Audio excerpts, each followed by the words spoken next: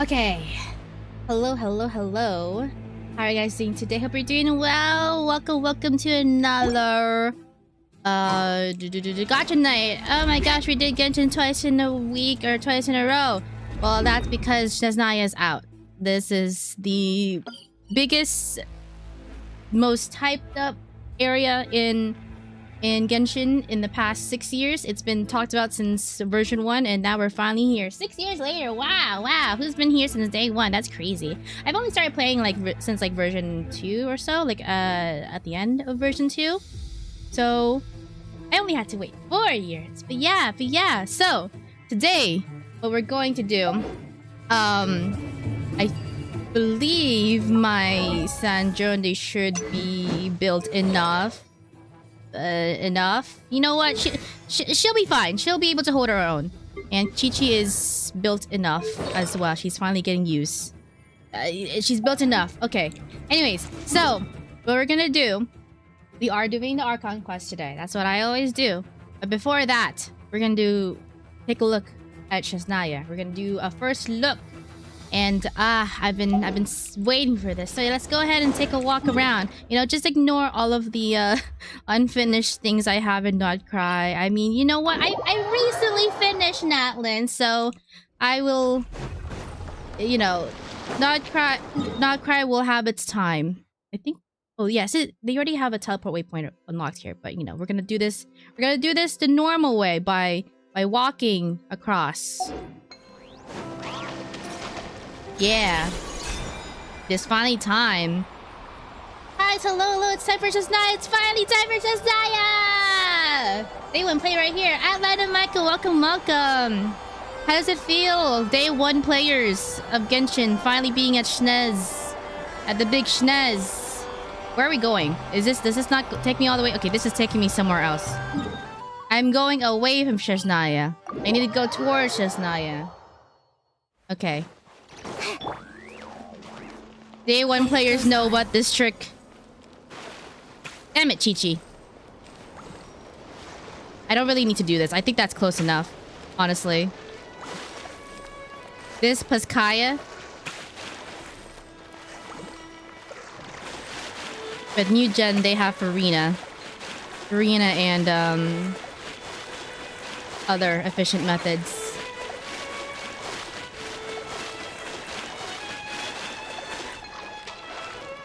Oh, how is the audio? Actually, I need to check the audio.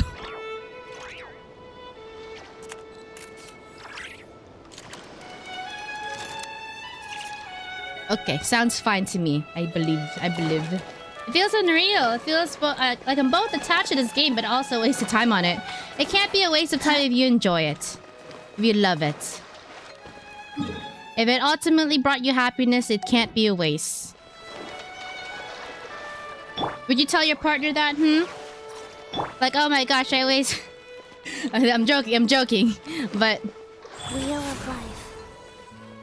Wow, my time with my partner, I'm both attached, yet also wasted time. Faster? Okay, that might be a bad example.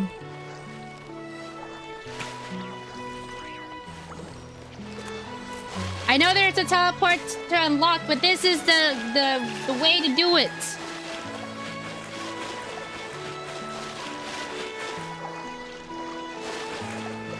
This is tradition.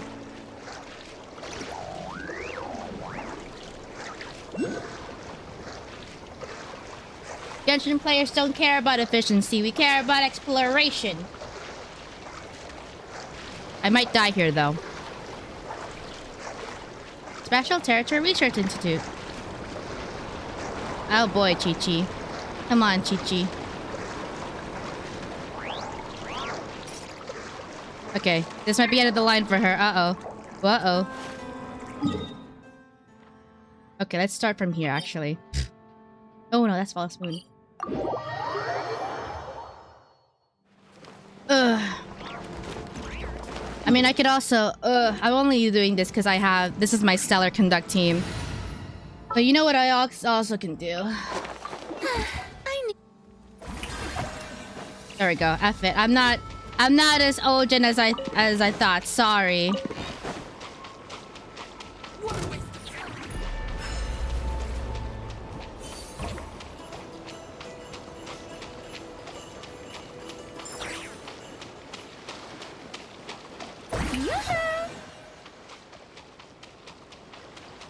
See, every Archon always has some kind of new exploration meta.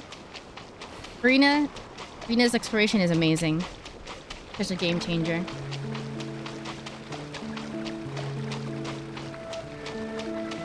Oh, look at that! You can see the castle! Is that castle? Whoa, you can see it! You can see the outline! Oh my god, oh my god!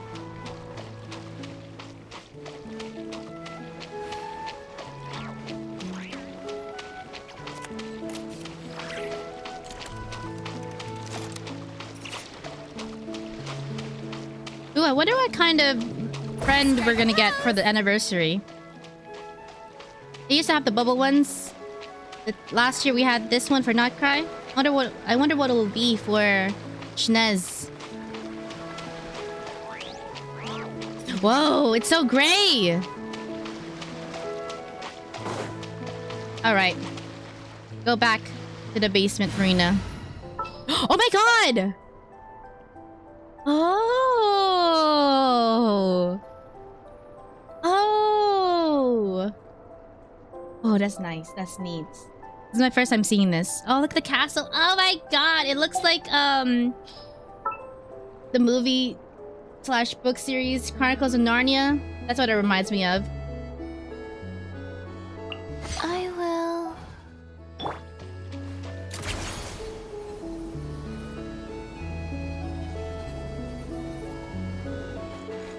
Where's the TP? All the way over there. Okay. Okay, cool. We're about to reach unexplored territory. Let's go. It's a nice team back to speak. It is. It's beautiful.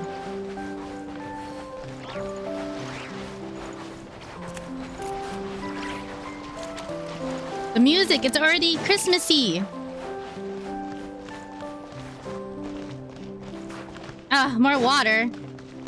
I thought this should be frozen over. Actually, wait. Can Snezhnaya do this? Take a break. Oh, there we go. Oh, wow. Oh, wait. No, we're going the all wrong way. Damn it. Why is it so narrow? It's this way.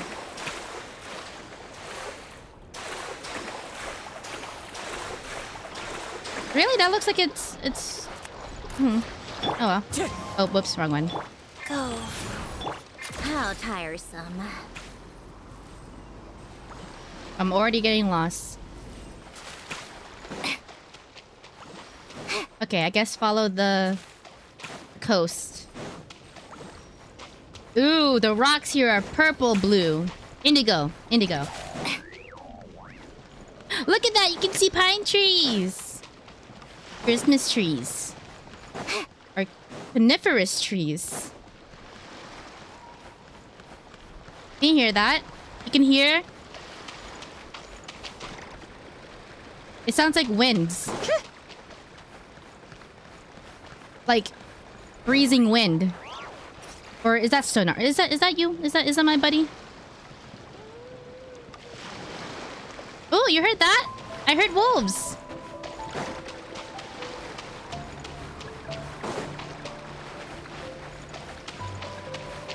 Come on, keep up. Wee. I mean, hi, Ajiske. How are you doing today? Thank you for tuning into the stream. We're making our first steps into Snezhnaya. You'll enjoy the story. It's also peak. I can't wait. I've been trying my bestest to avoid spoilers, and it's actually quite difficult because, well, my algorithm in my social media is trained to show me, you know, Genshin and stuff, you know, stuff that I like. But all of these thumbnails and captions and titles with the spoilers, bro. Wait, what the heck? Hello? And just like that, we're in Snezhnaya! Yeah! Feels like we only just left Notcry. Is this the main quest? Did I just activate it? Remember back in Nasha Town? How all our friends came to see us off before we left? I think I missed that. I think I skipped that. Whoopsies. Oh, that'll be fine. Oh, it's just that. The day's Oh my god! We're off to meet the Tsaritsa of Snezhnaya. Oh, this is the main What is she class. planning? And what does she need the gnoses? Soon, we'll have our answers. Okay, well, I was planning to explore Snezhnaya first, but okay, sure, whatever. Whatever, let's keep going. Guess this'll be the end of your journey that your brother mentioned. What is he expecting you to find there? Snezhnaya still feels like a long way away. Hopefully, there'll be plenty of time to relax, eat some good food, and have fun before we arrive. But whenever Paimon gets thinking about how our destination is right around the corner, all these questions come flooding into Paimon's head. It makes her so nervous. It sure has been a long time coming. Yeah. Anyway, enough about all that. We can't start the final leg of our journey with that kind of mindset. Just think. We've fought dragons and sea monsters, defeated creations of the gods, faced prophecies of doom and the threat of the abyss. Heck, we've even been to the moon! So something even worse is about to happen. Something even bigger and worse, and all of those things combined is gonna happen. With all that experience under our belts, how can we be any more prepared? Great point. Thanks for the pep talk. Sure thing! Now, stick close to Paimon, the best guide you could ever ask for, and let's charge straight for the finish line! Off we go! What about me? Do I get a call out? Whoa! Columbina? You kind of snuck up on us there. How did you know I was here? Stare. Don't look at Paimon! Paimon didn't sell you out this time! Oh, so it was you! All your friends have gathered at the flagship to see you off. I invited Sandrone too, but she said she had to go back to Snezhnaya. She must be busy. Yes, the vtuber team meeting. She had some nasty things to say about you before leaving. Would you like to hear them? I'm sure she meant it in the best way possible. She hasn't changed a bit. Alright, let's hear it! If they're heading to Snezhnaya, I'll bet it's to cause trouble for Her Majesty the Tsaritsa. Attending a farewell party for people like that would not be a good look for me right now. Okay, it's political then. Also, please tell them not to count on getting help from a Fatui Harbinger in Snezhnaya. Ooh, Paimon's notes. Guiding notes. Vtuber. Oh, look at that. In case you are not caught up with the lore. There you go. There we go. Everyone's gonna be on the same page today. Our time working together was not terrible, precisely, but we're on different sides. So when you get there, don't do anything to make life difficult for both of us. Mm-hmm. Well, that definitely sounds on brand for her. The attitude, the reasoning. Alright, we'll do our best to keep our distance then. It's just business. She has business to take you've care of. misunderstood. I think she means that she'd like you to go see her. How'd you figure that? As long as you don't make things difficult for both of you, you'll be fine. You really have to read between the lines with Sandrone. Go on, get to the flagship. Everyone should be there by now. Wonder if Barco will be there. I told Lauma that you once treated me to a truly unforgettable meal. Today, I want to return the favor. It's my gift to you. It's definitely nice to be treated, but hopefully by this point, you know that you don't owe us any favors. Yeah, friends still keep score. The moon of Nodcry will always give you a warm welcome. Time flies when you're having fun, enjoying delicious food with friends and reminiscing about past adventures. After a lovely meal filled with laughter and warmth, it's time to start the next chapter of your journey.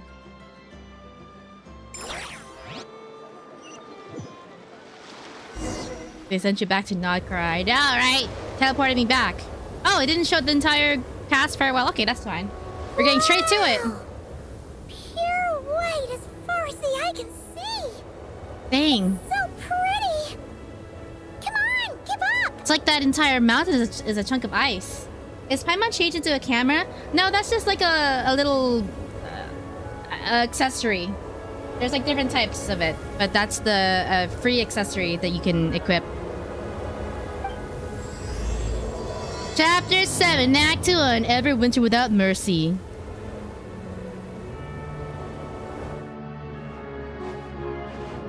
Are we playing as the Traveler? Oh my god, we are! Wah! Okay! Advance alongside Paimon. We're getting straight to business! Can I pick up these rocks? Can I pet these rocks? No? Okay. Can I... Oh, they have squirrels here. They also have mint. What's wrong? Come on, let's go.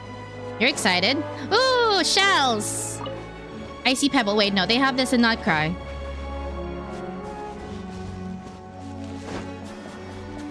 They have moose. I'm pretty sure we've seen this. They look similar to the ones in Notcry. Yeah. You know, just minus the effects of Kawaki. Yeah, we've seen this. Okay. That's a sure sign that we're officially in Snezhnaya now. Yeah, they have normal meese. Mooses. Meese?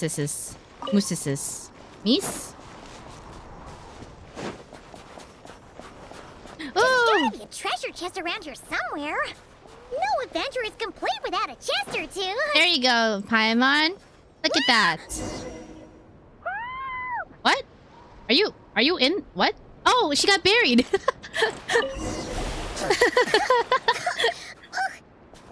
got a mouthful of snow. Ooh, it's so cold. Paimon's gonna snuggle up to you for a bit to get warm. It's so cute to see Paimon. She's so tiny. Follow Paimon. You want some heat? Time to ignite. Is this an answer from this world? No wonder we have Pyro currently on. Cryo Sigil! Our first Cryo Sigil! Ooh, fuzzy purple things. Oh my god, the snow is so pretty. Hey, check it out! Those are bears, right? Oh, look how big and fluffy they are. Maybe you shouldn't cute. touch the bear. They look... Take a picture before the moment passes. Okay. Right here. If we get any closer, we might scare them away. You're such a tourist, Paimon. Okay, what is the... I forgot how to take pictures in this game. There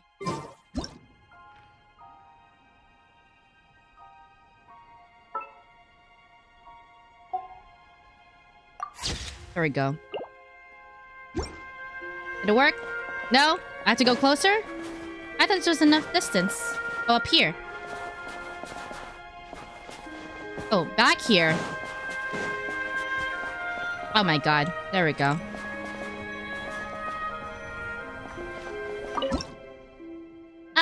Can we make Paimon smile? Oh, that's so cute! Okay, we're gonna put you right in there. Right in the middle. Or I did the same mistake, lol. I didn't know it was gonna be that far back. Let's make her as tall as the bear. Yeah, right there. Look at that. Paimon is bear-sized.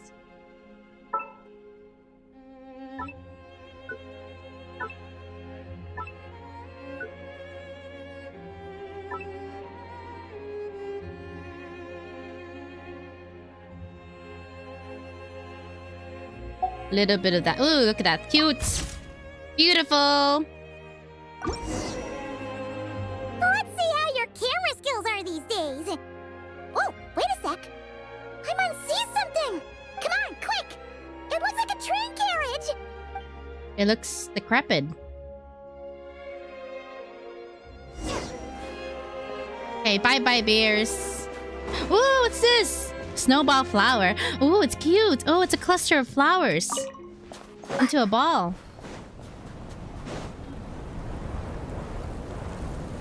Paimon's heard that Snezhnaya has loads of railways and trains. This must be one of them. But why is it abandoned? Maybe because it's broken? It looks... Ooh, it's still so cold. Still feeling chilly from getting buried in the snow? I don't know. Maybe. Also, is it just Paimon or is the snow getting heavier? This never happened in Notcry. Yeah. So it can't just be because of the cold. Yeah, because Notcry is technically part of Snezhnaya, so they should share the same weather.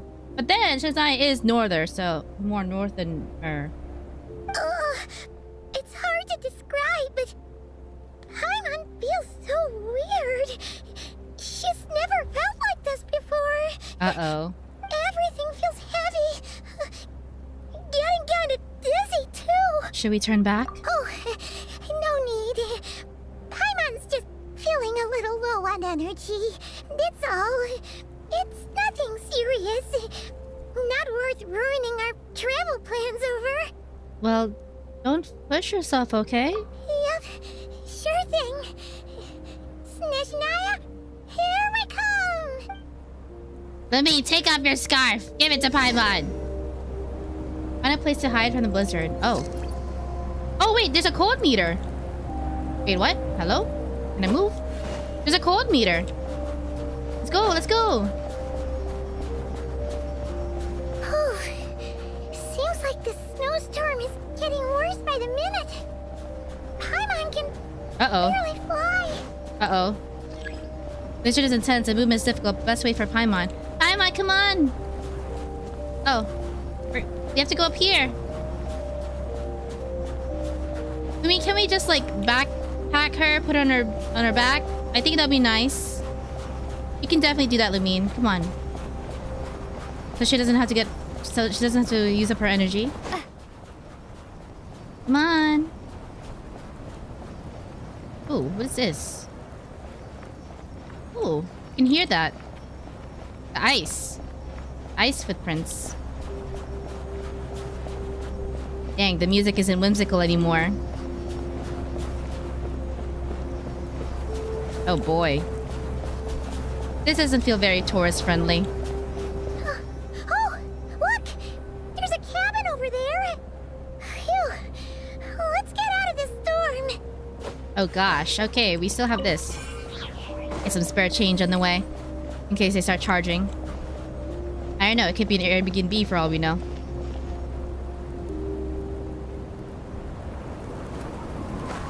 Ooh, animation.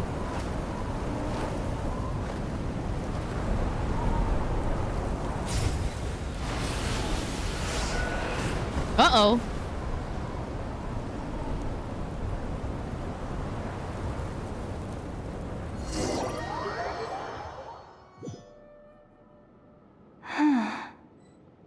What is this place?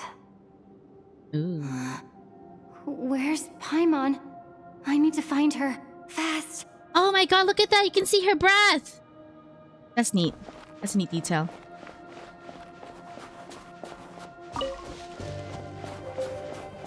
Paimon? Paimon! I didn't see her when we were falling.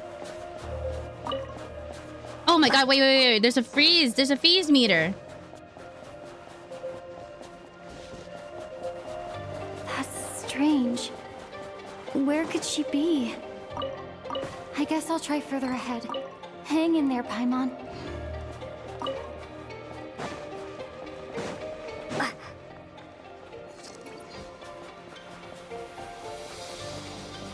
Is that a train carriage? Maybe I can get up from the inside.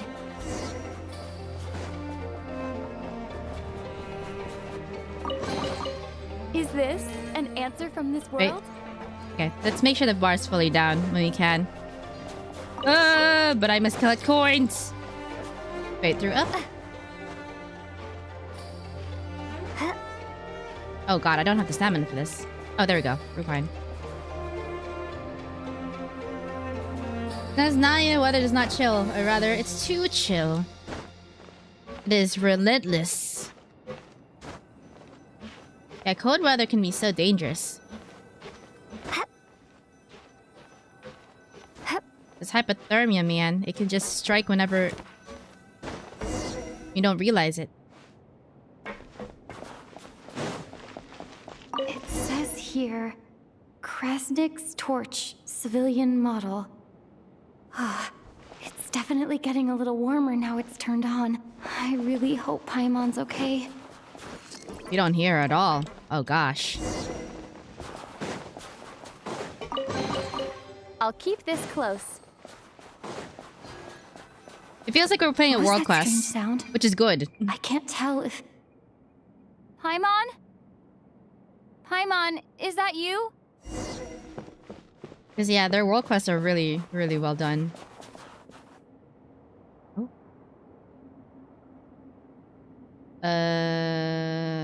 Incoming entity detected. Authorization granted. Initiating original. What? Hello, Descender, who's reached the eve of tomorrow. Eye of Grey at your service. Huh? Time since last activation. Time measurement unavailable due to the influence of... Anyway, it must have been a very long time. What are you? What are you? I am... I was born to fulfill a mission. To reach tomorrow. Isn't that the symbol that's on Paimon's body? Like on her clothes? To this end, I must... Strange. What was it? Wait, my body? Huh? Why is my body like this?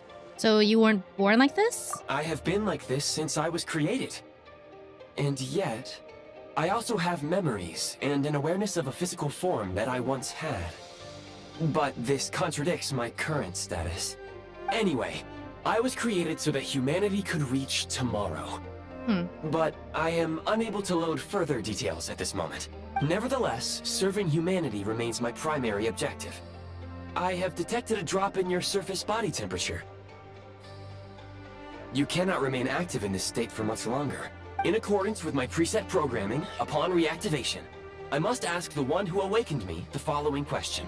Will you accept me, Transcender? I will assist you, protect you, and fulfill my mission until we reach tomorrow. Oh wait, these are different. No thanks, it's all a bit too strange for me. I will accept you. I mean, hey, we're lost. Might as well get help.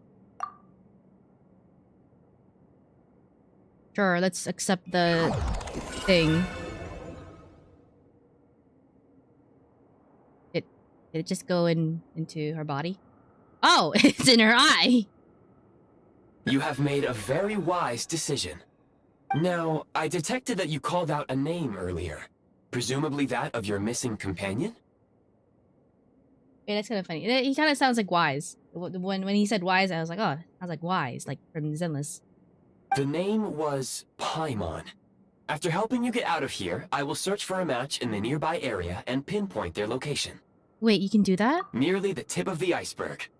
Now that we have reached an accord, you will be my new user.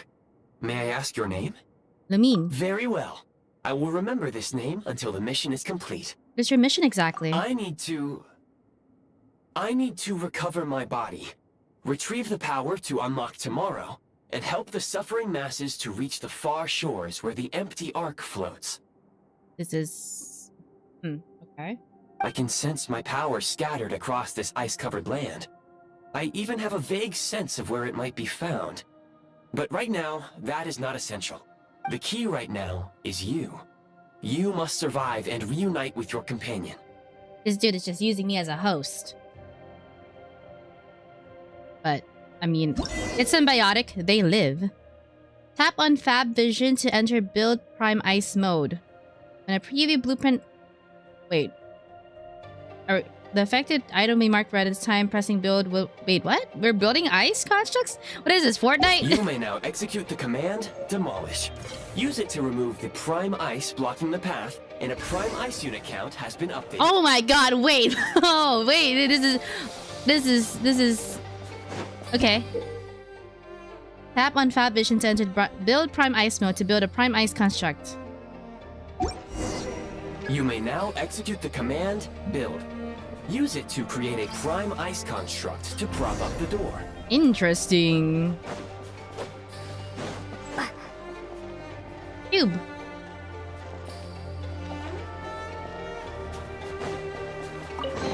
Oh yeah, I think people can put messages in our world now. Which, I don't know how to feel about that. Because this is a solo adventure type of Scanning thing. local environment. Exit has been sealed off with ice. Maybe we can use Prio? That would not be an efficient Pyro. approach. One moment. Usable construct blueprint detected nearby. You can use this to clear the solid ice ahead of you more quickly.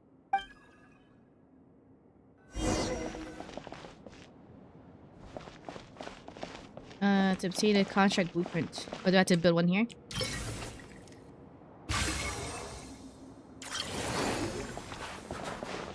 Cube! That's not enough.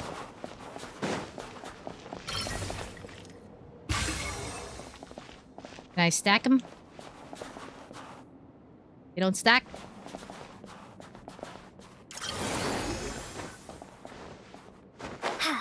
Damn it.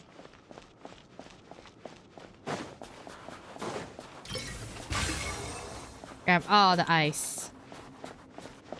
They really don't stack? Okay, I guess I'm supposed to put it here. This looks like it's more climbable. Yeah. Basic heat source. Oh. A heat source constructed out of prime ice that generates an easy-to-use warming flame. When within range of a heat source, you will no longer need to draw energy from the eye of garage. To keep them warm, the flame can follow you around within a certain area. However, do note that once you stray too far from the pedestal, the flame will automatically return to the base. Interesting. Interesting. Construct blueprint added to records. You may now execute the command, build heat source. Generate a temporary heat source to rapidly melt the solid ice. Here. Ah.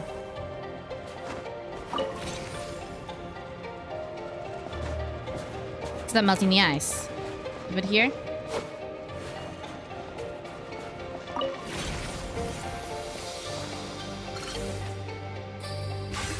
Oh, okay, I was just supposed to grab it. I'll keep this close.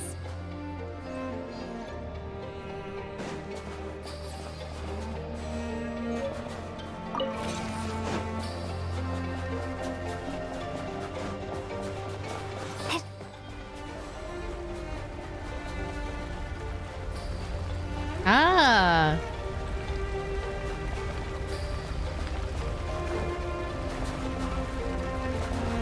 The warm flame is about to exit the heat source? What?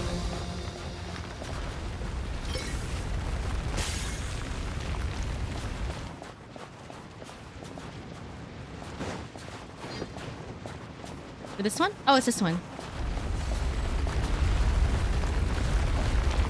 Interesting. Oh no, I'm out of heat source.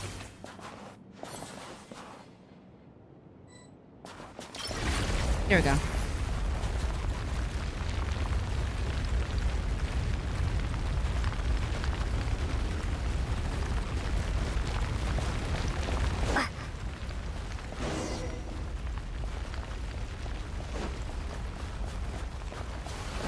This way. Ooh, nice chest.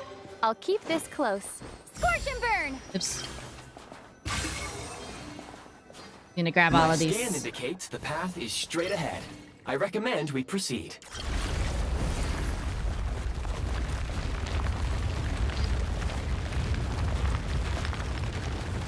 Oh wait, I think I can just take this. I just walk with this, right? Yeah. Okay, great. I don't drop it. Nice.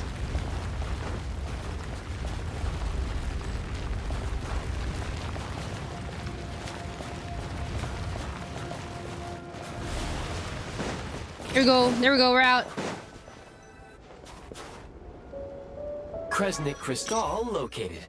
Please collect at your earliest convenience. The recent construct you built provides highly efficient heating by utilizing the unique properties of Kresnik Crystal. Unfortunately, prime ice constructs have a very short lifespan and cannot be stabilized during the development period. Hence, the authorization to use Kresnik Crystal was granted. That said, I have already forgotten what warmth feels like. Maybe when you get your body back. Yes. Perhaps then, we can warm ourselves by the fireside together.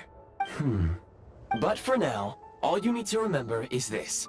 If you collect Kresnik Crystal, I can extract the energy within and use it to maintain your body's surface temperature. Cool. Bitter cold of the land of ice and snow when moving in a low temperature location. Okay. So it's like the dragon spine thing, but with more Low steps. power. Please use Kresnik Crystal to replenish energy reserves. Here we go. Signs of physiological activity detected in the distance. It is highly likely to be your travel companion. Oh, it's the thing. Okay, we went around the mountain. Go We now. collect this. Be reunited and sing together. May all the people be united as one. May all of life rejoice in unison. What's that quote from? Daniel, thank you for subbing. Thank you for tuning to this channel. Hope you're doing well. Approaching the target location. Scanning for signs of life. Life forms detected. 2. 2? Does that mean someone else is there besides Paimon? Affirmative. However, that is not the reason for my confusion. According to my database, this location is a train station, meaning the number of life forms is unusually low. So I guess people don't usually come through here. Real-time environmental data suggests that the train station may no longer be in use. But whatever the situation, please exercise caution. Let's head inside and take it from there. I wonder where the main entrance to Snezhnaya is then.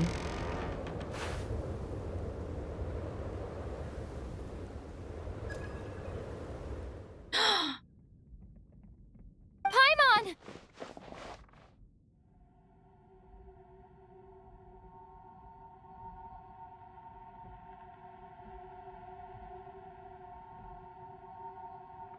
Oh! Wait!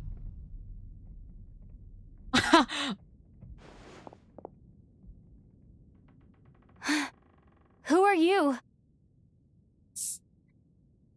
Joey. Oh my god, we're jumping straight in. Oh my god. Don't worry. She's only sleeping. Oh my god. You must be the Traveler. She called your name repeatedly while attempting to battle her way through the blizzard. Oh. Oh my. Newcomers to Snezhnaya struggle to adapt to the sheer cold at the best of times. Lately, even the locals are suffering, with a powerful monster having summoned a bitter snowstorm. You two must be very important to one another. You should take more care not to get separated. Your eyes. Are you Conrian? There are indeed some Conrians left in this world who survived the cataclysm. But I doubt that is news to you. It would be unwise to interrogate my identity here. Focus your attention on your travel companion instead. I mean, we know who that is. That is Piero, Jester. He's like ranked. I'm pretty sure he's the highest ranked Fatui now. Yeah, currently. Yeah. Traveler doesn't know though. We will meet again very soon. Fatui Harbinger.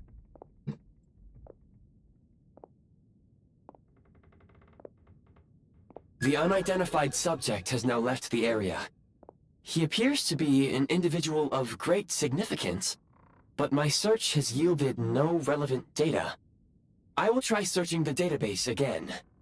He's a director, technically. Not a rank, but their leader. Oh, right, because Capitano was 1. Yeah. So, he was... I know that he was, like, above Capitano, technically. Yeah.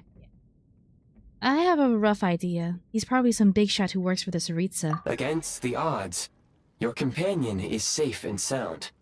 The other person even left a blanket for her. Yeah, that's sweet of him, actually.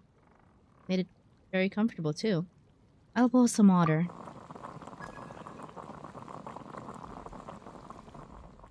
Aww.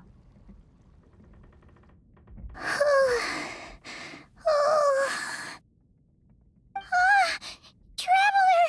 Oh, thank goodness you're okay. Paimon was so worried. He's She looked shivering. everywhere for you. Oh my god, stop. Oh, she's shivering. They animated her shivering. It's okay. Take it easy. Are you feeling alright? Pretty much the same as when we first got to Snezhnaya. Paimon must have caught a cold. She was feeling so faint. She just couldn't keep going any longer. Oh. So she had to lie down and sleep it off. Wait, where did the Jester go? Jester? That was a Jester? Did he tell you that, or did you know that? Yep, the director of the Fatui. The Jester Piero. Yeah, So, you met him? Yeah, we spoke briefly, but he didn't reveal his identity. The Jester must know everything about the Tsaritsa's plans. But there's no way he'd tell me just like that. We might well have ended up clashing. Well, he was right about one thing. Right now, the most important thing for me is to take care of Paimon while she's unwell.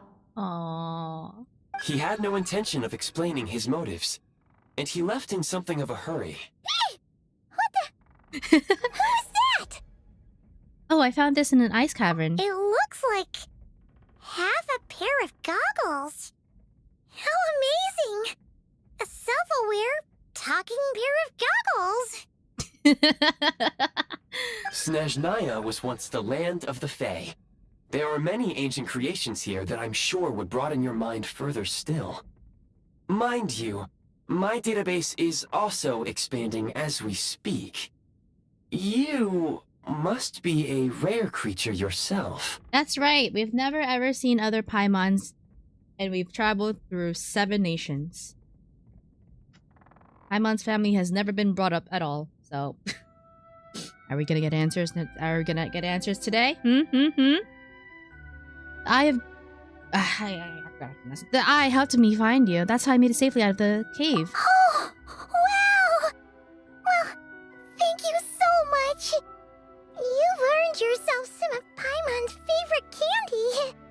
Oh, but by the looks of it, you probably can't eat that, can you? Goodwill detected.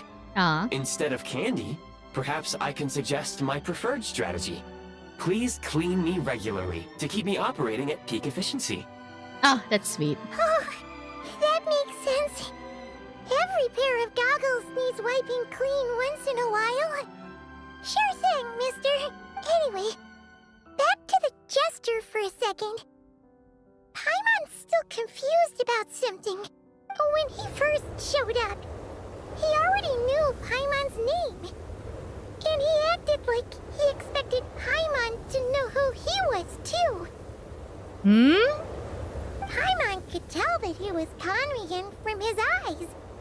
And he definitely seemed like someone pretty important. But beyond that, Paimon didn't know anything about him. It was only later, after he rescued Paimon from the snow, that he properly introduced himself. That's the only reason Paimon knows he was the Jester. So he knows you. Is that why he was here? Came looking for you? Oh, seems unlikely. He ran into the snow following the sound of Paimon's voice, with a really anxious expression on his face. He didn't act like someone who knew she would be here in advance. And after bringing Paimon here, he just stared out at the snow. He didn't do anything to Paimon at all. In fact, he barely said anything. Wouldn't even answer any of Paimon's questions either. Paimon didn't feel unsafe around him. And he didn't seem to have any ulterior motives. For all we know, he might have just ignored Paimon's questions so she'd give up and go to sleep. Please allow me to interrupt. Fatui and director are unfamiliar terms. May I ask for clarification? Wait, you've seriously never heard of the Fatui? Oh, they're like the Tsaritsa's inner circle. Really powerful people. And the director is their boss. Understood. Since they hold elite positions and serve their god directly, it stands to reason that they would conduct themselves with due decorum. I am inclined to agree with your assessment, Miss Paimon. I did not detect any ill will from the gentleman in question. I see what you mean. But remember to thank him next time you see him. Aww. Sorry, I shouldn't have encouraged you to talk so much. Paimon, new plan. Let's get out of Snezhnaya for now. We can come back after the weather clears up and you're all better. Yeah, let's go back to Dodge Grind. The Jester mentioned that this snowstorm being the work of a monster is worse than most. Even if we made it to Snezhnograd, we'd still have to wait out the storm before we could do any exploring. I mean, I'm pretty sure they're not gonna do that.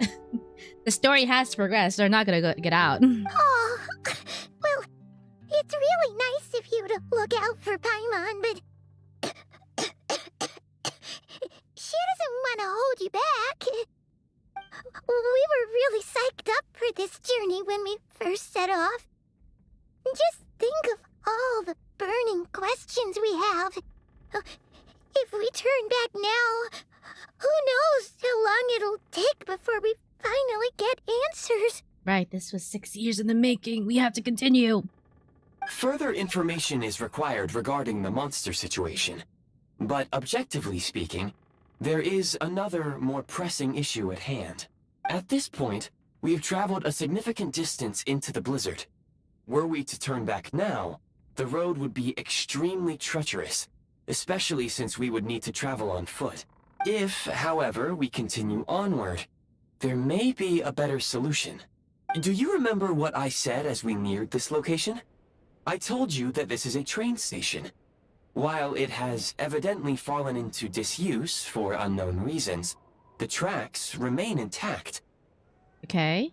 We can break through the blizzard and forge ahead by driving a train. That is the Snezhnayan way. But the train doesn't look like it was operable. There is a small town up ahead, which would be the perfect place for Miss Paimon to rest and recover. Paimon thinks Goggles here makes a great point. Let's do that! Are you sure you're up for this? I don't want you to push yourself. Oh, come on. Don't worry. Think of all the traveling we've done so far. When has Paimon ever gotten sick before? Practically never. 'Cause she's in great shape. Sure, she's a little tired right now, but it's sure to clear up on its own. Fair enough. We'll stay the night in the town, then take it from here. Affirmative. Should you ever need my assistance during your future adventures, please call for the Eye of Grey whenever you wish. Gray. Okay, it's Gray. There's so many letters in this name. Otherwise, I will remain silent to avoid causing any unnecessary distraction. Oh, that's cool. Now, Until we press the T button. Ah, the music is reward back. on the road. The music is back to being whimsical. Whimsical.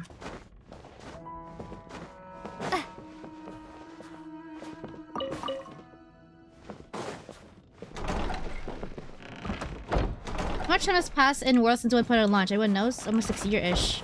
Wait, is it directly linked? Is it really 6 years? I mean, it's 6 years since the game came out, yeah. Or like in-game time. please confirm when you are ready to depart. I mean, there's like birthday events and stuff, but I'm sure that's just, you know...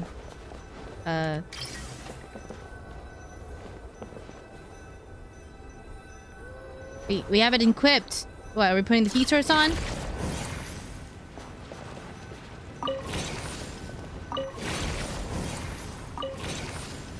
I have it equipped, I think. Maybe I don't. Do I not? I have to use the gadget specifically. I spent like 5 minutes figuring out. What does it look like? Oh, it's right here. Oh my god, it's like wedged in between all my stuff. Oh, I see. Oh. Okay, it's a whole nother UI. Ew. Ah. Wow.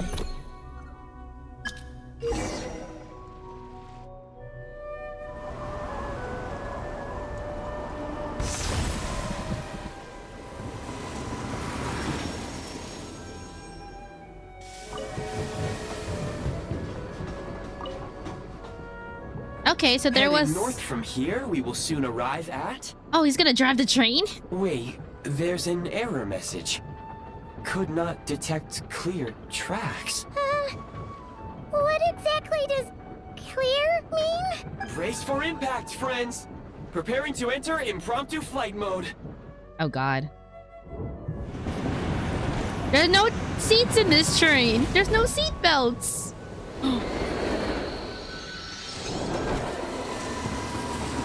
Oh my god. Oh my god, the windows and doors are open.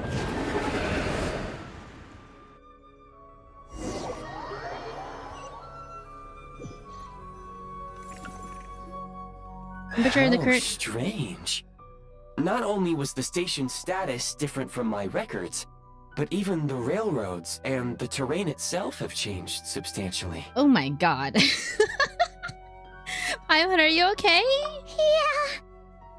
Thanks to your quick reflexes. Okay, Paimon is already sick. We don't need to go get into the train get her into train crashes. My sincere apologies for putting you in danger. I'm afraid I'm as confused by all this as you are. We need to find a way to update your databanks. Shame about the train. Agreed. This is likely a consequence of outdated railroad data. Fortunately, our crash landing has at least brought us much closer to the town. Oh, According nice. to the data, and Your data had better be right this time. I can assure you, it certainly is. Please look this way, and you will see a Kresnik's torch. It seems our ill-fated train ride was a blessing in disguise. We have taken the shortest possible route. It wasn't what you'd call comfortable, though. Rest assured that I will take user preferences into account next time I plan a route. Next time, I will get it right. Yeah, next time we better not get into another crash. Blizzard Roaring Overture. Oh, we made it into town. Ooh. Is that a tree? Are those trees? Is that like supposed to be Northern Lights, but it's tree shaped? And is it leading into this castle? Oh, you can see that. See that? Snowflake? That's the palace. Looks cool. Oh my god, I can't wait to go over there. No, wait, you know what? It looks like the paths from Attack on Titan. Yeah, I wouldn't be surprised if they took inspiration from that. It looks exactly like the paths. And then, you know, the casual lore drop that they did in the live stream about all Conrians being related to the Saritsa's bloodline. You know what? Hey, I can see things. Theorizing things. Yeah. Looks like a world tree. Oh, it could also be that. I mean, it would fit the theme. Ooh. Oh my god, it's so blue. Chimeric winged lion. Whoa. So it's like Narnia. Kinda.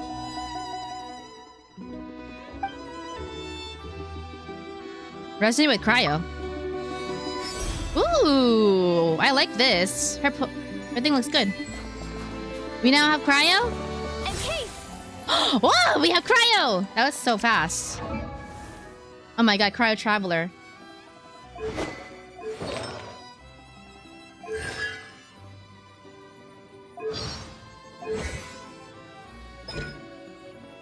Okay, yeah, I have no idea what she does. Cryo damage... Stellar... Oh, she does Stellar. Kill, got Stellar Conduct. I hope she, matches well with Snezhnaya. Excuse me? Is there an inn nearby? I'm sorry, but they've all closed. Really?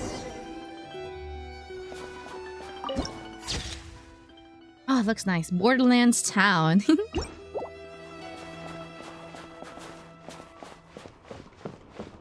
Oh, sorry to interrupt. We're looking for a place to stay.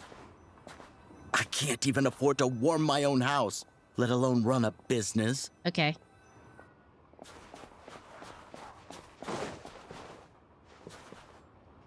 Is anyone gonna claim this? If not, then yoink! Alright, Paimon, we got dinner.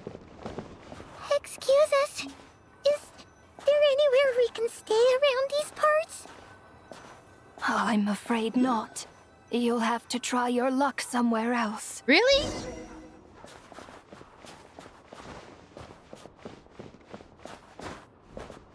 Hello? All Out we of can town do travelers. is wait for the next shipment of Kresnik Crystal to get here. Money is not an issue. We're loaded.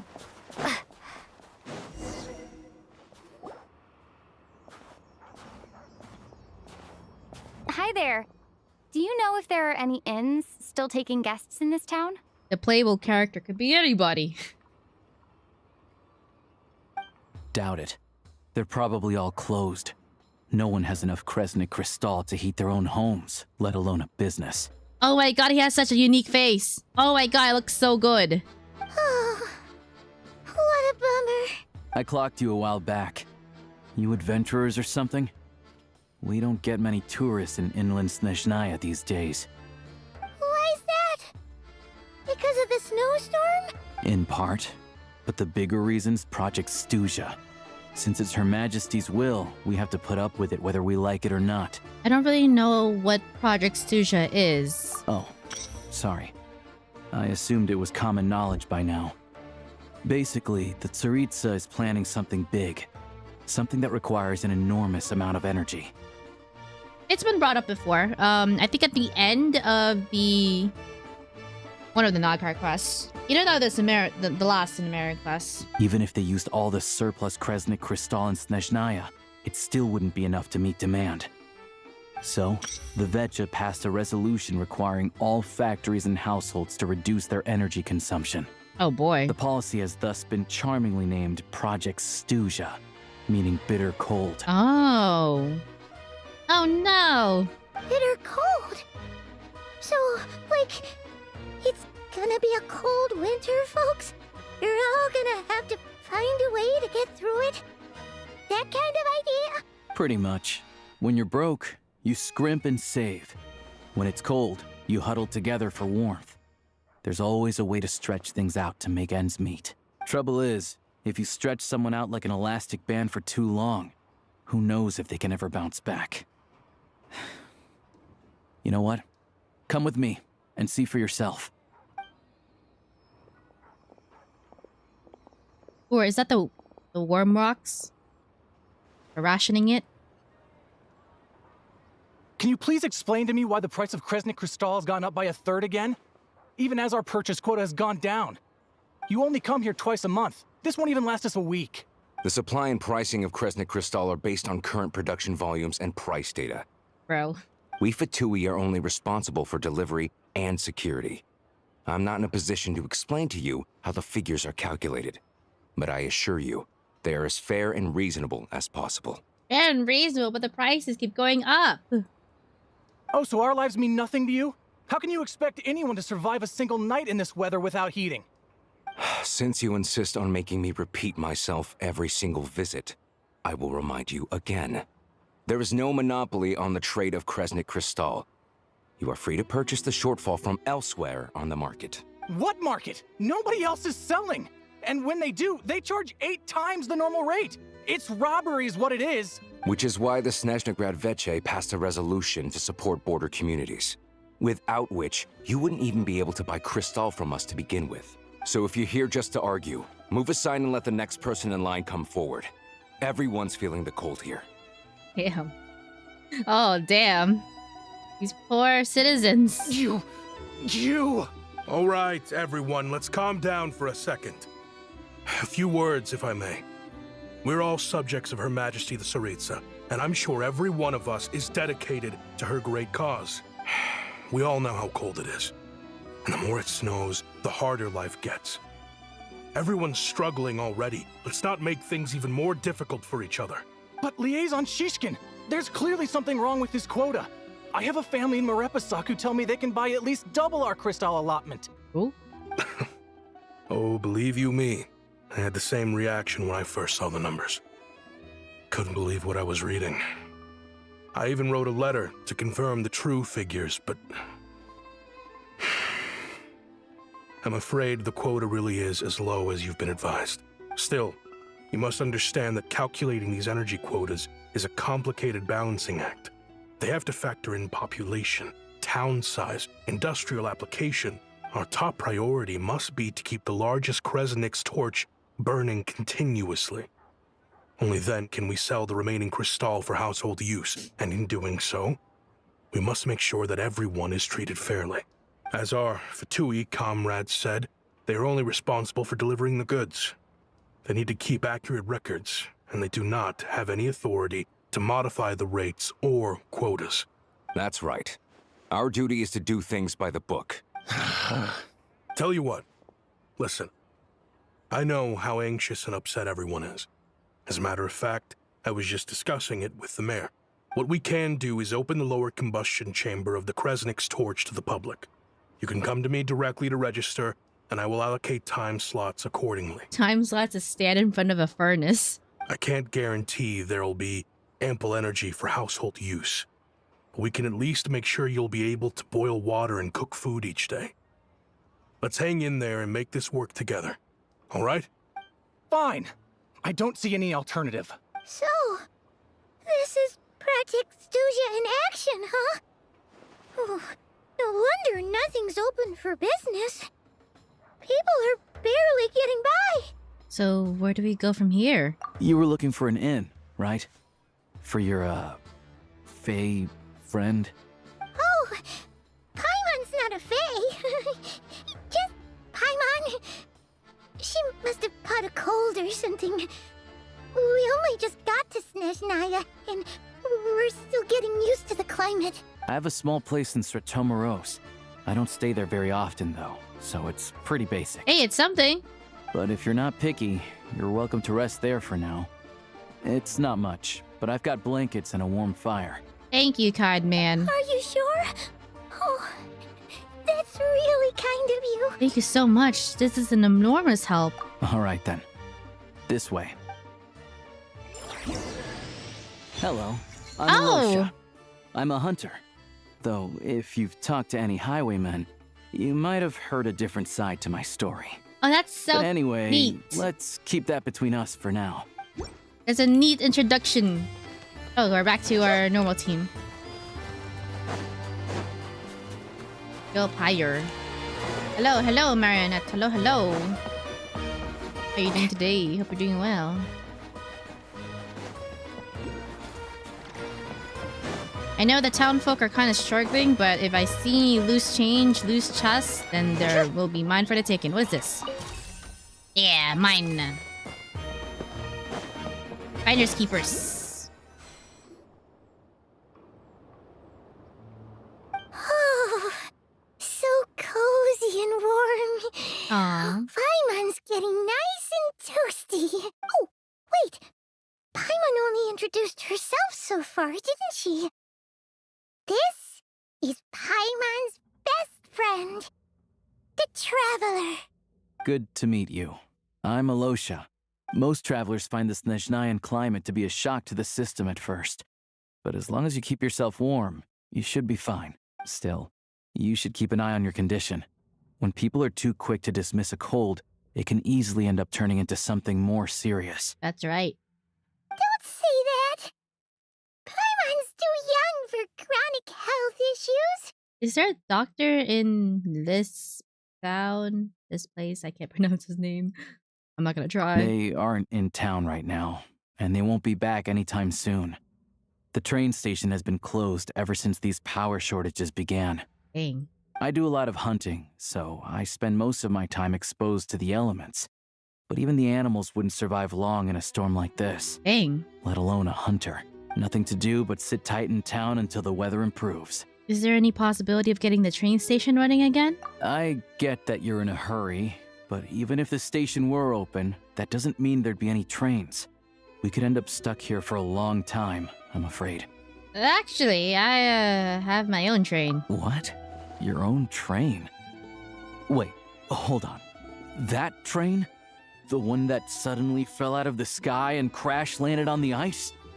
I guess. Oh, we got lucky and found it in a cave. Oh, then our luck ran out and we had a little accident. I'd really like to get to Snezhnograd and find a doctor. Pretty crazy for a random find in the mountains. Well, As long as your train's good to roll, you might get to Snezhnaya after all. I've been doing some digging recently. Turns out, the real reason for the current energy crisis in Stratomeros is that some of the supply is being seized for a private stockpile. Ah. But to expose what's going on, I need to catch them in the act. So, I'm heading off to catch a rabbit. Huh? Wait, a rabbit stole the crystal? It's a figure of speech. Real rabbits couldn't pull this off. They prefer carrots to Kresnik Crystal anyway. You have a suspect in mind? Shishkin. Mr. Positive Attitude, let's all get along now, shall we? Oh. Him? Really? Paimon never would have guessed. As he was acting. I'll come with you, let's go. Huh? You're coming with? Solving the energy crisis will help get the station running again. Then we can go to Snezhnaya. Huh. Oh, okay then. Just give Paimon a second to get ready. You stay here and rest, Paimon. We don't want your condition getting worse. All right. Guess there's no point pushing myself. Paimon will stay here and hold the fort then. Oh yeah, there's one more introduction to do. Tagarin, get in here. Doggy. Oh, a doggy. Oh, angry doggy. Oh, Tagarin doesn't like being petted then. He likes to think he's above that kind of thing. He's my hunting partner, so he'll be joining us when we head out. Carrots aside, we'll need to stay completely undetected. We can't risk spooking our rabbit, or there's no telling which burrow he'll scurry back into. First, we need to find a way into the train station and see if we can find any real freight data. Shishkin's figures can't be trusted. Then, we get Tagarin to catch a scent and find out which way the crystal went. What are you eating? What? Oh, check it out. When you're all out of carrots, try turkey. She really wants to get the dog to like her. Good doggy. Good doggy. A fellow dog lover, huh? Yep. And rabbit lover. Carrots are great too, you know. Good to know. Eat up, Tagarin. We got a lot of work to do.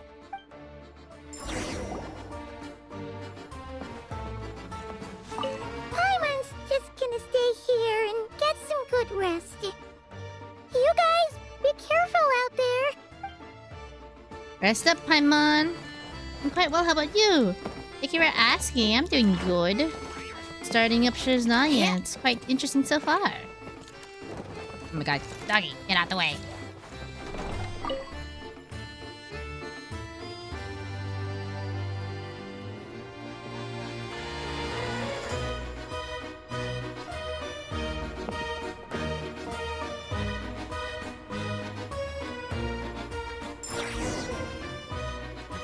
Oh, okay. Very inconspicuous. Gonna be on the roof. Wait. Ah, the return of these quests. The stealth quests. Yeah, no one would suspect the doggy. No, wait, they look like they suspect the doggy. Okay, good job, doggy. Be the distraction.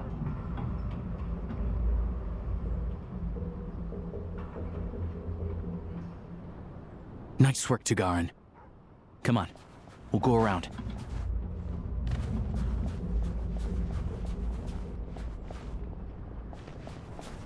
They look like they have buckets of them. Oh, tracks.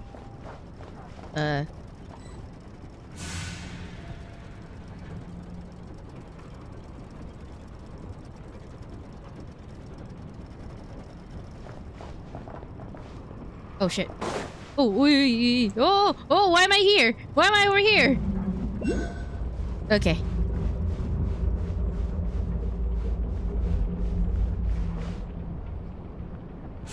I'm just gonna follow your lead, dude.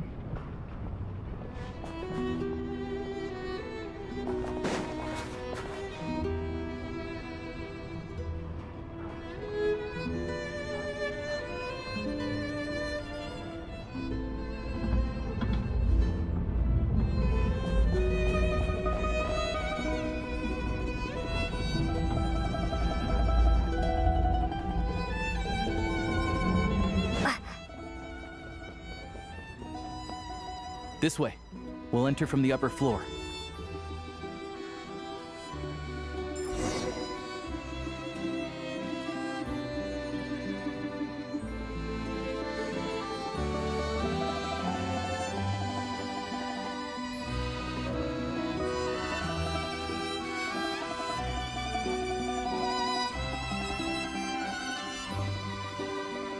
There we go. A freight list. Straight from the Fatui. So Shishkin won't have had the chance to doctor the figures. Looks as new as the day it was printed. I guess no one bothers reading these unless they have ulterior motives. If they did, there'd be no loophole for him to exploit. Yeah, this is all we need. Come on, let's get out of here. Then go track down the crystal. How do we do that? Tugarin's a keen hunter, and catching rabbits is his specialty. Wait, are we using the dog? We're using the dog.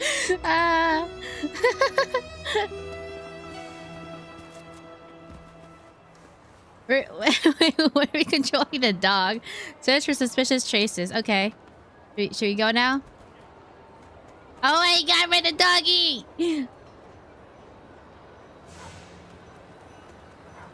It smells.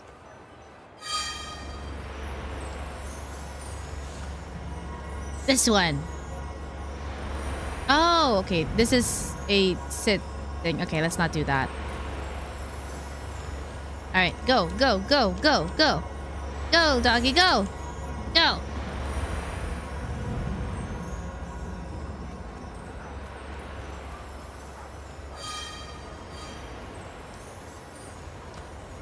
Go, doggy, go.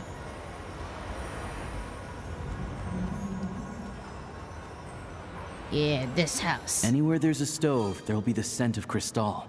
That's normal. Oh my god, this dog is so smart. I remember that.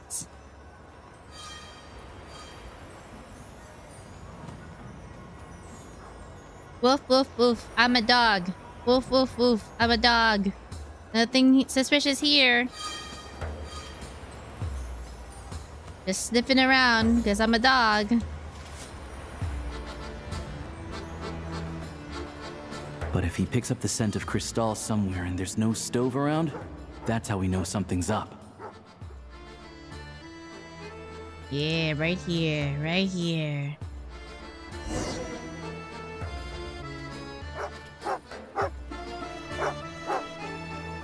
Yeah, get him! This must be the rabbit's warren. Good job, boy. Sure enough, there's a tunnel. You stay here and keep watch. I'm gonna take a look inside. The investigation complete. You and Alosha secretly notify the Vatui and recover some of the missing crystal. Tellingly, the entrance to the tunnel is right at Shishkin's residence. Now it's time to confront him. Thanks for looking out for us. Things are getting tougher by the day. No need to thank me. It's my pleasure. Uh-huh. Sure as Her Majesty the Tsaritsa watching over us, every sacrifice will be worthwhile. Mm-hmm. Let's grit our teeth until the blizzard passes. Maybe for everyone else, Liaison Shishkin. But for you, the hard times have only just begun. Right, arrest him. Book him, boys.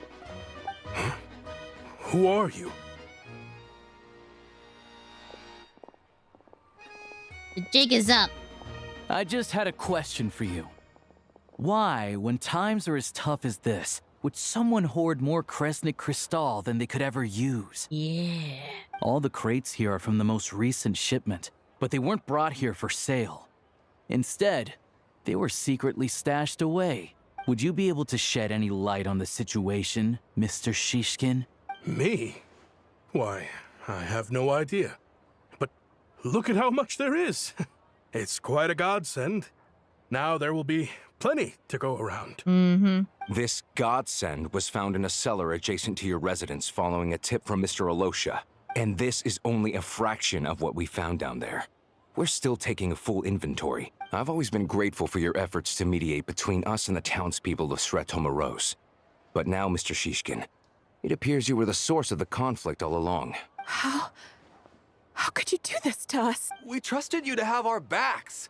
You've been lying to us this whole time? Hey, The jig is up. Time to come clean. I owe you all an apology. I'm sorry. I'm so very sorry. Okay, he's way calm. He's very calm. He's very calm about this. He's just gonna turn himself in like that. This isn't who I am. Please believe me, this was a one-time mistake that I will never repeat. A one-time mistake where you freaking hoarded all of the resources and let these people freeze to death. We all know how difficult life has been since Project Snezhnaya came into force. Energy is an increasingly scarce resource. People everywhere are getting desperate.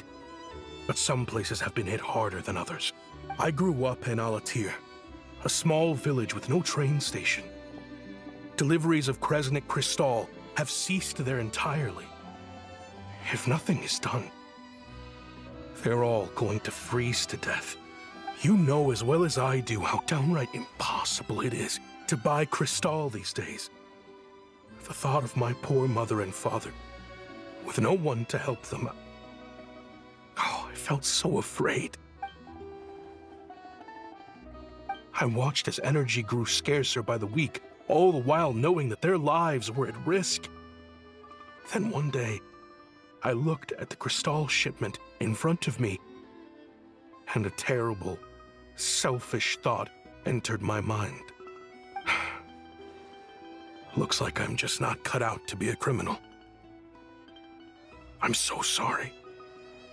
Once the Fatui have finished their count, you'll see that the numbers match their waybill. Sounds rehearsed. Yeah, I don't know.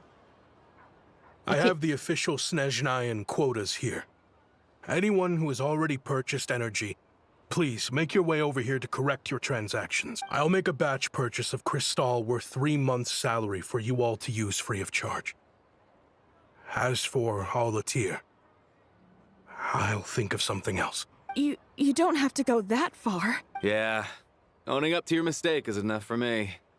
You've done plenty of good for the community in the past. Drop the act. You claim this was a one-time mistake, but the real reason there's only one shipment's worth of stolen crystal in your basement is that you have an accomplice. Yeah. Reporting in, sir. We've conducted a full search of the mayor's house. As expected, we found many crates full of crystal, half of which were still in their original shipping containers. The mayor was in on it. This wasn't your first time at all. You've been colluding with the mayor of Stratomeros for a long time now. This whole town's corrupt. The train station's currently out of service, but it does open for a short window every time there's an energy delivery. And every time a train pulls in, you're there on site to take inventory and oversee the workers unloading the cargo. The mayor handpicks said workers. Per his instructions, they transport the crystal by tunnel at night to the mayor's house, and he sells it out of town. The mayor sold out the town. But since he can't get the goods out of town by train, he had to arrange an alternative method of transportation. This meant slower sales, which gave me plenty of opportunity to catch him in the act. Wait, the mayor's involved in this too? Preposterous. What proof do you have of any of this? We have a dog. Basic math. I've spent a lot of time lately counting carriages as the snowstorm rages. Counting carriages? The energy consumed by a train depends on its total weight. And since energy is a limited resource right now, it's fair to assume that every carriage is packed full. So, if we take the energy required for the Kresnik's torch, add the sales figures you provided, then compare that figure to the train's theoretical cargo capacity, guess what? The numbers never match. It's always off by 1 or 2 carriages worth. This time, you set a new record. 3 carriages missing. You mean to tell me that you sat around outside counting carriages in this weather? I'm a hunter. I have 2 options. Hunt or starve. Well, I've heard enough. The evidence speaks for itself. Take Shishkin and the mayor into custody and escort them back book to the Snezhnaya. mayor.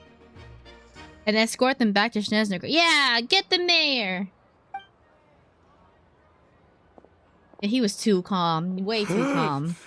You cocky little brat. There you go. Ruining my business. Yeah. Just you wait. That's his real, the true colors. Yeah, he can't do much behind bars.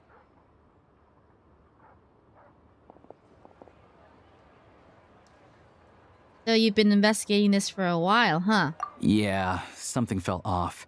So I just followed my gut. Math isn't my strong suit, though. I'm lucky my dad made me learn enough to get by, but all this number crunching was a million times harder than the aim and fire work I'm used to. Hey, I mean, that's still pretty impressive. He was counting carriages and not... He counted all that stuff on his own. Good job. Thank you for your assistance. You're a brave lad. Shishkin was quite the cunning criminal, as I'm sure you can tell. He did all of this right under our noses. And A wolf in sheep's clothing. even with that sob story he fed us. He was probably trying to keep the mayor out of it. Without the compelling case he put together, even I might have fallen for it. Alosha, was it? Tell me, are you really a hunter? We can go find some wild animals if you want. I'll fire off a couple of shots, and you'll see whether I'm the real deal. I didn't mean to cast suspicion on your identity. It's just... well, I'm sure you've heard of the Rokot. Recently, they've been recruiting people with your kind of talent. They hide in plain sight under false identities, working against Project Stuzha, sometimes directly opposing the Tsaritsa herself. Are you trying to arrest him? They aren't a violent organization, and their goal is to improve the lives of the common folk. But still, as a member of the Fatui, I wouldn't be doing my job if I didn't keep tabs on them. Are you trying to make him confess? First I've heard of this. I don't really keep up with what goes on in the city. All I know is, people who don't mind their own business in the city end up paranoid about everything. As for me, I just couldn't stand Shishkin. I'm from Alatir myself, and I can tell you, nobody's lived there in years. Oh, wow. Why would an abandoned village need Crystal? Oh, okay. So he's a terrible liar. He's terrible. Of course, no one really cares about the fate of that place. I'm guessing today is the first you've heard of it. I see. It does sound quite tragic. Really. Well, thanks again for your assistance, and your friend here too. I will report this incident to Snezhnaya. The Fatui will take over energy distribution until new officials are appointed. Looks like it's my turn to brush up on math now.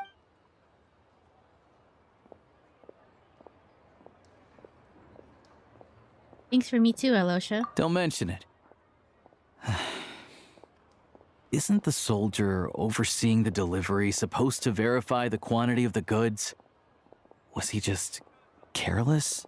Or was he being paid off too? Who knows? Excuse me. I'll take a share of Kresnik Crystal too. I need to take a detour before we head back. There's someone I have to deliver this crystal to. I mean, it could also be that, I mean, you know, with the weather being as it is, as the state of living is decreasing, they're probably less willing or to really care about their job, you know? Less willing to put in as much effort as they need to. Hang tight for a moment. This old lady, she doesn't really know who's who anymore.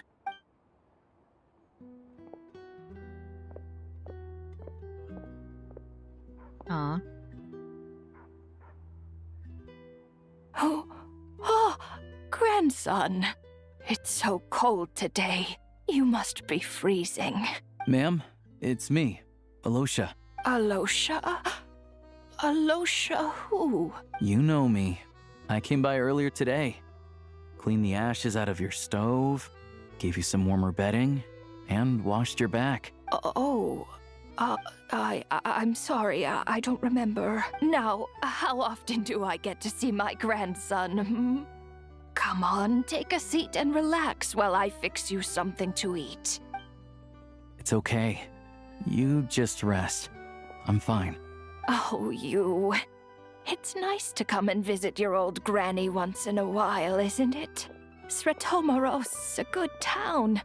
All sorts of things to do and people to meet. And the local officials are good to us. Well, the town's not like that anymore, Granny. Sit down. Come on, take a seat. I still have some fruit left. Let me get it for you. Please, don't get up on my account.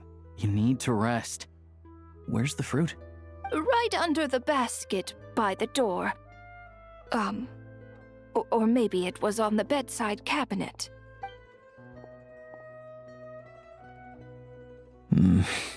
Well, grandson dear, do you like it? There's no fruit. Very much, ma'am. It's delicious. Good, good. Wonderful. You don't need to save any more for me next time, all right? Fresh fruit is hard to come by at the moment. You should eat it as soon as you get it. Oh, I don't need it. I'm fine. But if you like it, come back for some more soon. After a long chat, Alosha ties up. Some kind soul must have given these to her. But she always saves the nicer things for special occasions.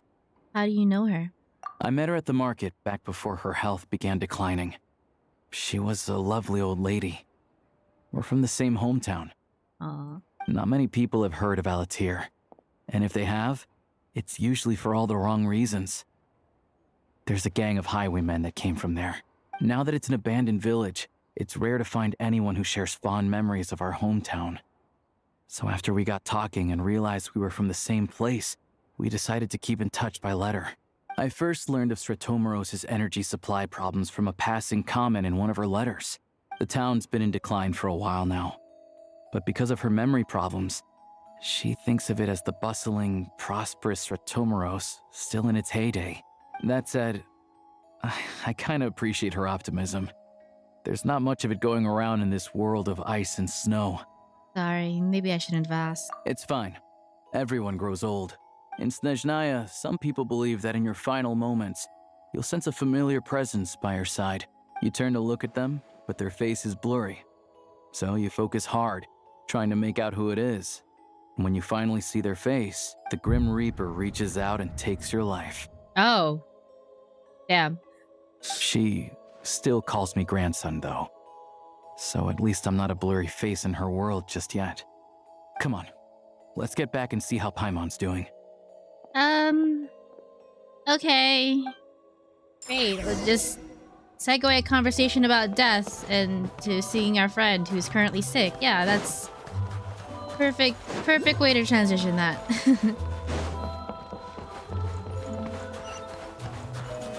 Where's that person?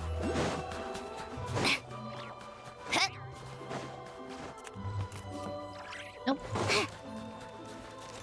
Oh, it's up here.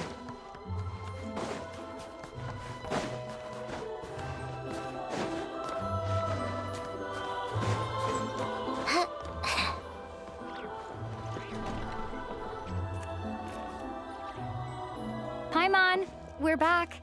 Are you feeling any better? Wait, have you ever seen her sitting down? That's so cute. She looks so cute. Yep. Paimon's not cold anymore, but she's still a little dizzy. Flying probably isn't a good idea right now. Paimon might lose her balance. Aww. She gonna walk? But Paimon's sure she'll be fine. It's probably just from getting hit on the head by that pile of snow when we first arrived in Snezhnaya. Her complexion's looking much better. Let's keep an eye on her. Still think we should see a doctor when we get a chance. Sure. But enough about that. How did everything go on your end? I'll explain. It's a bit of a long story. Walking Paimon would look so gross. No, I need to see that now. Jeez. You guys got pretty busy. Sounds like the liaison officer and the mayor were running quite an operation. So, you said the train station will open again soon? Yeah. Well, enough to survive at least. Project Stuzha isn't going away anytime soon. People will still have to scrimp and save to make ends meet. I've been meaning to ask, what exactly is the Tsaritsa trying to achieve? Don't know. The goal of Project Stuzha is to gather energy for the Tsaritsa, but no one knows where that energy's going. It's never been made public. The thing is, we were told that the project would only last for 6 months, but time and time again, they keep extending it. Extending it? Does that mean the Tsaritsa's plan isn't going very smoothly? That's what everyone suspects. In principle, Any proposed extension needs to pass by majority vote in the Snezhnaya vt. But even though opposition has been growing, any detractors end up caving into political pressure from the rooster, Pulcinella. He's the chair of the Snezhnaya vt. And a key figure in the voting process.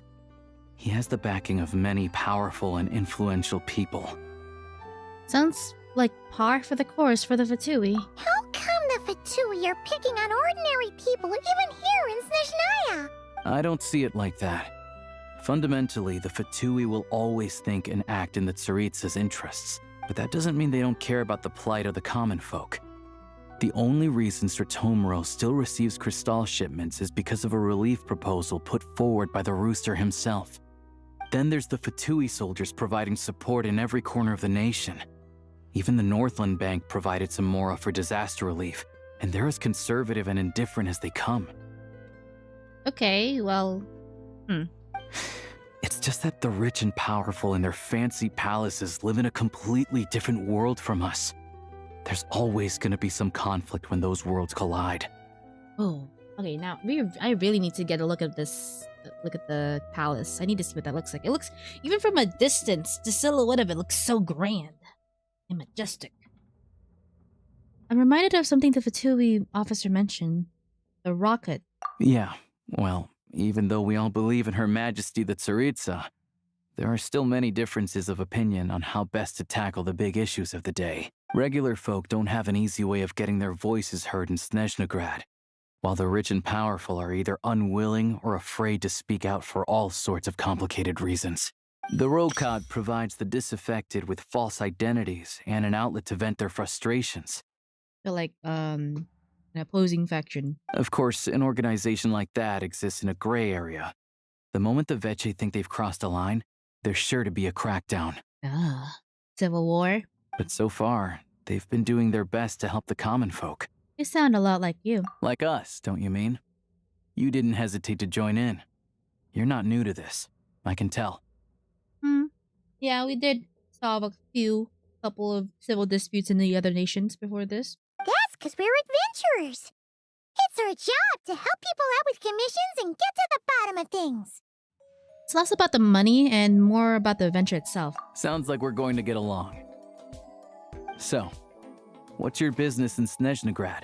Aside from taking your friend to see a doctor, of course. Oh, hello, Crystal. Thank you for the raid. Thank you so much for tuning in, everyone. Playing Genshin right now. Snezhnaya update. Waiting for the story quest. So, if you want to see that, please feel free to tune in, stick around, and all that stuff. Hope Genshin's doing well. How's the patch so far? It's actually really good. We jumped straight into the story. I can't even explore the world because it's like straight story, and it's just like very, very great. But yeah, thank y'all so much for tuning in, everyone. I wonder if this will work this time. I hope it does. Yeah, there we go. Thank you. Yeah, I'll be streaming the entire Archon quest tonight and doing some exploration. So, it's gonna be one of those nights. But I'm fully rested. I have a cup of coffee, so I'm all good. I'm all in for the ride, so yeah. Quest is peak. Just wait until the end. Oh, I can't wait. Yeah, no spoilers. I've been trying so hard to avoid spoilers before today, and it's, oh my god, nobody can shut their mouth. It's actually so annoying. But yes, I'm excited. Then we're just like, what, an hour or so in? Yeah, like an hour, 30 minutes into the quest. So yeah, we have plenty of time. I'm gonna do it all in one go. So yeah, feel free to tune in, stick around, and join for the ride, because I cannot wait to finish this all. I want to meet the Tsaritsa. It's complicated. I've had run-ins with many of the Harbingers along the way, and I really need to know what the Tsaritsa is up to. Also, Mega Chicken, thank you for tuning. Thank you for following. Her ultimate goal, what the no-sees mean in all of this. Since I've made it this far in my journey, I have to find the truth, whatever it takes. Yeah, 6 years in the making. Wait, so... No way. Are you who I think you are? Really? Oh, I'm pretty sure we would have been famous by now, right? Sounds like you've heard of us then. We're getting more famous by the day. Really, what gave away? Was it the outfit? Was it the face? Was it our aura? Of course, I know it won't be easy, so I'm not planning to get there by force. I didn't realize I was in the company of giants. Heck yeah. Saved 6 other nations before this. Honestly, we're all as curious as you are about what the Tsaritsa's planning, and why it has to involve us freezing to death in the snow. A little tough there. That's like an adventure. Unfortunately, I need to raid and run since it's late, and I'll be wishing you a great rest of the stream. Thank you, Crystal Ether, for tuning in for raiding. Yeah, you enjoy your rest. Rest up well, and so that you continue being productive. Yeah. But getting in the same room as her won't be easy. The common folk aren't permitted to meet her at the best of times, and right now, she's probably not even in Snezhnaya. Word is, she's heading east on a campaign to slay a monster. Tsaritsa slays monsters? That's freaking cool. The ones that's been summoning lizards? Yeah. So you've heard of it. A wild, unpredictable monster with the power to summon snowstorms. It also absorbs everything around it into its body, so it's growing constantly. Now, it's so big that the Tsaritsa has deemed it the #1 threat. Oh. Luckily, as it grew, it became increasingly less mobile, so it doesn't pose an immediate threat to this town or to Snezhnaya. I'm sure that Tsaritsa and her personal guard, the Druzhna, won't have any trouble defeating the creature between them. It's just a question of how long it'll take. Suffice to say, you won't be seeing her anytime soon. You'll have to wait until she gets back. That's fine.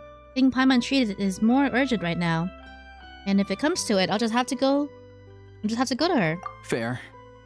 Well, the Fatui will be taking over management of the train station for the time being. Things should be up and running by tomorrow. Once it's open, we can see about getting your train towed to the station. Whoa! That's gotta take a lot of manpower. Are you sure we can talk them into it? The Fatui aren't exactly spotless in this whole mess. Plus, we helped them out. Should be easy enough to negotiate. I'm more concerned about what paperwork I need to drive the train. As far as I know, all the paperwork is dealt with upon manufacture. I've never seen anyone check it, so I wouldn't worry. Having a train makes everything much easier. We'll reach Snezhnaya in no time. I need to head there myself anyway. Got some game to trade for Mora. I know a good doctor in the city. I'll introduce you when we get there. Oh, thanks so much. Let's get a good night's sleep ahead of our big trip tomorrow.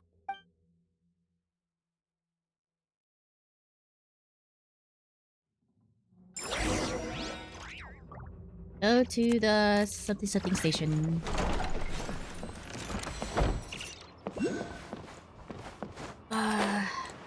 Oh my god, getting those cryoculi is so tempting.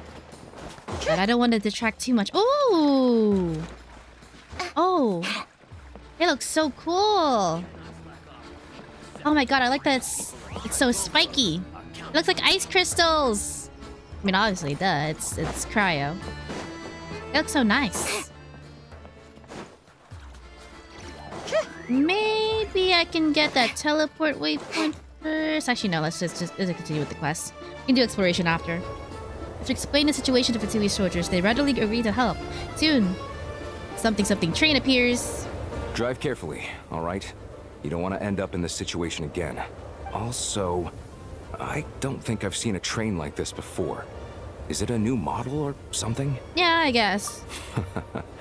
Not a fan of small talk, are you? Anyway, take this. It's an up-to-date map of the Snezhnayan rail network. All the track switching is automated. So, as long as the train's moving, you don't need to worry about collisions or anything.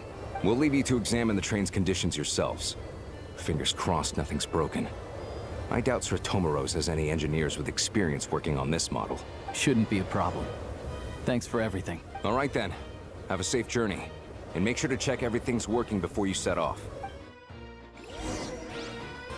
Dun, dun, dun, dun, dun. Ooh. Yeah, these don't have wait. Okay, this has a glass. This has a glass, but just the okay.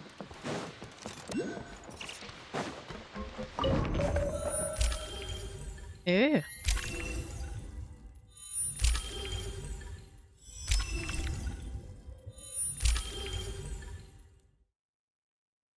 Are they already unlocked? Oh, they should order. Oh, they're all already unlocked. Nice.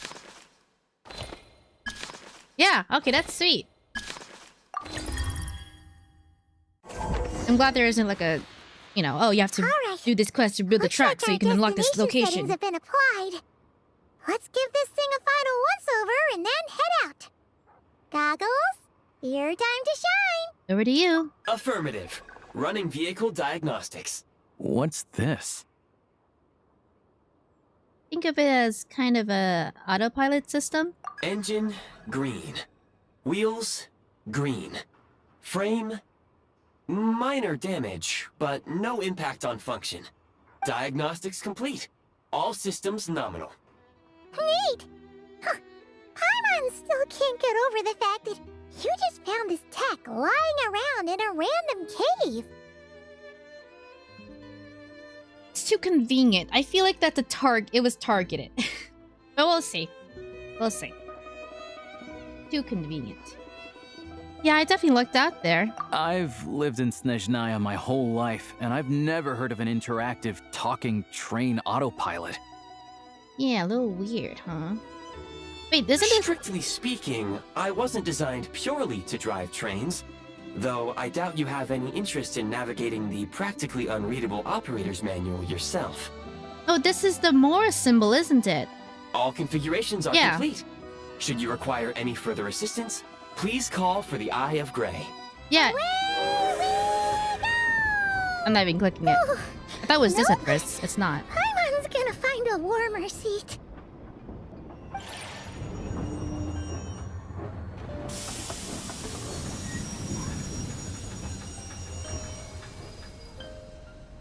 Huh? What's going on? Uh-oh. Oh no. Ooh.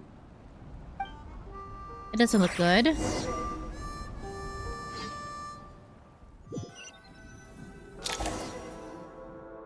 Unequipped. What? What is this place? Traveler, are you okay? I'm alright. You okay, Paimon? Paimon's still airborne, but it feels like swimming through thick, gloopy water.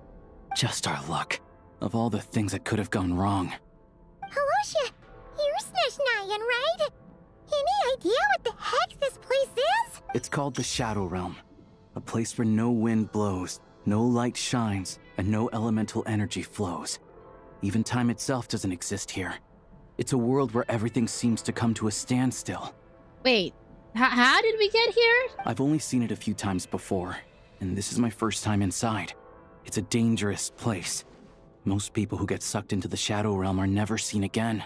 Is this Abyss related? And the few who do make it back, they're never quite the same. Oh god. Huh? Then what the heck do we do now? Oh, maybe Goggles knows something. Goggles? I don't see it anywhere. Great! Now we're done for! Hold it together. Let's not get ahead of ourselves. I heard a story once about the world of shadows. If it's true, there's a way to escape. We just need to find the exit. Come on, let's explore. Oh goodness.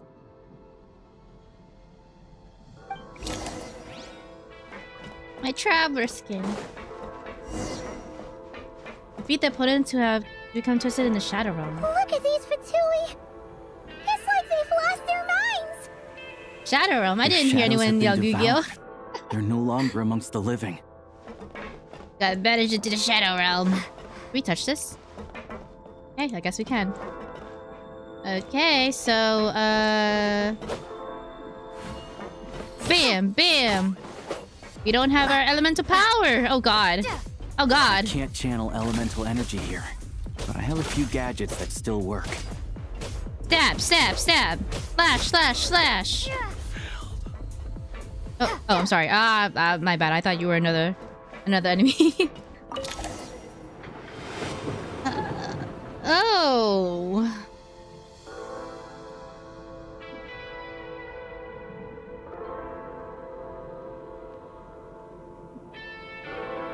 Wait! What's that blue thing? Is that... Goggles? Guess we'd better find a way over.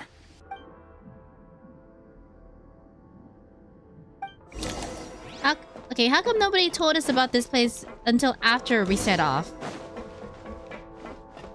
I think this is a very important piece of information that would have been helpful to know.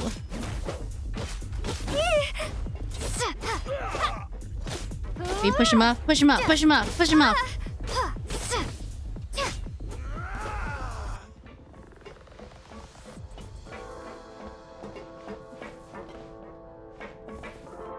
Do we fall off? I mean, we probably can. Okay, no. I just want to see if there's anything else around.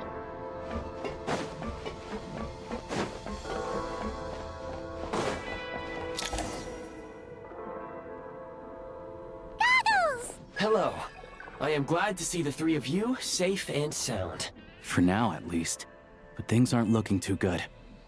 Correct.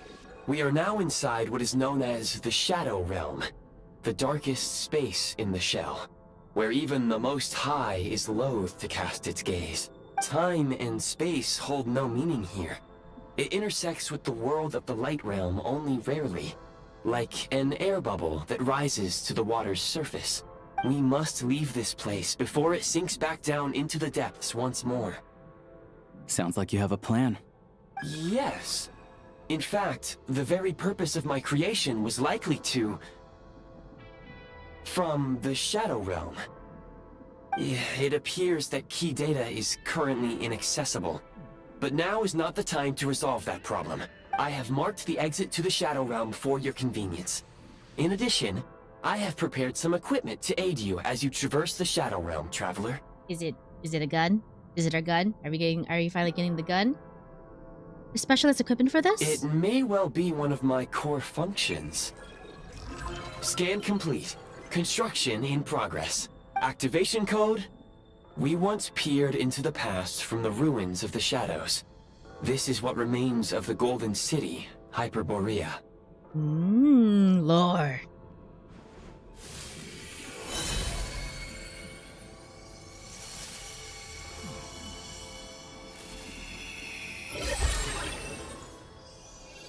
Oh, sweet! Traveler skin! Oh my god, it looks so sick. Oh, let's go! Shinova has trained me from this moment. Yeah, this outfit is so sick. I love it so much. Whoa! Now go. Arm yourselves with weapons of the spirit. Bring down the walls of the stronghold and extinguish the flaming arrows of the wicked. Is this a gun? In the Shadow Realm, where humans cannot channel the elements, there once was one who, after much research and many attempts, found this to be the most effective means of attack. Let's go. We don't have much time.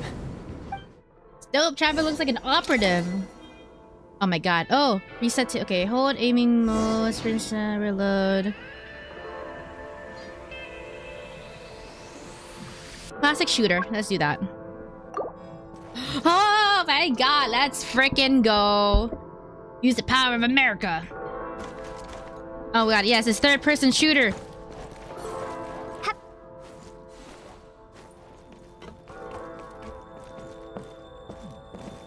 When you encounter small obstacles, you can simply clamber over them. Ah, I see. Run and gun, run and gun. You can slide to navigate through low, narrow... Since elemental energy is unavailable in the Shadow Realm, ammunition is an important resource. You can replenish... Obstruction ahead. You may be able to use the explosives nearby. Shoot the explosives to death. For long-range targets, try using the scope to line up your shot. Many hostile units approaching. Oh my god, Pieman, take cover. I got this. I suggest a new strategy. Take... You know, I'm glad that we are under heavy fire. I suggest taking cover to avoid enemy attacks, then waiting for a suitable moment to counterattack. More enemies detected. Try attacking with the newly unlocked assault function. Assault function? Oh, let's go. Actually, I was thinking if I should do controller before starting a stream today. I'm glad I chose mouse and keyboard instead, because I would have struggled with controller. I don't play shooters with controller, I play with mouse and keyboard. You don't see us, that's fine. The defenses have been breached.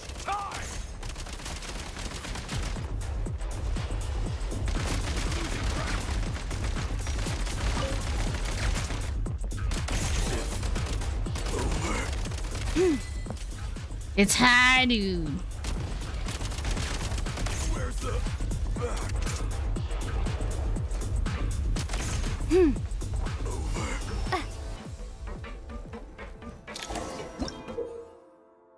FPS Genshin?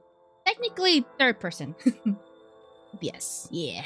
But how are you doing, fools? Thank you for tuning in. Schedule the hover summon air, freeze mark, aim and fire, schedule, powder freeze mark. Wait, okay. Aim at the freeze mark and pull the trigger to move using the rope. Ooh, sweet. Should never trade you for this moment. Exactly, that's what I said.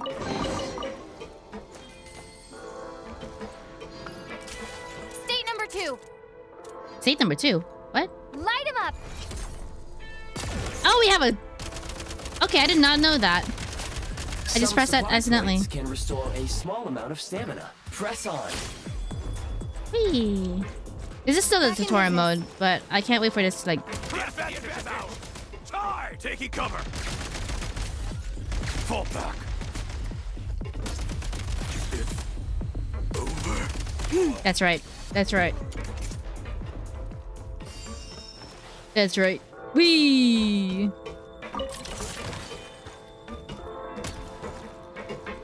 Gotta recharge. You should be able to use the prime ice construct left here to cover long distances.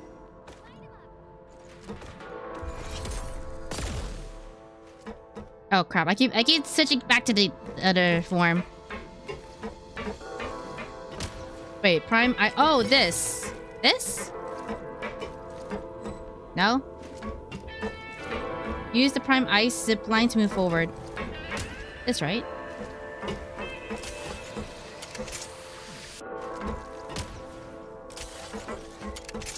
Oh, duh. Okay, I had to go on a thing. Because of this, what if Traveler ended up with Shinoba? That would be an amazing collab. Hi, events, do it! Nah, Genshin barely does any collabs though. Only when they're forced to. How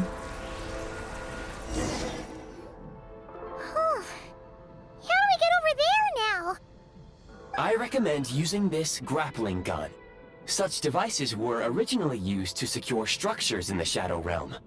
I like the snowflake thingy right here. This is a really nice outfit. If you detach the connected hook, the grappling gun will automatically fire a rope to another nearby hook. Okay. So, we just removed this hook, right?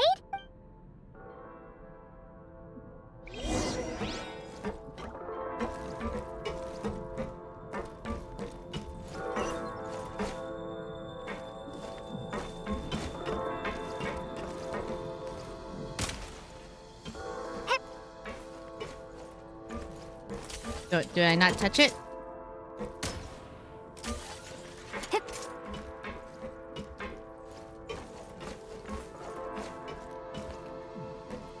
How do I remove it?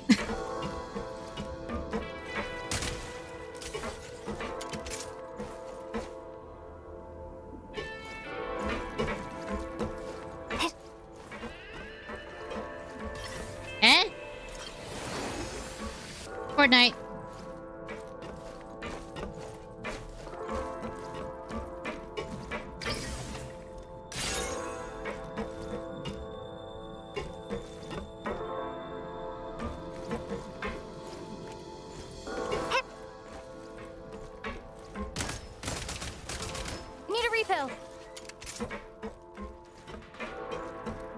I was kind of half listening. How do I remove this stupid hook?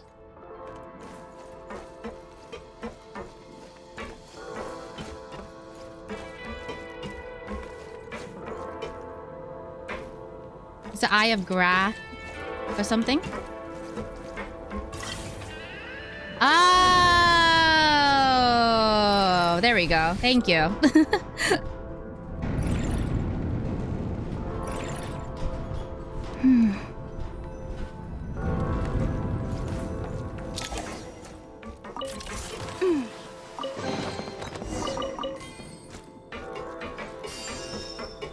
But this one I have to press F.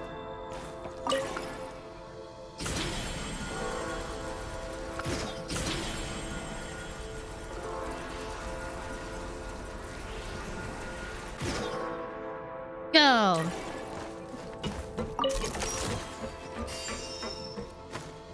Hi Bunny, hi Anzu, how are you doing today? Thank you for tuning into the stream. We are playing Genshin. Genshin is now a shooter game. Wee. Hope you're doing well. Close it! It's oh. Yeah. Reload.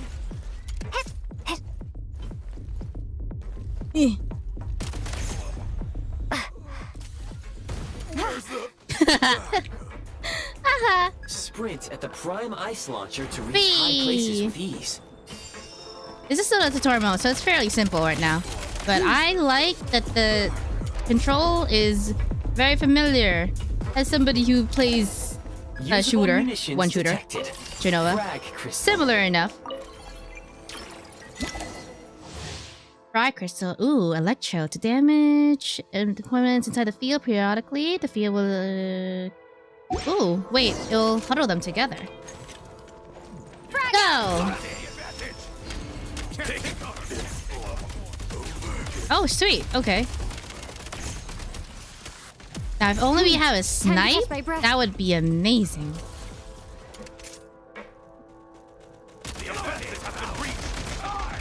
Frag out.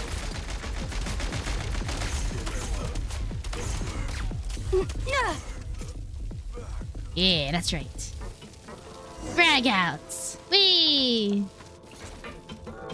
Yeah, let's close the door. Here we go. Keep in the warmth.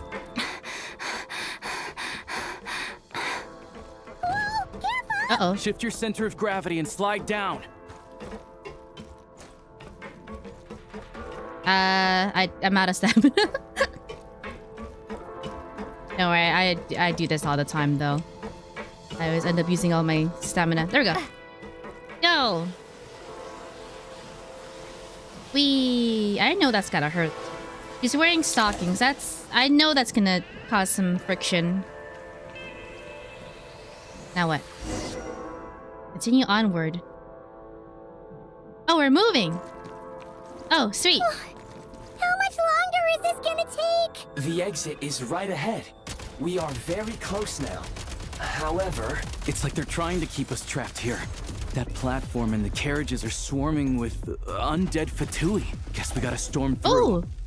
Wait! How far does it go? Oh, it stopped. Okay, there's a range.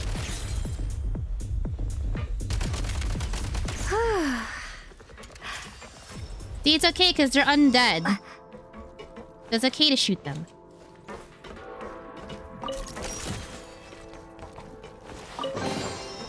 It didn't stop, it just missed. But there's a range to it. Back in business.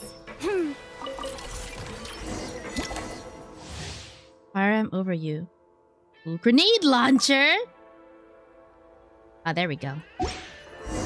You may find switching to assault mode makes your attacks more effective.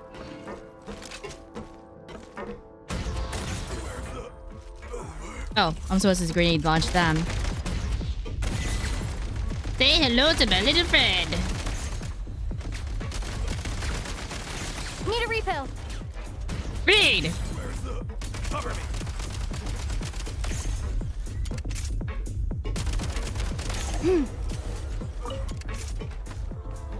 Back in business. Apex Shooter, aka Apex Legends 3.0. Or... Shinova. Shinova.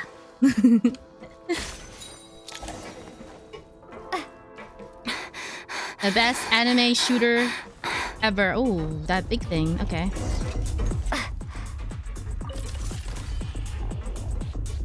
Is it gonna advance? Try this. Go!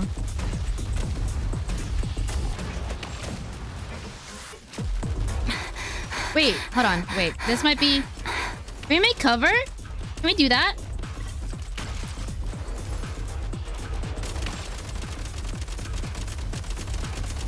Come on! We're almost there!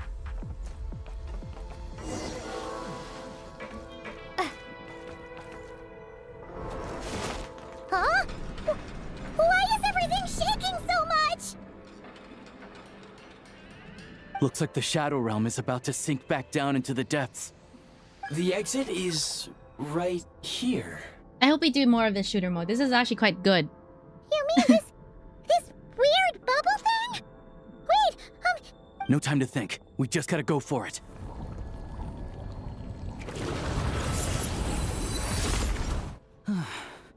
Looks like I was right.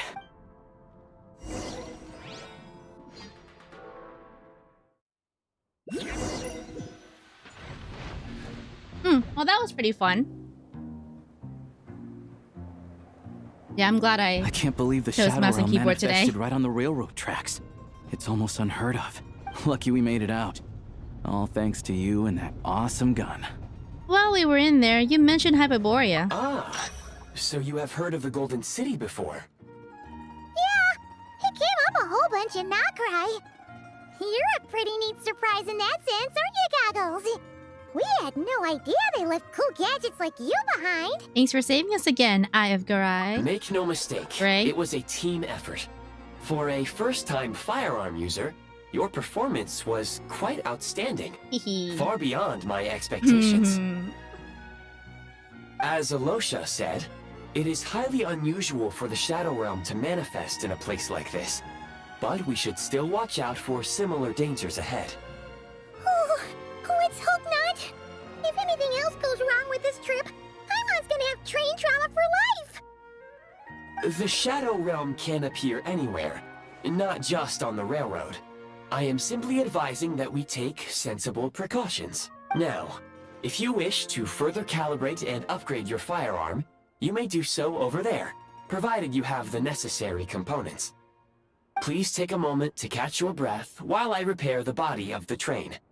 Amongst other things, this will ensure Paimon is a little warmer while on board. Oh, thanks, Goggles. You're a trusty train conductor. Well, maybe trusty isn't quite the right word, considering. Anyway, at least you get the job done. So the gun can be upgraded. Yes, of course. And just like the Eye of Grey, I am sure it will be a great asset to you in your future adventures. If not the trustiest, then it will at least get the job done. Let's get some fresh air while the Eye of Grey fixes the train. Will you be okay, Paimon? Yeah, sure. Paimon wants to forget all about the Shadow Realm. It was so creepy in there. Stretching her legs might help take her mind off things.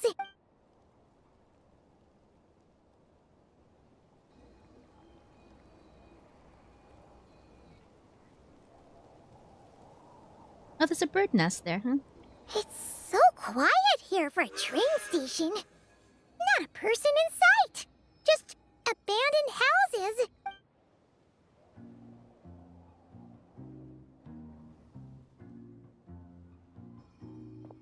Whoa, look at that. Huh? So much for repair? You've swapped our train out for a whole new model. My plan was to restore the train to its original appearance per my records as quickly as possible. Now that the repairs are complete, the train offers optimized performance and a significantly improved trendiness level. Huh. Didn't know trendiness was a parameter. According to my calculations, parameterization is the most effective way for the Eye of Grey to understand trendiness. Hyperborea, huh? I'm sure I've heard of that in a story somewhere.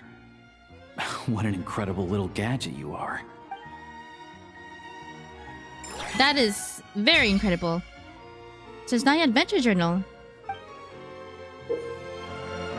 View your ongoing and available quests in Snezhnaya. This is also you can collect corresponding rewards after completing Archon quests and world quests. Wait, is this just for Snezhnaya or does it correspond with everything else? Oh boy, grappling gun. Oh, we have more things to do. Like Beware of the dangerous terrain. Oh, right. Other people can leave messages now. Which, I mean, as long as they're not disruptive, I guess it's fine. Ooh, look at this. Ooh, a crafting table. Oh, this is gonna be a new base. Awesome. So instead of having a hometown, we have this. Oh, that's so cool. Oh my god. Okay. Treasure, glory, stellar conducts, synergy. Okay, that's a lot of words for a gun. I mean, we just need to point, aim, and shoot. Yeah. Pretty I mean, I guess you have to have an in-lore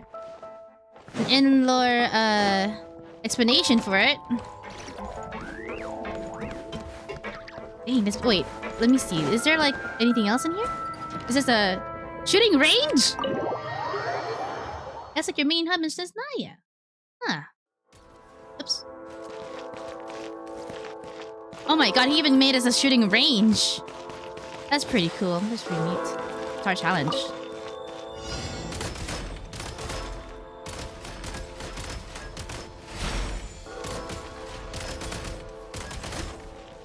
Need a refill.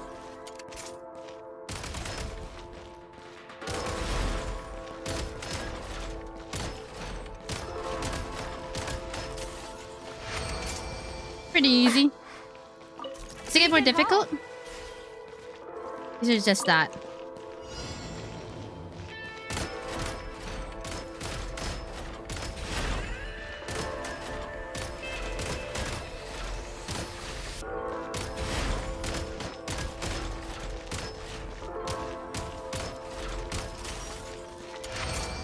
Yeah. Light work. Let's go. Let's go back. This way. Wait. What? This big portal looking thing doesn't lead us back?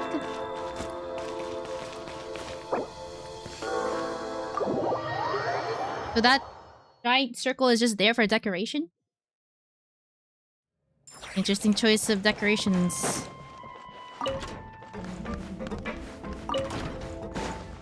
Oh, wow. Are we getting warm from this? Something's happening. Can we order anything off the bar? Is this real? Is this edible stuff? Is that bread edible? I wonder. Because the goggles, they just constructed it from the nothing from data. Yay! Rewards! It's not Primo Jump stuff, but okay, sure. You know, whatever. Let's not click on World Quest yet. Neat. Okay. Let's go back to main quest.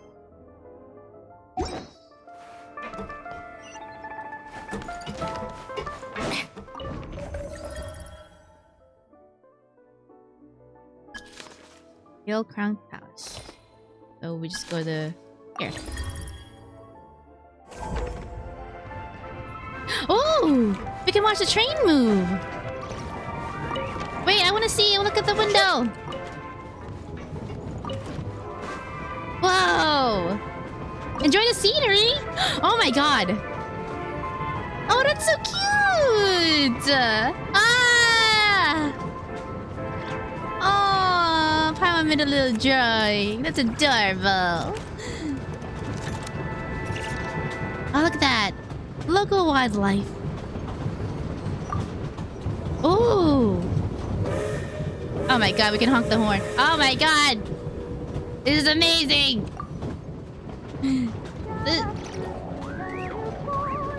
And you can hear the radio? Shall we go this way? Can we look at this perspective? No? Is it just that big window?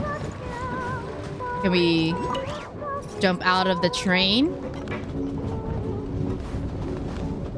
Oh my god, we can't wait! No! I thought it was just gonna... Okay, wait, train. I thought it would just... Oh, okay, we can jump out of the train. That's cool. Hey!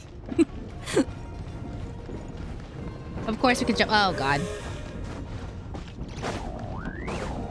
That is something. Do you subscribe to Crunchyroll? I use my friend's account for Crunchyroll.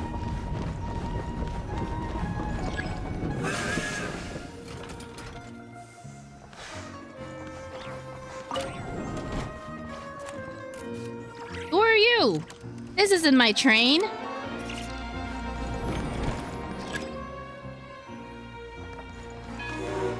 This isn't my train. Use the I to call the train. No, we ride in private first class.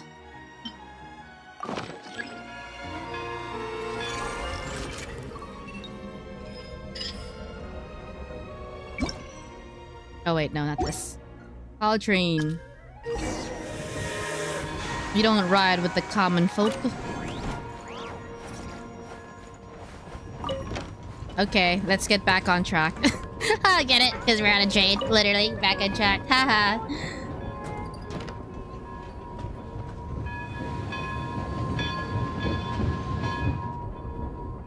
Empty bench.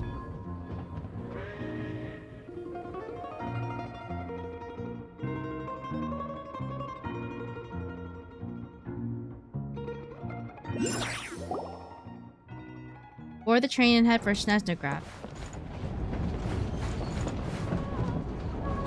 Isn't that where we're going? Oh, look at Paimon look at out the window. That's so cute.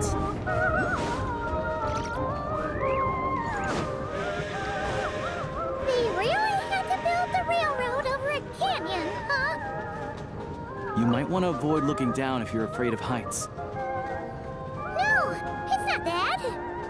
Paimon's just praying that we don't have yet another accident. Aww. Poor thing's traumatized. I mean, it is the first thing that happened when we got here. Whoa, look at the castle! That mountain is breathtaking. Reminds Paimon of Dragonspine. Wait, let me see. They say this mountain's the domain of a Snegovic lord. A lot of the Snegovic retreated there to live in seclusion. So it's a pretty mysterious place. Ooh. You hear all kinds of stories. Even the residents of the nearby town of Svietlo-Lidovka steer clear of the summit. And they make a living off of harvesting prime ice. Oh my. I gotta climb that. I'm gonna climb that. Look, Snezhnagrad's just up ahead.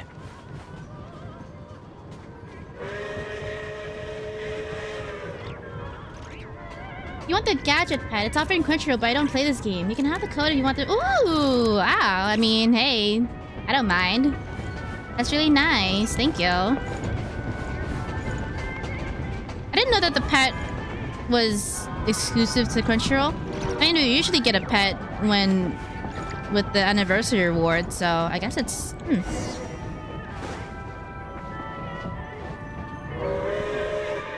I thought you had to like link an account or something for it. Apparently not. Non-zero chance the code will just work too. I haven't probably never played Richard. Oh, wait. Let me see. Alright, thank you, Enzio. Let me see if that works.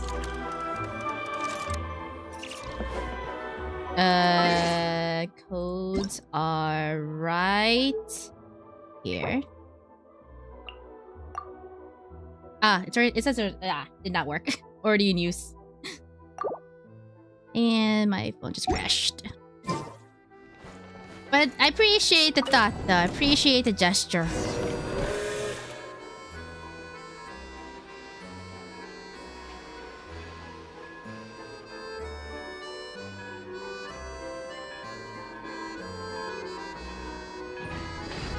Oh wow, this is a... Here we are. Welcome to Snezhnagrad train station, the biggest transport hub in the nation. Yeah, that is quite a difference in architecture. Wow! It's so majestic! Just flying from one side to the other would probably leave It's built for maximum efficiency. But yes, transferring trains here can be a little tiring. In the future, you can use this train station to travel anywhere you want in Snezhnaya. For now, though, come with me. Let's get Paimon checked out. Oh yes, This Paimon way. is sick. There's a lift car that goes straight to Sapoliarni. Oh my gosh, look at this station and then look at that train. There is quite a discrepancy. Try this one. Yeah.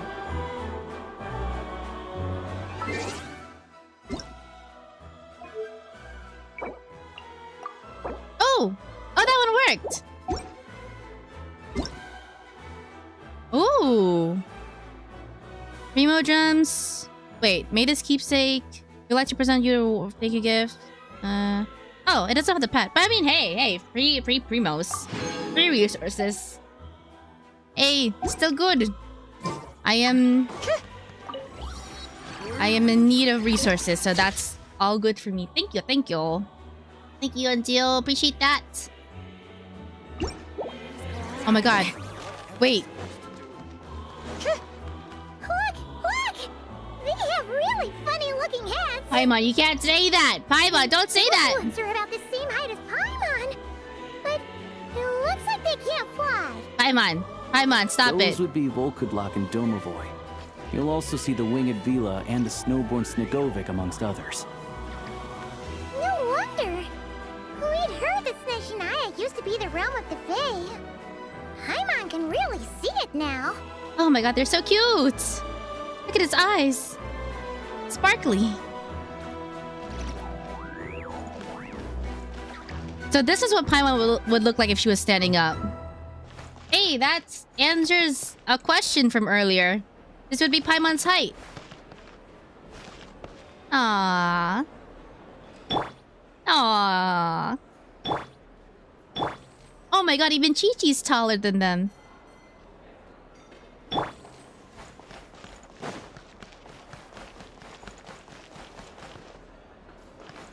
Oh, this place looks so lively.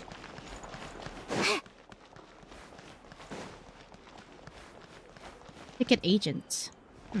Okay. Alright, excuse me, I'm important. I'm cutting the line. Oh, whoa. The fast elevator. Like if Shao is taller than them. I don't actually have Shao. That'd be funny if it wasn't. Whoa. To the left is the market of Zolny. They sell everything there. You can Oh. often find some nifty little trinkets. To the right, you'll see the Korolievsky Theater in the distance. Look at that! Incredible!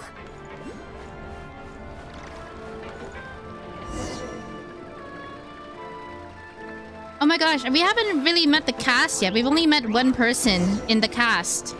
So we've just... Oh wow. Of course. It's like we barely started the quest. But a lot has happened so far, which is good.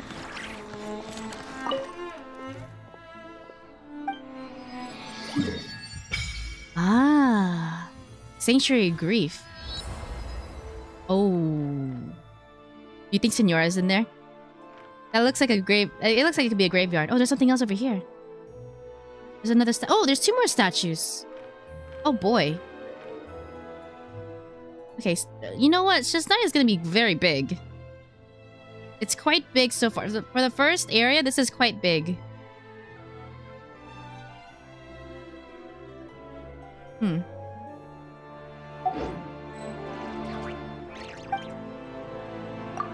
Oh wait, I have nothing to offer.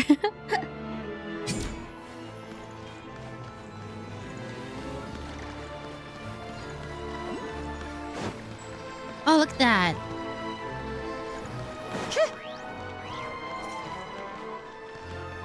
Your eyes blue? Like ice and skin blue?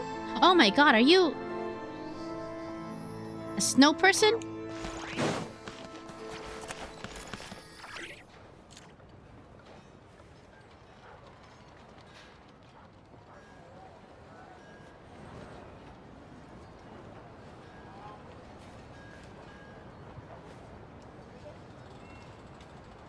Wow! Snezhnagrad is stunning! Seeing it with our I found it pretty stunning when I first came here too. But I soon found out that stunningly beautiful means stunningly expensive. The prices here are crazy. I'm just a small-time hunter, so Zolny is where I spend most of my time. This way will take us to Podvorier restaurant. They like offer that. food and lodging there, so you can get settled in while I fetch the doctor. Is that gonna be stunningly expensive too? We're rich, it's fine. We saved 6 other nations. We are... money is no problem for us. Don't you worry about that. Keeping you warm and comfortable is all that matters. Yeah, I mean, there are places to stay in Zolny, but I highly doubt they'd meet your standards. Only the best for Paimon. Most of the stoves are out of crystal, the windows are drafty, and at night, 4-legged roommates come out to play, sharpening their claws on the roof beams and floorboards. Okay, you have a way of words, Salosha. Yep. No way. Not a chance Paimon's staying anywhere like that. Maybe we can split the cost of the room between us? Paimon still has some savings left. Paimon, it's our treat. What happened to sponging off of me? Come on, it's tradition. Fine then. It's your treat. Paimon will save her money for buying a nice little cake. Don't worry, you'll get some too. I'm glad to see you've perked up. If you find yourselves in the mood for some sightseeing later, there's a few places around here worth seeing. This way leads to Zapoliarny Palace, which serves as the Tsaritsa's audience chamber and also her personal quarters. The adjacent block is kind of a city in its own right. That's Glupov, the headquarters of the Fatui. Ooh. Inside, there's a munitions factory known as the Armory Palace, producing a constant supply of all kinds of equipment for the Fatui. A lot of important research happens there too. And over there is the Snezhnaya, where all the big shots meet regularly to make policy decisions. These places are best admired from a distance. I'm sure I don't need to explain why. Yeah, they probably have super strict security. We're not looking for trouble right now. The downtown area is near the center of Zapoliarny. That's where you'll find the restaurants, bookstores, and gift shops. Another place of interest is the Northland Bank, which is over this way. Oh, and I'm sure you'll want to make contact with the Adventurers Guild at some point. Right? Yeah, we do need that. And that's right here. Ooh, speaking of adventuring, we use alchemy quite a lot. Do you know where we can find a crafting bench? No one practices alchemy at Snezhnaya, I'm afraid. Apparently there's some historical reason for it. Interesting. Okay, so that's why we have an alchemy bench in the train. The only nation to not have an alchemy bench, huh? Is it because it's like witchcraft? It uses the witch's technology, which is because the Tsaritsa doesn't like anything heavenly principles related, then he's like, nah, you're not getting that in my land. Something like that. Oh, we'll just have to use the one on the train then. Kinda inconvenient. Wait, how come there's one on the train if that's Snezhnayan too? Yeah, that's weird. Maybe we can look into the historical reasons later. Yeah, I don't know. Not my area of expertise. Still, I wouldn't say the absence of alchemy makes life here any less convenient. Anyway... Finally, there's Zolny in that direction. It's mostly residential buildings and factories, but there's a few shops too. That's about it. You guys go ahead and get checked in while I track down my doctor friend. Sounds good. Thanks for all the recommendations. It'll be good to get out of the cold wind. Paimon's starting to feel another headache coming on. Aw, let's get you inside. Podvorier restaurant is right this way. Let's go eat some good soup.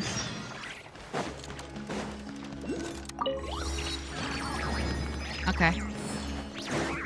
So... Welcome to Snezhnaya, Lumine. Okay. Blah, blah, blah, blah.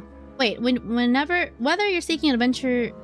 whether you're seeking adventure, hunting for treasure, or tracking down a nemesis to hone your skills, the guild is ready to help. Oh, the Adventurers Guild does have a certain feel no matter where you are. But there are some differences here and there. As you've seen, the land of Snezhnaya is vast and its weather and terrain challenging. Given the circumstances, it would be highly impractical to require adventurers to return all the way back to the guild just to turn in a commission. this is where the Prime Ice Communicator comes in. With this device, you can turn in your commissions directly from the field instead of trekking all the way back to us. Whoa. Okay. That's different. As for your remuneration... okay, I give up.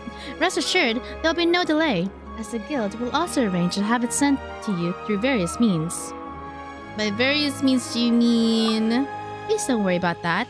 The Adventurers Guild will ensure that you continue to reap the rewards of everyday adventure commission you take on. Whether you're hot and passionate Natlin or ice cold Snezhnaya, the guild will always be behind our adventures. Enjoy your adventures, Lamine. Ad Astra Abyssosk. Prime Ice Constructs gifted to you by Catherine. Okay, everything is different here. Take a break. Ooh. I cannot wait to climb that roof. We are 100% climbing the palace roof. I'm sure there's some good treasures up there.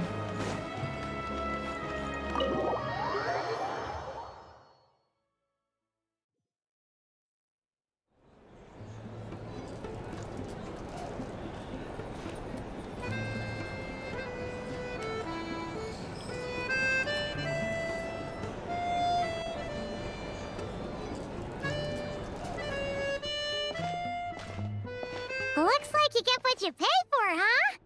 Paimon likes this room a lot. Feeling better now? Yeah, much better now that we're out of the cold. Oh, thanks for taking such good care of Paimon. Honestly, she feels kind of bad for throwing a wrench in the works. If this were anywhere else, we'd be out investigating and adventuring by now. But instead, we're stuck here waiting for a doctor. Okay, we aren't under any time pressure. You're right. No need to push ourselves too hard for no reason. A lot happened on our way into the city. Let's review what we've learned so far and try to figure out what to do next. I don't know what that means, but I don't like that you said that.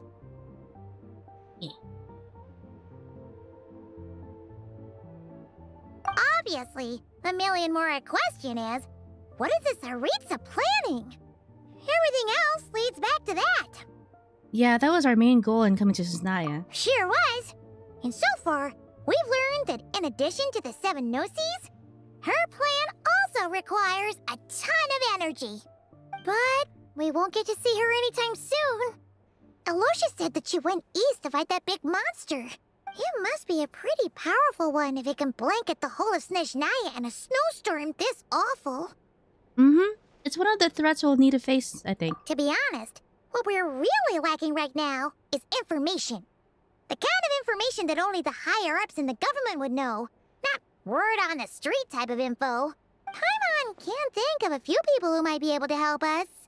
But... They're Alpha Tui. Right! And when we left Nogcry, Sandrone specifically left a message reminding us which side we're on. So... it's unlikely they'd tell us anything confidential about the Saritsa's grand plan. Still worth asking. Maybe we can learn some non-confidential info. Yeah, fair point. Besides, that Gloop-off place is right nearby. We've got nothing to lose, so it'd be a waste not to go. There's gotta be someone there willing to talk to us, right? Maybe Arlecchino or Sandrone? Or possibly Tartaglia. But it's unlikely we could sweet-talk Arlecchino, let alone Sandrone. She basically told us to stay in our lane already. Well, it has been a while since we last saw Tartaglia. Yeah, the last time was all the way back in Fontaine, right? Too bad we missed him in Nogcry. Apparently, he came to help out. Hello. Is there a traveler in Paimon in there? That's Alosha. Come in! Hello, I'm Dr. Luneva. Alosha mentioned that one of you is feeling a little under the weather. Be grateful if you could take a look at her. I see. So you're my patient today, yes? And you're a Fae, I presume? Good question. Paimon's not too sure either, but she's definitely not the same kind of Fae as the ones we saw at the train station. Is that gonna be an issue? Paimon doesn't know what she is? Not exactly. It's just, I'm used to treating human patients. Fae tend to be far more resilient than even the healthiest and most long-lived of humans. But don't worry, I do have some experience treating Fae. I've even— It'll be fine. Paimon's basically the same as a human. Right? We're no different when it comes down to it, are we? Our taste in food is a little different, but the biggest difference is probably your appetite. More like you don't eat enough. The more talking you do, the more you need to eat. I'm not convinced by that logic. Now, please take a seat.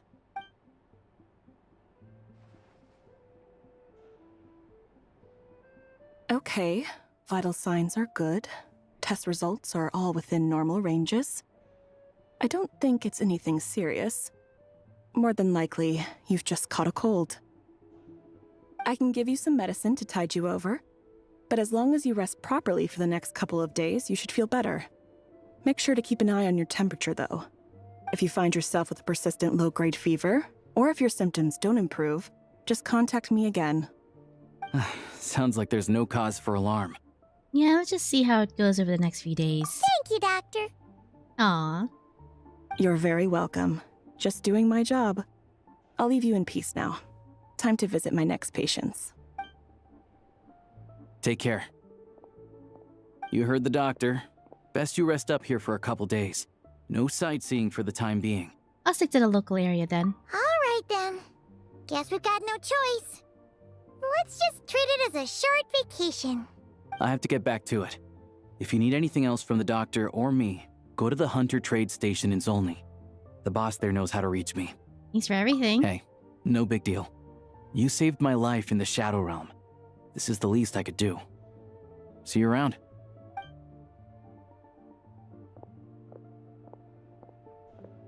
All right. Time to find Child and see what he can tell me. Oh my god, look at these doors. It's so sparkly. The crystal light.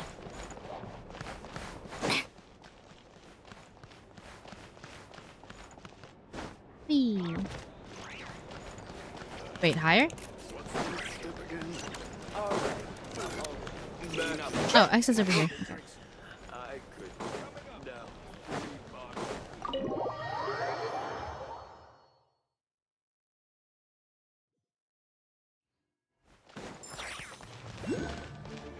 Oh, how far away is this? How tiresome.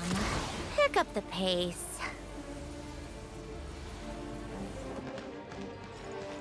Is that a ramp or are those stairs? Are there stairs to get up here or is it just a straight ramp? Oh my god, their outfits are cute! Oh, there are stairs. Stairs and a big ramp. Okay. Come on, keep up.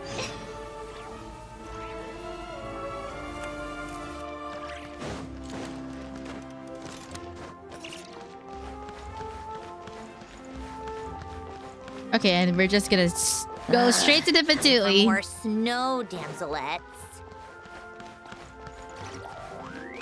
For some assistance.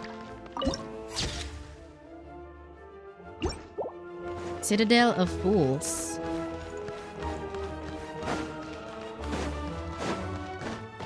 Lupav. Whoa. Whoa! Okay, no, we're good. I wonder what's down there, though.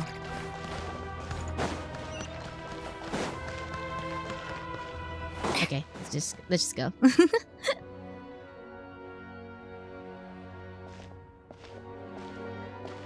Hold on.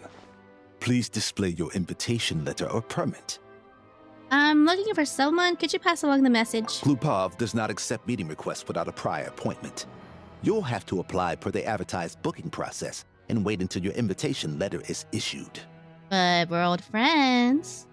I know they'll want to see me. Might I ask who you're hoping to visit? Harbinger Child Tartaglia. Another one who thinks the rules don't apply to them. I don't understand why people think they can just talk their way in here. You don't just show up and land a meeting with the Harbinger. But I have to go through the motions for protocol's sake. Honestly, it's such a waste of time asking when I already know what the answer's gonna be. It's gonna be a yes. Wait a moment. I'll pass on your message. If child is unavailable, you'll have to go through the proper procedure. Alright then. After a slightly awkward wait outside, Glupov... Okay. Lord Child is a busy man. He's probably not in Glupov at the present. If I were you, I'd cut your losses. No point waiting any longer. Oh, guess I picked a bad time. Even if you two are old friends as you claim, please understand that the Fatui Harbingers are often busy with their official duties. They tend not to stay in Glupov for extended periods. Next time, stick to the rules. Oh! You'll make life easier for both of us, Greetings, Lady Marionette. Sandrone, hey! I'll take care of our guest here. It's her first time in Snezhnaya, so it's no surprise that she doesn't know the rules yet. I trust no choice words have been exchanged. No misunderstandings I should be aware of. No, Lady Marionette. No incidents to report. Whew, that was a close call. Good thing I played it cool. I'm the one who showed up unannounced. This gentleman has been very accommodating. Is that right? Good to know. Wait, where's Paimon? Well, she's a little under the weather. Under the weather? That's hard to imagine. She's always buzzing with energy. I take it she's still adapting to the climate. Happens to a lot of people. It's even colder here than in Nodcry. Has she seen a doctor? I can get you one if you need.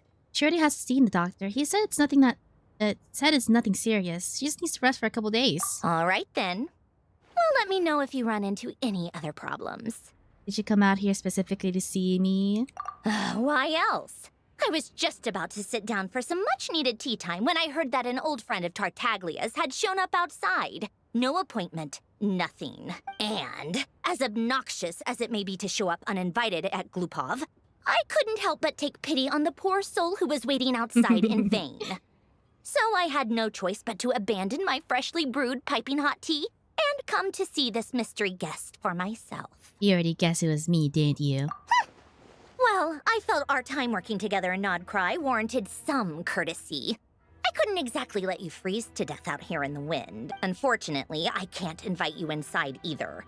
The rules of Glupov wouldn't allow it, and as a harbinger, I have to lead by example. On the plus side, Snezhnograd actually has some class, unlike Nasha Town. Torchlight Books has a very nice selection of teas and cakes, so we can catch up there. Your treat, of course. What? Why? Because I already wasted one perfectly good cup of tea today. That's why. Okay, fine. I'm paying for the date. Whatever. Okay, can I just, like, grab that teleport waypoint? I'm sure they don't mind. I'm just gonna... Yoink! Thunder is so soon. Take a break. She is adorable.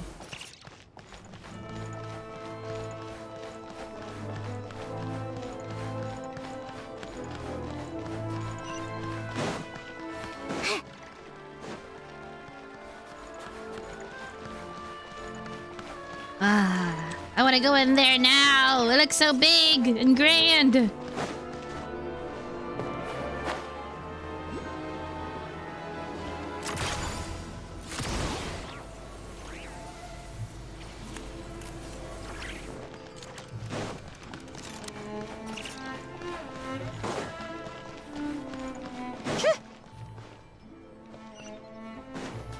Where's this place? Over here.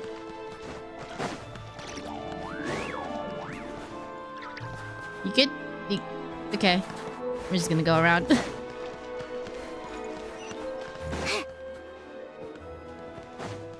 Where is this place? Is this one of those speakeasies? Oh, look at that! They're having a snowball fight. Do it. Ah, cute.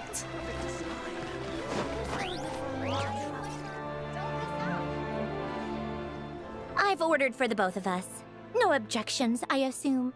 I'm sure you trust my taste. No problem. Though I'm sure you mostly ordered for yourself. Okay, let's get down to business.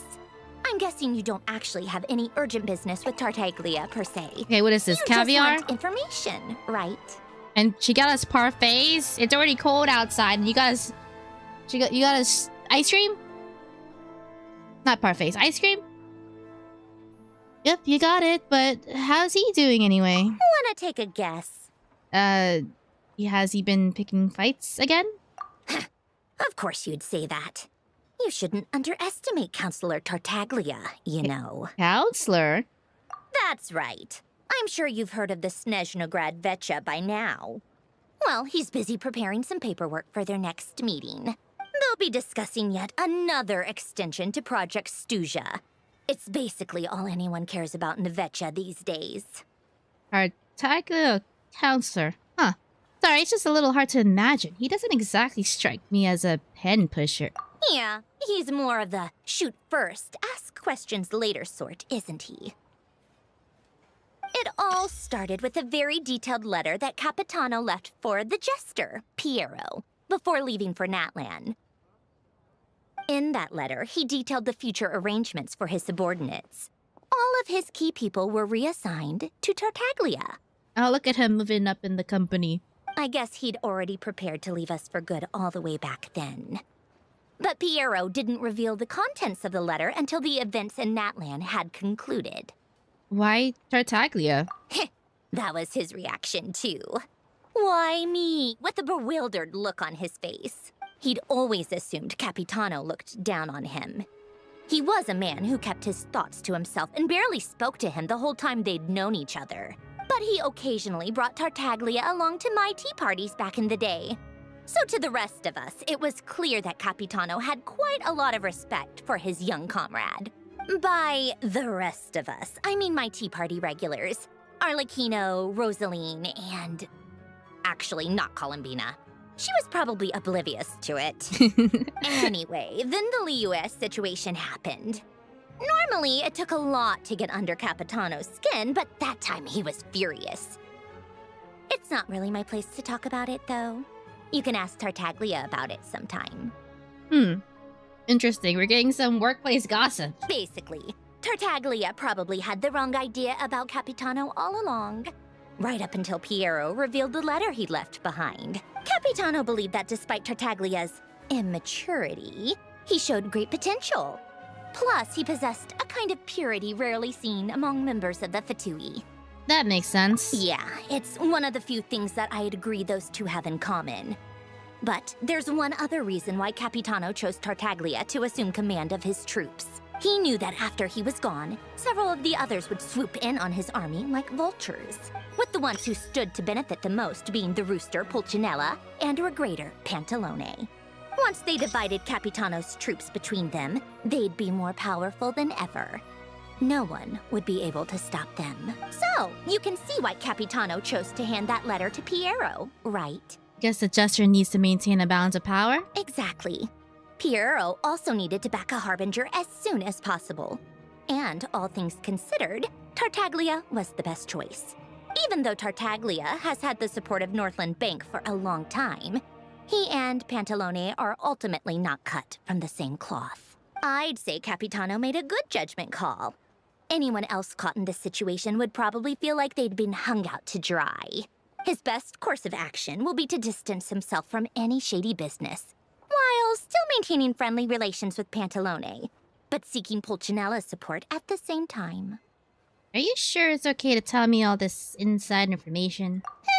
What's the point in having a tea party if you don't spill a little tea? I mean, yeah, I guess she can't really tell this to anybody else but us, so she's been wanting to say this for a while. Besides, none of this is confidential anyway. Ask any journalist out there. They'll give you all the lurid details. You'll see it firsthand if you ever sit in on a session of the Snezhnaya Vetcha. All the factional strife, whether open or unspoken, it plays out for all to see in that one little room. Having a voice in the Vetcha is the only way to steer policies in your favor. So, every person in that room represents a particular interest group. Pantalone, for instance, represents the financial sector, and Tartaglia represents the Fatui soldiers. Personally, I have no interest in political jousting. But since I have a number of engineers and researchers under my command, I have to make their voices heard. Then Yeah. there's Pulcinella, the linchpin of the Vetcha.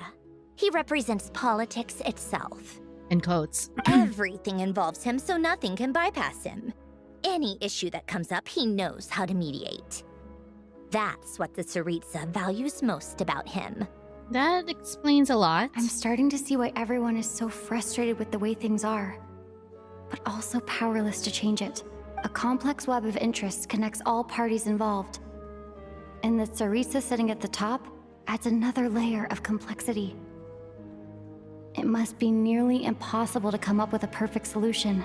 All right, I'm done carrying this conversation. Time for you to answer a question of mine. You must have known that you can get the info you needed from me. So why was Tartaglia the first person you asked to see and not me?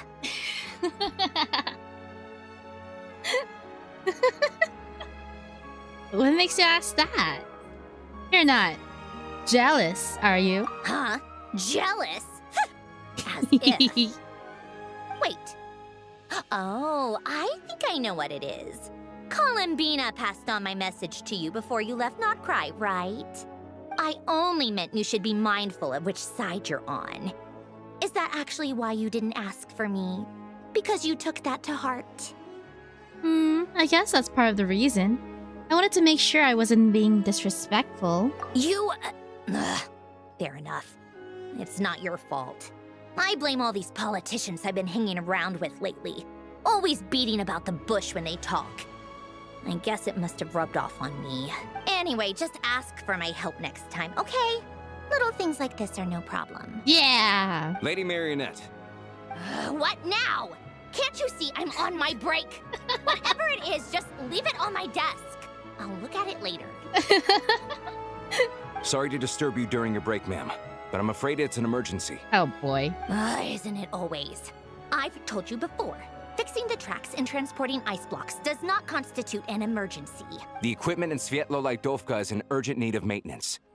With how the weather's been recently, we suspect that the cause is a buildup of snow, exceeding the maximum weight limit. The supports on one of the machines broke and fell, awakening a dormant beast and leaving many of the ice miners trapped in a nearby ice cave. Luckily, Odette's team was nearby and launched a rescue operation, but we're still facing a severe manpower shortage for both the rescue and engineering teams. Odette, that's the banner character right now. I guess that's it then. Our tea party will have to end here. I'm the only engineer you'll need. I kind of want to go with you, but I promised Paimon I wouldn't go too far. Do you actually want to come with, or are you just saying that? I owe you for the tea you shared with me, and I can't just stand by when people are in danger. Nice of you to return the favor. I'll have a couple of people look after Paimon. They can let her know that you had to step out for a while. Given how urgent this is, I'm sure she'll understand. And honestly, I'd rather have your help than anyone else's. Between your skills and experience, you'd be reliable help. Great, thanks. Sounds like a plan. Then let's go. You, take 2 people to Podvorier restaurant. Find her room and watch it like a hawk until we get back. If anything happens to Paimon, you'll be answering to me. Yes, Lady Marionette. Yeah. Great to have friends of people in power. Networking, all that. Okay, it's 800. Oh, that's a track. Actually, that is train accessible. Will this lead me to the train? Or is it gonna suggest I walk? Ugh. Man, this is wet. Should I just jump on the tracks? Is there a station? Oh. Oh, wait, it might be up there.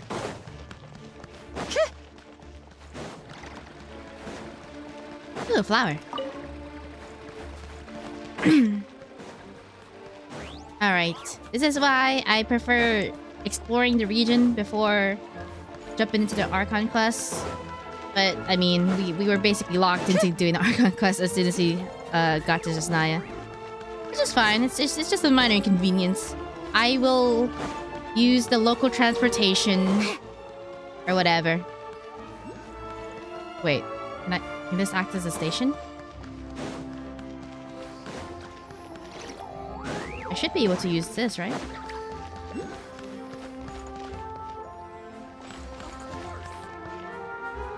Oh, that's the elevator. And then that'll take me to the station.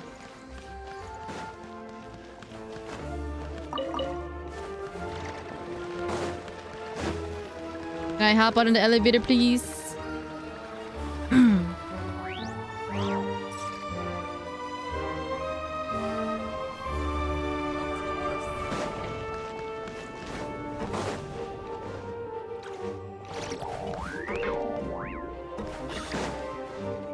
Now we go down. Now we go down. Yay. Like a real local. It's right, maybe it's spicy ice cream. Spicy ice cream. That sounds... You know what? I tried that. It probably wouldn't be my favorite if I tried it, but I would be open to trying it. I once tried like a spicy strawberry Sprite. I don't know, like Burger King had it for a minute, and I was like, might as well try it. I mean, it's on the menu. So some people had to approve it or whatever, so I did not like it. I don't know. I don't think I like drinking spicy drinks. Okay, finally. Summon the train!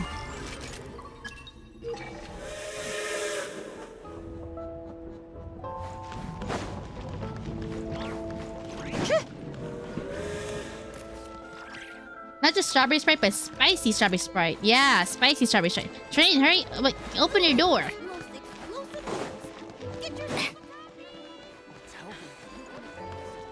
Train, stop moving. I need to get in. I need to get in. There we go. Nothing on this table now. We can put... Okay, no, I don't care about the table.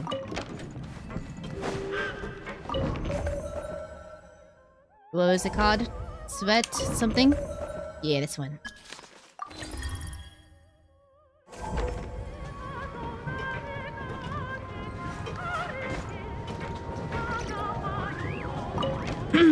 Yeah, spicy strawberry Sprite. I guess they have like a spicy type of menu special with other menu items like jalapeno poppers and all that, but spicy strawberry Sprite was definitely bold of them. When I told the restaurant cashier I wanted to try it, they were like, "Are you sure? Are you sure about that?" Oh wow, look at that. It's the beast! Interesting.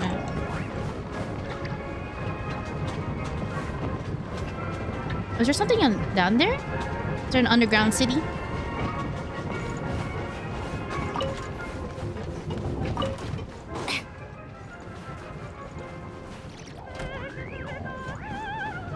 Where's the viewing thing? Okay, no, that's not get outside. It's not... There we go. Enjoy the senior. Yeah, Paimon!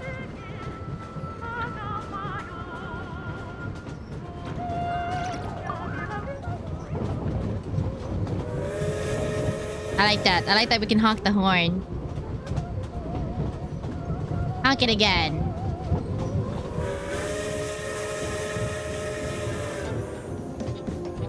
Honk.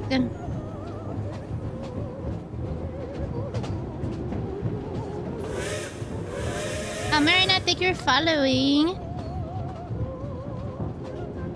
Underground city, only one way to find out. As soon as we can explore, the first thing I'm doing is climbing up the palace. And climbing up...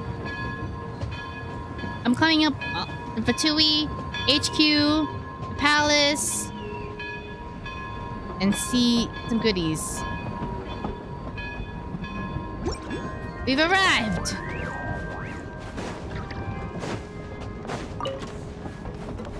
I'll just get off from here. Rush to okay, we didn't really rush. Pick up. Ooh, what is that? That's odd. What is this? Oh, this is, reading my immersion! This is the world quest.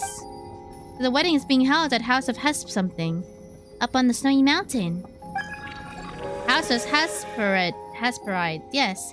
It was once home to the sovereign who ruled over. And as for Pavlina, the name does not sound faintly familiar. So, Pavlina, the princess of...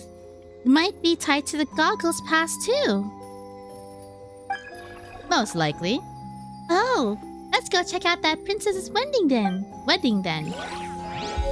Later. We are gonna do that later.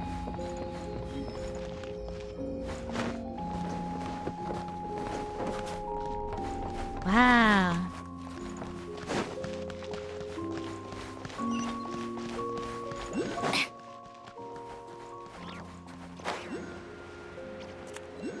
Drop. They weren't exaggerating. This is really dangerous. It's a good thing only one of them broke. From what I've been told, most of the trapped miners are over in that direction.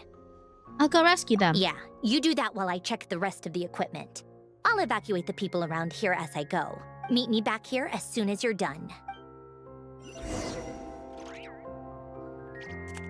I need to get the teleport waypoint first. I sympathize. Oh, whoops. Wait, no. Life goes on. Sign. Text. I like Mora. Okay.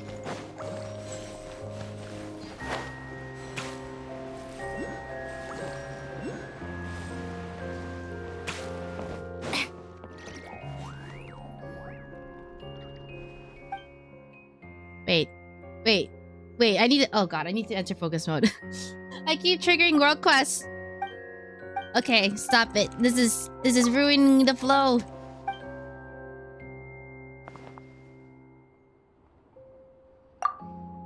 Full belly, case of proposal, you can have me roll in. Wow, let me pop things material compensation. We do have a little experience.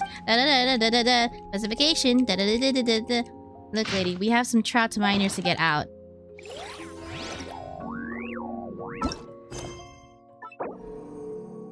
Here we go.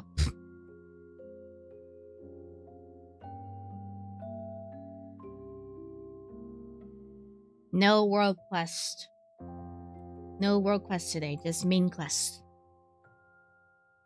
Main quest. Big potatoes only. Here we go.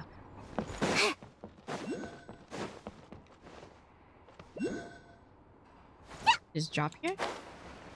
Oh my god. Ooh, wait, how high are... Oh. Oh, this reminds me of the chasm.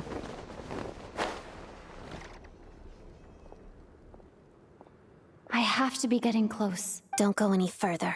Oh? Inner character. It's too dangerous here. There's a highly aggressive monster on the prowl. You need to leave, now. I'm with Snezhnaya. Ah, I see. You're the backup from Snezhnaya. Well, I'm Odette. Good to meet you.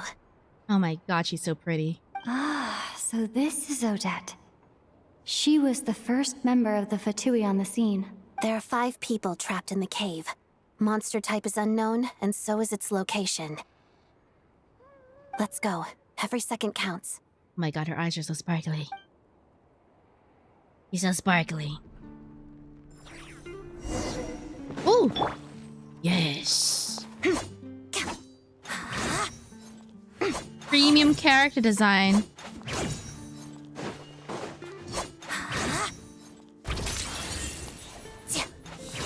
Oh my god, yeah, she's so beautiful.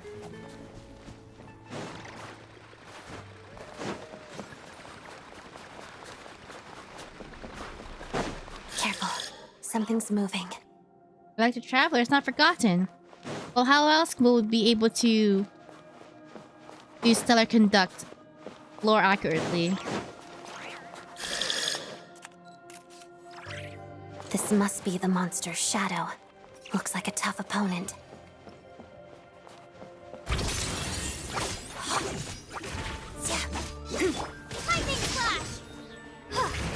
Starlight Prism. Yeah, she's off-fielder though. Right? Yeah.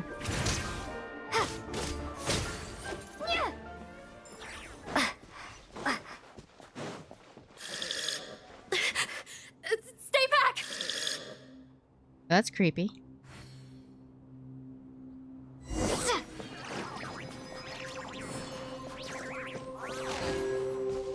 Oh, it's just a slime.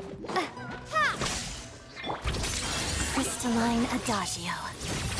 Ooh, oh my god. Wow, doesn't that make you want to pull her? Don't you want to spend money and pull her right now no matter what?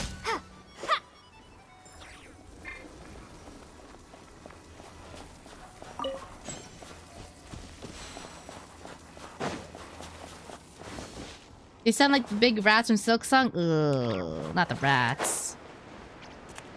Ooh, oh my god. This is beautiful. Look at the ice. They really had to step up their reflective physics, reflective graphics for this. For Snezhnaya ice. I see them. They're right behind the monster. The monster seems very agitated. It could attack at any moment. Let's make the first move. It's that... That's the monster? A small potato monster? Ice Marauder.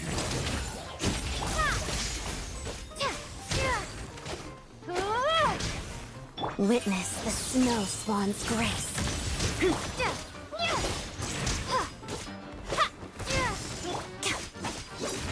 Shadow me. Oh, okay, there it is. There's... Okay, it's bigger now. Thunderclap!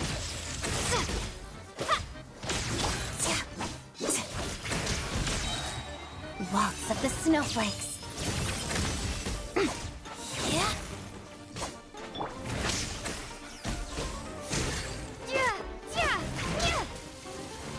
Okay, wait, what?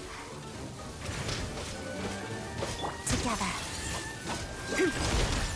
Yeah, that is more of a support, right? Yeah. Lightning slash! There we go. Oh.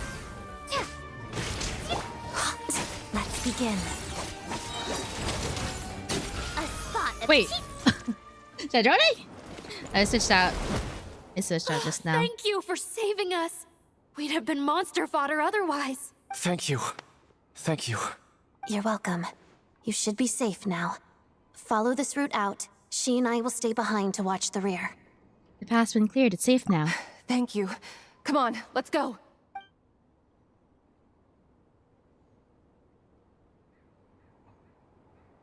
I've searched the area. Pretty sure the monster made a tactical retreat. Was this its lair? Yeah, but with us here, it won't be coming back anytime soon. It may be small, but don't be fooled. It's a ferocious beast. People are just food in its eyes. It's lucky we got here when we did. The trapped miners have been successfully evacuated. Time for us to leave. Wait, this place... There's... something unusual about it. Oh.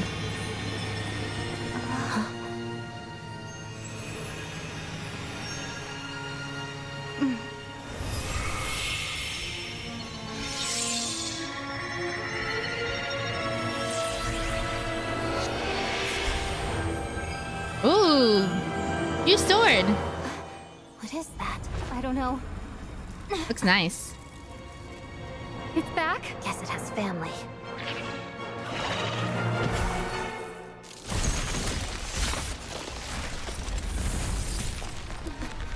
This way. Run!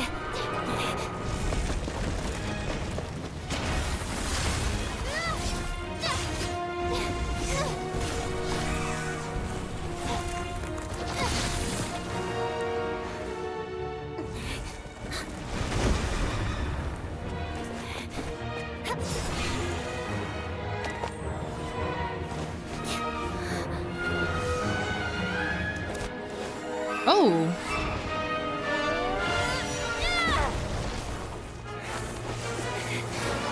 Nice assist. Let's get out of here.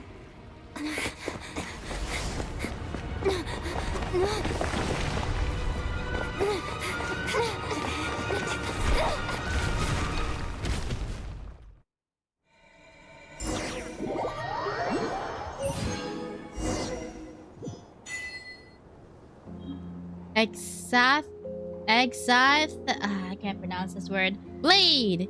You obtained the special weapon Blade deep in a cave. Its origins remain a mystery, and further details may only be uncovered through further investigation. Interesting. It's such a good sword. Oh, it's 5-star! When a traveler equips this. Oh. This traveler specific, their attack will increase by 60% for 8 seconds after they hit an opponent. At the same time, they will also regenerate 3 elemental energy. Oh. This effect can be triggered once every 5 seconds. It can be triggered even when the character is not on the field. Oh! Wow! Okay, that's quite good. A long sword that once shone with the pale star's light. In the voyager's hand, it becomes a brand new light, and that has nothing to do with any past era.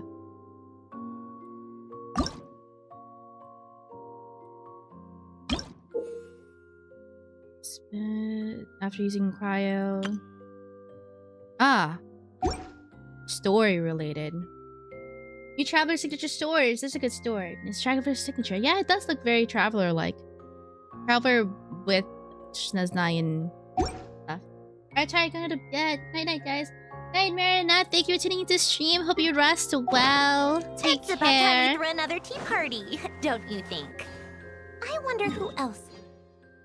I think now that since I unlocked this, I could just go here. Ooh, I can't wait to use that. Actually looks quite... It's actually quite good. Everyone's accounted for. We managed to rescue them all. We also placed a sign at the entrance to the cave, warning people to stay away. You really held your own today. I still don't know your name. It's Lamine. I'm an adventurer. Don't think I've seen you before. I'll remember the name. Alright then. See you around. Her eyes are so pretty. Hello, Lady Marionette. I hear the rescue operation was a great success. I knew I could count on you. What brings you here, Odette? Here for a performance? No, a Fatui mission. I happened to be nearby and heard the crash. Performance? She hasn't introduced herself then. Odette is the prima ballerina of Snezhnaya. She's quite the celebrity. If you ever hear people mention the 2 crowning jewels of the Korolievsky troupe, they're talking about Odette and the prima donna, Vodianitsa. On top of that, Odette's also a rising Fatui star. It's looking likely she'll inherit the title of the Fair Lady. That was Signora's thing. She learned all her combat skills from Rosaline herself. Ah. Used to be one of her most valued subordinates, too. You flatter me, Lady Marionette. If she's Rosaline's protege, that makes me... never mind. There's no need to bring it up. No point making things awkward. No wonder you're such a keen fighter. How's progress on your end, Lady Marionette?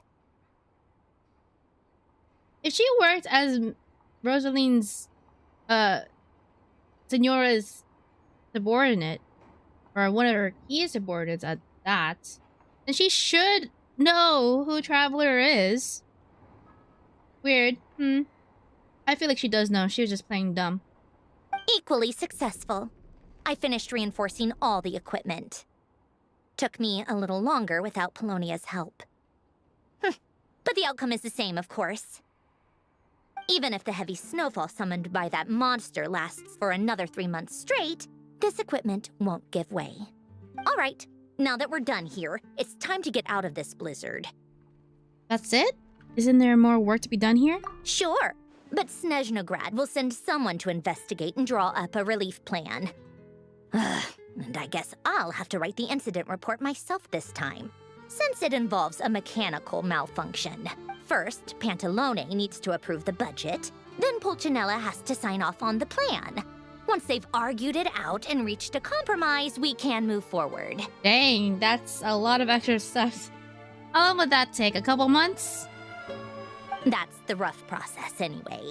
Could take anywhere from a couple of weeks to a couple of months. Dang. Depending on how smoothly it goes. And in the meantime, the people here have Just have to wait? Yup. Nothing we can do about it. There's a whole stack of incident reports like this back at the office. God, this nation is not being run efficiently. The snow has eased a little for now, but there's no telling when that will change with that monster still at large. Fuel for heating is in short supply, and relief is weeks away. There's no immediate threat to life, but still, it just feels like there should be a better way. Hey, quit daydreaming. Let's get back to Snezhnaya. When did you get a new sword? I found it in a cave. It handles pretty nicely. You have a strange affinity for secondhand swords. Sounds like you want to make me something, Marionette. Snezhnaya? Snezhnaya? The Marionette. Fontaine looks like a paradise compared to Snezhnaya's system. At least Fontaine had, like, less... they had Nouvellette. Nouvellette was very, organized. Tartaglia. Huh. Well, if it isn't Counselor Tartaglia, Mr. Big Shot himself. Counselor Tartaglia. Go easy on me, all right? I'm still recovering from the interrogation the real Big Shots put me through. Hey, comrade, it's been too long. I heard you came looking for me earlier. Nicest surprise I've had in a while. Tartar sauce! Good to see you too, Odette. I'm guessing you guys just got back from Sviatlo Lajdovka. How'd it go? Crisis averted? It went fine. How about you? Any new developments? Not really. Same as ever. Growing opposition to Project Stuzha, and the usual rebuttals are starting to ring hollow. The results of the mock vote were pretty dire. Pulcinella was fuming. I've never seen the old man so angry. That's not good news. It takes a lot to rattle him. Yeah, obviously if push comes to shove, there are ways to crack down on dissent. But... Sorry, I have to ask something. This is going to sound blunt, but may I? Huh? Of course, fire away. It sounds to me like everyone's tearing their hair out trying to figure out how to deal with opposition to Project Stuzha. Yeah, nobody likes it. But what exactly is this project's purpose? And how can it be so important that even people like you two refuse to stand up for the ordinary people of Snezhnaya? Asking the real questions. Alright, fire away. What are you guys gonna say? Interesting. I gotta hand it to you, comrade. You sure don't mince your words. Excuse her? What does she mean? Refuse to stand up for ordinary people? Oh my gosh. How does she dare speak to the Harbingers like that? Are you interrogating us now? It's okay, Sandrone. Let me explain. I think I understand where she's coming from. If I could, I'd take your side right now. In fact, my position's very similar to yours. I've only held back on casting a dissenting vote in the Vetcha because the Tsaritsa would never let me get away with it. Still, I have a responsibility to the Fatui armed forces, so I do what I can to make their voices heard. Most of them are just regular folks from small towns far from the capital. I'm sure you've seen how much those kinds of places are struggling right now. Oh, and for what it's worth, I'm from Arepasak myself. Things aren't going so swell there either. Right, so this affects you directly. Hence my question. The Tsaritsa wants to create a better, safer future for the people of Snezhnaya, but she's thinking long term. I don't doubt that from where you're standing, Project Stuzha seems to be creating all sorts of issues for everyone. But considering the Tsaritsa's vision for the future, these are sacrifices worth making. Sounds cold, I know, but I promise it's not as black and white as it seems. Maybe Sandrone and I can't oppose Project Stuzha outright, but we're constantly raising our concerns in Vetcha meetings.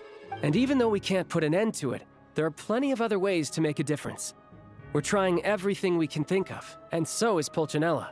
I respect Her Majesty, the Tsaritsa, and trust her decisions. But at the end of the day, I'm still just a normal guy who cares deeply about my homeland. And my family, who all live here. There's no way I would ever abandon them.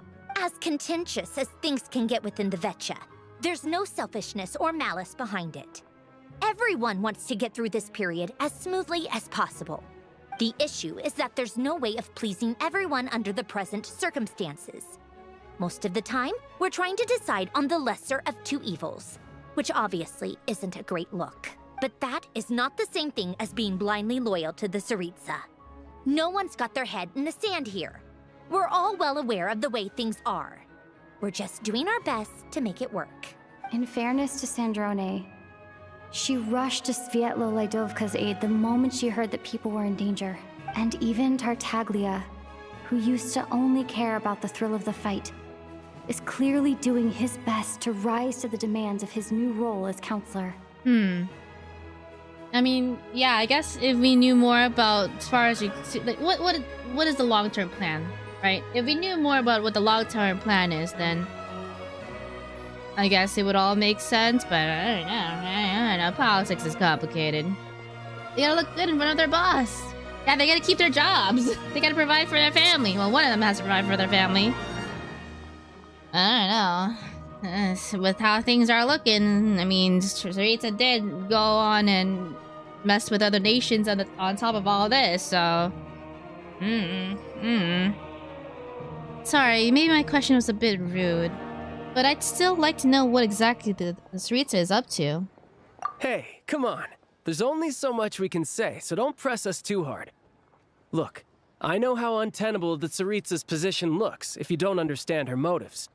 Maybe you've heard already, but she's currently leading her army on a campaign to the east to defeat the monster that's been causing these brutal blizzards. Striking that monster down will be a significant step in dealing with the present energy crisis. As laser-focused as she is on realizing her lifelong ambitions, she's still putting time and energy into taking down this powerful monster. To me, that says a lot. If she thought Snezhnaya and its people didn't matter in the grand scheme of things, why would she waste her time on something like this? You have a point. You've become quite the smooth talker. Thanks. I meant every word I said, though. I wasn't just trying to placate you. I've already done more than enough diplomacy for one day.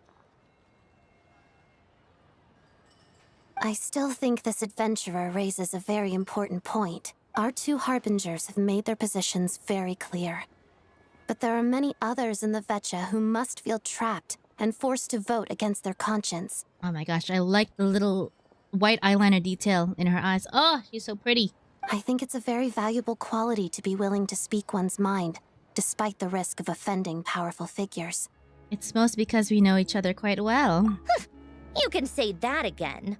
I highly doubt we'd feel the need to explain ourselves so much if we didn't know you so well. Forgive me, adventurer, but might I be so bold as to ask about your background? How is it that you can converse so openly with two harbingers? Oh, so she doesn't know. Also, he looks so low-res compared to everybody else. His textures look so flat, and everybody else is so shiny and detailed and sparkly. Oh god, look at his hair. Look at this dude's hair. It looks like claymation hair. Oh. Oh, haven't you been properly introduced? Well... Easier said than done. I like to think I'm not the kind of person who goes around busting open people's old wounds. I've only learned her name so far, and no details of her experiences. Is something wrong? Okay, so she doesn't know. Uh-oh. Is there no avoiding the subject of Rosaline? No, it's just... All right. I guess there's no getting around it. This is the world-renowned traveler, who helped resolve the storm terror threat in Mondstadt, cleaned up after the mess I made in Liyue, and then went to Inazuma, where there was a duel before the throne, in which the traveler defeated Rosaline. And then Raiden executed her, okay? So, I mean, it was a fair duel in front of the Shogun, okay? So it was the rules of the land. We were just going by the rules of the land, okay? Oh. Child, you snitch. I mean, she had to figure it out someday. I'm sorry. I didn't think you two would be seeing much of each other, so I figured it wasn't worth bringing up. Yeah, sorry, bro. It's fine. It was a long time ago. It's fine. Long time ago. Sorry. I just remembered that we have a rehearsal coming up. Please excuse me. I should get going. Oh god. He really didn't pull any punches. Yeah, he could have said that better, more sensitively. You know, maybe left out a couple details. Maybe add in the detail that it was authorized, or not even authorized. The Shogun made us do it. The Shogun made us duel. Okay, it wasn't just a fight. You know, we weren't. You know, we weren't just causing fights just cause. You know, it was complicated. You know, whatever.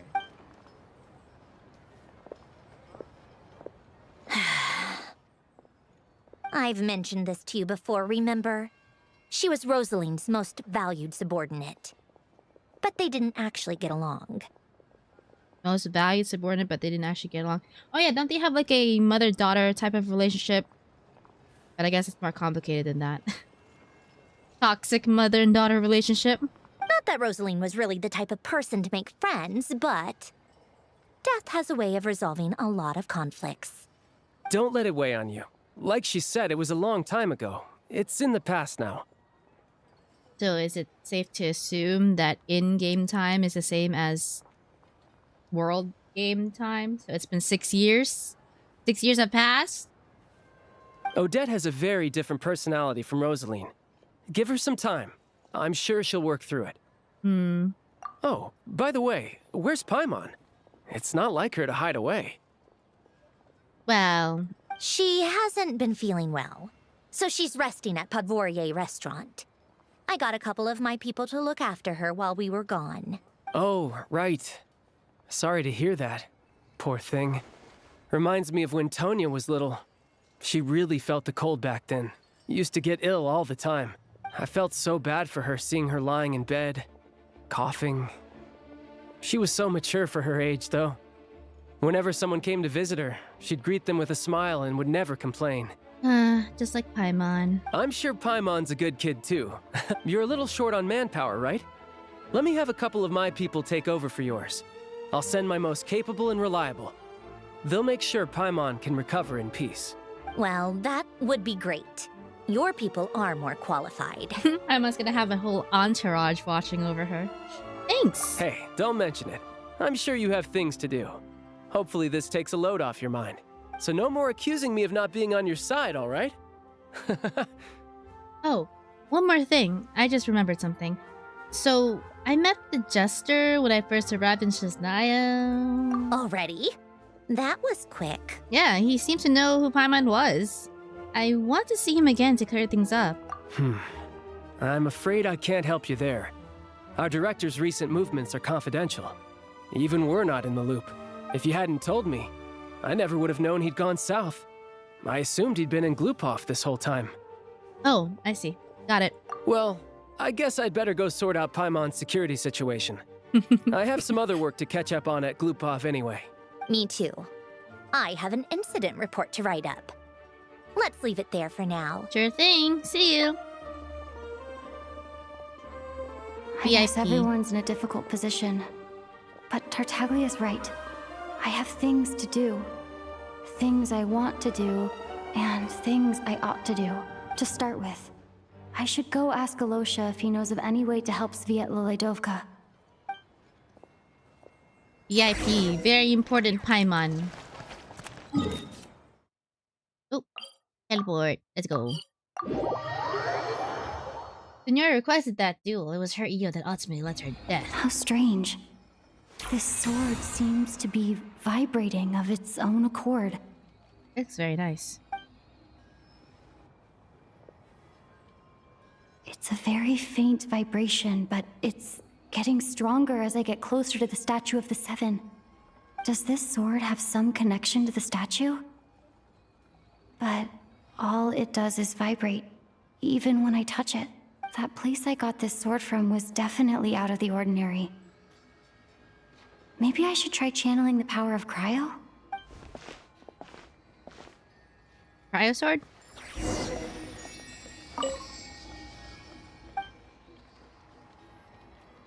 I Cryostorm! I have cryo. Use power cryo. Oh. Okay, just give it a moment to recharge. 3, 2, 1. It worked.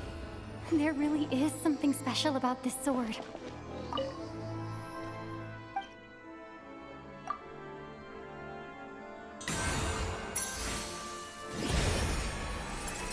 Traveler journeyed far into foreign lands, offer a slim chance of redemption. Oh! Yeah. Melody of Astral Voices. Origin Stellar Grace. Wait, when Traveler equips this, their crit damage increased by 6%. Oh, it has different enhancements? Wait, do these stack? Or is it just you just choose... Oh, I guess you just choose what kind... Oh, wait, huh. Huh. That's... So it has different forms? Or this is just it getting powered up? Like this is level 20, 40, 60... Wait, 20, 40, 50, 60, 70, 80, 90. I don't really understand what just happened, but I'm pretty sure this sword just got a little more powerful. I'll have to try the same thing again when I come across another statue of the Seven. In the meantime, I'd better go find Alosha.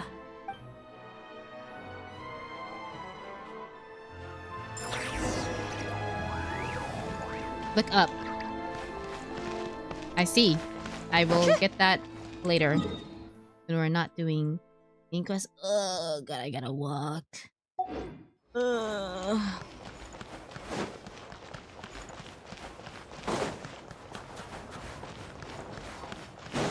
What is this? I know. I mean, at least the scenery is nice.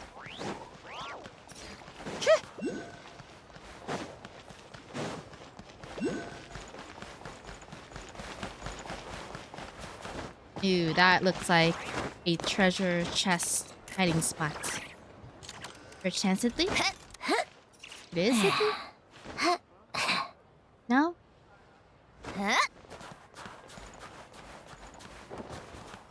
Capital folks don't keep any treasure chests on their rooftops? I mean, it looks like a perfect place to stash some treasure chests, especially rare ones. Rare chests, rare chests. Rare chests up here.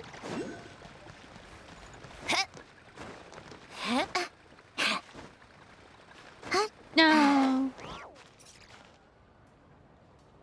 There's a spine crystal over there. Okay, whatever.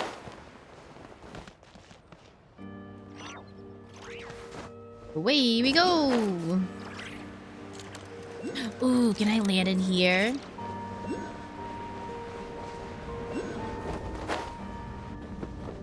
Ah.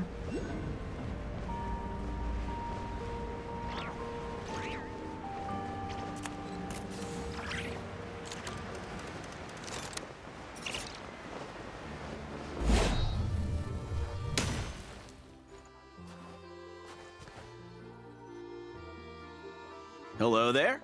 How can I help? I'm looking for Alosha. Ah, sure thing. Give me a second. I'll go fetch him for you.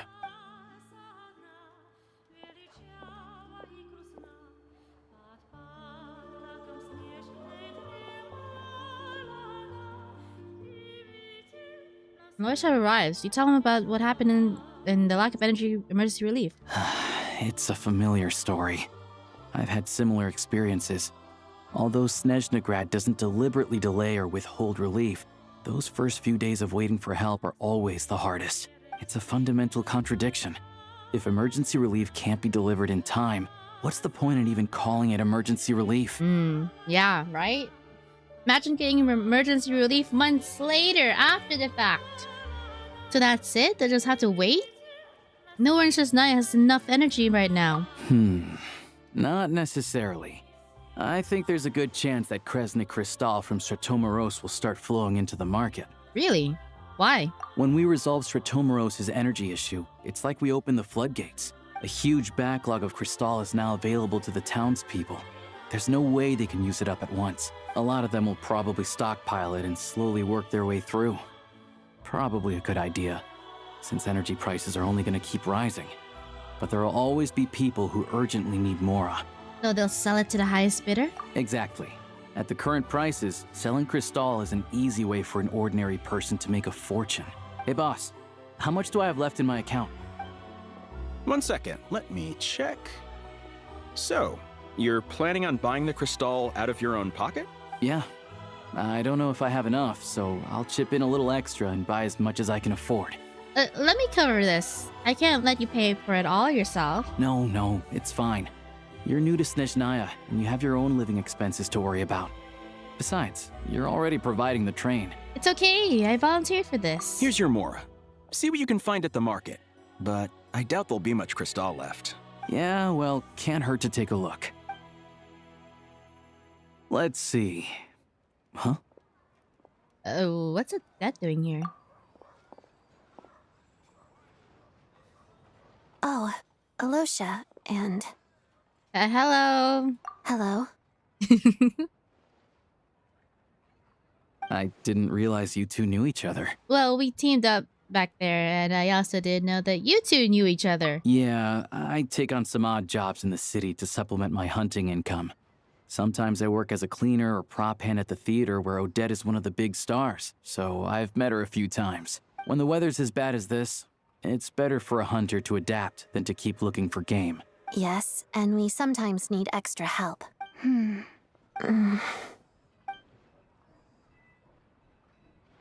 Wait, why is the atmosphere so awkward? I thought things went pretty smoothly in Sviatlo-Lidovka. So, what brings you here, Miss Odette? Looking for some new props? No. After I got back to the theater, I couldn't stop thinking about the situation in Sviatlo-Lidovka. It bothered me so much, I couldn't focus on my dancing. So I decided I'd come here and see if there's anything I can do. Gonna let it go either?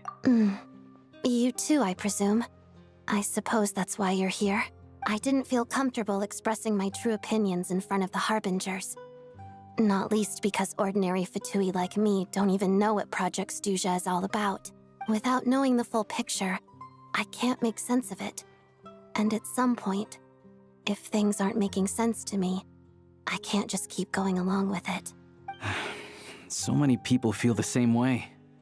They wish they could do something, but all kinds of reservations hold them back. Explains why groups like the Roadcott are springing up to fill the gap. Yes. Well, that's one option. But there are risks to consider with organizations like that. The Fatui does not encourage their activities. Right, because things can get out of hand, and it's hard to hold the right people accountable when they do. I've heard about a few cases like that. Sandrone said Odette was on track to inherit the title of the Fair Lady. If so, she'll be able to find out what Project Stuzha is really about. Still, it's probably a little soon to ask her about that. There may be more to the story. What's on your mind? Nothing. I just spaced out for a moment. I think we can both agree that no matter which side you're on, it can't stop you from doing the right thing. Where there's a will, there's a way. I know what Rosaline did while she was abroad. You made the right decision, so no hard feelings. So, what's your plan? Oh, we were gonna buy some Crystal. I heard there's some on the market right now. Funny. I had the same idea. In that case, let me pay. I can claim it back as mission expenses. Oh, sweet. Yeah, put it on the Fatui's tab. The real issue here is that government relief is behind schedule. Surely it makes more sense for the state to cover these costs than for us to pay out of our own pockets. True. It's a huge expense after all. Thanks for helping.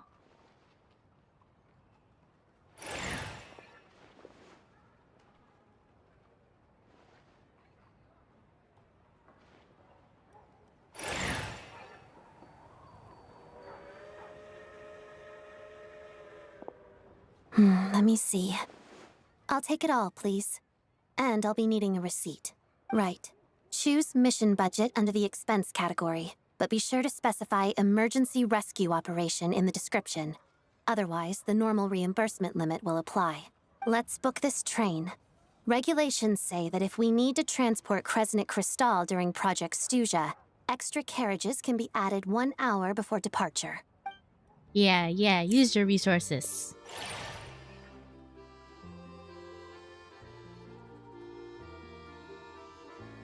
That should do it. The train will be escorted to its destination by Fatui guards. This is my first time seeing you handle Fatui affairs, Miss Odette. It seems you're as skilled an officer as you are a dancer. You flatter me. It's only because I've been doing both my whole life. Dang, that must have been stressful.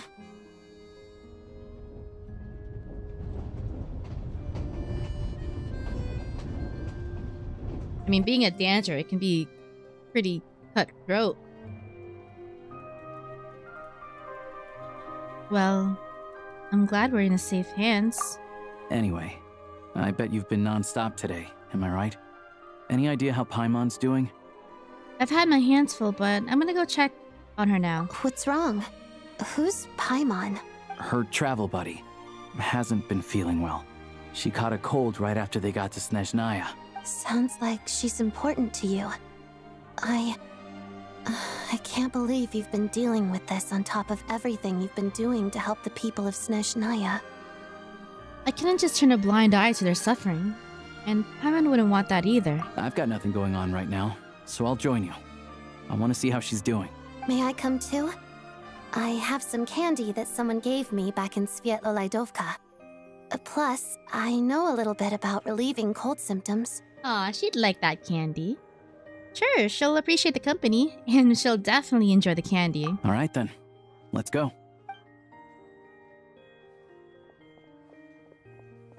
I still don't know what the deal is between these two, but at least the tension seems to have vanished. A good sign, hopefully.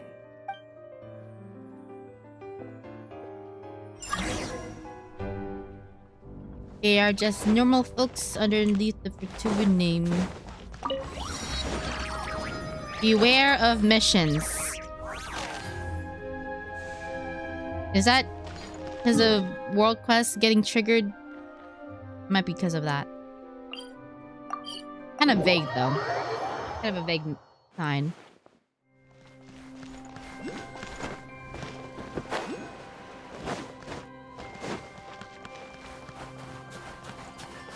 Wow, look at that. I mean, the town square kind of reminds me of Belobog from Star Rail. I mean, you know, I guess the snow and it's and the big middle thing in the middle. Yeah, just because of that.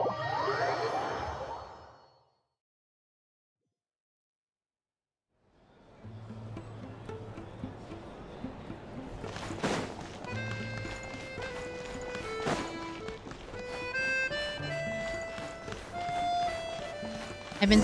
Oh, okay. Hello. Sorry, but there's a sick person recovering in this room. Can I help you? I've been snacking on some dry cereal today, and it started to make me cough because of the... I don't know, because it's dry cereal. What happened? It's okay, no need to worry.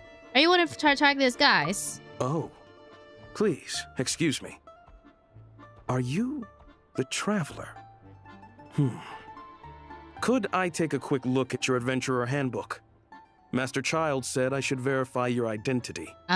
Okay, well, I guess since it's top tier security. Here. Ah, it's really you. Sorry for the inconvenience. We're under strict orders from Master Child to keep this room well guarded. At the same time, we can't interfere with Podvoye Restaurant's business. That would only seem all the more suspicious and draw unwanted attention to this room.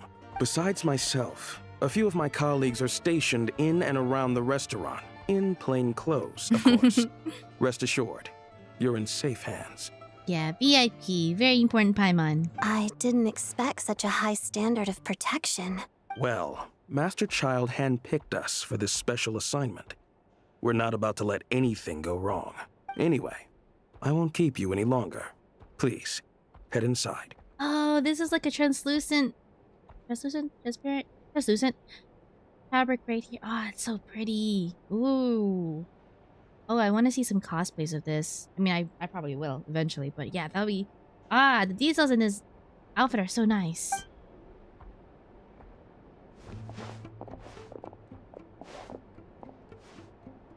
Hi, man. Oh, you're up.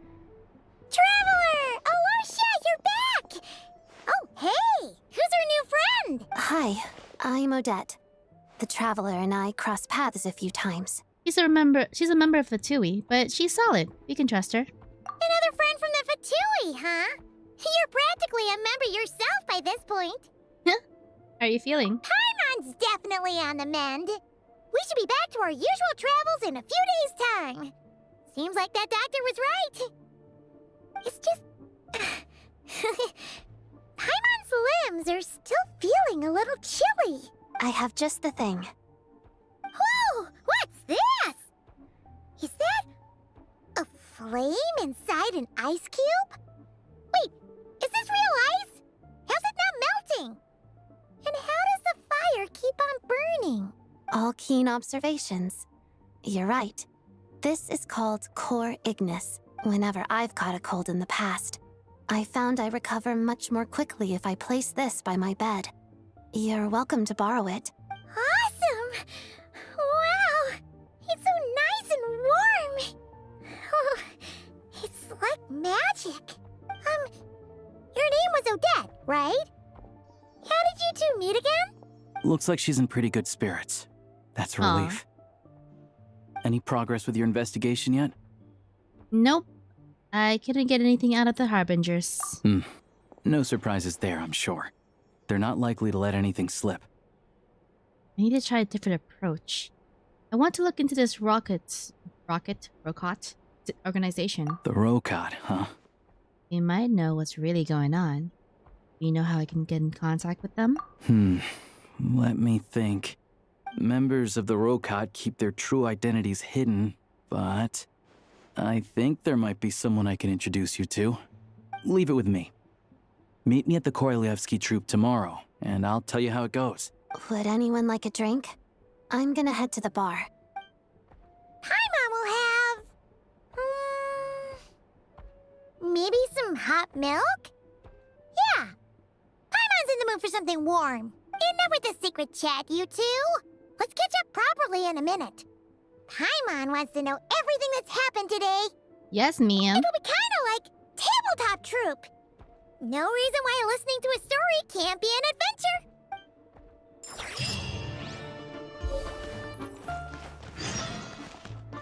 Rest until the following day, 8 o'clock. Alright. 8 o'clock. 8 a.m.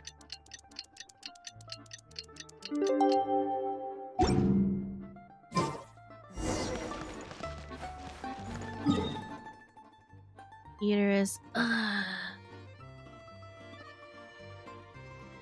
far away is that? I think we could just go through... Yeah, this is shorter.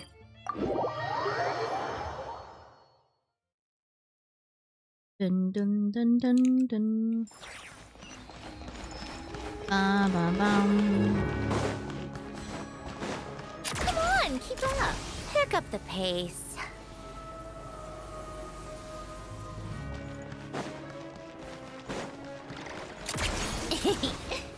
Oh, look at that. Do it midair.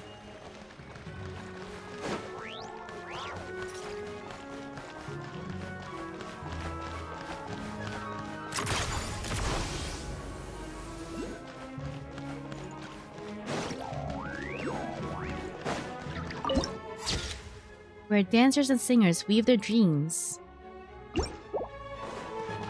Oh, sorry.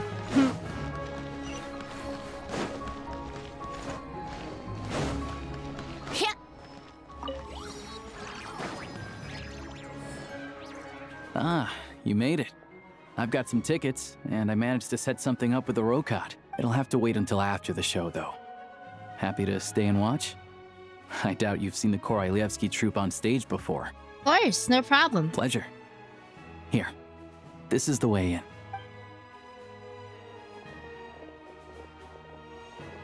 Please present yourself for a routine inspection in accordance with theater regulations. Thank you. Is that somebody we need to know? Who's that? Is that guy with the fatui? Looks like he's waiting for something. Is he playable? Okay, all done. Thank you for your cooperation. Please proceed through to the theater. I only skimmed through the Snezhnaya trailer, so I didn't want to see any spoilers. What's up? Everything okay? I wasn't expecting such strict security here. Snezhnaya's business and political leaders are always passing through here, so it makes sense that security's tight.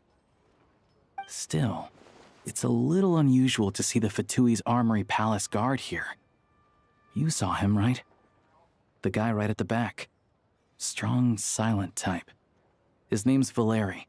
He's part of the Special Assignments Battalion, but I only ever see him here for one thing. To look for a guy named Mitya. Mitya? Who's that? Supposedly a researcher, though he never seems to put much time in at the office. The theater is one of his favorite places to hang out when he's playing hooky from work, but that's not for us to worry about. Let's go. The show's about to start.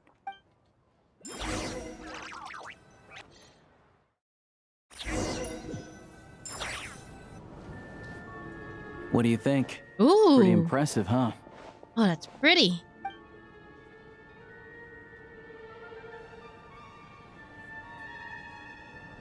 It reminds me of the opera Epiclese. Oh, the one in Fontaine?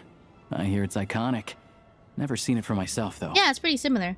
Oh my gosh, wait, you can see the stitching on this rug. Here we are, just in time. Sorry, coming through.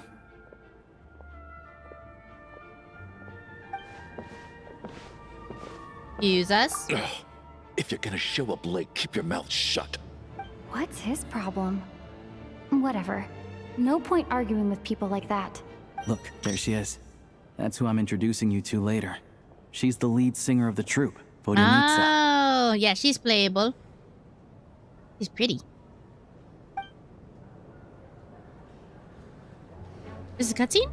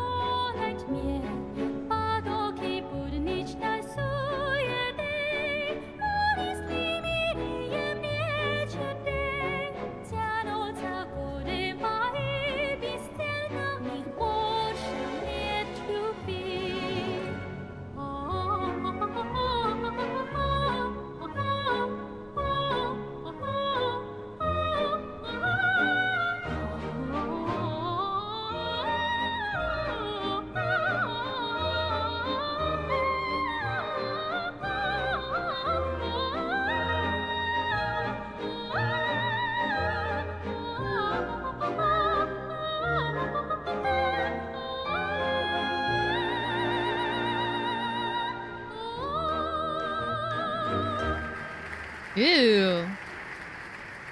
Yay! Claps. This leads directly to the green room. They're expecting us. Vodyanitsa will be waiting for us there. Elevation to the green room.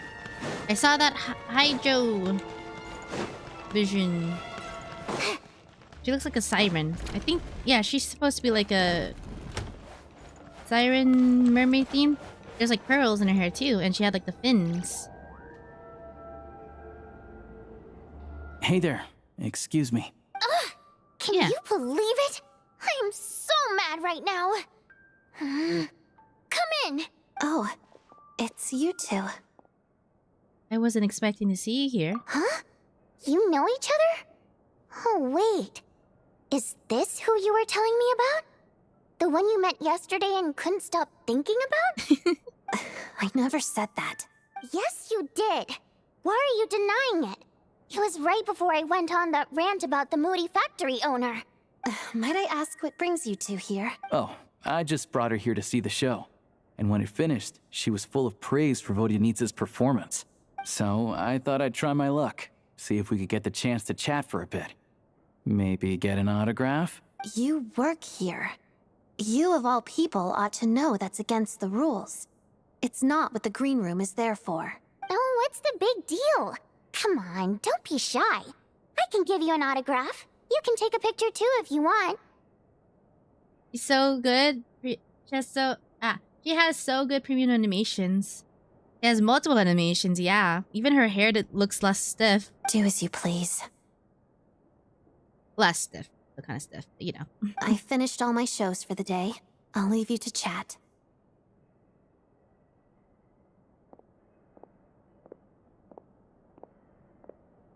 I wasn't making that stuff up, you know. Odette's just too proud to admit it. She thinks very highly of you, and so do I.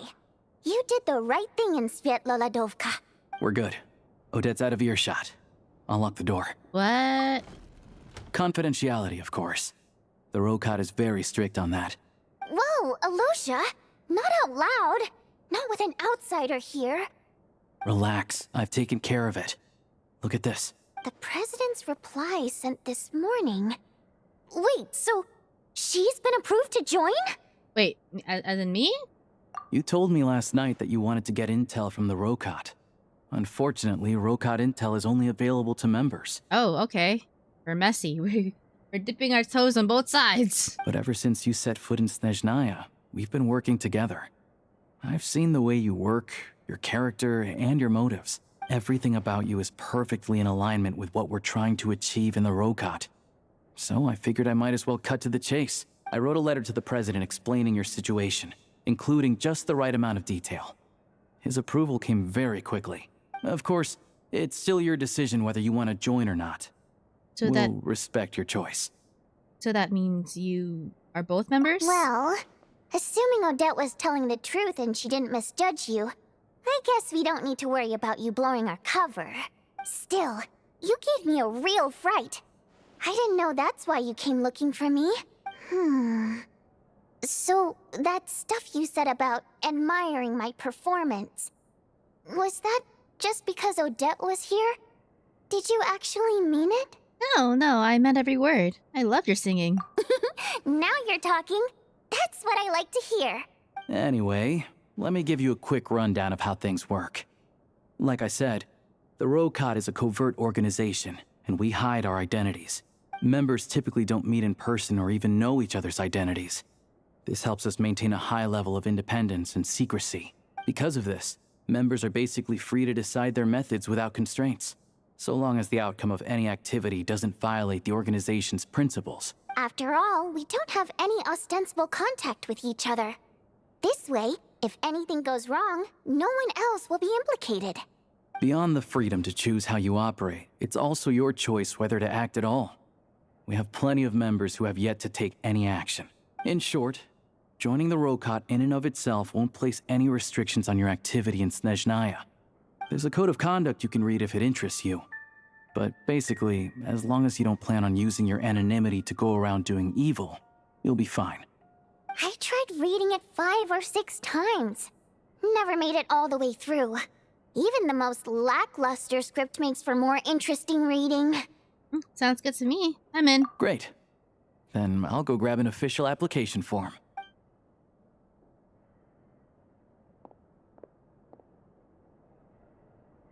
Since you keep your identities secret, how come you two know each other? Well, Alosha has this pet dog, you see. His name's Tagarin, and this one time, Alosha brought him backstage. Tagarin took quite a liking to me, so I played with him for a little bit and fed him some treats. Then, the Rokat was out on a mission one day, and even though we were all in disguise, Tagarin recognized me right away. Just a coincidence, really. We didn't report it to the higher-ups, though, to avoid dealing with the fallout. Like my job at the theater, for instance.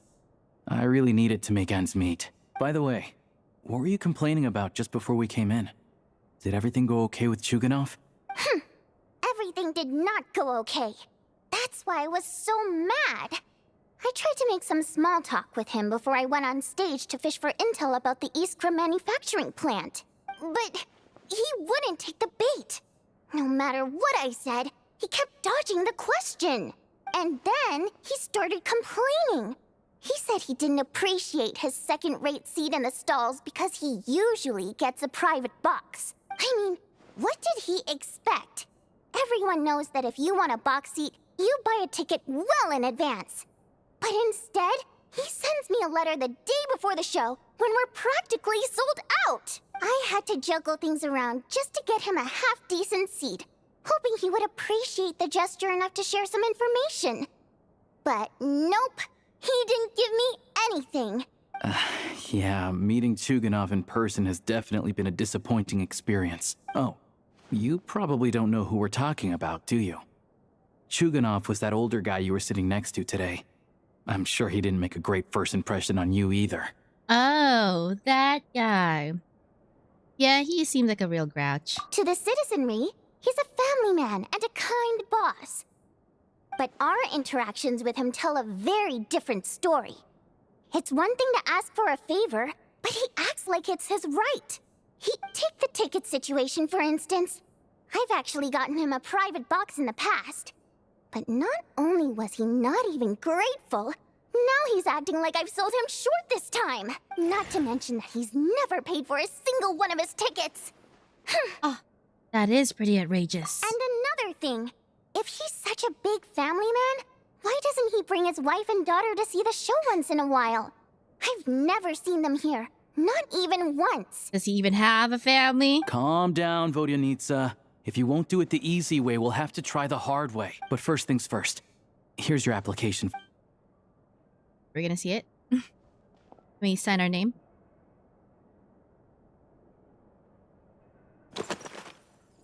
Oh, wait, we can actually do things. Wait, my name is... Wait, there's choices. Oh my god. Okay. My name is... Should we put in our legal name? Or a, Jenny Little Bell? Yeah, we're gonna be Jenny Little Bell when we're in Snezhnaya. We are... Co. Janitor Bot Primogem. We are Primogem. I am what I attract. Let's see. Lord of the Seven Calamities, Chess Mimic, a Wayfarer. The 12th. Just the 12th. Reason for application. I think my application will get denied. I oppose Project Studio. I want to ordinary people. I think the rock cut is cool. I'm here to put an end to this organization. I need a part-time job. Mom told me to give it a try. Okay. There you go. Approve it.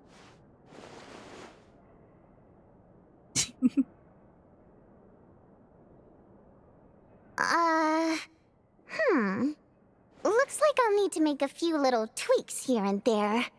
But other than that, you're good to go. Yay! We'll hold on to this for you. All right. Now that we're officially Rokat comrades, I can tell you. Chuganov is the target of our current operation. Recently, we've done some recon work at the Iskra manufacturing plant, which pretty much confirmed that their energy consumption is way beyond the legal limit.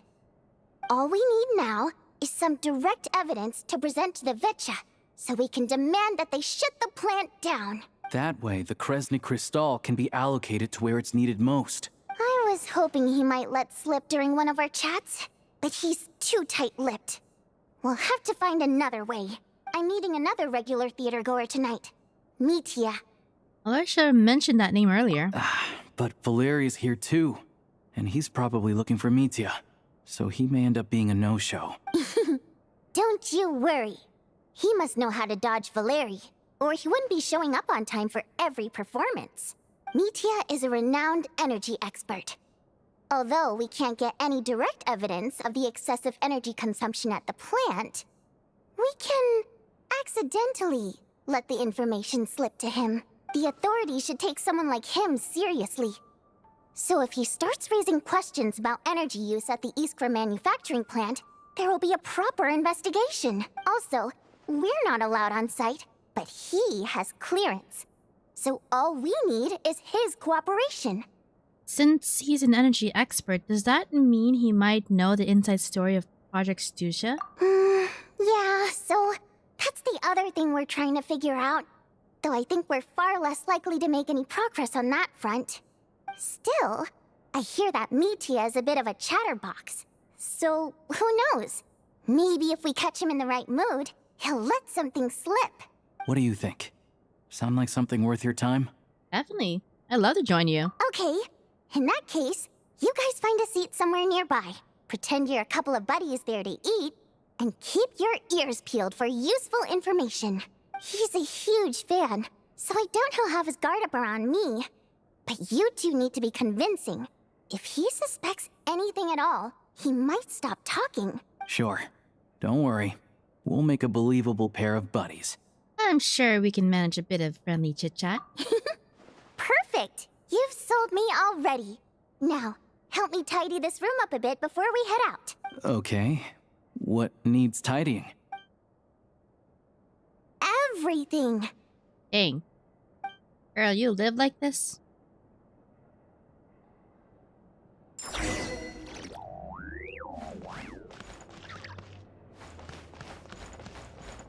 Let's see. Is everything Odette themed, or is there some different themes? I mean, all right, let's go to the restaurant. Let me out of here. Oh, other rooms.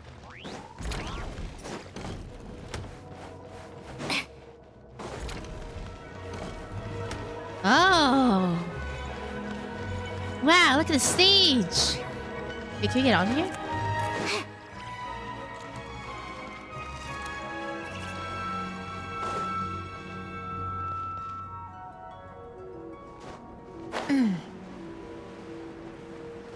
Ah, look at the ballerinas.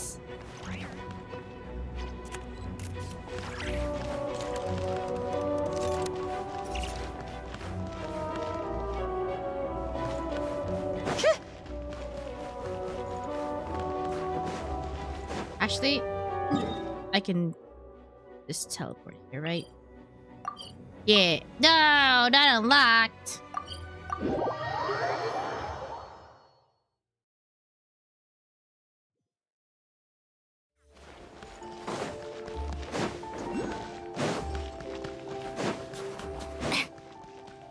I can't teleport to the restaurant. That's weird.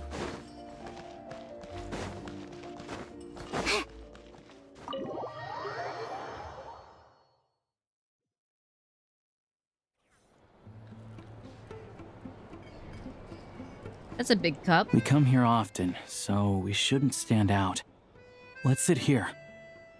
Now, it's up to Vodyanica. Let's see how the conversation goes.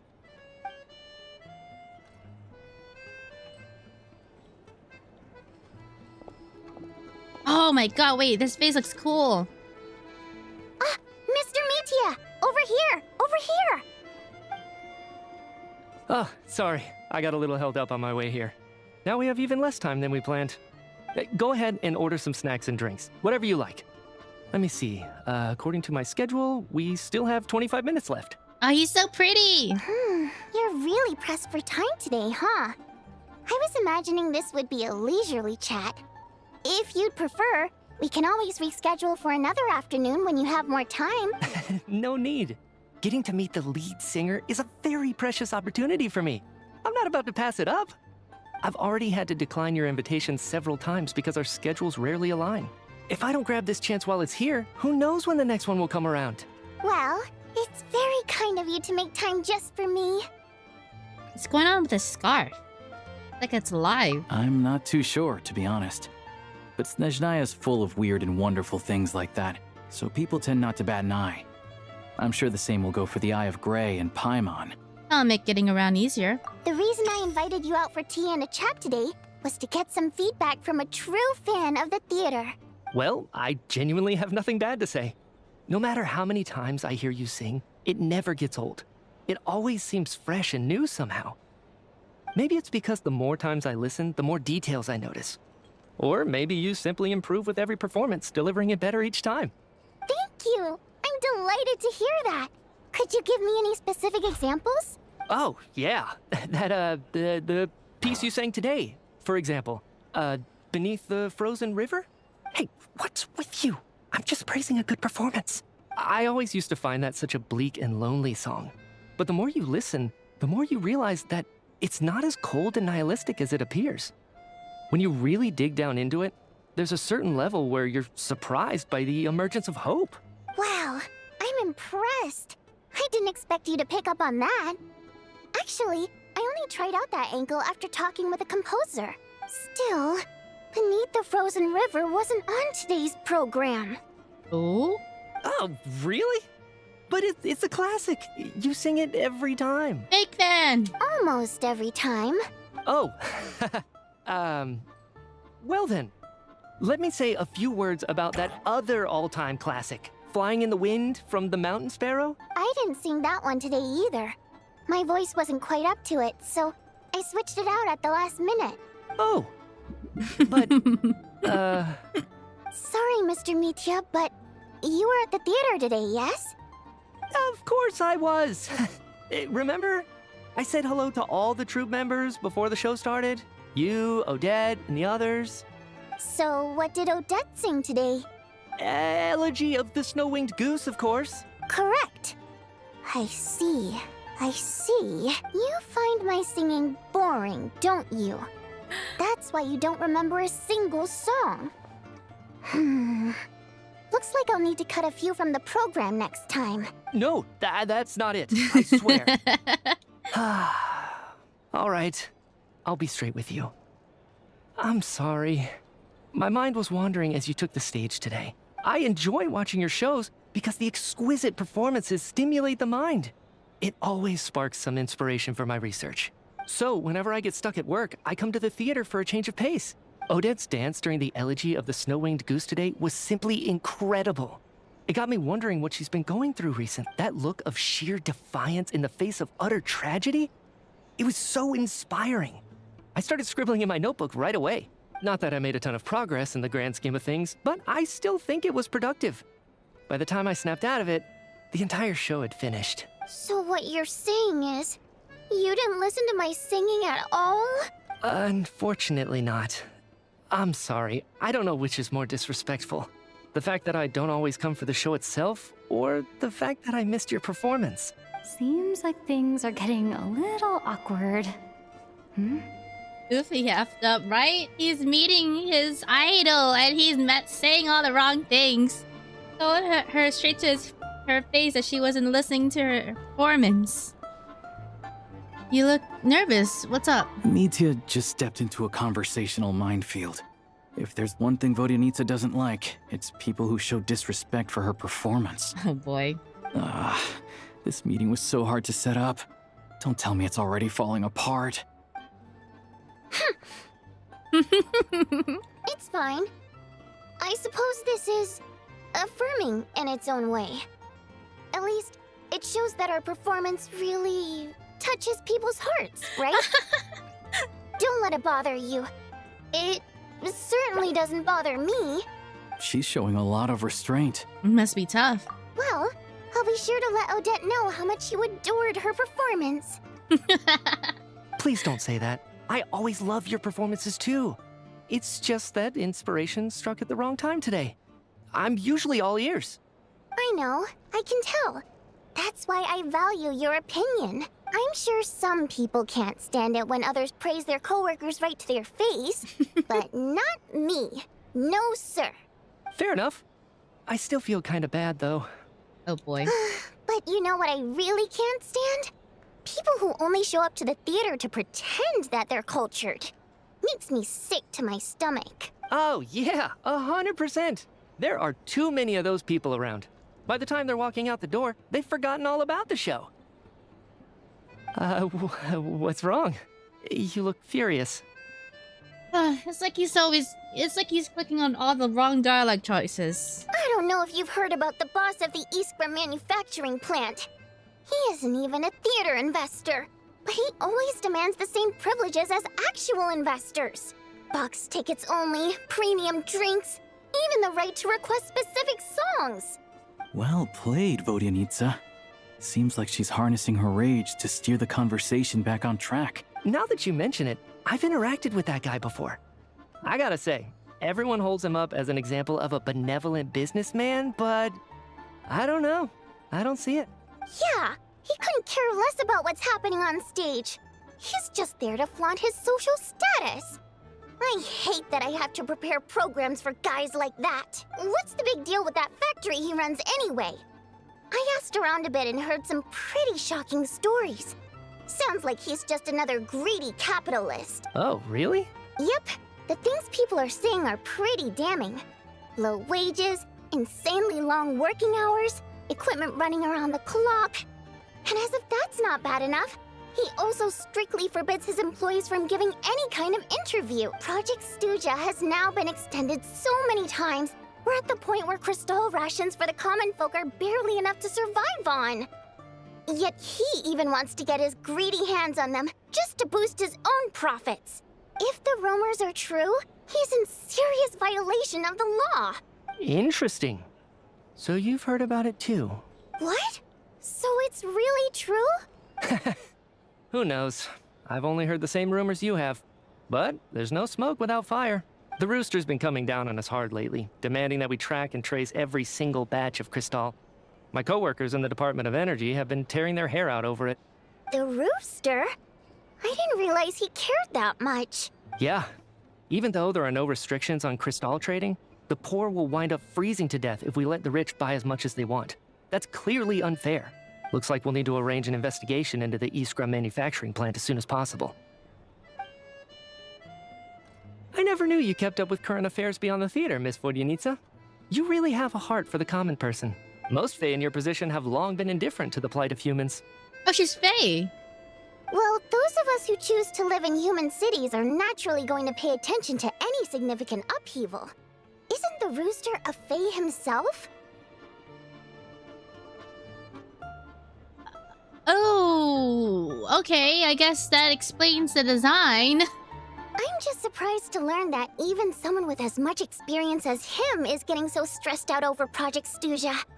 What is the end goal of this project anyway? This is it. We're finally going there. I'm sure Mitya can sense on some level that she's fishing for information. But since their conversation is so relaxed, he might just let something slip. It's stressing me out too.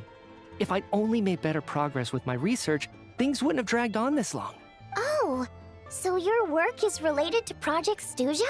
That's pretty direct. He might not answer that. That's right. The Armory Palace needs a brand new energy source. Not the power of the Light Realm and not elemental energy. Oh. Right now, the only thing that meets the requirements is the power contained within stellar linchpins. But harnessing that power is costly. Each step of the process requires enormous amounts of Kresnik crystal, from extraction to quantification to attempts at conversion. So they're making stellar linchpins. Progress has been painfully slow, and the team is getting burned out as time goes by. Sometimes, I see people staring into space as if in a trance. Oh. Oh. Good thing we played the summer event before this. Yeah, because that's how Snezhnaya has cryo powers from a stellar linchpins, which is power sourced from beyond Tevat into the vast outer reaches of space. Could it be that this new energy source has side effects? No, it doesn't affect us, because the energy is used for... Okay, I got it. Stop choking me. Sorry, I can't talk about that. I think we're all just exhausted. We've been working ourselves to the bone for so long with so little progress to show for it. It's no wonder people are struggling to stay motivated. Seems like I owe you an apology. I shouldn't have gotten so mad at you for not paying attention during the show. Don't worry about it. I count myself lucky, to be honest. I don't envy the people who work closely with the Tsaritsa herself. I'd much rather be in my current position. At least I don't have to shoulder any major responsibilities. So they're trying to develop a completely new kind of energy. It's a shame we didn't get to hear more. Yeah, censored by a scarf. Who would have thought? Oh, dear. It looks like my time is up. I'm afraid I have to leave. I'm so sorry. We ended up barely talking about the theater. That's okay. It was a pleasure chatting with you, really. Let's make up for it next time. Yeah, hopefully once the work pressure eases up a little, I'll be able to focus more on the performance, and then we'll have more to discuss. We touched on some confidential issues today. I'd be grateful if you could keep it between us. Mm-hmm. Sure thing, buddy. That could have gone worse. Nice job. Why was Mitya in such a hurry to leave, though? Oh. Sorry, routine inspection. Is that Larry?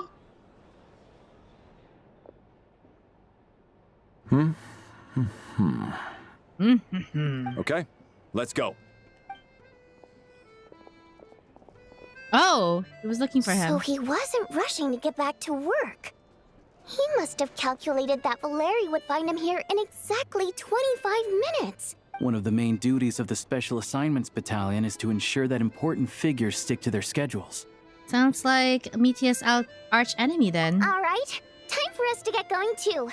Excuse me, check please. We'll settle our check too then. Oh, hello there. Mr. Mitya paid the check before leaving. He also asked me to pass on a message. He said it was an honor to share his tea break with Miss Vodyanitsa and her two friends. Wait. So he knew we were here all along? This raises a lot of questions. Did he deliberately mention the new energy source so that we'd overhear it? Maybe his work isn't confidential after all. Maybe the key here is the purpose of this new energy. I guess that's the next thing to look into.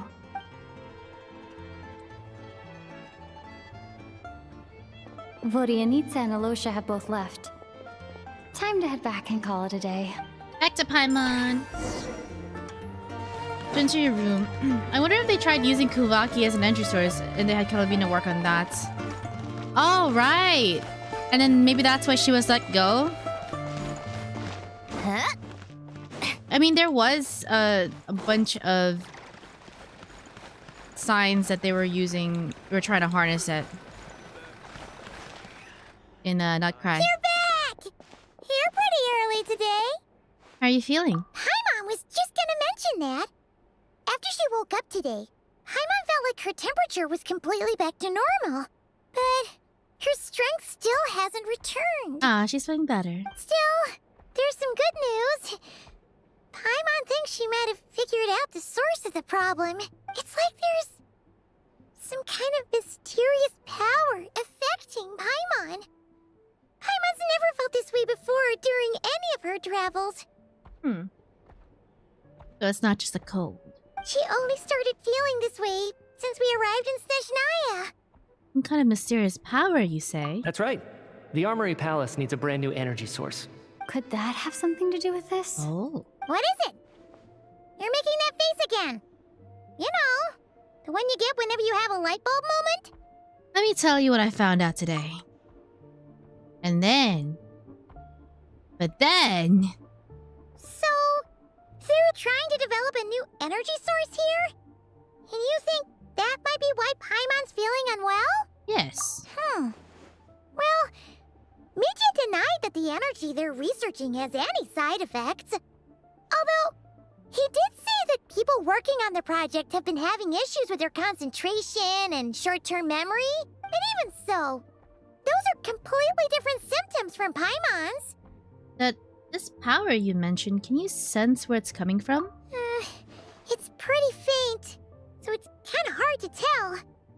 But, if anything, it seems like it's coming from roughly the same direction as the Armory Palace. All the more reason to find out the purpose of the research. Sure! Paimon's with you there. But how, though? The robot only has a limited amount of intel. Well, there's still one avenue we haven't explored. The Snezhnaya Vtch. Oh, great point! They argue about Project Stuzha every day. If we could sit in on one of their sessions, we might pick up some new leads. Okay, I just need to write a letter to Alyosha. Good idea! Alyosha. Oh yeah, while you were out, Paimon tried all the yummiest looking desserts in the Potpourri restaurant. This one seemed right up your alley. So, Paimon saved some for you. Come try it once you finish writing your letter. Is it cake? Or pancake? Square pancake? Anyways guys, good. Since I haven't progressed past this point, you have a good one though. Thank you, Pies. Hope you enjoy the rest of the quest then. Oh, Paimon. Paimon's back to being asleep. Aww.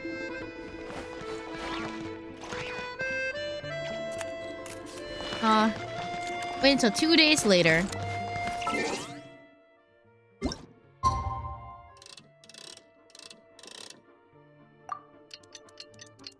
Bum bum bum bum bum bim bum bum bum bum bum bum bum bim bum bim bum bim bum bim bum bim bum bim bum bim bum bim bum bim bum bim bum bum bum. Alosha replied. He says that we won't be able to speak at the Vetcha, but he can arrange for us to attend as visitors. We teleport here? Yeah. Time to get ready. Then head to the Snezhnaya Vetcha. Right here.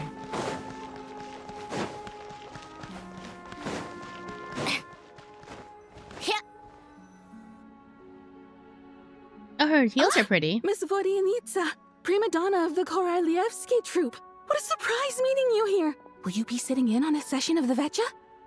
Sorry, I'm not taking interviews today. Oh good, you're here. The session's about to begin. Let's get inside. Please wait, Miss Vodianitsa. Could you introduce me to your new friend?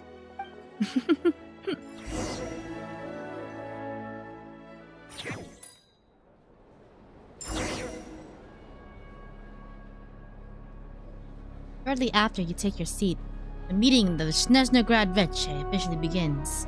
Discussions on whether to extend Project Stuja are saved until the end. As the rooster, Pochinella shares various energy-related statistics. Dull and lifeless room suddenly becomes very animated. Ooh.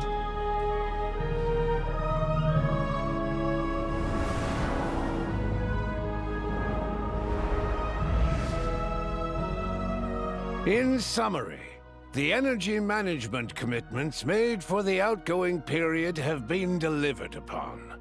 Furthermore, both the production and consumption of Kresnik Crystal show clear signs of stabilizing.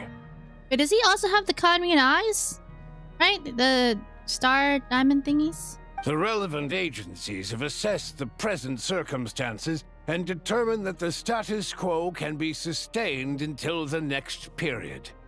For detailed statistics, I would refer you to the industry reports that have been distributed to all persons present. It should also be noted that while the recent blizzards have led to a significant increase in people's energy expenses, this is strictly a short-term phenomenon associated with a remotely located monster. Her Majesty the Tsaritsa is giving her full attention to this matter. We should have every confidence that it will be dealt with swiftly and conclusively. A financial report on disaster relief is also present in this report, courtesy of Pantalone. Why does it keep getting noisier in here? They cover the same old ground every single time. The rooster never seems to mind, but everyone else is getting tired of it. There's a general lack of trust. People aren't seeing any tangible benefits that affect them directly. Of course, none of that will be reflected in any of the reports on the table. Yeah, if it weren't for these hard copy documents, I could have at least made something up. I've been meaning to ask, why are you still here? And why are you acting so chummy? Oh, don't mind me. I'm just out here trying to hit my interview quotas. Bring out the kvass. Ever read it? Best-selling newspaper in town. If I remember correctly, you guys don't even have a sales permit. You have to sell from stalls on the street. Okay then. Best-selling street stall newspaper in town. That firewater. Still counts. Let's see. Thank you for subbing to the channel. Hope you're having a wonderful day. Order! We will now open the floor to the representatives. If there are no further substantive issues to discuss, we will then proceed to a vote on this motion. Snezhnaya has a long tradition of treating members of the Fatui armed forces and their dependents favorably. But recent surveys shows that Fatui families in remote areas have access to 15% less crystal than the average civilian family in Snezhnograd. That's right. Speak for the people. It's been said many times before, but it bears repeating now.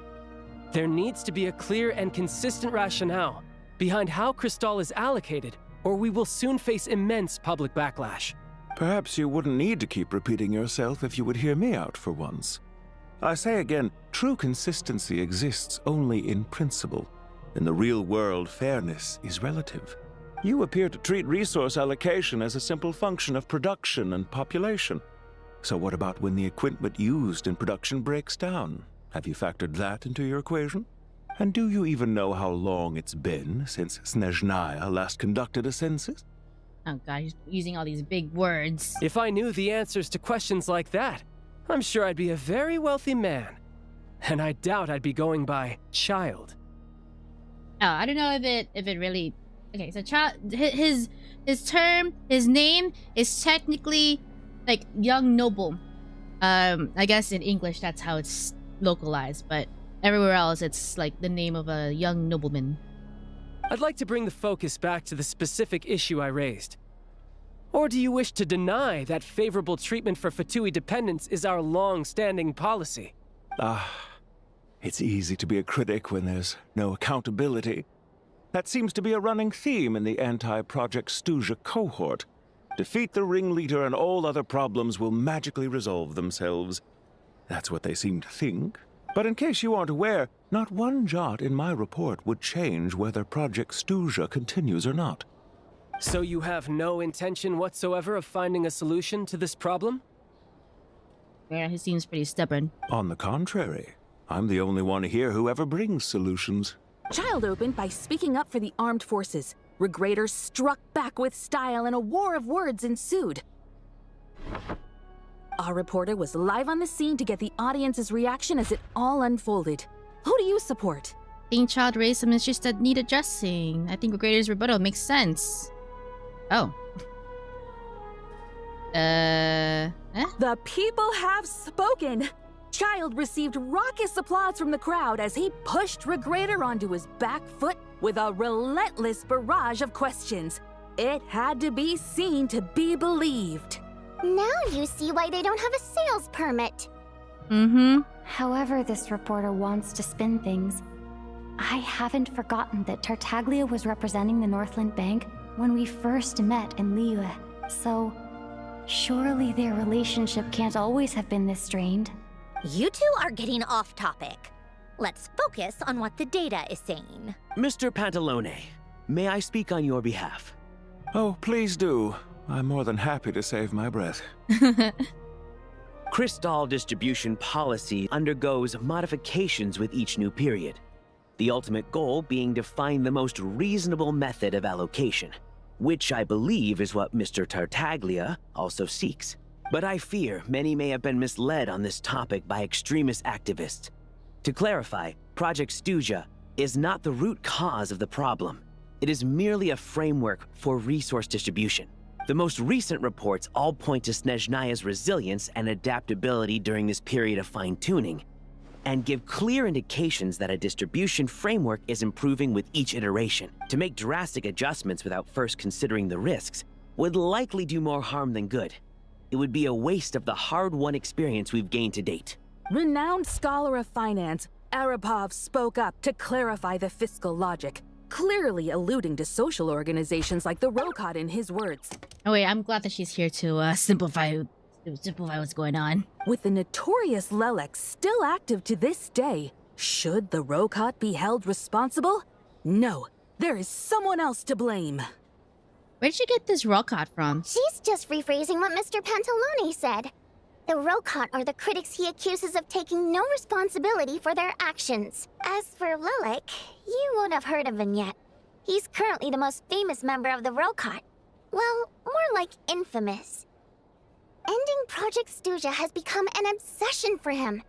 Unlike the more decent ones among us, he believes that votes in the Vetcha are all that matter. So whether it's threats, coercion, or bribery, he'll use whatever means necessary to get people to change their vote. Wow, there's more to Rockhart than I thought. And since we're already on the subject, what do you think of Lelek's methods? Are you for or against? Sympathize, hard to say. Extreme, hard to say. I suspect there's more to his story. Well, whatever the story is, his actions benefit us all. We stand with Lelek. At least someone here wants to take this discussion seriously. I've been considering that issue myself. What you really need is more precise regional data, right? I think it would be easiest to let the Fatui handle it, since they're already in charge of Crystal shipments anyway. We may as well get them to collect some data while they're at it. Whatever you need, you can ask the Fatui to look into it for you. In terms of supervision, I think the Druzhna would be a good fit.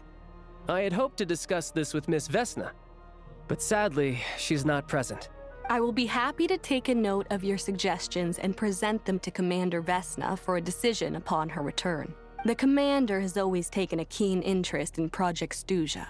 However, given the Druzhna's demanding workload, I'm afraid it may prove difficult for them to provide any practical support. Let us refrain from jumping to conclusions until a concrete and actionable plan is in place. My apologies, Lord Rooster. There are numerous issues to address here, including manpower, time sensitivity, and reporting lines. Nevertheless, I support drafting a proposal. Follow the usual procedure, and it can be raised as a new motion for all parties to evaluate at the appropriate time. In that case, I'd like to share one thought before the proposal is drafted. The issue of time sensitivity was raised just now, which I presume relates to the official reports. In fact, the Energy Commission already collects regular statistics on each urban center and its surrounding area. Would these be of any use? That's a good idea. I read every issue of Svietlolaidovka's report, and although my focus is mostly on the section about equipment operation, the energy consumption statistics also yield a lot of insights. Be that as it may, does no one see an issue with using local data to determine Crystal quotas? In the long term, it seems like a very risky solution. Not if they are used purely for reference. So long as we have the report from the Northland Bank's headquarters to corroborate it, no one will be able to fool me. Very well then. It appears that this arrangement is acceptable to all parties. Yeah, sounds good to me. The members reached a provisional consensus on the issue of improving treatment for Fatui soldiers. You notice the reporter jot down a few words, before suddenly crossing everything out and starting a fresh paragraph. Today, the prima donna of the Korailievsky troupe attended a session of the Snezhnograd Vetcha in the company of a most charming young lady. The question on all our minds is, what is the true nature of their relationship? Oh, okay, you really need to get your headlines, huh? Write anything like that again, and I'm revoking your permission to interview the troupe. Got it? The remaining discussion covers everything from energy to healthcare, technology, and industry. All parties take this opportunity to express their stance on Project Stuja. Everyone hates it! Except for the ones in power, I guess, who want it. I don't know. You ignore Mironova as she carries on writing her sensationalist report. But after a while, you start to feel that reading the news from her might actually be more interesting than being here in person. Right, she's subbing everything up and easier to make it easier to understand. So at least she's useful in that. Now then, if there are no further contributions from those present, we shall proceed to the final vote. Yeah, whenever anybody else speaks in this room, it's like a bunch of dribble-drabble. Hey, check it out! Is that Chug? Goodnov? What made him vote against? Why now?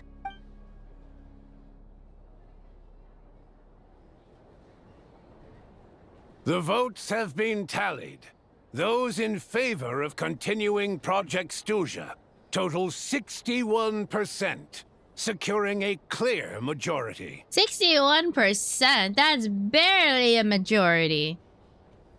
do the Fatui Harbinger, like, does Pantalone have, like, major votes in this? Does he have, like, 10 votes as opposed to 1 vote? Is that how that works?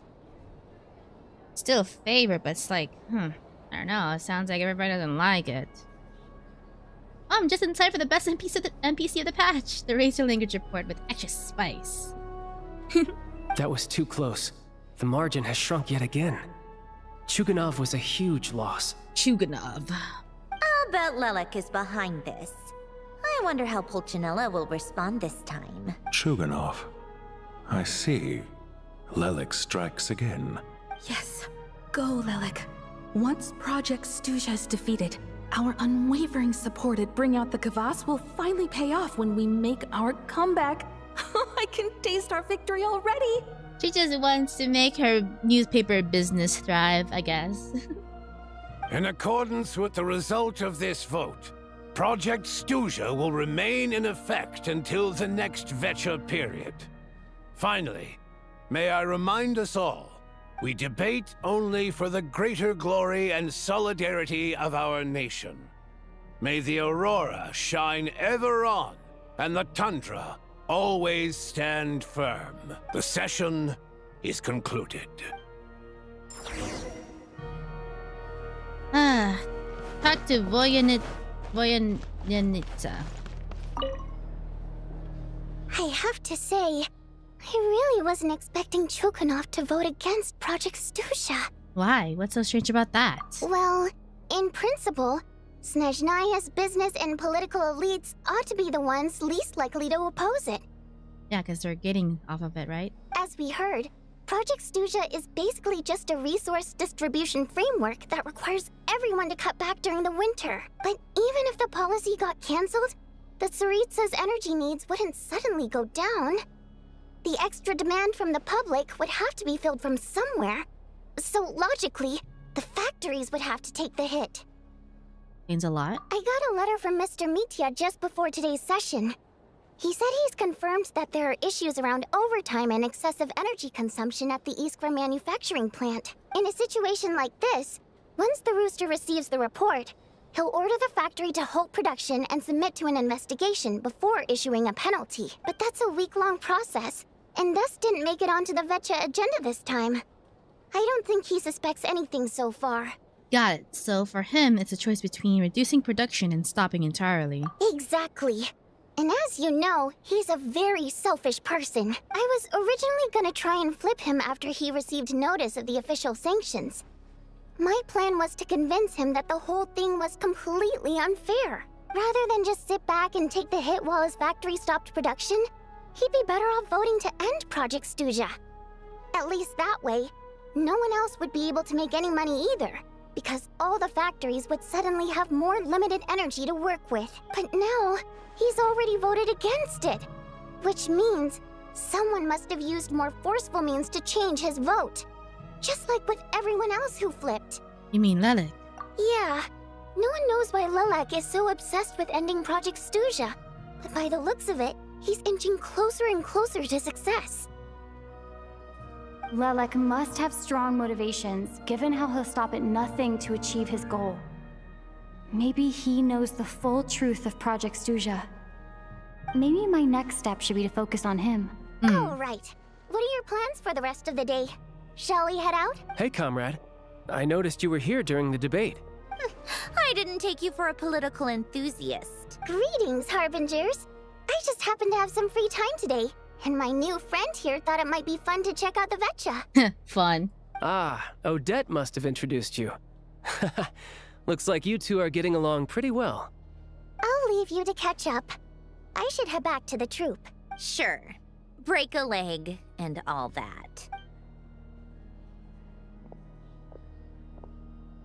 Thought it might be fun to check out the Vetcha, did you? Things are never that simple with you, Traveler. There's no way you're here for kicks and giggles. Tell me I'm wrong. I learned an interesting tidbit today. Some guy called Lelek. Oh, yeah. To some, he's a captivating enigma.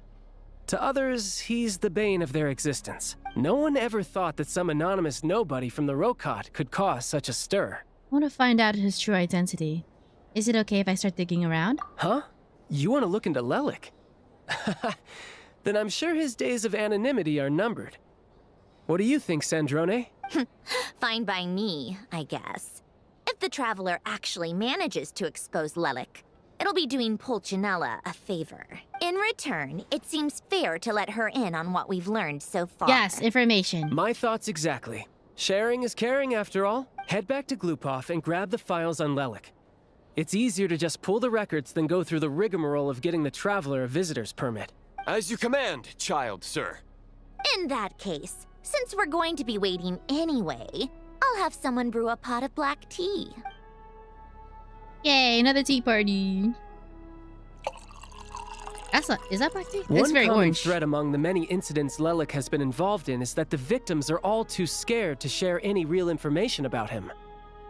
Clearly, he must have threatened them in some way. His modus operandi is to silently infiltrate the scene and leave a threatening letter behind. But neither the letters nor the crime scenes ever yield any clues to his identity, so all these files have to offer are short statements by the people affected. They don't give us a lot to go on. If nothing else, it shows we're dealing with a trained professional who's versed in counter surveillance. Yes, and to that point, he often strikes in highly secure locations. The victims are high-ranking and influential people who take their personal security very seriously. Somehow, Lelik slips right into their rooms without making a sound. There's never any eyewitnesses, nor the slightest trace of a break-in. If he can get in and out undetected, it means he can strike without warning. Not that that's ever happened so far, but the thought is enough to scare these people sleepless. It's hard to believe that a human being could pull this off flawlessly every time. So they switched the focus of the investigation to Faye. Unfortunately, no one's found anything yet. Are you saying even you can pull it off? Careful. Don't underestimate me. Although truth be told, I'd probably find it hard not to blow my cover. Direct confrontation is more my style. We haven't ruled out the possibility of Lelik being human. It's just, there can only be a handful of people in all of Teyvat who'd fit the profile. Faye, on the other hand, plenty would have the ability, but few would have the motive. So it's someone as strong as Tartaglia and even more meticulous. No, not as strong as me. You'll never find the culprit with criteria like that. Let's go with a little weaker than me. Neverlet? Skirk? There's no denying that Master is strong, but meticulous? We can only hope. She's just trying to find a reference point. Stop getting fixated on who's stronger than who. But that's the most important thing. Oh my god. In my opinion, anyway. Alright, let's take it down a notch or two. How about Odette as a reference point? She's someone we all know and I've seen her in action. Odette? Yeah, that seems about right. Her skills are solid, and she's always calm under pressure. Except she's Fatui, so the likelihood of her working against us is pretty low. But yeah, much more accurate than your previous example, at least. No, wait a moment. Maybe we should interrogate that assumption. What do you mean? Which assumption? Her Fatui identity doesn't necessarily exonerate her. And when you think about it, the Rokot would be precisely what she needs to conceal her identity. Plus, she wouldn't need to be such a pro at covering her tracks. She'd already know where the Fatui will be and when, so she could choose the perfect time to act. Oh, yikes. I was just thinking out loud. Why is this starting to sound like such a convincing theory? Still, what reason could Odette possibly have for trying to call off Project Stuzha? Arlecchino would be the best person to ask. She knows Odette best. Unfortunately, she isn't back yet. Arlecchino? Rosaline used to open up to her in private about her struggles with Odette. As I'm sure you can imagine, Arlecchino is quite a lot better with children than Rosaline was. She gave her some tips on how to handle the situation, and Rosaline managed to reach a settlement with Odette before leaving. So I suppose there were at least no lifelong regrets left behind. Beyond that, I don't know the details about that side of things. But I do know that Odette definitely has a motive to hold a grudge against Project Stuzha. The reason being, her father passed away during the early stages of the project.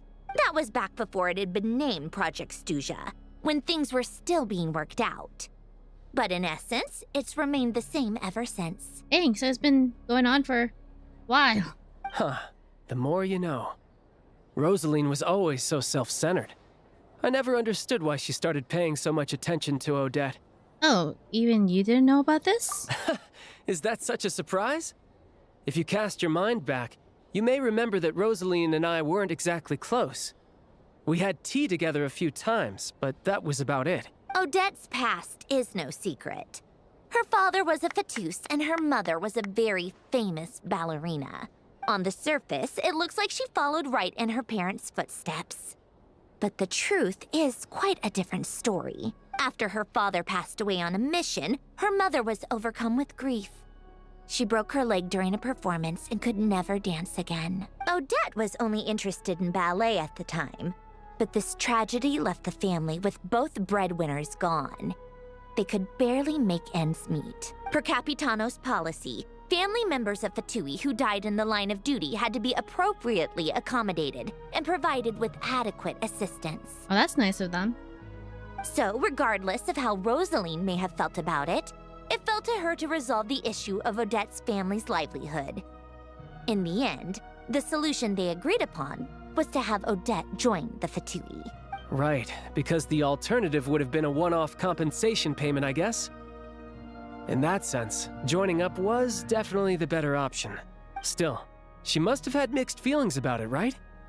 If she doesn't even like the Fatui... It's just a theory. A possibility. But as a motive for Odette to become Lelik, it holds up. That said, I have no idea where Odette's head is at right now, or what her conflict with Rosaline was about. Plenty of people were on bad terms with Rosaline. I have no intention of trying to figure it all out. So Snezhnaya actually wanted to mend her relationship with Odette? Yes, but there's not much point in discussing that now. Yeah, back to Lelik. Since our investigations so far have turned up next to nothing, we've got nothing to lose by trying a new angle. Funnily enough, Tonya and I had actually made plans to go to the theater tomorrow to watch Odette's rehearsal. Unfortunately, thanks to this Lelik situation, I'll be stuck working overtime again, which means you can go in my place. No point wasting the ticket. Plus, you'll get to meet Tonya. We finally get to meet Tonya after years of getting name dropped. What's the rehearsal for? Spirit Seeker. Quite the classic ballet. It was passed down through Odette's mother's family for generations, though it hasn't been performed in years. But Odette's been practicing it diligently, and it's finally ready for a return to the stage. Excitement is through the roof. Tickets for the official performance sold out long ago. Tonya's excited for it too. She's desperate to see it no matter what. Personally, it's not really my kind of thing, but since she's my little sister, I had to figure something out. I've actually seen it several times before. The story's pretty straightforward.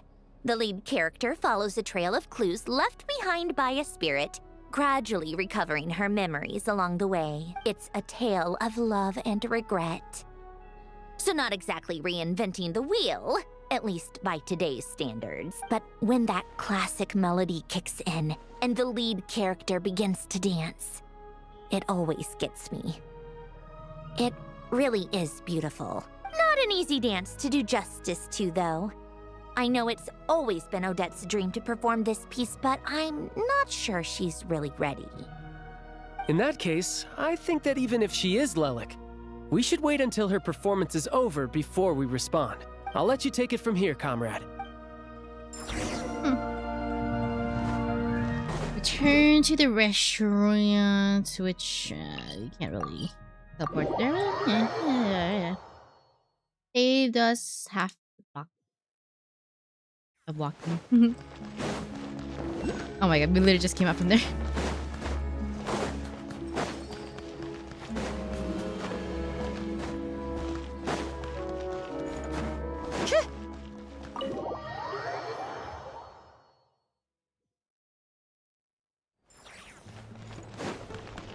I feel like there should be stairs up here. On that side. Sounds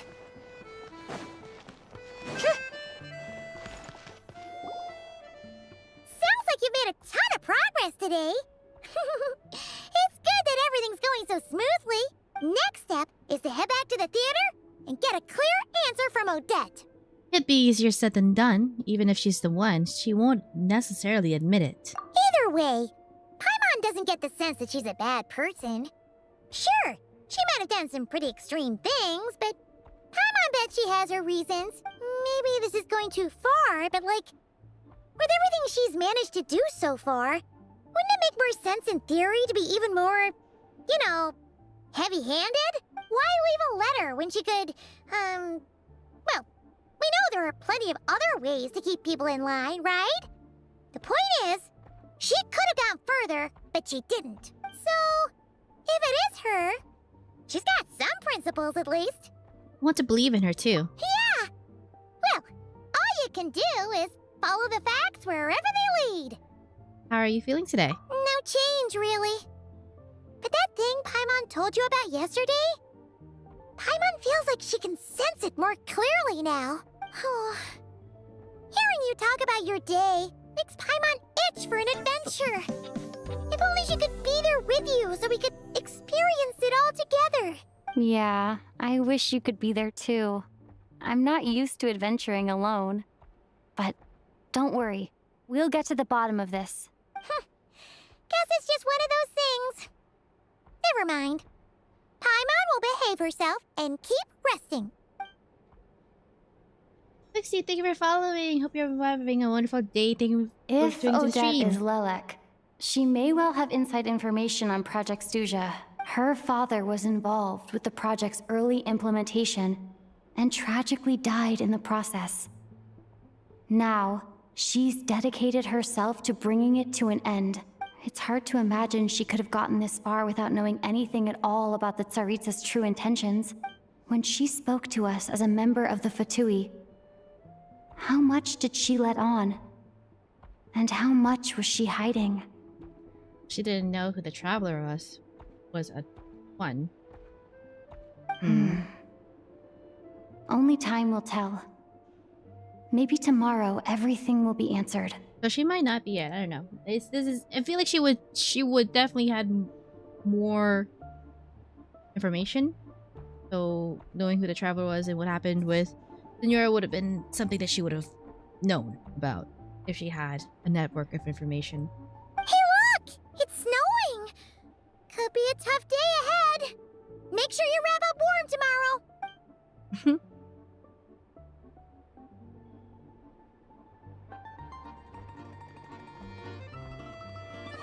Oh, Act 1 complete. We still have Act 2. Everwinter without mercy. Into the following day, 10 to 12. What's this in the mail? Oh, Navia. Navia's birthday. She got macaroons. Archon. Oh, right, yeah. 10 to 12. Wait.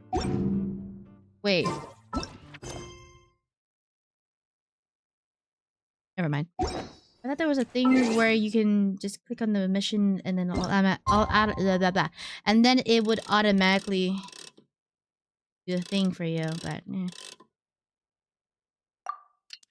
Maybe I'm thinking of another game. Might be thinking of another game.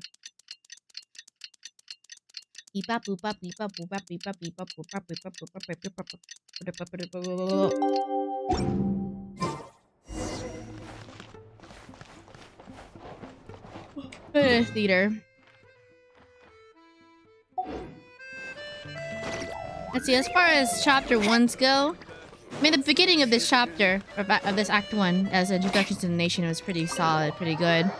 And of course, you know, they have to set the foundations of the world building, so that's where it slowed down a bit, but honestly, it's understandable. It's set up. It's set up for the later plot points. Excuse me. Yeah.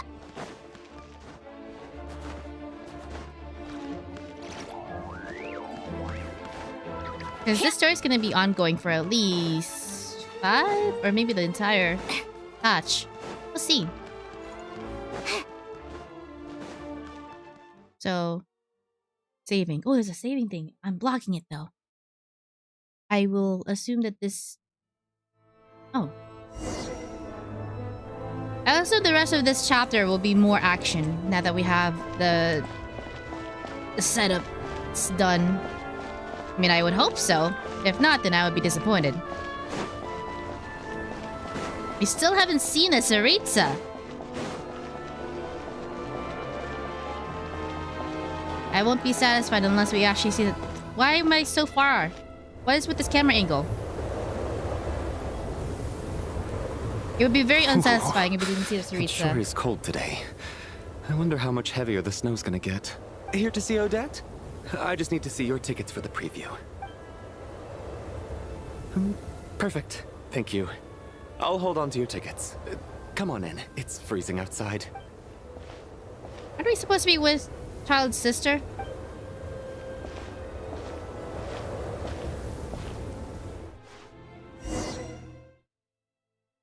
Saving. The saving thing is right. Oh, that means something's gonna happen. It's gonna be more cutscene heavy. I think I'll leave the Lelek question until after the show's over. Then I'll go find Odette.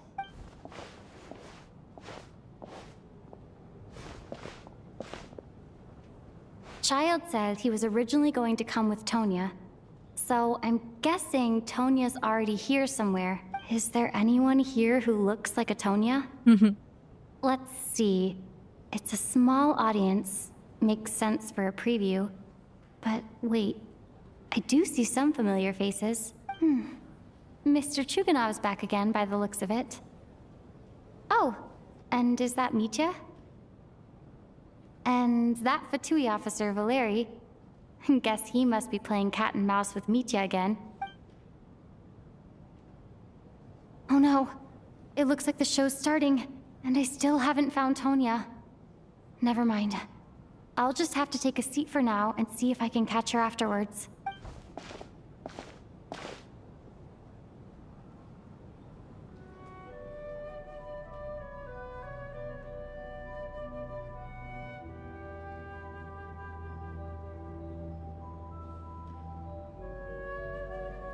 That movement is from Swan Lake.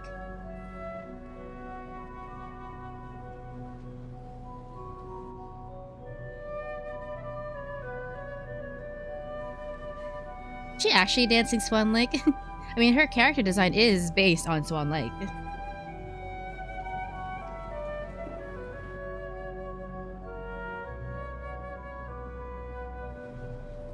Is it? Oh. Okay, that wasn't a glitch.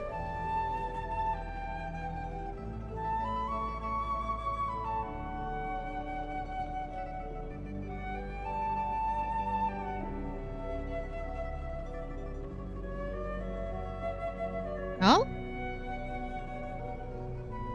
This angle's weird. Her face from that angle is a little weird. Hello, members of the audience. I'm a staff member here at the theater. Today's performance was a very special one for us, as it marks the first attempt in a long time to revive the classic Snezhnayan ballet, Spirit Seeker. To commemorate this occasion, we would love to take a group photo of the cast, crew, and audience members present today. Could I kindly ask the audience to please come up onto the stage?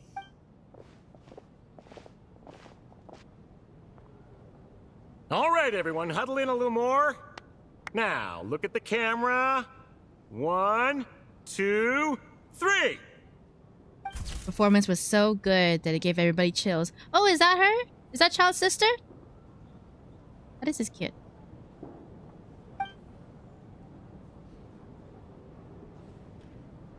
Are you quite satisfied, Mr. Energy Scientist? I rather hope you don't have any other escape plans to add to my workload today. What are you talking about, Sarge? This was simply my way of inviting you to watch Miss Odette's new show with me. And wasn't the performance spectacular? In the future, I heartily encourage you to take a leaf out of my book. Find some soul-nourishing pastimes to enrich your time outside of work.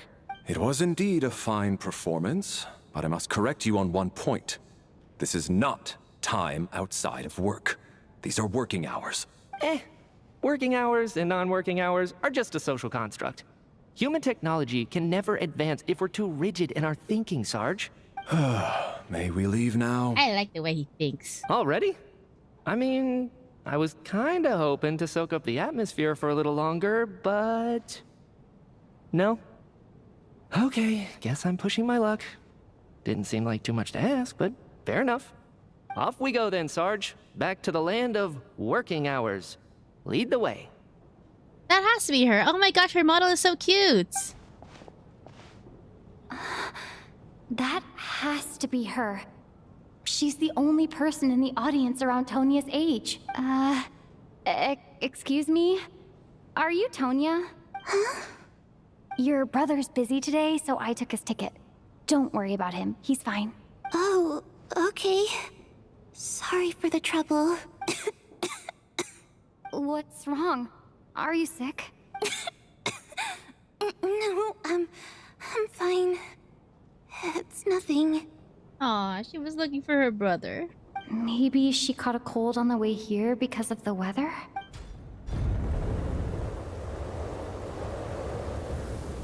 I haven't seen snow like this in a long time. It's most unusual. Oh gosh, are we gonna be trapped here? I know. It's completely white out there. You can barely see a thing. I've never seen such heavy snow in my life. Let's wait it out for now. You'd be lucky not to freeze to death in this weather, let alone find your way. Well, look at that. Maybe we shouldn't be in such a rush to get back after all. What do you think? Let's wait and see. Why do you need to take it so seriously?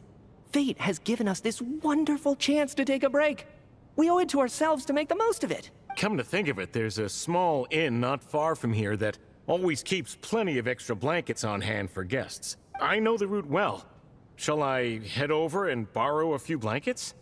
That way, anyone in a hurry can wrap up warm for the journey back. Just remember to return them next time you're over this way. Sir, there's really no need to go to all that trouble. Hey, it's no trouble at all. Wait here, I'll be right back. Okay. Bring your coats. What a kind gentleman. Very good. My wife and daughter are waiting for me at home, so I shall be heading back as soon as I get my blanket. Why didn't you bring your wife and daughter with you, So... are you expecting us to go back to the Armory Palace wrapped in blankets too? Don't worry about that. I made arrangements in advance. Should I not return to the Armory Palace within 3.5 hours after Operation Showtime begins, an armed squad will be sent to collect us. They will escort us back. You are one of our key military personnel, so any weather-related risks must be eliminated. Operation Showtime? So, wait. Every single time you drag me back to work when I sneak out, it's a whole official operation? I gotta say, you've really turned this into quite a moral dilemma for me. It's snowing pretty hard out there. I think you should stay here for now. You seem a little under the weather. Sure. My brother might come pick me up in a bit anyway. Time to get to work. I should head backstage and find Odette. I need to look her in the eye and ask her about Lelek. Excuse me, are you looking for someone? I'm looking for Odette. Ah, a fan, I'm guessing? Today is just a dress rehearsal, so Miss Odette won't be meeting with fans. She's taking a well-earned rest right now. Sorry, but that area is currently off limits to everyone except the cast and crew. Huh. Bad timing, I guess. Well, somebody close the I might as well door. Stick around. I doubt Odette will be leaving before the snow lets up in any case. An hour goes by, but the snowstorm shows no sign of stopping. We're seriously just gonna have the door open? What happened to the gentleman who went to fetch the blankets? How has he still not returned? I was thinking the same thing. It's still snowing very hard. Do you think something might have happened to him? Whatever the reason for his delay, I must say I hate nothing more than people who make empty promises and fail to deliver. Well, I have to treat my employees like that on occasion, but that's different. Bro. Uh-huh.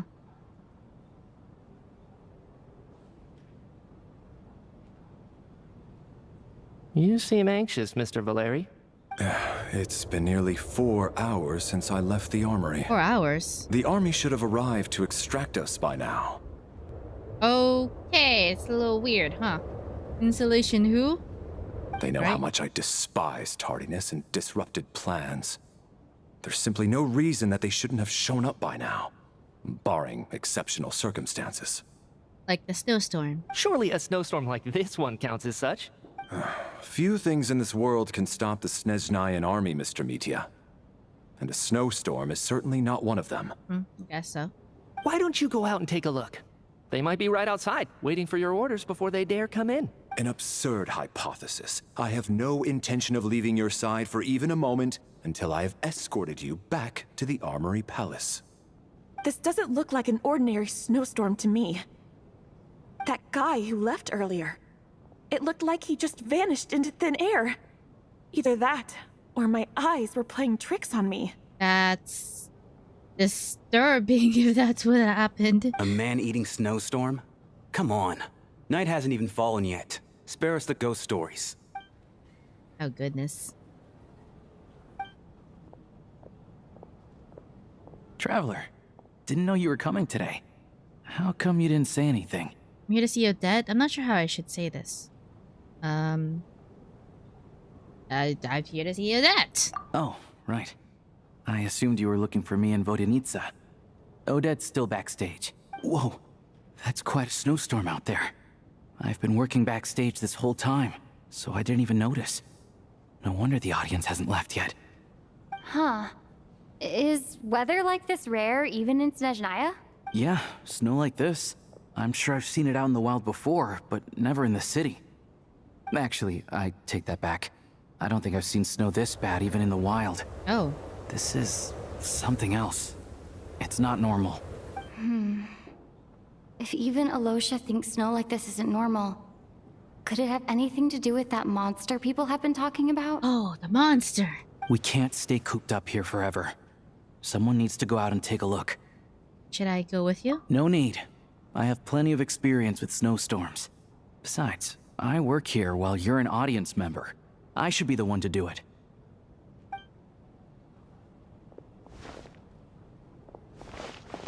Everyone by the door. Careful not to let the snow soak into your shoes. In a snowstorm, you gotta look after your toes above all else. Heading out, my man? Be careful. I've been told the snowstorm eats people alive. Thanks for the advice. I am planning to be careful. I just want to take a quick look at the situation out there. Oh, that's neat. He's wearing his hood.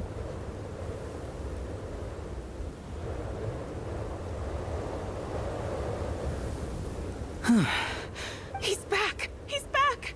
How was it? What's going on out there? Did you see any soldiers patrolling the area? Something about this storm isn't right. There's no one out there. I didn't see a single soul. And something in the air gives me the creeps. This isn't your average snowstorm. I suspect it might be related to recent events in our nation. I strongly advise everyone to stay here until the snow dies down. Are you serious? So all of us are trapped here now? That sounds a little far-fetched to me. You want to go outside and see? I, for one, am not risking my neck in that weather. This just turned from a minor delay into a major hassle. We can only hope that our friend who went to fetch the blankets just ditched us and went home. Is it really that bad? But my daughter, I won't be able to read her a bedtime story tonight. Huh? What are you all still doing here? Whoa! It's snowing hard. Cast and crew from backstage are quickly brought up to date on the situation. So now we're stuck here? Oh, this is terrible. Luckily, it was just a dress rehearsal today, so there aren't too many people here. On the bright side, the theater's always well stocked with supplies. If the snow still doesn't let up as we get into the evening, you can spend the night here, everyone. At least, I assume that's all right? Odette? Fine by me. This seems like a sensible backup plan under the circumstances. My thanks to the theater for being so accommodating. What are you staring outside and praying for, my man? You anxious to get home too? Oh, your majesty the Tsaritsa, I beg you, please do not let tonight's snowstorm stop. This is a golden opportunity to spend the night under the same roof as the 2 top stars in all of Snezhnaya. It's a once-in-a-lifetime experience. Okay, weirdo. I think I've changed my mind. Sir, if you so much as look at us funny, you'll be seeing stars in a whole other way. Behave yourself, or you'll be begging for that blizzard. It's getting colder. We need to keep the indoor temperature up. Close the door and lock it tight. Let's head somewhere warmer. Right, yes, we've closed the door. Why didn't we have it open this entire time? Raids Nocturne, Act 2. Ooh. Okay. What is... Click the group photo. Oh, is this gonna be a mystery? How else would they have this? Okay. A staff member of the theater, exceptionally diligent and reliable. I'm gonna forget all their names, bro. He rarely makes mistakes. Regular theater goers know him well, and he has been long responsible for checking tickets and entrance. He also seems to be a fan of Odette. Alicia, a hunter from a member of Brocott, often takes part-time jobs at the theater to make ends meet. He may have been the first friend he made after arriving to Snezhnaya. Yeah, he's pretty nice. No details of this person yet. Okay. Headband dude. Shogunov, owner of the manufacturing plant and a member of the Snezhnayan Veche. Snezhnaya. He carefully maintains the image of a devoted family man and deeply loves his wife and daughter. See, I don't think this man has a wife and daughter. He says it way too many times, but yet we never actually see... I mean, Alicia said he doesn't... never seen his wife and daughter. Or was it Alicia? It was somebody. No, it might have been Budget something. So, yeah. Yeah. He never took them to any of their shows. The factory he operates is known as for excessive energy waste. Tanya, the younger sister of Tartaglia. He talks about her so often that this is the first time you've actually met her in person. Though in poor health and prone to coughing, she's excited about spending the night away from home. Huh. I mean, me, the 4th Descender, a traveler beyond the stars. Odette, the principal ballerina of the troupe, also a member of the Fatui and a candidate to become the next Harbinger, the Fair Lady. She is additionally suspected of having another identity, Lelik, who operates from the shadows. Valerie, head of the Special Assignment Battalion, Army... As a soldier, he places great importance in planning and timing. He's currently assigned to protect Nietzsche. Vodyanitsa, the prima donna of the troupe, a mysterious Rosalka, whose extraordinary singing has captivated countless audiences. Member of the Rokot, she cares deeply about the welfare of ordinary people. Nietzsche, an expert in the Energy Commission, prime figure of the military. He has exceptional command of all the manner and energy-related technologies, though he can be rather talkative at times. His scarf more than makes up for it. Yeah, his weird scarf. Question marks. No details on this person yet. Apparently, they are rich. Apparently, this person is rich and he's a creep. Rampana, a staff member of the theater, drawn by the dreams of celebrity lifestyle, she now handles duties such as announcing performances and hosting events. She can occasionally get a little fixated on things. That's everybody? Okay. See what's going on. I read everything. Where is everybody? Oh, down here? Not gonna lie, I've wanted to rewatch this whole theater segment with hindsight. It's pretty fun. Oh, I am intrigued now. Act 2 is always such a fun... Where is everybody? Like, the Act 2 of every nation chapter is always something, like, super duper interesting. Like, yeah, Act 1 is like, okay, wow, new nation. Oh, everyone's backstage, okay. And then, you know, it's setting the stage. But Act 2 is where it gets really, like, interesting. Where it gets really dramatic or whatever. Okay, everybody's backstage. Oh, that's why there were different rooms here before. Okay. Now that makes sense. And then there's the aristocrats. Easiest of all to deal with. You don't need to use any force whatsoever. All you have to do is show them the rope you plan to tie them up with. Do you know why? What? Wait, what kind of conversation did I just walk into? I don't. Because nothing horrifies them more than the thought of a cheap, coarse rope leaving creases on their precious million more coat. They'll do whatever you ask to avoid that fate. Mm-hmm. Unexpected, but funny nonetheless. Tell me another one. Well, look at that. I got myself a new listener. Hey there. Let me introduce myself. The name's Shram, and I'm a mercenary. The kind that gets paid to do odd jobs for rich folks. And I am Chuganov, an entrepreneur. If my name is unfamiliar to you, you will no doubt have heard of my factory, the renowned Iskra manufacturing plant. I'm Lamine. Enjoy your conversation. Are you really that famous, Mr. Chuganov? How come I've never heard your name before? Excuse me? Is that a joke? Or are you being serious? Have you heard of his wife and daughter that he has at home, apparently, that he needs to desperately get back to? Oh, I'll have to ask my rope later. He's probably tied up more entrepreneurs than I've ever heard of.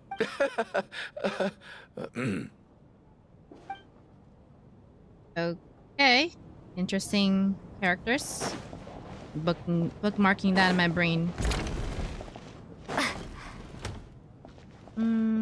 Oh gosh, plenty of people to look at. Okay. This is highly irregular. A delay of over an hour during an operation like this theoretically warrants a Harbinger-level response. I wonder what the issue is. The storm, or something else. Sarge, the day you learn to let go and just enjoy moments like this is the day you'll finally understand the meaning of life. Dude, it's been hours. This is pretty concerning. Why, hello, ma'am. I believe you were the one sitting at a nearby table back at Podvorye restaurant? Yep. Any friend of the theater's star performers is a friend of mine. It's a pleasure to meet you. I'm Mitya, from the Energy Commission. Greetings. Major Valeri, head of the Special Assignments Battalion. Armory Palace Royal Grenadier Guards, 1st Regiment. I am here to ensure Mr. Mitya's personal safety. Please let me know if I can be of any assistance. I'm Lamine. Delighted to meet you both. Miss Traveler, I cannot help but notice that Miss Odette is stealing glances at me. Any idea what that could be about? I'm pretty sure she's looking at me, buddy. I've racked my brains, but I can't think of anything I might have done to offend her. Perhaps she noticed me spacing out during her performance? No idea. Keep racking those brains. You'll figure it out. What? You mean I really did do something to upset her? Well, thanks for letting me know. So, Mr. Mitya, is your work related to Project Stuja? Oh, straight to the point. Yes, that's right. The higher-ups in the Fatui transferred me from the Energy Commission to the Armory Palace because they wanted me to...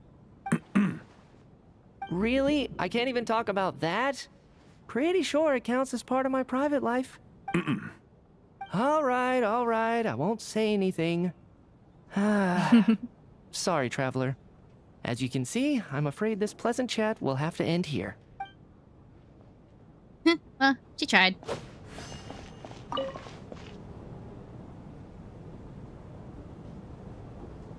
I don't think it's ever been this lively backstage before. I didn't know you were coming today. Hey, have you seen Chuganov?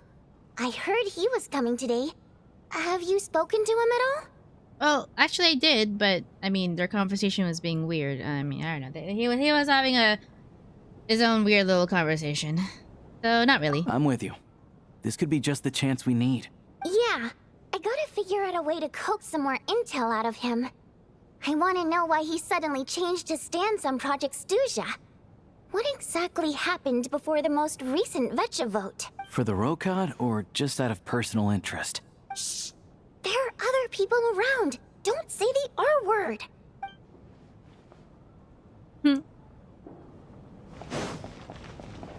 I have to say, even though today was a rehearsal and there were some hiccups along the way, Miss Odette's performance was one of the best I've ever seen. Even compared to an actual show. I couldn't agree more. Especially considering the weight of the subject matter. It takes a truly seasoned professional to do justice to a theme like love and regret. Do you think we were coming on too strong? Odette's ignoring us again. What about you? What did you think of today's performance? Actually, I wasn't paying much attention, though. That's not that. I think you could be more expressive. Consider me a new fan, Odette. Yeah, let's butter her up. Oh my. That's very flattering of you. Thank you. I'll make sure to save a ticket for you when the show's performance ready. Oh, sweet. Oh, we just scored ourselves some free exclusive tickets. This doesn't seem like the time or place to bring up the subject of Lelek. I need a chance to speak with her in private. So unfair. Talk about double standards. Is that because I'm her friend? Kinda, sort of. Are we friends? And now it looks like I've been spotted. Oh, she really is staring at him. You know Mitya too? No, I don't. I just have a feeling that he might be dangerous. It's a scarf. It's a scarf you should be looking at. Okay, so she has a bad feeling about Mitya. Alright, let's go see. We haven't talked to child's sister. There we go. How are you feeling, Tonya? I'm fine. Sorry to worry you. I'm used to it by this point. I take medicine for it. My brother usually helps to get it ready for me. Oh goodness. Oh no, do you need your medication? Child must take great care of his sister. He's never mentioned Tonya's illness, though. Yeah, I feel like that would be an important thing to mention. You know, I actually find this whole thing kind of exciting. Yeah, especially since he told us to go watch the thing with her. I feel like if she needed to take medication, then that should have been one of the things that he mentioned, you know? Like, oh, make sure that she's out by this time so she can take her medicine. You know, something like that. Stuck in a strange place thanks to a snowstorm. Having to spend the night with a bunch of interesting characters. It's pretty cool, don't you think? You're right. It's certainly a novel experience. I'm sure most kids share that wish. Novel experience? Exactly. It's like one of those stories where an ordinary school trip turns into a magical adventure. I've always wanted something like that to happen in real life. Okay, I don't think you're in a state for this type of adventure, though. I'm fine, really. Just got a little overexcited. Look after yourself. Otherwise, your brother will come after me. And last one, rich folks. My husband has major trust issues. To him, I doubt even this snowstorm is a good enough excuse for me to stay out all night. Oh. Okay. A little rocky relationship here. That's the price of marrying into wealth. You'll get used to it. I'm not about to stop you if you want to leave, but don't drag me along. Hello? Can I help you? Well, that's not something... Their relationship is not my problem. Time flies. How's it looking, blah, blah, blah, blah, Alicia? blah. No change from this afternoon. Heavy snow with no sign of slowing down. May I have your attention, please? The storm is unlikely to stop tonight, and it'll be even more dangerous outside at night than it was during the day. We at the theater owe everyone here a duty of care. Therefore, we strongly suggest that you stay on site overnight and avoid going outside unless absolutely necessary. In a few short moments, we'll give you a tour of the theater's various quarters. You can choose to sleep in the VIP room, the office, or backstage. Or on the stage if you'd prefer. We won't mind. I'll pass on sleeping on the stage. What if the snow is stopped by tomorrow morning? The early birds in the audience might think we're part of some experimental new show. A drama about sleeping? That could be fun. Maybe we could come up with a title for the production. Sleeping Beauty? The Slumbering Heavily Principles?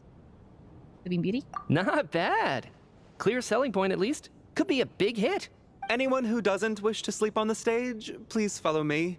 I'll show you to the rooms. Sounds like it'd be cold.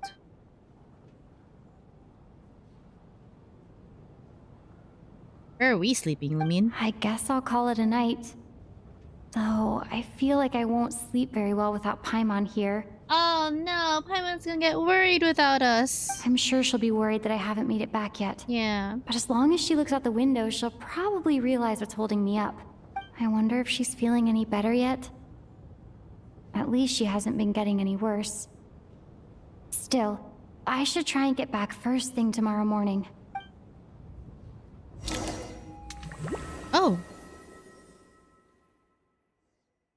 Ah. What is this?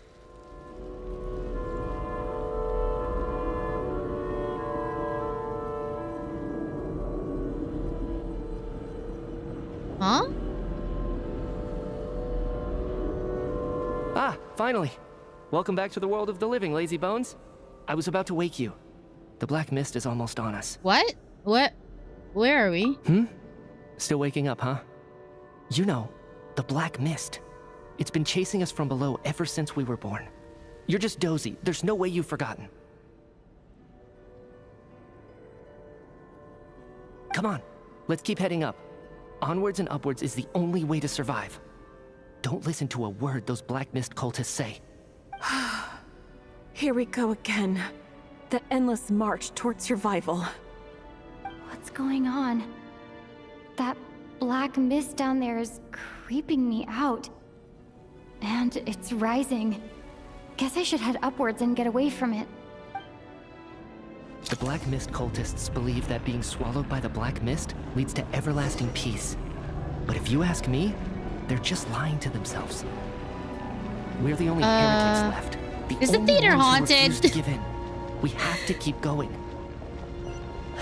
Seems like it is. But how do you actually know that they're wrong? Dangerous question there, Torgov. The moment your faith wavers, you start a chain reaction that ends in the collapse of your will. Put the question out of your mind. Stay strong and believe that the black mist means certain death. Okay, but it's not my mind. Why aren't that's you the guys problem. running up? My Just body's stop about running. to give up on me. It's already starting to falter. Oh, he stopped. Oh.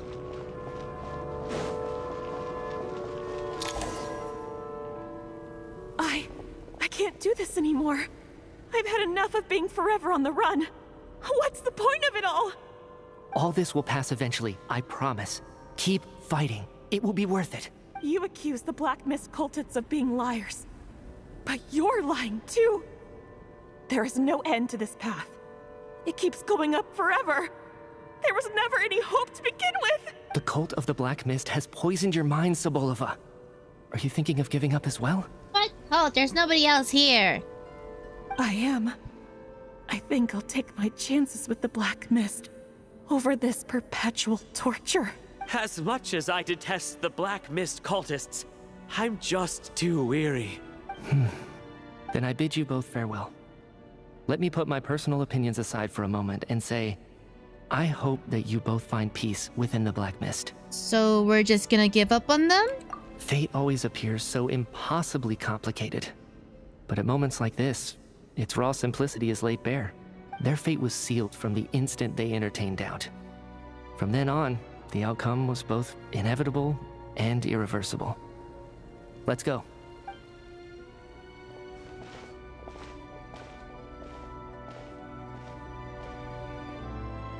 Torgov and Sobolova are gone. I never thought the day would come when even they would be swallowed by the Black Mist. It's just you and me now. Is it just me, or has the Black Mist stopped moving? Yes, it looks like it's satisfied. For now. This happens from time to time, but it won't be long before the Black Mist starts chasing survivors once again. No one knows how to stop its advance for good. Well, we should make the most of the precious moments of rest that those two bought for us. Huh? Are you really that sleepy, traveler?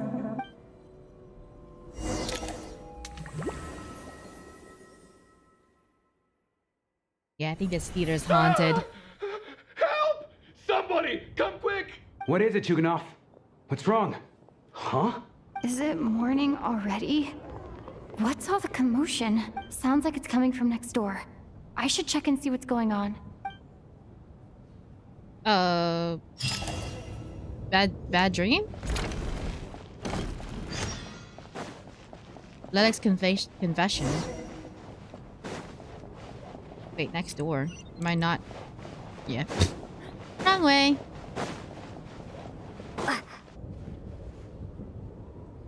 What's going on, party people? Don't look, Miss Tonya. Stay here. Okay. What happened to them? Oh.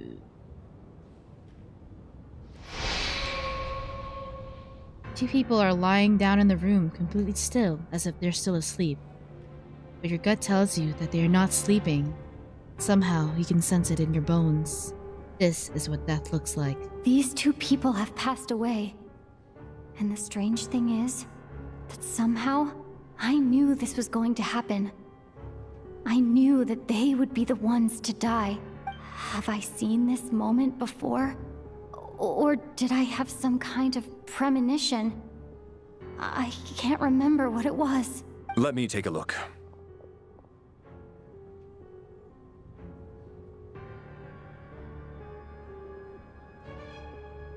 No vital signs in either of them. They're dead. The cause of death, however, remains unclear. No wounds on the bodies, no signs of a struggle, and no skin discoloration caused by the buildup of toxins. But just last night, they were chatting and joking away. This is so sudden. Could they have had pre-existing medical conditions? Even then, the odds of them both dying of sudden complications on the same night are extremely low. It's hard to believe that they died of natural causes, nor does this appear to be a suicide. Are they suggesting they were murdered? Who was the first to discover the bodies? It was me. But these deaths have nothing to do with me, officer. I got up early because I wanted to see if the snow had stopped. Then I noticed that the door to this room was open, and it looked like there was a man and woman inside. I just went over to see what was going on. I had no idea they were... I can corroborate this. I was doing my morning exercises near the stage. When I saw Mr. Chuganov heading this way, I followed him. I can also confirm that I didn't see a single person approach that room before him. The snowstorm was raging all night, and it's still going now. There's no way someone could have come in from outside, correct? Ooh, a closed door mystery. Closed room mystery. You mean an intruder? No, not possible.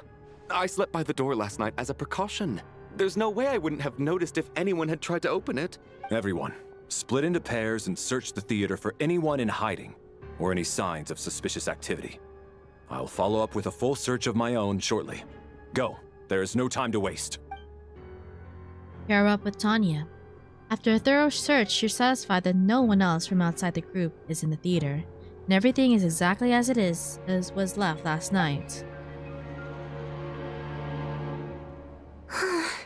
Nothing on your end either? Backstage is clear. No signs of suspicious activity. We checked the basement. Also clear.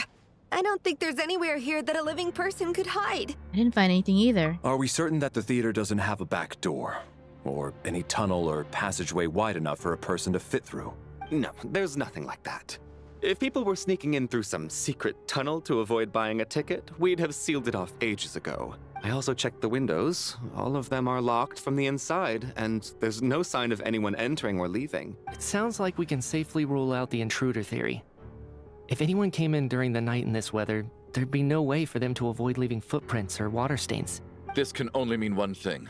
It's like one of those murder mysteries you see in novels and plays, isn't it? The ones where the killer is one of us. We can't quite jump to that conclusion just yet. Could he be right? It's hard to imagine something like that happening in real life. Set in a theater during a snowstorm, a murder takes place and the killer is among us. It's such a classic trope that it seems unbelievable.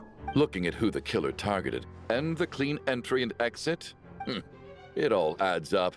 I know what this is. It's obvious now that I think about it. What is? What have you figured out? Both victims were wealthy, well-known local merchants. And the door was deliberately left open so I would discover the bodies and witness the crime scene first thing in the morning. Thinks it's about him? Such ruthless methods. This was your doing, wasn't it, Lelik? Lelik? You mean Lelik is among us? And he's the killer? Lelik. I know this code name. Member of the Rokot, anti-Project Stuzha.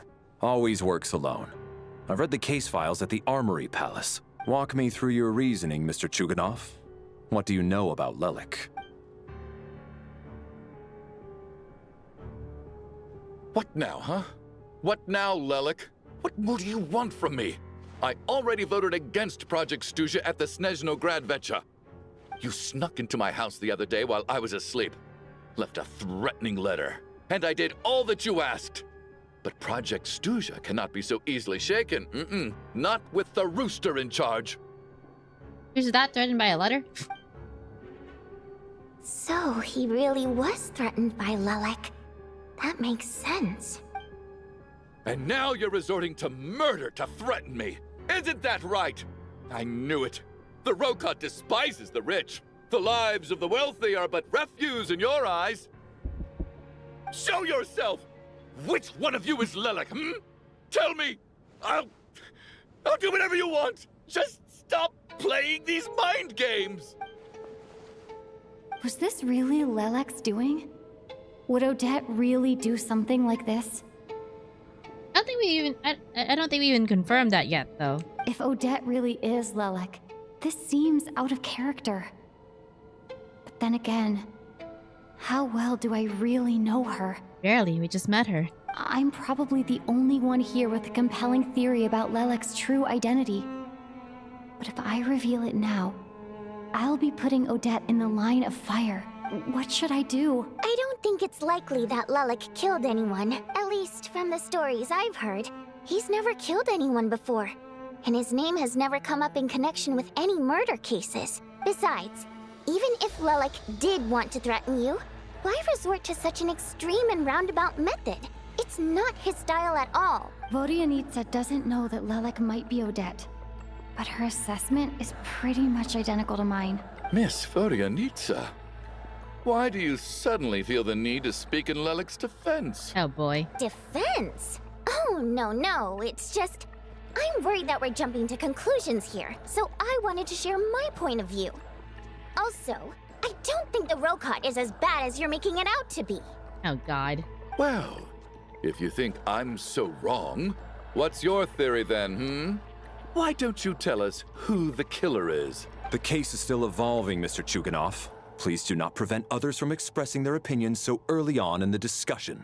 Even so, there's no denying that the recent threat received by Mr. Chuganov may well be an important clue. So there's still a good chance that Lelek is right here among us. I can't do this anymore. I don't care if it's still snowing outside. I have to get out of here. Whoa, take a beat. We all know it's far too dangerous out there. Even the soldiers can get to us. Go out that door, and you might not live to tell the tale. And whoever this Lelek is, they're surely not going to murder anyone in broad daylight. Be sensible, my man. You're safer inside. As much as I regret having to say this, I'd like everyone to cooperate and refrain from exiting the premises until further notice. Because as things stand, every one of us is now a suspect. Unless anyone has further information to share, let's adjourn for now. Feel free to keep searching for clues, but make sure you don't go off alone.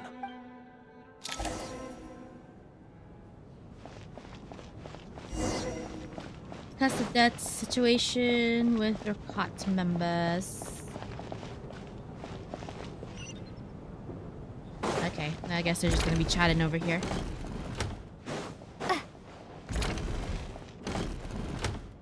You're right. That was my bad. It was a knee-jerk reaction. I didn't think it through. Luckily, no one suspected my identity. Hello. Oh, phew. It's just you. I thought someone was eavesdropping. Since Vodianitsa and I were on the same page earlier, I think I should share my thoughts with the Rokot members first. Tell Vodianitsa and Alusha about Child's intel and Lelek and your views on the current situation. Whoa. Are you serious?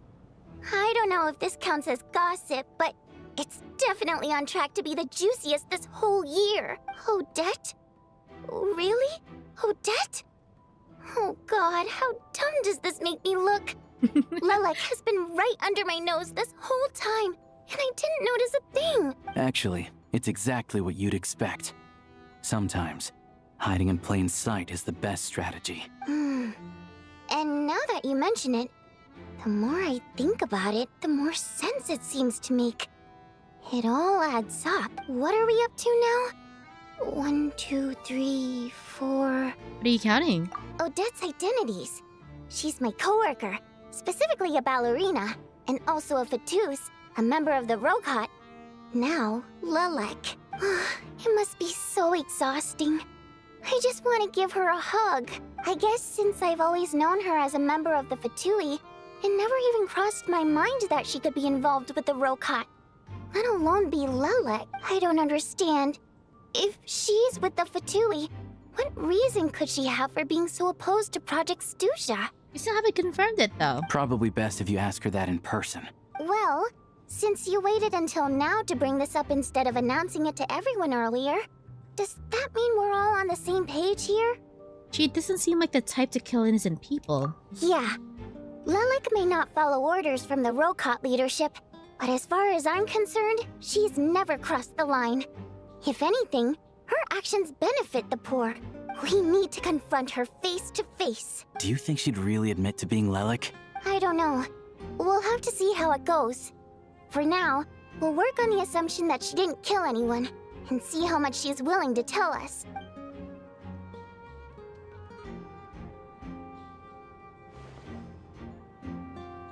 Now's her chance. Odette's alone. Let's go. Hey, Odette. What is it, you guys? Shh. Keep your voice down.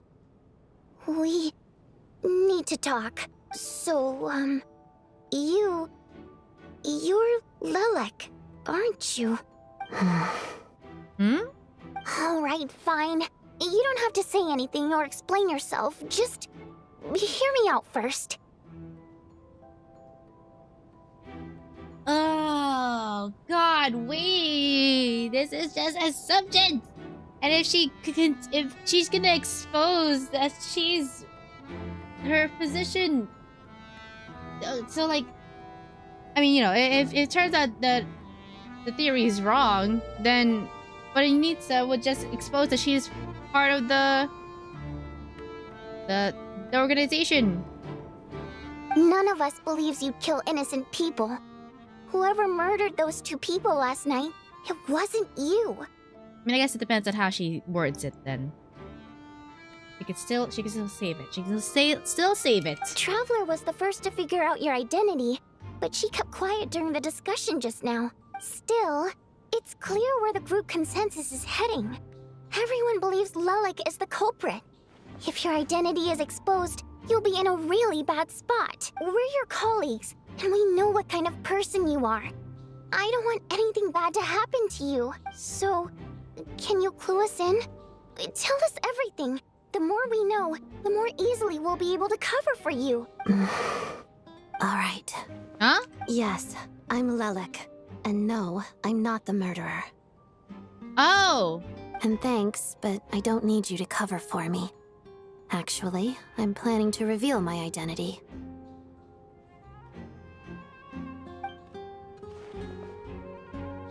Huh? You're gonna reveal that you're Lelek? Here? That's right. I'll admit I was surprised at first when Shuganov guessed that I was here. It was just a lucky guess, but it caught me off guard. But after taking some time to assess the situation and confirm where everyone stands, I don't believe I have anything to worry about. Are you sure you don't need a second opinion? Given the circumstances. Mr. Valeri! Oh my gosh. Not gonna lie, this whole time I thought that would be a red herring. That's what I thought. That's what I was thinking. It felt too conclusive. Too quickly conclusive. What? I mean, I guess it makes sense, but still, it's like, I feel like it would be something that needs to be dragged on a bit more. Larry gets everyone to reconvene. Odette gets straight to the point and announces that she is Lelek. Oh! So... Odette is Lelek? I don't know what game you're playing, but you've got a lot of nerve. It's just one identity. So what if it's exposed? I can disappear and adopt a new identity anytime I please. I made my peace with this when I chose to become Lelek. But more importantly, I promise I am not the murderer. So, if anyone still insists that I did this, you'd best produce the evidence now. Otherwise, I suggest that you bite your tongue. Because if you really believe I killed 2 people without making a sound or leaving a trace, pointing fingers at me would surely only make you my next target. Is this really the truth, Miss Odette? That's confidence, all right. I believe you. A real no-nonsense attitude. I can see why Marionette said that she's on track to inherit the title of the Fair Lady. Are you seriously buying this? Hey, officer! She just admitted to being Lelik. Aren't you going to do something about this? I do have one question, Miss Odette. Why have you chosen this moment to come forward and reveal your identity? If I didn't say anything, everyone would be focusing all their efforts on finding Lelik. And that is exactly what the real culprit wants. I don't want to be the scapegoat who lets the murderer get away with this crime. Despite all the accusations, she made the smart choice. A remarkable display of rational thinking under pressure. Clearly, Odette's talent extends far beyond the art of dance. She thought so far ahead. Why do I always feel like I'm one step behind her in everything? You've convinced me.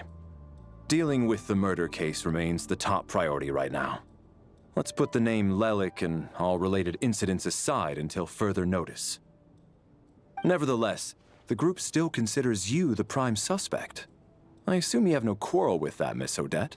I understand. You're welcome to keep an eye on me around the clock. I have no objections. Mr. Chuganov? For my wife and daughter's sake, I'll let you off the hook for now. But don't think you're forgiven for breaking into my house and threatening me. Just wait till we get out of here, Lelik. We'll settle the score then.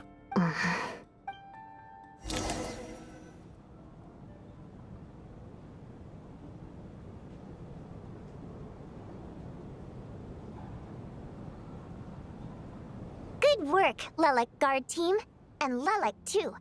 Here, have some hot water.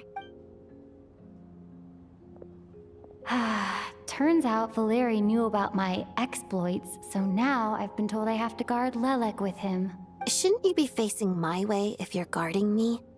At the moment, it looks more like you're my bodyguards. If the true culprit is indeed still at large, as you have claimed, we must keep our guard up against them also. Don't worry, Tonya. We'll get through this. Once the snow stops, the officials will step in. The investigation will get easier, and then we'll be safe. But once the snow stops, won't everyone just leave? You're gonna miss us, huh? Well, some of us work at the theaters, so we'll still be here. I'll even give you a special backstage pass. Really, Miss Vodyanitsa? That's awesome! You've made a fan for life. Aw, you're so cute, Tonya. All right, let's swear to it. I promise to give you the pass, and you promise to never change your mind about being my fan. Promise. Don't indulge her, Tonya. You don't have to swear an oath over things like that. You really do get carried away sometimes, don't you, Miss Vodyanitsa? Hey, mind your own business.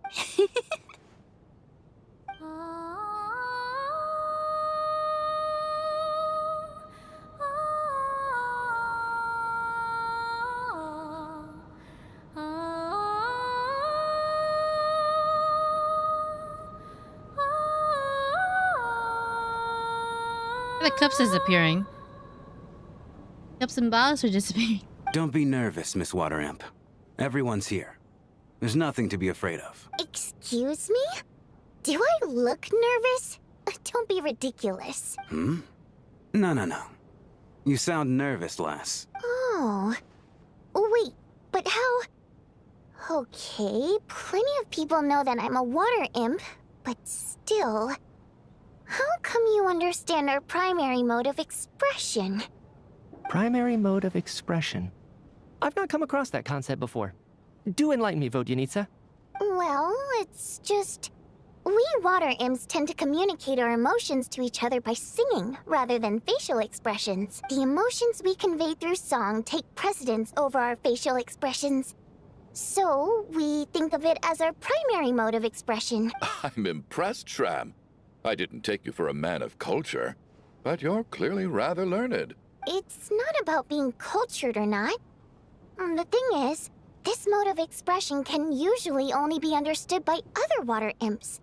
It's not a simple case of a song sounding happy or sad. And yet, you're clearly human, Mr. Shram. It's really not the big deal you're making it out to be. I think I just have a knack for it. Plus, I have a very close friend who's a water imp. A delightful lady. But keep that a secret. Anyway, we spent so much time together that before I knew it, I noticed I could understand her expressions. Oh, I guess that makes sense.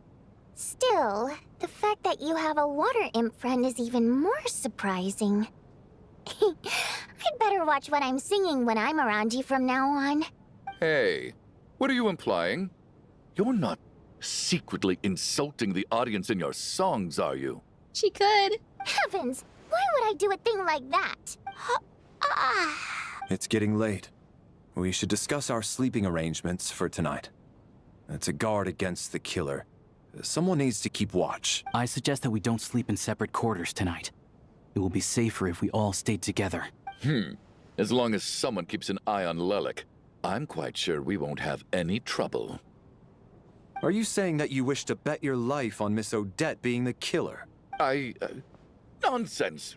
Of course not. Then I propose the following arrangement for tonight. The Traveler, Odette, and I will form the Night Watch. We'll sleep in shifts, but 2 of us must be awake at any given time. Fine by me. Wait, let me think about this for a second. Fine. An excellent idea. This allows us to handle the Night Watch while also keeping an eye on Lelik. Meanwhile, the rule of taking shifts in pairs resolves the other issue. Namely that we can't necessarily trust the Traveler or Valeri either. I expect that plan took you quite some time to come up with, didn't it? Actually, our field combat manual outlines a similar approach. Although the scenario there involves guarding prisoners overnight during field operation. That being said, I must clarify that I harbor no disrespect towards you personally, Miss Odette. In fact, Lelik's numerous covert operations make fine textbook examples for military agents. I care less about respect and more about the fact that you just robbed me of 2/3 of my sleep tonight. I'm calling dibs on being the first to rest. Good night. Needs her beauty sleep. As night falls, you and Valeri take the first watch together. Everyone is sleeping on stage, making for a scene right out of a service theater. Eventually, the time comes for the first shift change. It's almost time. We should wake Odette. How are you faring? Not sleepy? Get some sleep, I'll go after you. Oh, not going to argue with that. I'll take a quick nap. If you start to feel sleepy, wake me up anytime. It's finally time for Odette and I to share the night watch. I should wake her up.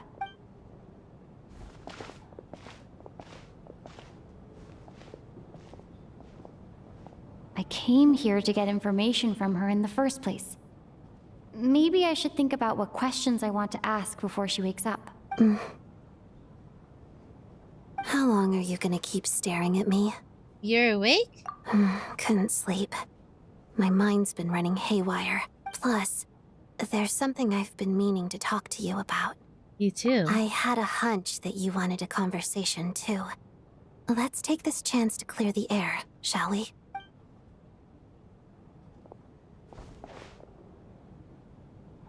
I just had a simple question for you, really.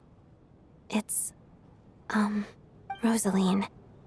In her final moments, did she have any last words or anything? Oh, her theme. Her theme is playing. Senor's theme. That I remember. It all happened so fast. I see. Well, that was all.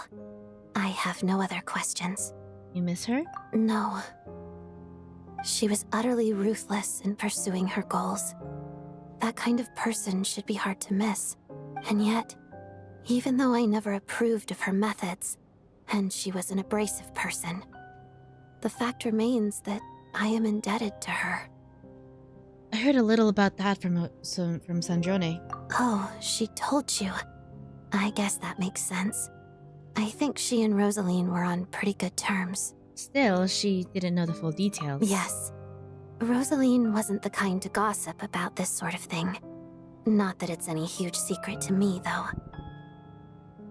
When I was a child, I had to join the Fatui for the sake of my mother and me. I trained under Rosaline. It was extremely grueling, and it didn't exactly come naturally to me. All I could do was try to ignore the biting cold and practice, practice, practice. I was a newcomer who'd managed to make a good first impression on a harbinger.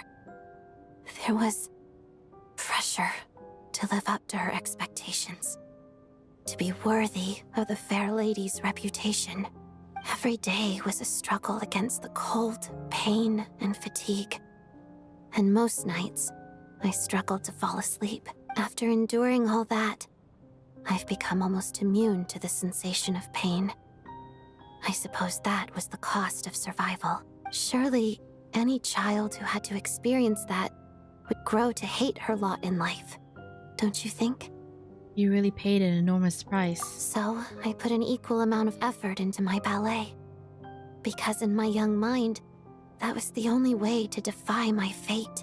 It was my way of telling her, the Fatui's demands and your expectations of me are not what I wish for. One day, I will leave. I think she probably blamed my poor performance in training on my passion for ballet. She knew my heart wasn't in it. One time, when I was secretly practicing a dance at night, she suddenly showed up. I knew she was there to catch me red-handed. I told her, "You don't deserve to watch the dance I learned from my mother." Dang. She looked stunned. I guess she was surprised that I lashed out first, before she had the chance. But strangely enough, on that occasion, she wasn't fierce with me like she was during training. Instead, she fell silent for a moment, and then left. After that, she never interfered with my dancing or asked me how it was going. She never came to watch me dance again either. Not even once. She was a very proud person. She was. But even now, whenever I take out this core Ignis, I can't help but think of that night. Of the look on her face. So, this was a gift from her? Sort of. Although gift might be too kind a term. This is her flame sealed within ice. A symbol of her favor, yes, but also her way of keeping an eye on people. She knew the location of every piece of core Ignis. If any recipient started acting suspiciously, she'd be on to them immediately. Trust her to make even a mark of approval feel suffocating. So, when news of Rosaline's death reached Snezhnaya, many people immediately crushed their core Ignis. It gave them a profound sense of relief, like they'd broken free from her shackles. But I kept mine. With my sensitivity to pain being as dull as it is, the warmth from this core Ignis is one of the few things I can still feel clearly. I still wonder, did she really come to stop me that night? I wasn't sure, but I was scared, so I said some really awful things. I guess she didn't leave anything behind. Not that I expected her to. It's fine. It's just a bit of a shame that we couldn't settle our differences before the end. Wait, but Snezhnaya told me you two had settled things. Mm-hmm. She did. Are you sure she was talking about this event? She said that Archon gave Rosaline some advice, and then Rosaline went to see you. No, she didn't. I didn't even find out that she'd gone to Mondstadt until a while after she'd left. Wait, in that case...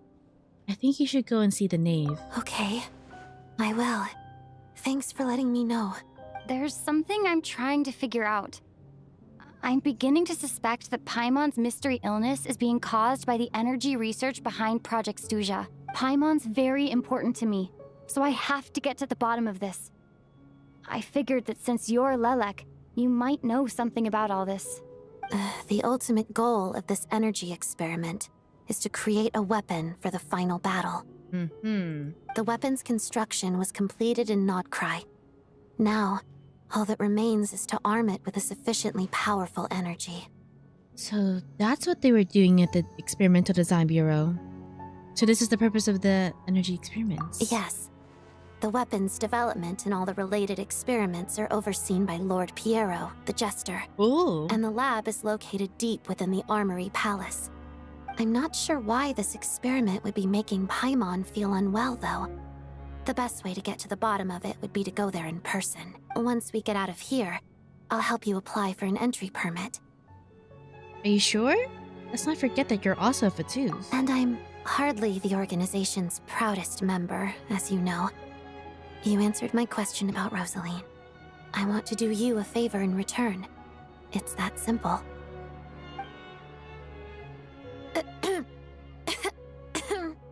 Huh? What's wrong? Are you not feeling well? You two seem to be hitting it off. Ew, you just made me jump. Stay calm and act normal. I thought you were sleeping. Of course I was. In the military, one learns to fall asleep quickly, even in the most inhospitable environments. It's vital to staying alert and energized. Why? Is something wrong? Oh, no, nothing. Even if he was awake, he can't have overheard us, right? Well, thank you both for keeping watch. Traveler, I'll take over for now. It's your turn to get some sleep. Sure.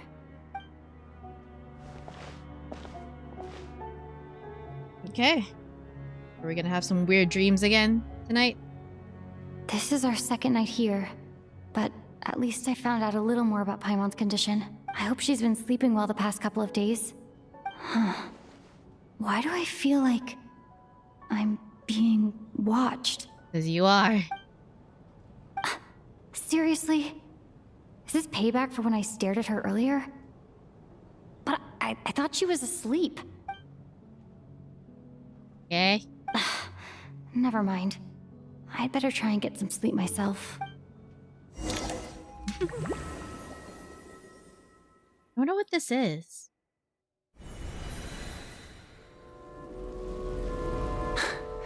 Hey, what are you spacing out for? Oh!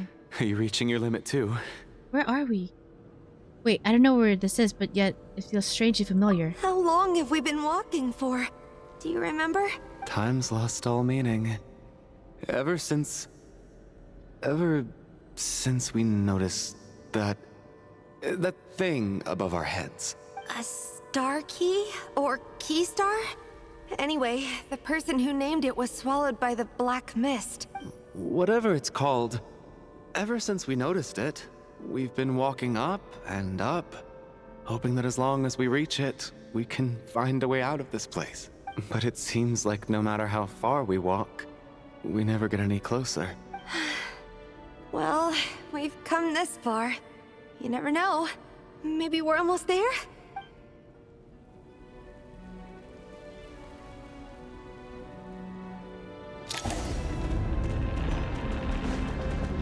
Back to going up. Flee the black mist.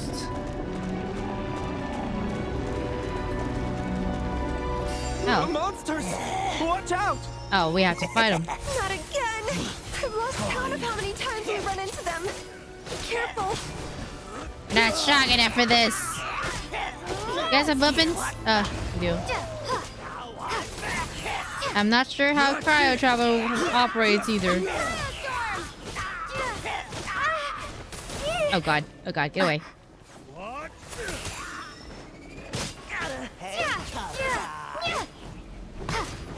This one's almost done. Is the black mist still coming up here? No. Encase! Fighting frost! Yeah, use your electro. Yeah, there you go. Super connect them. Shut up.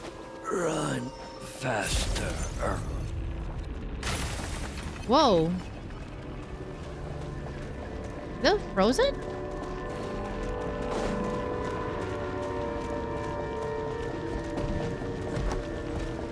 Here they come again! Get ready! Let's go.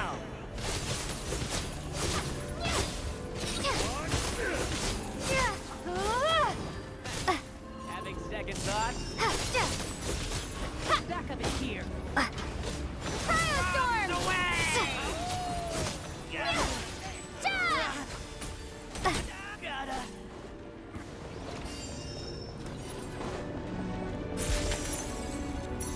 see the mist. Looks like we're getting closer to the top, though. Like, actually, are we able to get to the top this Monsters time? ahead of us. The black mist behind us. It feels like there's no escape.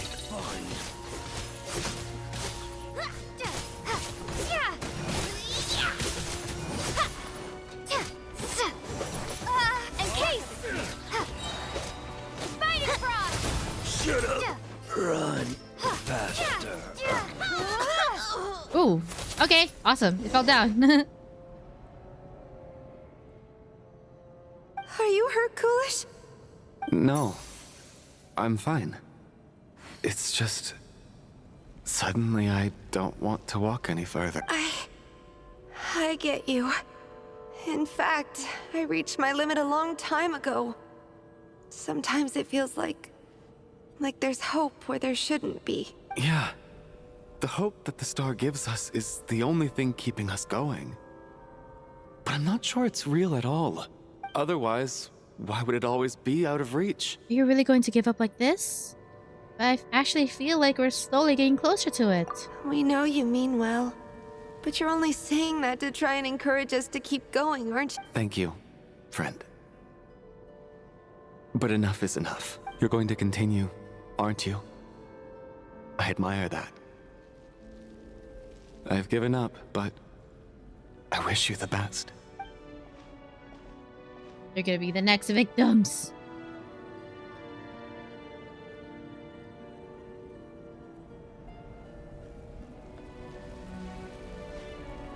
Oh.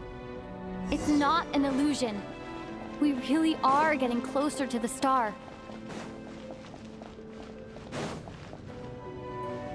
Congratulations. You're the first person to make it here. I actually made it. But how did you get here? I'm the star's envoy. The black mist has stopped rising. Its hunger is satisfied for now, having devoured your two companions. This is a good opportunity. I'll let you get some rest before we continue. Continue? Aren't we going to leave? Hmm? What do you mean, leave? The star represents the starting point. It's the waypoint for the beginning. Congratulations on reaching the starting point. Once you are ready, we will head out and walk upwards. After everything I will be right by your side the whole way. After everything I just went through to get here, this is just the start? Huh? What's wrong? Hey, don't give up before the journey's even begun.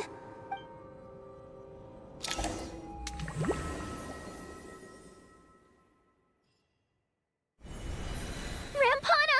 Rampana! Is that Vodyanitsa's voice? Coolish, wake up! Please wake up! Drama about sleeping, which began as a joke the other day, is now playing out on the stage. No one counted on it being a tragedy. Everyone is gathered around the two sleepers in the center of the stage. Without even expecting the scene, you already know what has happened, as if someone had told you in advance. Oh god. Okay, deceased during the night. The situation is identical to that of the two casualties yesterday. We cannot ascertain the cause of death. At least there are some elements that we can rule out this time. They slept on the stage with everyone else. So I suppose the surrounding environment can't be a relevant variable. Rampana. Coolish. Weren't some of us keeping watch last night? 3 of us, in fact. How could you not notice something was wrong? I'm as confused as you are. Certainly nothing unusual happened on my watch. Likewise, and from what I've observed so far, both Miss Odette and the Traveler can be trusted. No incidents during my watch either.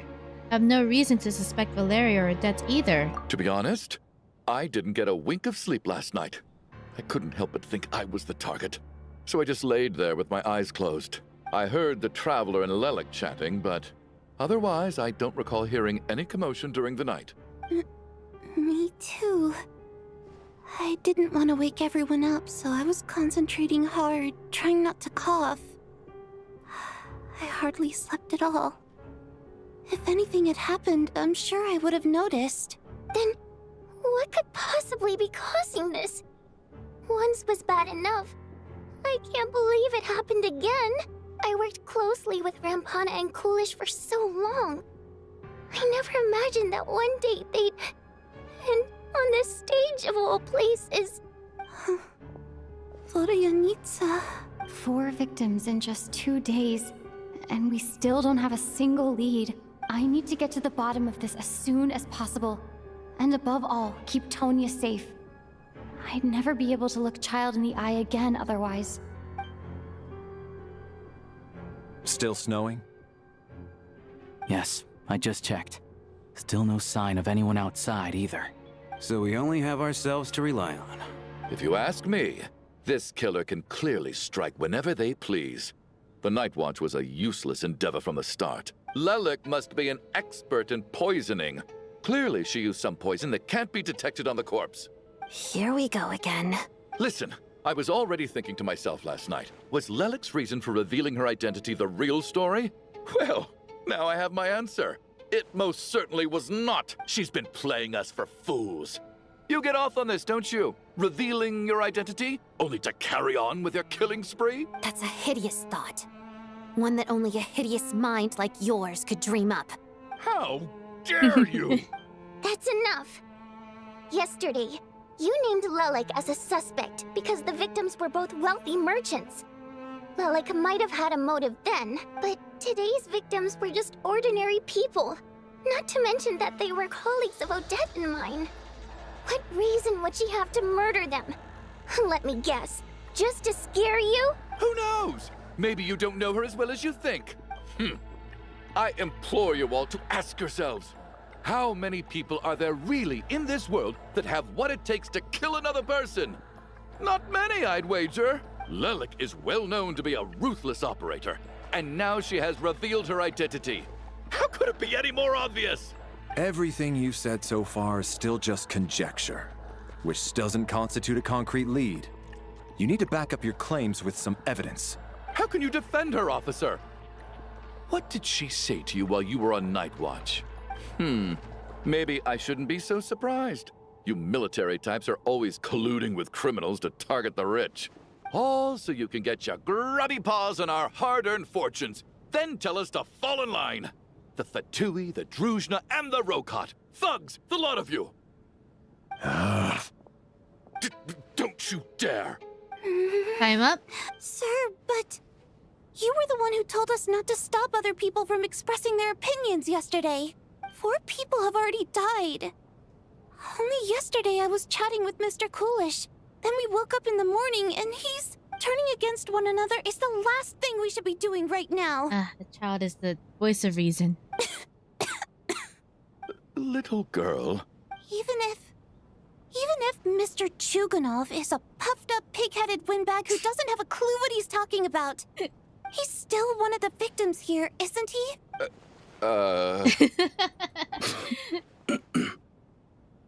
Quite. I had no intention of resorting to violence. But you're right, Miss Tonya. I ought not prevent him from speaking his mind. In any case, I believe Mr. Chuganov has calmed down a little now. We may resume our discussion. I don't think there's any need for that. What is there to discuss? Nothing about this situation is normal. Did you have an idea, Mitya? You're the brainiac here, right? Come on, clue us in. I've been mulling something over. All the leads we have so far concern things from outside the theater. Miss Odette's alter ego, the threats Mr. Chuganov received, but then there's the 2 double murder crime scenes themselves, which have given us absolutely nothing to go on whatsoever. That's highly unusual. Even with the most careful killers, there's always some evidence left behind. So what are you suggesting? I think this could be a supernatural event. It isn't characteristic of human-on-human homicide at all. Correct me if I'm wrong, but aren't you supposed to be a scientist? That doesn't sound like a conclusion someone like you is supposed to make. I got into scientific research because of my insatiable curiosity. But if the present situation defies all known scientific explanations, I don't mind shifting my curiosity toward the paranormal instead. Now that you mention it, I remember when I first came to the theater, I heard rumors about this place being haunted. It is haunted! You did do a dance called Spirit Seeker. Yeah. Finding clues about their body, or using spirit stuff to find mysteries, solve mystery. Yeah. Together. Hello, J-Moon. Hello. How are you doing today? Thank you for tuning to the stream. How are you finding the Archon class so far? Not too bad. I mean, we're getting a good mix of, you know, everything. A little bit of exploration stakes, world building, setting the stage for the themes of the thing in Act 1. For the themes of the entire nation, I suppose. And then Act 2, I'm really drawn into this murder mystery, or, you know, this mystery thing. I like it whenever there's like a closed room type of thing. Yeah. Theaters are known for being very special places after all, or something. Yeah, a lot of things happen in theaters. I mean, most theater buildings are very old and ancient. But, I mean, they do carry a lot, I don't know, I guess, audience emotions and artist emotions and all that stuff. Yeah, I can see that. Haunted? Yeah, I think I heard the same thing. But I mean, they're only rumors, right? We've worked here for years. Surely we would have noticed any spooky goings-on by now. Well, this has taken an unexpected turn. A haunted theater? If Paimon were here, she'd probably be hiding behind me in fear right now. Why don't we take this opportunity to look for clues again with a more open mind? Maybe a different perspective will help us see something different. Very well. Whether it's criminals or ghosts we're looking for, the same rules apply. Everyone needs to tread carefully. I'll move the bodies into the same room for now.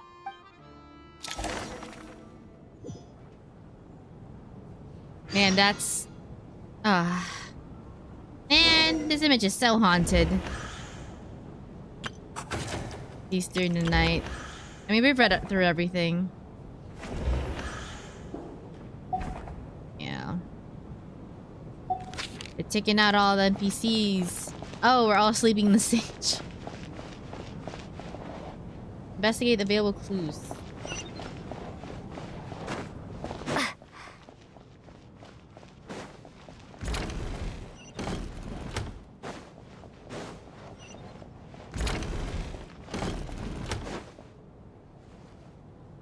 Valeri, come take a look at this. You too, Traveler. Some sort of notebook. It's the on-duty logbook for the theater.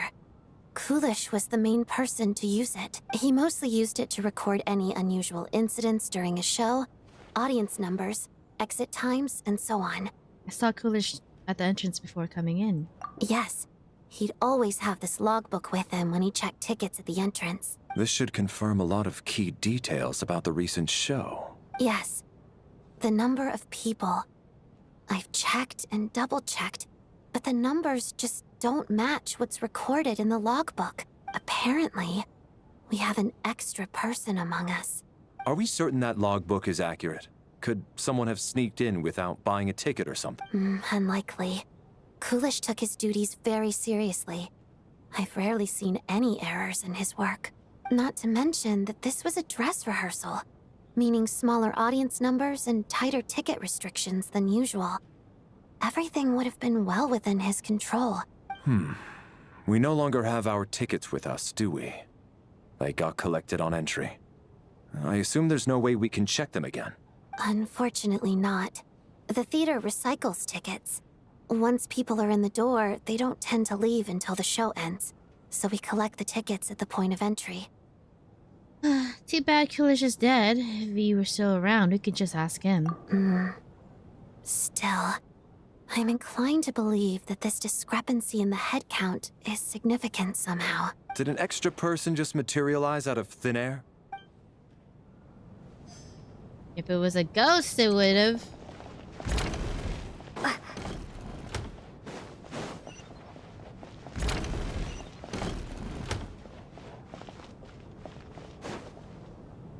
Tonya?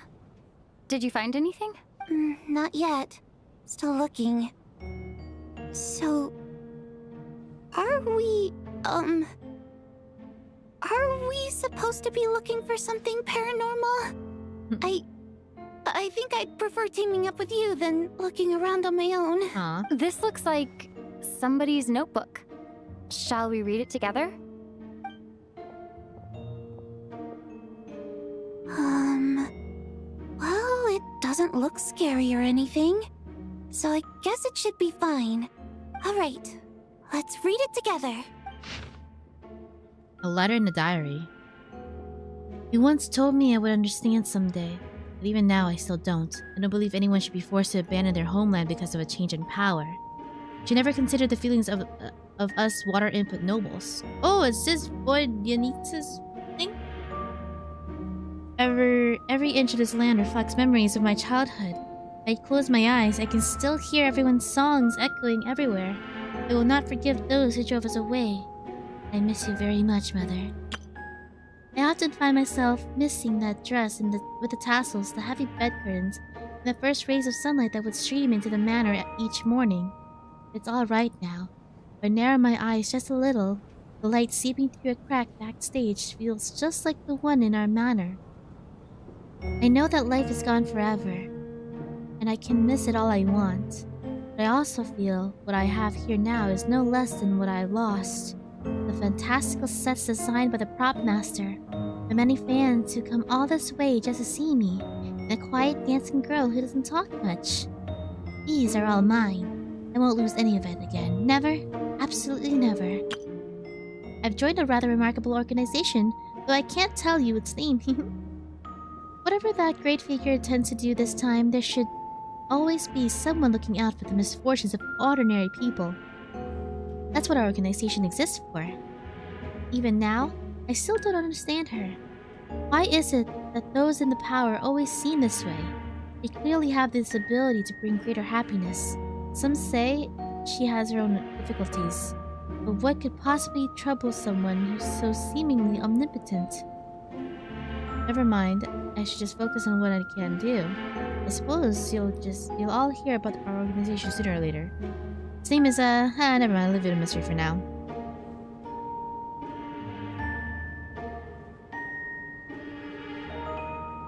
He's talking about the Tsaritsa in this paragraph? Huh. This has to be Vodyanitsa's writing, surely. Maybe it's a little rude for us to peek at this. I feel like I just read someone's secret diary by accident. It's an accident, it should be fine. It sounds like she's writing this for her parents, right? I don't understand. Why put this stuff in a notebook instead of mailing it in a letter? Because her water imp parents belonged to the aristocracy, who were driven out of Snezhnaya by the Tsaritsa long ago. And now they live somewhere new, where the postman can't get to. Oh, hey, Vodyanitsa. We're sorry. It's fine. My fault for not storing it properly. I can't leave things lying around and expect them to get ignored when everyone's scouring the place for clues. All right, give me my notebook back.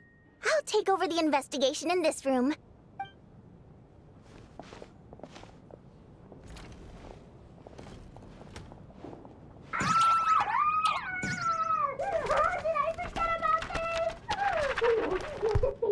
Oh God, and this one.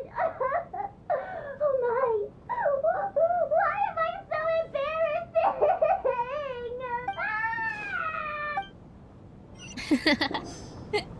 Are you finishing the Archon quest today? Yeah, I plan to. It's hard to avoid spoilers, so I wanted to do it all in one go.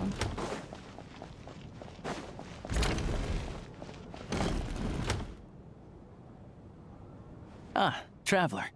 Since you're here, come take a look at this. Alosha found it. We're both curious to hear your perspective. It appears to be an investigation report. And the focus of the investigation was the rumors of haunting we heard about earlier. Investigation report into supernatural sightings at the Opera House. Mission is clearly not as simple as previous cases involving folklore studies. It appears to be connected to something far more mysterious, extinct civilization, creatures of ancient gods, or perhaps from beyond this world. And now we should take this as a lesson. Simple surface does not imply what lies beneath shares the same level of existence or nature. Ley lines themselves possess the powerful ability to devour or guide souls. In most cases, by these, however, evidence shows that the connection between the theater area and the ley lines has been obstructed. Though only partially, not completely severed, still. Transmitting souls. In theory, however, these souls are theater capable of influencing physical worlds. Only under extreme rare circumstances can they produce phenomena observable to the human eye. Overall, they can be considered harmless. This assessment can be conveyed in advance to the theater's management bureau. For me, the investigation does not end here. Uncovering the reason why the ley lines have been obstructed is the true focus of this inquiry. After consulting multiple resources, the most reliable hypothesis at present appears to be the existence of an angel civilization and its preliminary attempts at ley line renovation. There's too little information available here. I must return home as soon as possible. An investigation report, huh? Looks quite old. Huh. This person's name looks to be of Sumeru origin to me. The theater manager must have hired an investigator once specifically to look into this issue.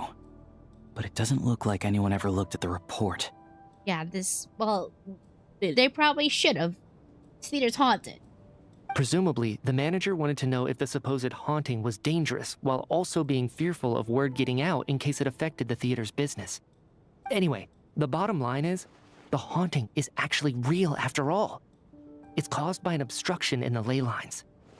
Is there any chance this is the key to finally making some progress with the murder cases? Ley line problems are pretty unexceptional to me by this point.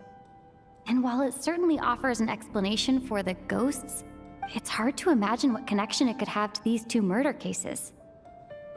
If only she can remember the dreams that she was having. Some of the language that appears at the very end of the report caught my eye.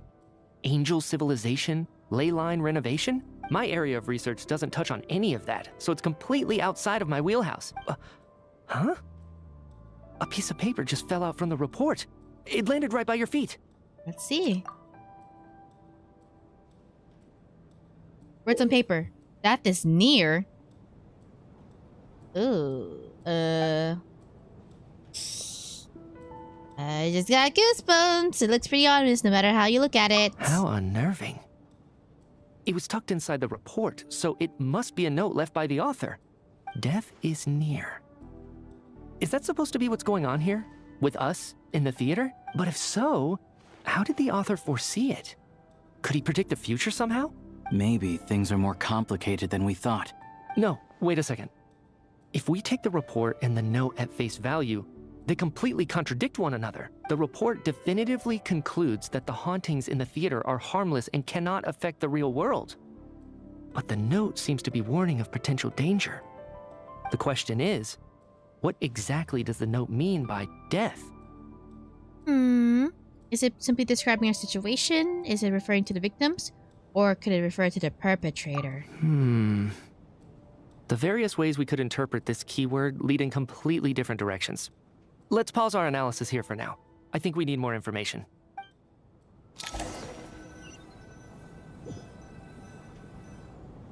If we take all this together, it's not impossible, is it? If anything, it's the natural conclusion. Oh, I beg to differ. This sounds to me like a product of a researcher's vivid imagination. And perhaps it's because I'm still viewing this through the lens of a typical murder investigation. But still, I'm struggling to be persuaded by your theory. Does it really sound that far-fetched? All right, well, let's treat that as speculation for now. I do agree with what you've said, so let's go with your idea for now. Good. Okay, now that we finally have some meaningful leads, I think it's time to reconvene. Let's get the others.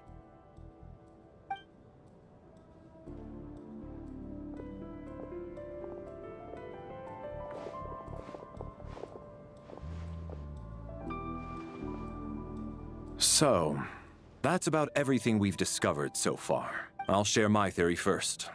Based on what we've learned from the logbook, I believe the extra person among us is most likely the killer. If the killer had simply bought a ticket, it would have greatly increased the risk of their identity being exposed. I expect he or she either hid in the theater ahead of time, or found a way to slip past the ticket inspection. They then blended in with the group and waited for an opportunity to strike. Well, it couldn't be the ones that works in the theater. What about the note found in the investigation report? Any thoughts on how that fits in? The killer may have simply planted it there as some sort of sick joke. I've seen my fair share of psychopathic killers. They love playing cryptic mind games. Is it Tanya? I mean, we didn't... There was a delay in their meetup in the beginning. It has nothing to do with the haunting of the theater after all. I'm just spitballing. Don't confirm or deny. This theory makes sense to me. If we have an audience member unaccounted for, chances are they didn't come here to watch the show. Could it really be that simple? So, in other words, all we have to do is find out who got in here without a ticket, and all our problems will be solved? Then let me make one thing clear. All the theater staff should be well aware that I came here for the rehearsal legitimately, yes? There's no way I'm the one who didn't have a ticket. Unless you can't afford a ticket. It's true. I hear you used every trick in the book to get a hold of that ticket, too. Everything short of throwing a temper tantrum and rolling around on the floor at the entrance. Oh, God. It is weird. I most certainly did not degrade myself in such a way. Probably a stupid question, but I might as well ask.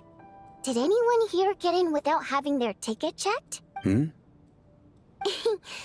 it was naive of me to expect them to just admit to it. Especially after the unprompted Lelek reveal.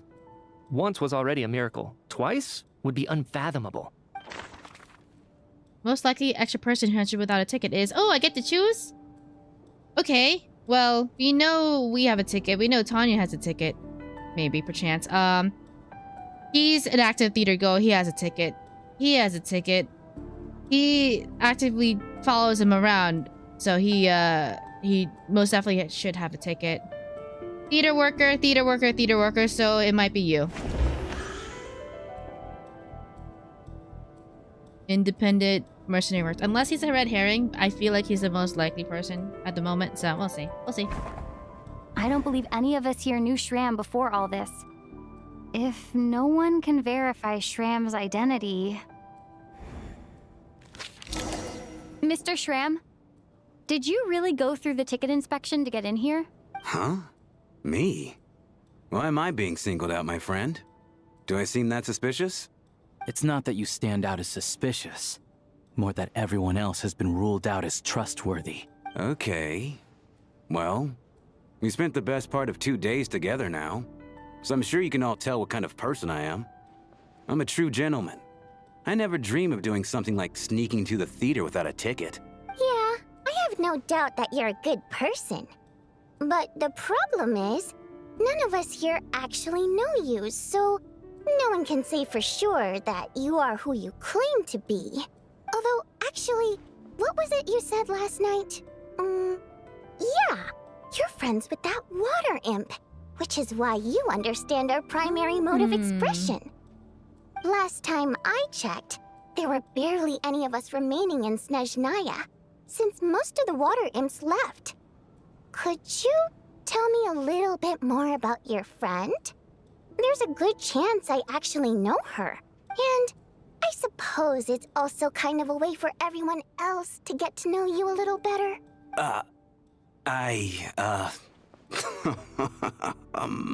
Good grief. Are you blushing? Pull yourself together, man. Stop giggling like a teenage boy. It's revolting. Hey, revolting is a little strong. All right, fine. I'll admit it. That water imp friend of mine, the truth is, we're dating. I was just the bodyguard hired by our family. But the stars must have aligned, because sparks began to fly between me and their daughter. Oh, God.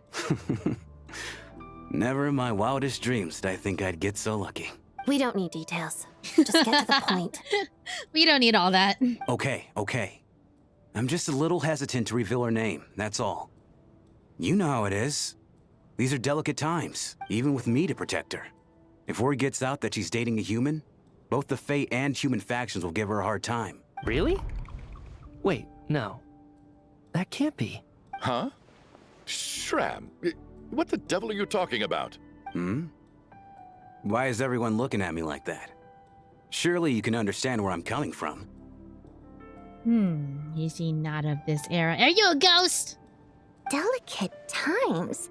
Factions? Yes? You know, the Civil War? Last time I checked, the Fae and the humans were still at each other's throats. No, because we just saw everybody having a debate in one room. And the main person delegating it was a Fae. If I'm not mistaken, the last significant civil war in Snezhnaya in history was over 400 years ago, when Her Majesty the Tsaritsa had just taken the throne and was consolidating her reign. What do you mean, 400 years ago? Yeah, who are you, Shram? What's going on here? Is Shram from the past? The ghost! All right, Mr. Mitya, you win this round. As far-fetched as it is, it appears that your theory may be correct. I'm just as amazed as you are. I didn't even believe it myself, to be honest. Is someone going to explain what's going on here? From the look on your face, you figured it out too, haven't you, Traveler? Oh. Clue to Shram's identity. Investigation report into the alleged theater haunting. Clue that has yet to surface. Allegedly needs to wrote to her family but never sent. According to the theater's duty log, there seems to be a person in the scene. Haunting? The theater's ley lines have been modified to block souls within its grounds from returning to them. Some souls can even wander this place forever. Mr. Shram's statement proves he's from hundreds of years ago, and according to the investigation report on the theater hauntings, Mr. Shram is very likely a lost soul wandering the theater. Yeah. True nature of the extra person is, I personally, it's an ordinary ticketer, the killer who hid in the theater on set, soul wandering the theater.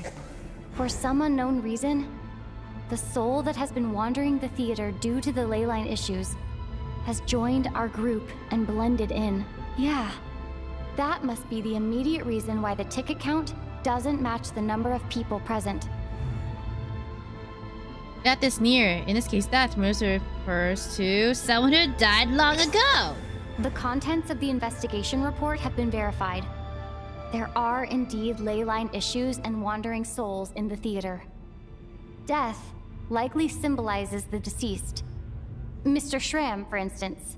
Death is near. Huh. That must mean that there's a dead person in our midst. There we go. Yeah, the logic is clear now.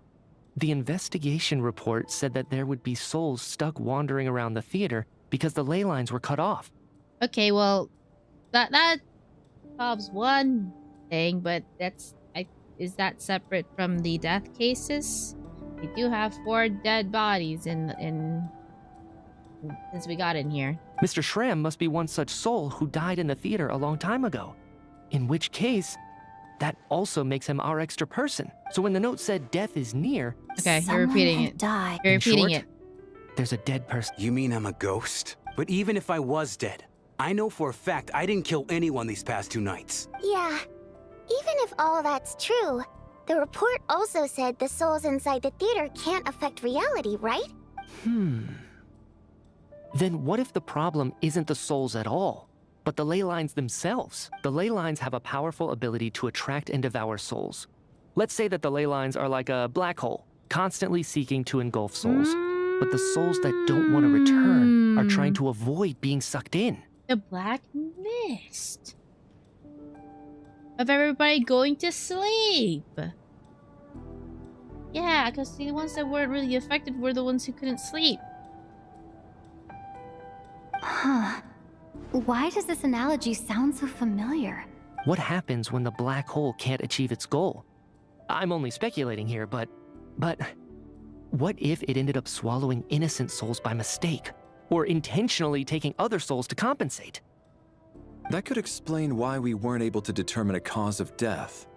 If you're right, and their souls were devoured by the ley lines, it does make some sense. It does seem to explain a lot of the things we couldn't make sense of. Except there's no concrete evidence. Yeah, no ovens, Mitya is though. relying on a lot of logical leaps. Still, it seems like the best explanation we have under the circumstances. All right, so how could Shram not know that he's dead? Seems a little unlikely that he hasn't noticed anything unusual even after several days interacting with us. On the contrary, it's perfectly normal for a soul to wander the theater for centuries without questioning their existence or reason for being there. Oh, there he goes. There he is, realizing it.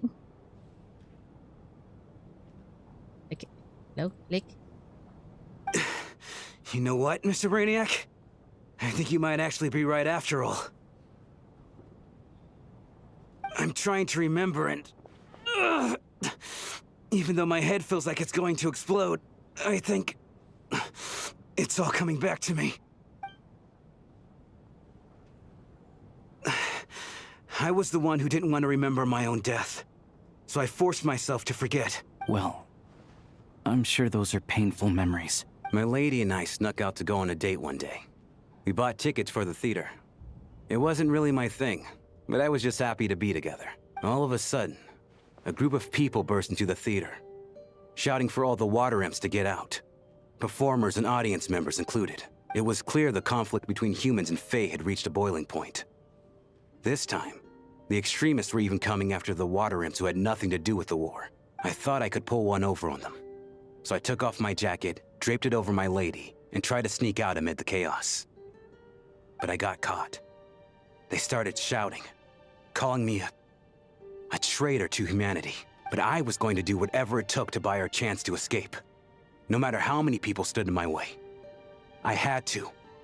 Both as their bodyguard and out of love.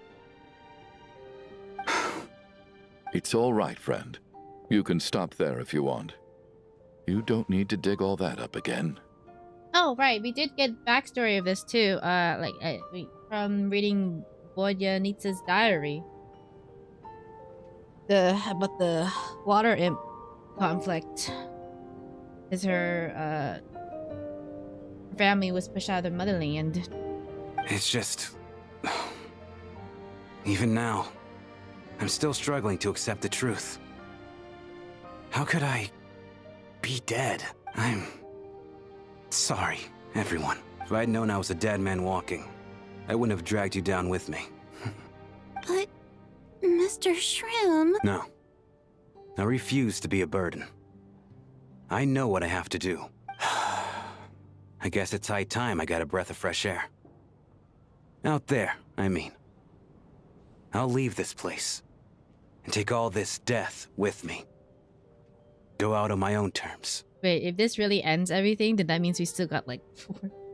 We still had 4 dead people after all of this. Mr. Shram, I'm sure we can figure out a different course of action. My good sir, we both know I'm not supposed to be here. I should have accepted my death long ago. One way or another, this has to end. No, I'm speaking on a personal level this time. Let it go, man. Oh, wait. One last thing. Miss Water Imp. My lover. Her name was Letia. Letia Ozarova. Do you know what happened to her? Ozarova.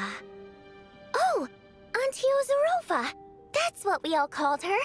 I remember her as a very kind elder. She had a bunch of kids, too. I'm so glad she survived. And she had lots of kids? Good. That's... good. I could hardly expect her to stay single just because of what happened to me, right? Well, oh, that's rough, buddy. As long as she went on to be happy. That's all that matters. Besides, I'm dead. My soul's been wandering around here for so long because I was worried about her. But now, I can go without regret. There's no need to see me off, my friends. I've enjoyed our time together over these past few days. Perhaps we'll meet again in the next life. Oof, indeed. Oof.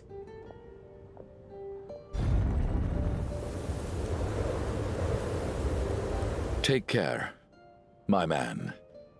I knew Mr. Shrim was already dead, but I still feel so sad. Death is cruel, no matter how we might try to make sense of it. So, was the conflict between Fae and humans really that bad back then? I was only little, so I don't remember much. Even the historical records about that time period don't say much about it. All people know is that the Tsaritsa founded the Fatui, drove out most of the Fae aristocracy without explanation, then used her terrifying power to suppress the humans. Wait, the Tsaritsa's Fae? Right? Because of her ears. So, I guess she just relocated them to try to protect them? Yes? So that they don't see what's going on? It seems to me like the Tsaritsa chose to make herself the enemy.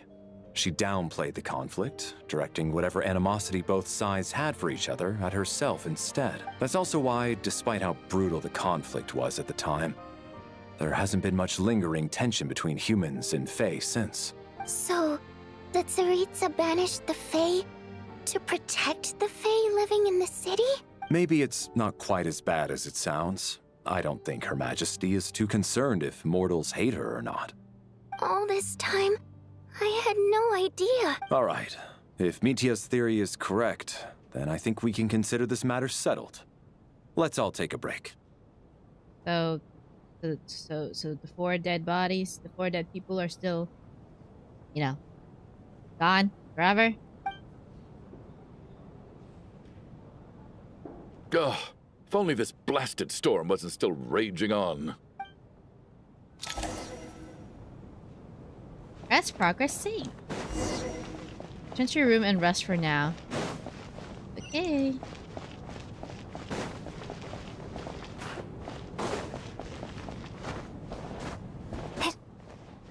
Open your quest screen or inventory to examine the picture for possible intel. What is it?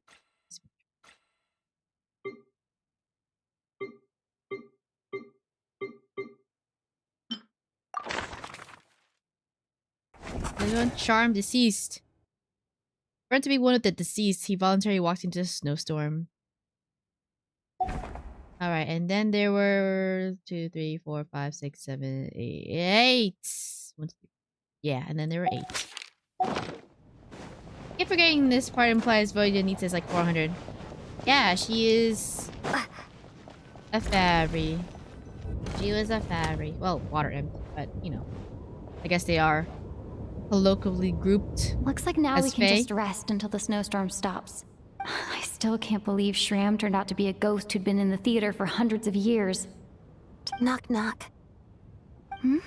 Knock, knock. You know the door isn't closed, right? You don't have to knock. Think of it as a signal then. When I'm entering someone else's room and I knock, I'm here as Odette. If I don't knock, it's Lelik. Please come in, Miss Odette. Thanks. So, why did you come to find me? Is there something I can help with? Vodyanitsa said you knew about my secret identity from the start, but when everyone was discussing who Lelik could be, you were worried that revealing what you knew would be unfair to me, so you kept it to yourself, right? That's what you wanted to talk about? Yes. I'm extremely grateful for that. It's nothing. I mean, you didn't hold what happened to the Senora against me, so I should thank you for that as well. Actually, there's something else as well. I found myself in a situation similar to the one you were in when you helped conceal my identity. So I thought I'd come and ask you for advice. What's the situation? It's about Mitia. Ah, the one that you had bad vibes. Before all of this, the last time I saw him, he was dead. Whoa. As I'm sure you know, my goal as Lelik was to stop Project Stuja. Okay. Well, when I found out the tech lead for the experiment behind Project Stuja was Mitia, I immediately started planning to track him down and threaten him to back out. I often saw him around the theater, but I soon concluded that making my move there would risk exposing my identity. So I decided to infiltrate the Armory Palace and go directly to his lab. That way, the threat would be much more effective. That must be basically the most classified place in Snezhnaya. Imagine infiltrated, you really do have what it takes to be a harbinger. Well, I suppose there was a bit of luck involved. But I am a Fatus, so I already had some familiarity with the building's layout. Is that why he was like the person that in the first dream? I think we only had two. Mitya was there with the other two, running from the black mist, and then the second dream it was Odette. But I mean, in the first dream, I guess. We'll continue. We'll continue. But when I finally made it to his lab, Mitya seemed to be dead. Are you sure he wasn't just dozing off? I checked his breathing and his pulse. He had no vital signs whatsoever. I'm certain of that. I thought maybe another anti-Project Stuja activist had beaten me to it, and chosen a much more brutal method. So I made myself scarce. That's why you were so on guard around Mitya that first night here. Yes. When I saw him sitting in the audience during the performance, I could barely contain the shock. His eyes do look dead. To me, it was a miracle. Somehow, he'd come back from the dead. But then, the murders started happening and things got so complicated that it wasn't really at the front of my mind. That is, until Mitya himself said there must be a dead person among us. Then, I couldn't ignore it any longer. And yet, you thought that bringing it up right away would single Mitya out. Just like when everyone was suspecting Lelek. Exactly. I thought there could be something I was missing. Besides, we soon figured out that Mr. Shram was a ghost.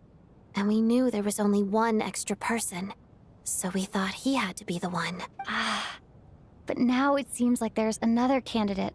I understand why you kept it to yourself. There was so much information being thrown around during that discussion. Bringing up Mitya would have just introduced more confusion. So, what do you think we should do? Let me confirm one thing first. When was it that you found Mitya dead? Around a week ago. Sometime in the afternoon. A week ago? That's earlier than I thought. I saw him just a few days ago at a restaurant. That definitely would have been after you found him dead. He seemed completely normal to me. Chatting with Vodjanitsa, trying to avoid Valeri. So he was definitely alive on that day. Huh. Well, all I can say is I know what I saw. Here's a thought. The reason we even suspected a dead person could be among us was because of the problem with the theater's ley lines. But Mitya's death happened inside the Armory Palace. The ley line issue affecting the theater shouldn't reach that far. You're right. I guess he doesn't fit the profile of the person we were searching for. I think the chances of it being him are very low. Surely he can't have died for real in the Armory Palace. Unless what? Unless he really did come back from the dead. You're right. Do you think we need to disclose this to the others? Huh, what's this? A private meet and greet? Where do I line up? That's not what's going on here. Well, I was just making the rounds. Thought I'd try to lighten the mood a bit. Vodjanitsa's handing out food if you're hungry.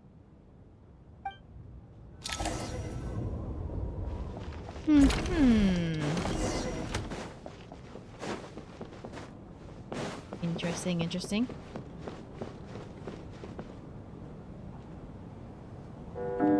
Outside, the snowstorm continues to rage, and before you know it, night falls once more. What is going on with this storm? Could it be connected to that monster that just arrived in Snezhnaya? I almost hope it is. Her Majesty the Tsaritsa left to vanquish that beast herself. We just need to wait for her triumphant return. Do you think people still feel the cold after they die? I'm wondering about Shram. Oh, maybe we should have given him a coat before he went out there. Death itself is cold, isn't it? I'm sure the storm will embrace him. Well, I hope he has a safe journey. I'm going to miss him, I think. It's not like we can blame him for Rampana and Kulish's deaths. Thinking back on it, we barely made it out alive ourselves. Once we get out of here, how are we going to explain what happened to their families?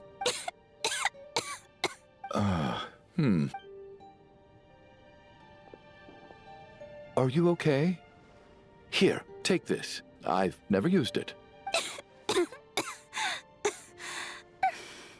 Thanks. Look who's Mr. Nice Guy all of a sudden.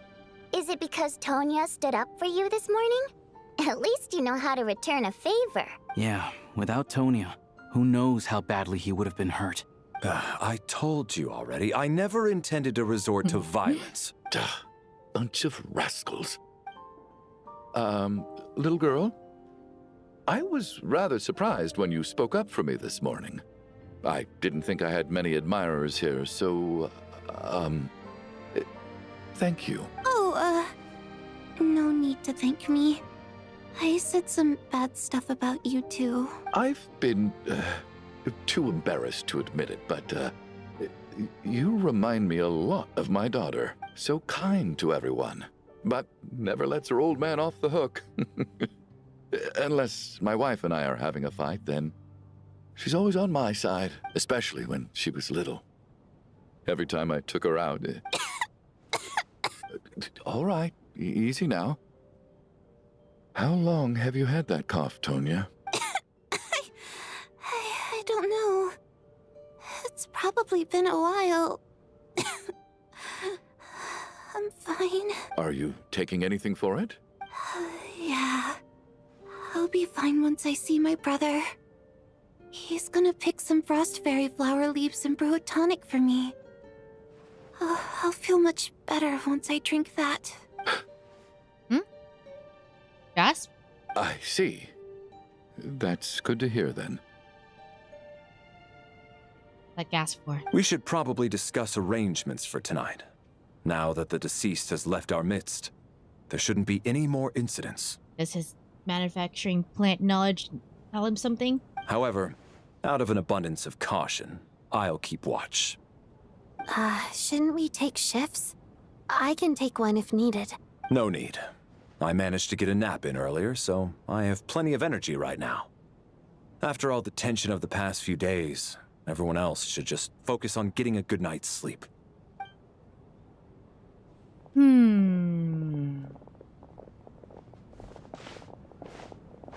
What a long day. This whole situation turned out to be way more complicated than I expected. But Valeri's right. I should just try to calm down and get some rest. The last thing I want is to give myself nightmares. Oh god, we're gonna be another nightmare. She's awake. She's awake! Get over here, you big lug, and take a look! Oh boy. If you must call me something, call me Mr. Door. The Black Mist is coming. Are you all right? Can you walk? We just got attacked by monsters on our way up. That Mr. Door fellow protected us. He just seemed to come out of nowhere. Not much of a talker, but when it comes to taking down monsters, that man doesn't hold back. Oh boy. Oh, you're next, Curses. buddy. The Black Mist is catching up to us. We need to keep going. Mr. Door, I don't believe I've ever seen you around here before. Larry. Why is that? Oh. There's no need to try to get to know me. I'm just Mr. Yeah, I don't think we're gonna be seeing. Mr. Door, quick, get rid of them! I can just push these ones off. I don't think we'll be seeing Chug enough after this, but we'll see. Thanks for saving us earlier. No need to thank me. This is where my duty lies.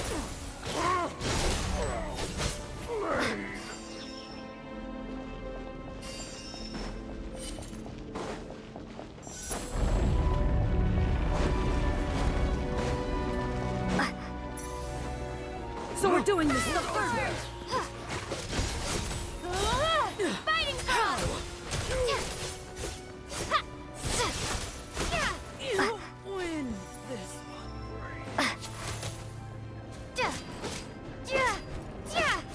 Oh, remarkable work, Mr. Door. Oh, if Mr. I had your Door. muscles, I'd do the same.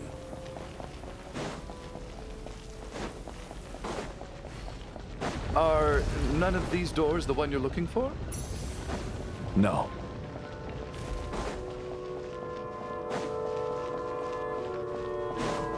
Encase!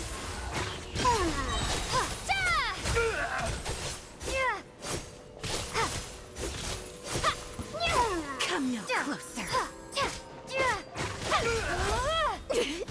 Impossible.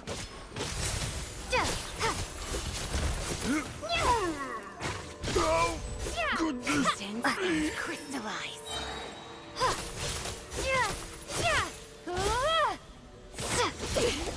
Impossible. I'm so exhausted. And wait, look! There's more monsters down there. Are they coming from within the black mist? No, no! They're gaining on us. Quick, keep going, or they'll be at our heels any second. Mr. Door. Mr. Door, what are you doing? We need to get out of here. They're coming! Found it. This is my door. What? You mean you're going to stay here? I am a door. This is where my duty lies. What? So he meant the door for closing, not for opening. No! You saved us. We can't leave you behind. You must keep going.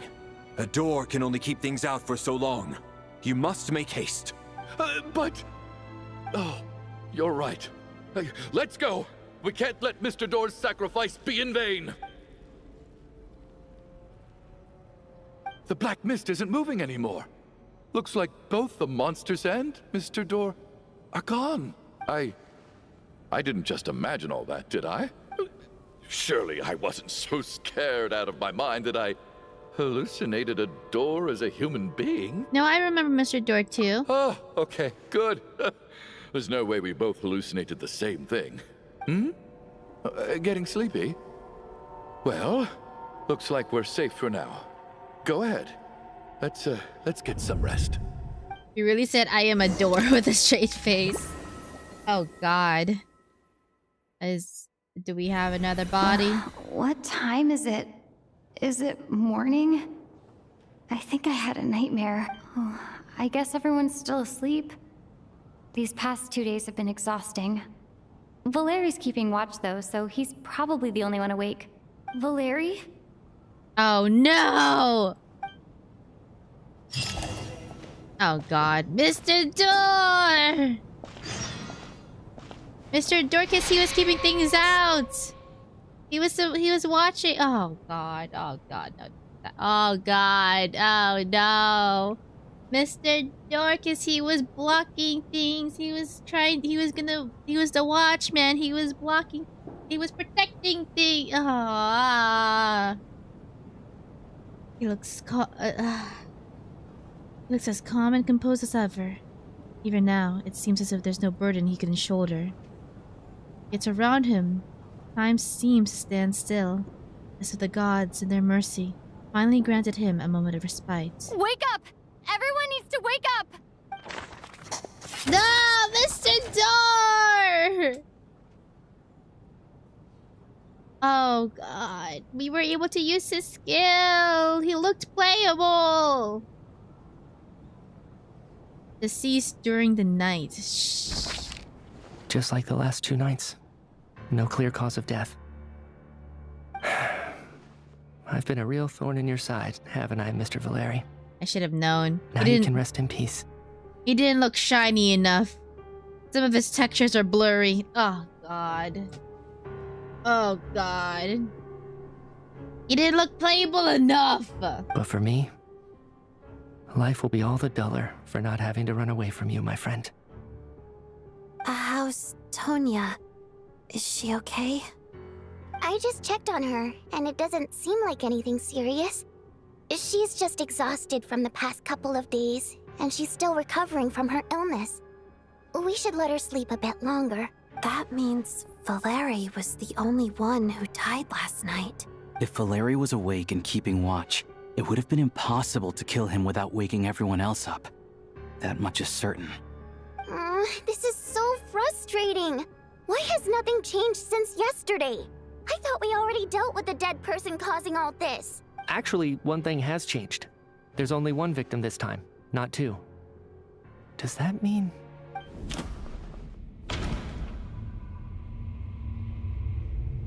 Okay. Okay. There's only one victim last night because instead of two. Perhaps that was because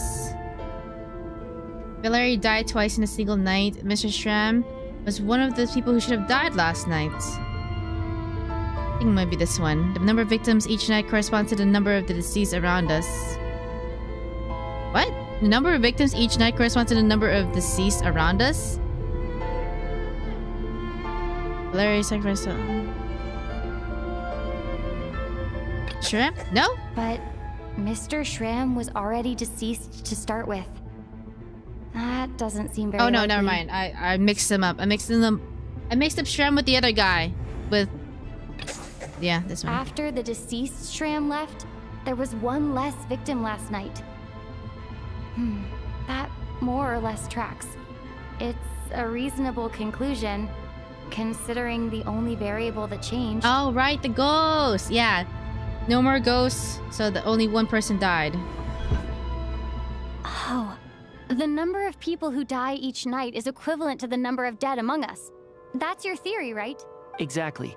We identified Mr. Schramm, and the night after he left, the death toll dropped from 2 to 1. By that logic, there must be one more dead person left among us. Another one? But there was only one person unaccounted for in the ticket checks, right? The head count should match up now. Having an extra person was definitely a cause for alarm, but being one person short isn't nearly as unusual. Someone could have left in the middle of the show, or made it out before the storm hit. Like the guy who left in the beginning. One more dead person among us. If Mitya's theory is right, then what Odette told me seems a lot more relevant. It's just, at the time, we had no reason to think there was more than one dead person. If only we'd taken it more seriously as a possibility, maybe this could have been avoided. I'm sorry. This is my fault. I had information that could have been helpful, but I held back. I should have brought it up right away. I'm partly to blame as well. I was too quick to dismiss Odette's concerns. Alright. What is this about? What have you two been getting up to behind my back? Sounds like there's some big news you've been keeping from the rest of us. Well, we're all ears. Alright, Mitya, you have no bodyguard left. Time for some questions. But that tells the group about finding Mitya dead. I'm the dead person? Wow. That's certainly news to me. Oh god. Odette and I talked about it yesterday, but we thought it just wasn't possible, so we left it at that. Yeah, I don't blame you.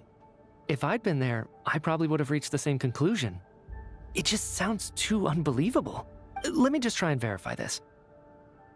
I just scoured my memories trying to think back to the afternoon Miss Odette mentioned, but I honestly have no recollection of dying.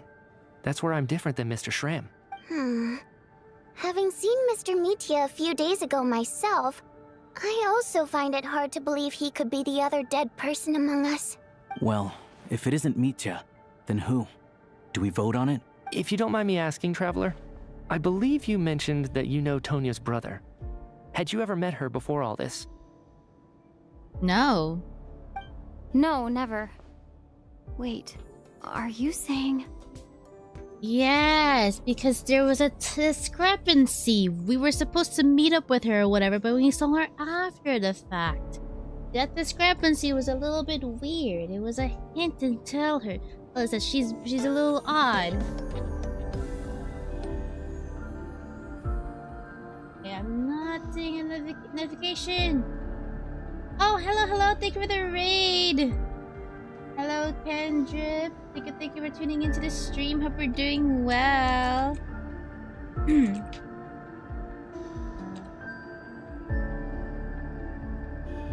Yeah, I'm doing Genshin Archon class for Snezhnaya, and we are in Act 2, doing the thingies. Okay, that would work. Yeah. Thank you for tuning into the stream. Hope you guys are doing well. But yeah, I'm finishing up the Archon class. It's been an interesting mystery, and I had my suspicions, and I think they're being confirmed right now. But yeah. Thank you. Thank you for following, Kendrip. Thank you. Now, just 1 minute. I know where this is going. You can't just randomly point a finger at anyone you want. Oh, he had a revelation about the tea. You're in the hot seat, and all of a sudden you want to divert our suspicions onto somebody else? Trying to pick a fight, Mr. Chuganov? Whenever you open your mouth, all you do is attack people, and I've had enough of it. If you don't want to engage in a civil discussion, you can shut up. Yeah, tell him. Oh, lol, I streamed Act 2 as well. Only stop it way, lol. Ooh, try to avoid spoilers then. I think we're about to finish it. I'm pretty sure we're already past the halfway point for Act 2. Yeah, it's been great. What do you think about it? You little brat! Did Mitya ask about Tonya because he suspects her? I suppose I only identified her by age and nothing else. Could that mean... You were assuming! I'm just saying. You're going around casting suspicion on people for no reason. How could Tonya be dead? I can vouch for her, if nothing else. I've seen her before. She's the sister of that Harbinger. You're lying. She? The one called Child. Why are you hesitating? Oh, really? You're telling the truth? Since being here, I don't think I ever mentioned she was Child's sister specifically. Does Chuganov actually know her? If Chuganov can vouch for her, then it can't be Tonya either. In which case, it seems unlikely that there's another dead person among us at all. Miss Odette, could you go over that afternoon with me one more time? When you found me dead. I mean, age and exact same hair and eye color as... Yeah. He does have... Okay, I need Chuganov to spill about that flower thing he realized. No problem. He had a reaction.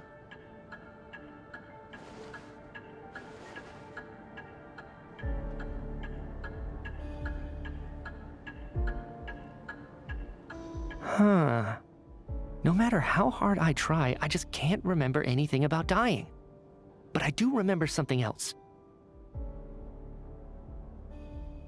Miss Vojanitsa, during our last meal together, I told you how some of the researchers were suffering from temporary memory loss. Do you remember that? Oh, yeah. You said it was hindering the progress of your experiments. You thought they were just under too much stress or something. Right. And even though I don't remember dying that day, I'm pretty sure I experienced something like amnesia. Some of my memories from that afternoon are missing. Are you suggesting you're missing the memory of your...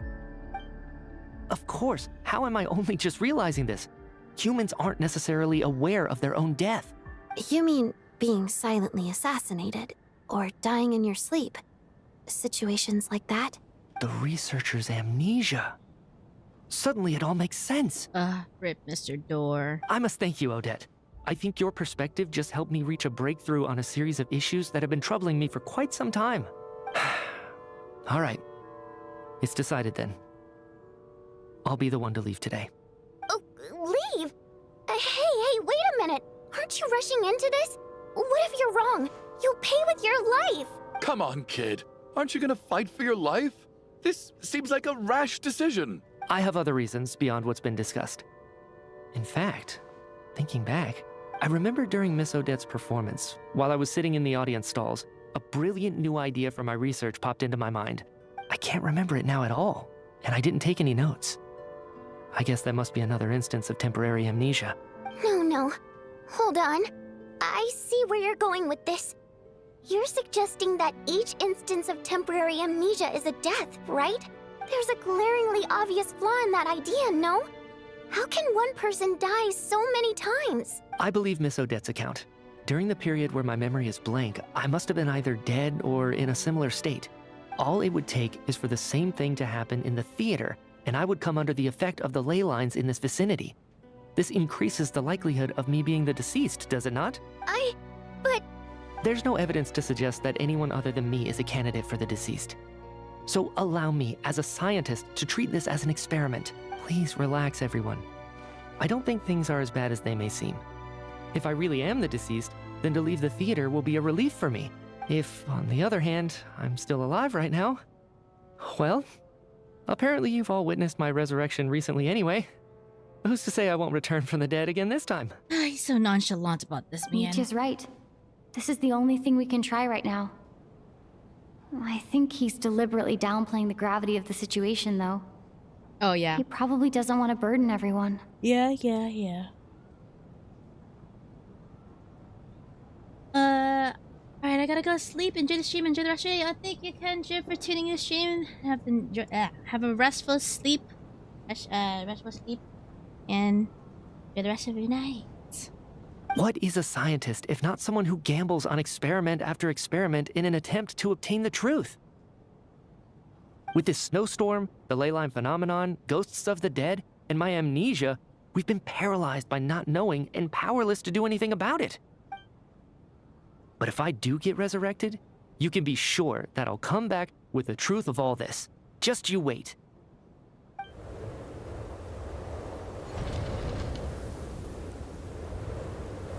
Off he goes with his weird hand scarf. Doing that little wave thing. As night falls, the theater is filled with a heavy silence. More than half of the group is gone since the first night here. Yikes. Beyond the loop.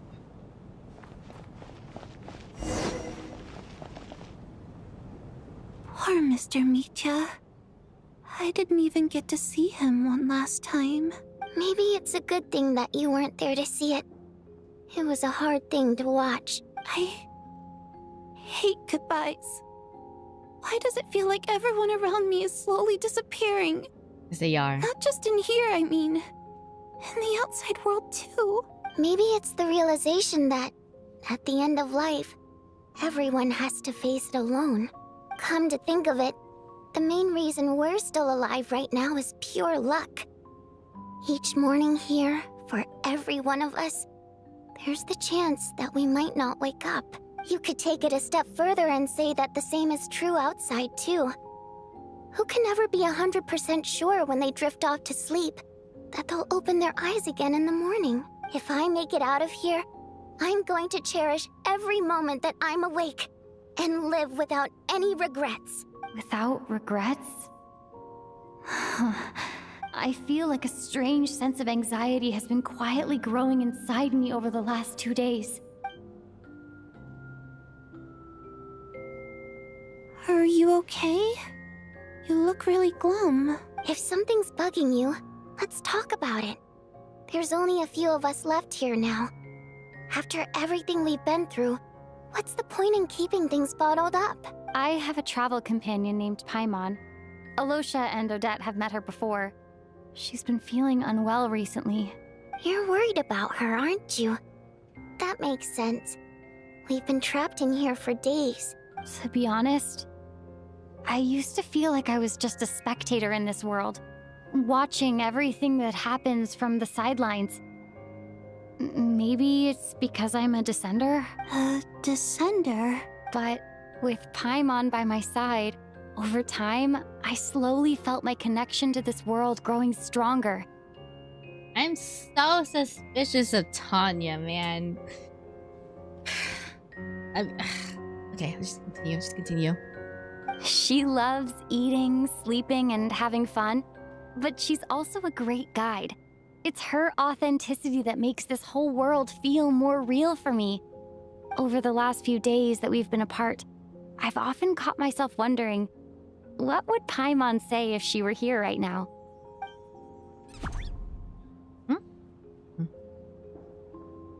But by the time I snap out of it, the conversation has already moved on and I'm still in my own little world. I'm trying to overcome this sense of detachment, but I really miss Paimon. I guess, in a way, she means the whole world to me. Aww. I bet she misses you when you're not there as well. Maybe you're her entire world too. I don't know if this will make you feel any better, but back when the water imps left Snezhnaya in droves, I also felt like the whole world was suddenly empty.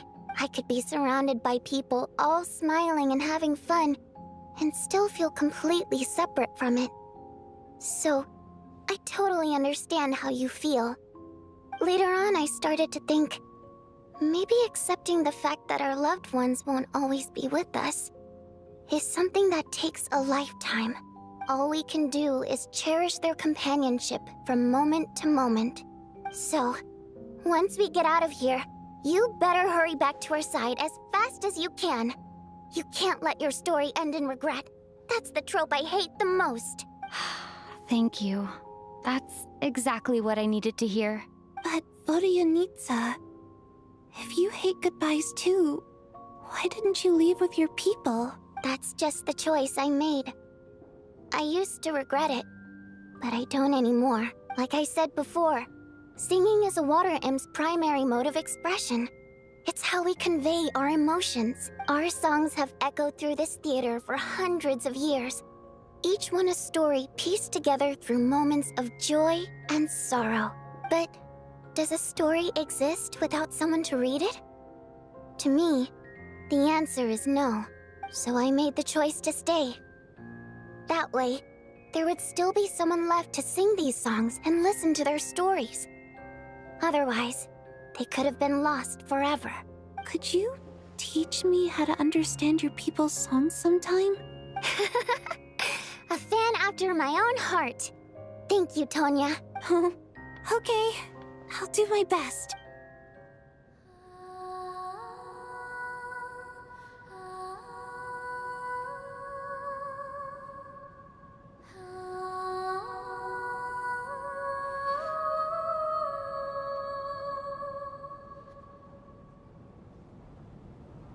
I've never heard that one before. I feel like I can hear a sense of longing somehow. I wonder why that is. Color me impressed, Tonya. You're a keen listener. Most people can only tell if a song is happy or sad. I didn't think you'd be able to pick up on such specific details. So, what's the song about then? Come on, tell me. I've actually never performed this song in the theater before, because it has more of a ceremonial purpose for our people. It's not meant for the stage. It means something like, may those we have lost watch over us, and follow this song back home in the night, so that we might be reunited once more.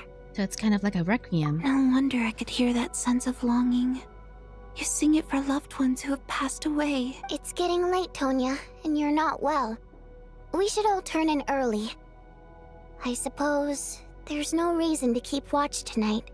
Okay, but, before I go to bed, could you sing that song a couple more times for me, Vodka? Of course!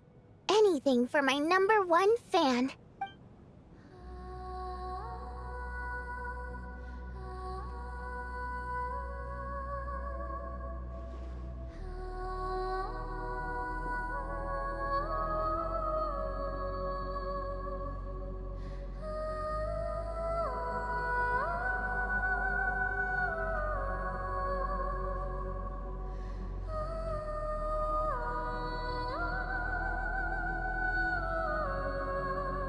Once I get out of here, I definitely don't plan on ever coming back. It's too haunted. But I guess that means I'll never get to hear Vodyanitsa sing again. That's a sad thought. Before I fall asleep, I should cherish this moment of companionship while it lasts.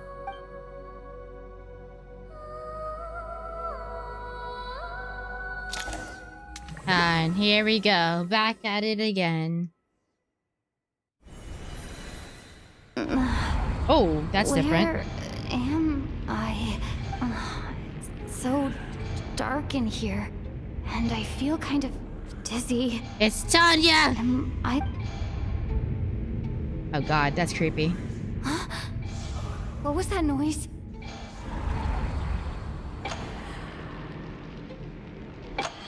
Okay. Oh, alright. Return, O spirits. Fulfill your oath of protection.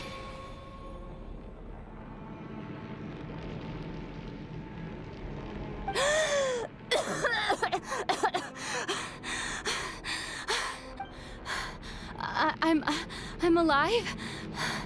What just happened? No time for questions. Quick, over here. Turn on the switch. We need to bring back the light.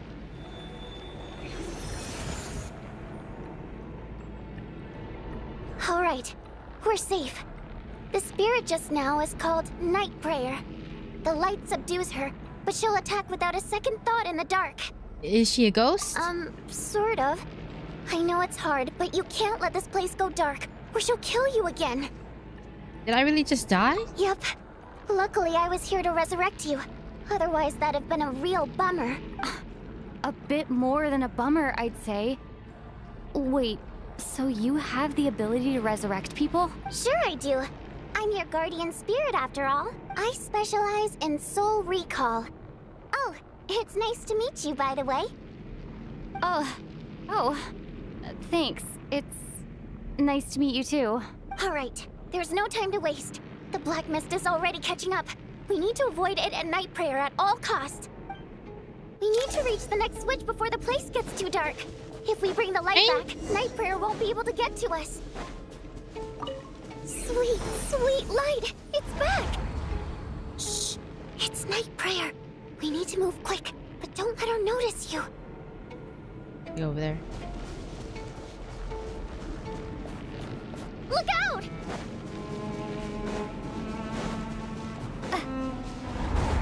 I hear her, I hear her.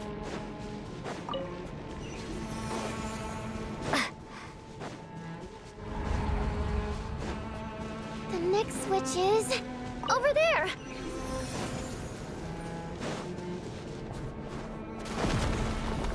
Oh god.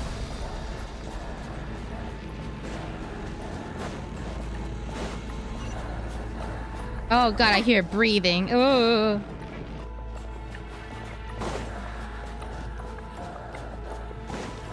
Come on, Nabi, stop. Why are you stopping?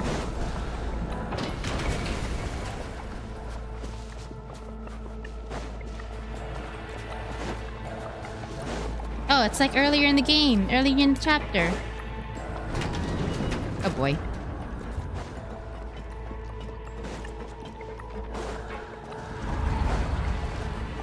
No, Night Prayer is here too.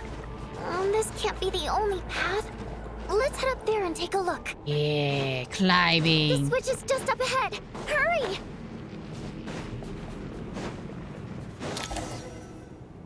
It's too dark. We're not gonna make it. Come on, faster!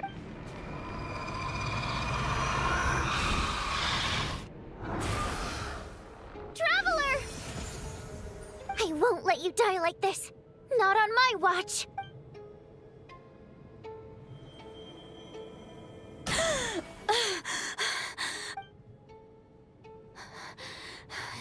Even though it's not permanent, dying is definitely not a pleasant experience. Great. You're back. Yeah, thanks to you. Time for you to get out of here. Quick, before the light runs out. What about you? You're not coming with me? I can't. I've already been used up. Used up? The Guardian Spirit's skills are finite. I can only resurrect someone so many times. I might not look any different, but my essence has been exhausted.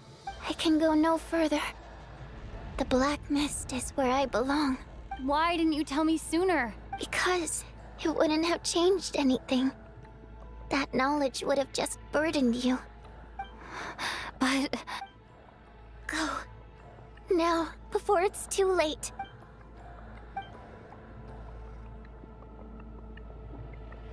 I ran straight into her in that tree.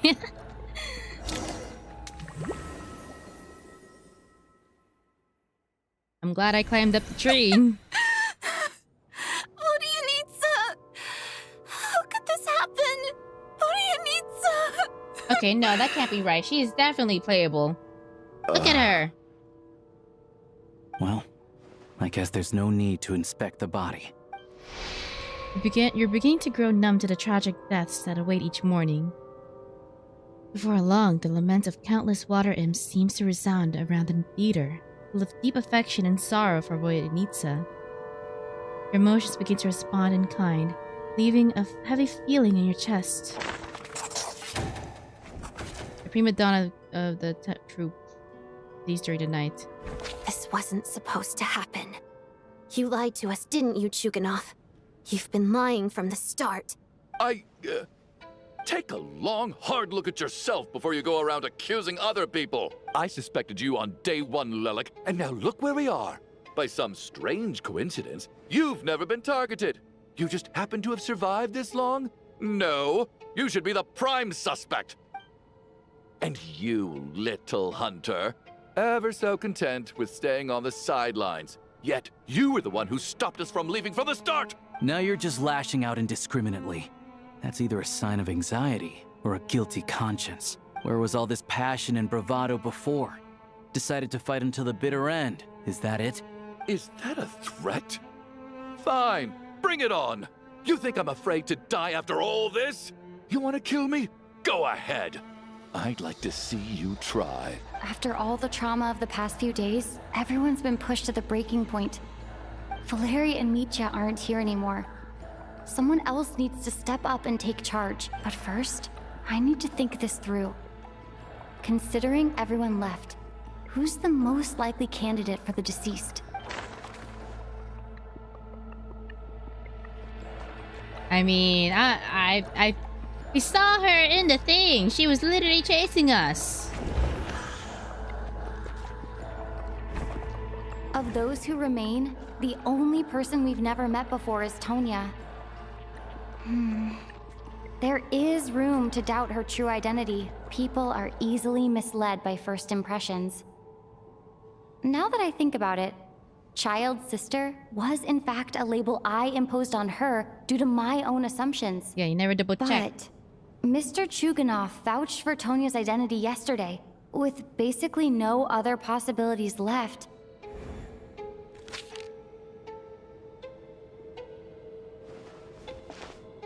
Tonya, how's Tusser been lately? Tusser? Damn it, Lamine, you should've... Oh my god. This could have been all avoided if you didn't assume.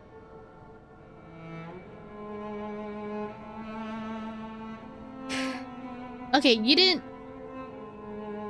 didn't even have a little bit of small talk with this girl? Like a little bit of awkward conversation, like, oh, how's your family been? That never came up with your time with her? Your brother Ajax must have mentioned me in his letters home, right? Did he say anything about a blonde traveler? You couldn't have this conversation when you guys sat down in the theater and just no awkward small talk? Did have awkward small talk with this person you just met that is the sibling of your friend? No. And my brother's name is Razik, not Ajax. Damn. Wow. Wow. I knew she was weird from the start. Chuganov, looks like it's your turn to do some explaining. Yesterday you said you could vouch for Tonya. Why did you give us a false testimony? I knew you were behind this, Chuganov. You've been lying through your teeth from the start. Everything about you is fake. Down to the wife and daughter you're always talking about. Your entire family man persona is a charade, isn't it? Yeah, I don't think this dude has a wife and daughter.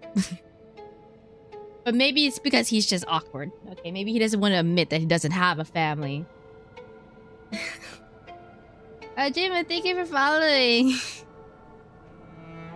Oh my god, I'm so mad at Lamine. Like, why couldn't you just ask Tonya these questions? It's normal to have small talk. You have a common acquaintance. It's even weirder if you don't have small talk with her. That night, when I infiltrated your place as Lelik, I noticed you were home alone. Didn't think much of it at the time. Just thought everyone else was out.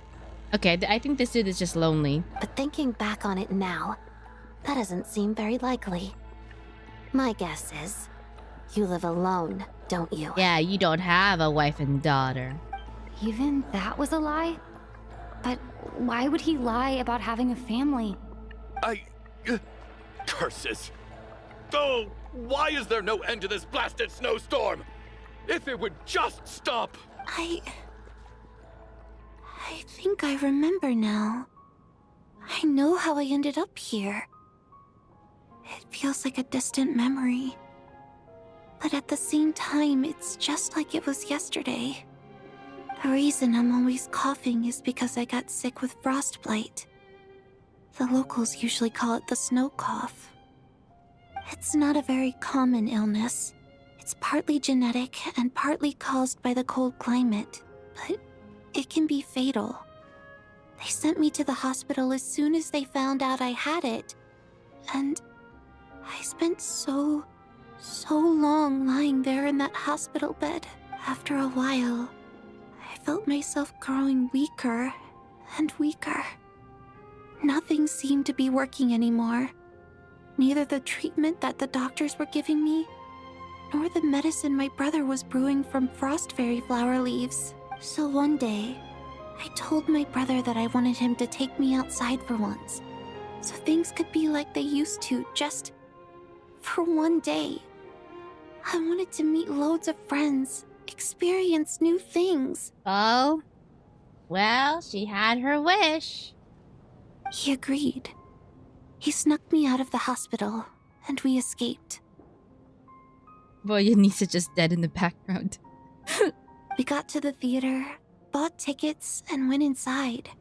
Oh, it was all so exciting. I remember the show very clearly. It was amazing. But I found myself getting sleepier and sleepier. Oh, Tonya. When I woke up, I couldn't find my brother anywhere. So I guessed he'd already left. But there's no way he'd leave me behind. So I decided to stay here and wait for him. At the time, I figured he'd probably gone to brew some more medicine for me. I was planning to chew him out for abandoning me when he got back. Tonya, it sounds like by then you'd already... Yeah, I know. I understand now. Dead, aren't I? This cough and the feeling weak, it's probably just my body's memory. After all of that, it turns out I can't blame my brother after all. I'm sorry, everyone. I realized this much too late. It seems like death skewed my perception. And now I've dragged you all into this mess. No, I blame the traveler. I blame you. I blame you for not having conversational skills. Your name probably isn't even Tonya, is it? Didn't that ever strike you as odd over the last few days? Well, when I was little, my brother and I read a storybook, and Tonya is the name of one of the characters. When we escaped from the hospital, our family and the hospital security were looking everywhere for us. So when you first approached me and said my brother had sent you, and called me Tonya, I thought he must have chosen a fake name that only the two of us would know. Because he was afraid of getting caught. Now, it seems like that was just wishful thinking. At least your memory of death isn't painful. That is a small comfort. Now it's your turn, Chuganov. Talk to us. I believe no lie is ever told without a reason. You're right. I was lying. I happened to know that the Harbinger child and his sister Tonya managed to get tickets, so I lied to you and pretended I knew them. And yes, I was lying about my family too. I knew he didn't have a family. The truth of the matter is, I lost them a long time ago. Oh, dang. I just refused to accept reality. And now I've spent the second half of my life living a lie. I'm a joke. My daughter's name was Iskra. And before you ask, yes, Iskra, as in Iskra Manufacturing Plant. She She also died from the snow cough. She was just 6 years old. If she were still alive today, she'd be around the same age as little Tonya here after Iskra passed. My wife couldn't bear to face those memories either. So she chose to start a new life without me. Oh my god. Wait, that's terrible. Oh my god, that wife is messed up. She just left after their daughter died? She just dipped? She just left this man to grieve? And be partnerless? That's... Oh. One day when I came home from work and saw the empty room, I felt like I couldn't breathe. Subconsciously, I started to imagine that they were still there. I soon discovered that this was the only thing that made me feel any better, so I just embraced the delusion. Nothing more than a pathetic means of escapism, I know. But at least it's not a crime. So explain your false testimony, then. The night before last, when I was chatting with Tonya, she mentioned that her brother would brew medicine for her from frost fairy flower leaves. Combined with her various symptoms, I suddenly understood everything, including the fact that she was deceased. The snow cough used to be an incurable illness. I would pick frost fairy flower leaves to brew medicine for Iskra too. But the year after my daughter passed away, the jester of the Fatui announced that a cure for frostblight, also known as the snow cough, had finally been developed. Dang.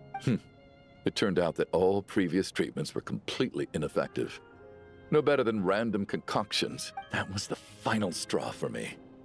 I just couldn't take it anymore. Just one more year.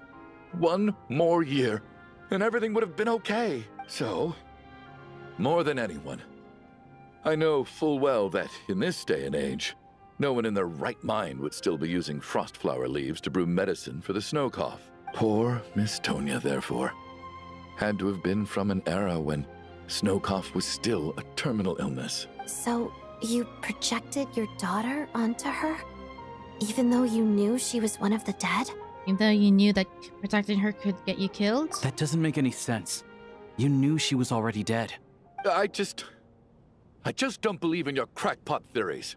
Nor do I approve of your actions. Well, now we have 6 dead bodies to deal with. How can you just declare a living person dead and throw them out into that snowstorm? 6 dead bodies, guys. Nitya's gone. My good buddy Shram's gone. Oh, 7. And now it's Tonya's turn, isn't it? Good buddy, you just met him a couple days. The others I can make my peace with, but little Miss Tonya, here she is, standing right in front of us, alive and breathing, and fighting her own battles. Yet you're quite happy to say she's dead? Everybody, there's others that are also dead too, okay. I just want her to live. Once this snowstorm is over, the very moment it stops, I'm going to march out that door and find someone who can fetch the very best medicine for her snow cough. He's a ghost! I'll be damned if I'm gonna let you cast her out into the snowstorm before I have the chance to cure her. Too late to cure her! Not again! Not this time! Not when the cure is right within our grasp! I'd never be able to forgive myself. Mr. Chuganov, stop. I can't let you do this. Tonya. By the sounds of it, you've known I was dead since the night before last, right? I really liked Mr. Valeri, Mr. Mitya, and Miss Vodyanitsa. And now they're all dead because of me. I'm not happy about that. The reality is, you've been trying to fight your own demons through me. But all you've really done is trap me inside your delusion along with you. No! Listen to me. I want to save you. I do. Yeah, he's just imposing his own... What could have been. Well, at this point, I'm quite sure that I'm dead. I don't need to be saved. The time I got to spend with all of you is more than enough for me, despite all the bad things that kept happening. I got to meet so many interesting people and spend so many days and nights by your side since the day I escaped that hospital until now. This has been an adventure I never even dared to dream of. I'm very fond of you all. If it were only possible, I'd trade my soul to bring back the ones who died. If it meant things didn't have to end like this. And that's why I'm not fond of you at all, Mr. Chuganov.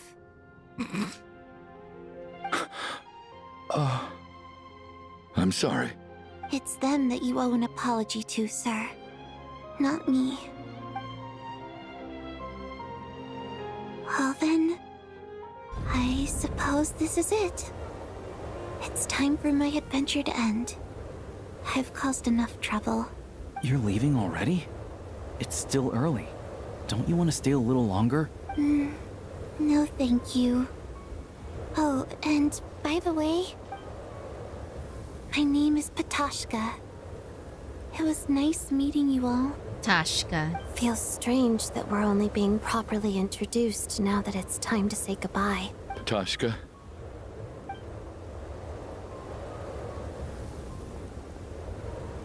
What are you doing, Chuganov? Are you crazy?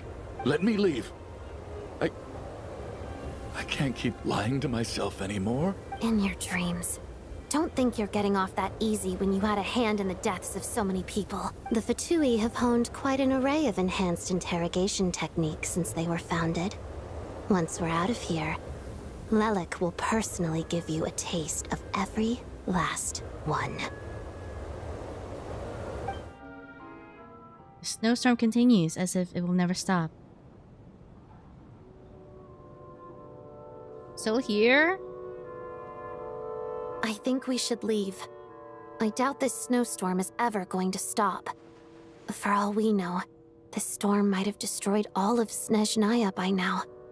Maybe even the whole world. Trying to feel the same way. Wait, we finally solved the mystery of the haunted theater today. Maybe let's at least try to enjoy tonight? Fair enough. I don't particularly feel like dying in Chuganov's company anyway. And yet you won't let me die first. Hey, Chuganov, on a serious note, if we do make it out of here, you should close down that factory of yours. A lot of people are freezing thanks to you. Is this really the time to be discussing my factory? All right, fine. I'll shut it down. Doesn't matter to me anymore. Am I hearing things? Or was that a knock at the door? Those are there dots. it is again. But I don't understand. The snowstorm hasn't stopped, has it? Maybe the snowstorm has brought us some unwanted visitors, or perhaps it's the rescue team. The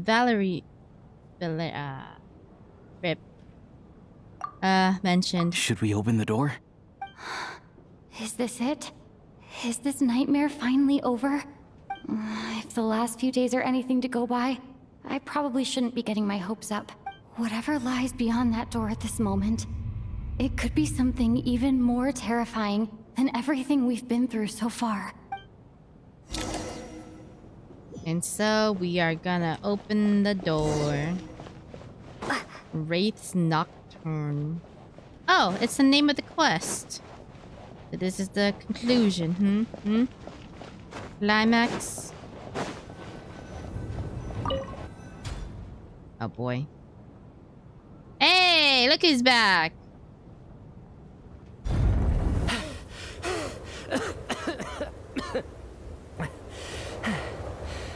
Hey everyone, I'm back.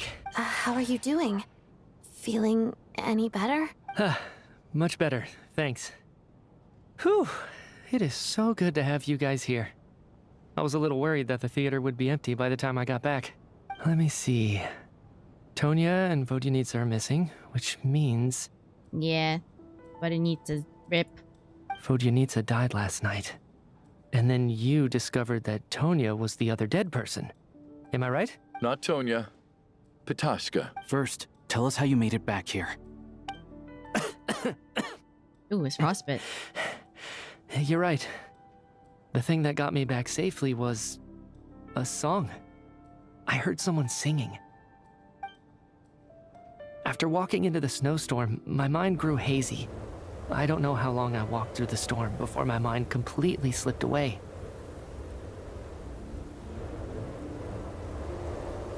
Then, suddenly, I heard the sound of singing. The voice instantly brought me back to my senses, and I regained consciousness. So I followed the voice, searching for the source of the singing. I searched and searched, until finally, just a few moments ago, there was the entrance to the theater, right in front of me. Singing. I've actually never performed this song in the theater before, because it has more of a ceremonial purpose for our people. It's not meant for the stage. It means something like, "May those we have lost watch over us, and follow this song back home in the night." That must have been Vodyanitsa's Requiem. Who knew it actually worked? That song is meant to guide the souls of the dead. Mitya, that must mean that you... Huh. No kidding. Huh, seemed like I guessed right then. This is what I've been so desperate to tell you about. When I first stepped out of the theater, I was still quite lucid. My memory of it is still pretty intact. I remember the outside world being completely different than what I'd expected. It was like this was a world where only the snowstorm existed. There wasn't a trace of any humans or buildings ever having been there. I don't know how else to describe it, except to say that it just didn't seem like the real world. And as for the Requiem, if I was guided here by Vodyanitsa's song, it can only mean that I must already be dead.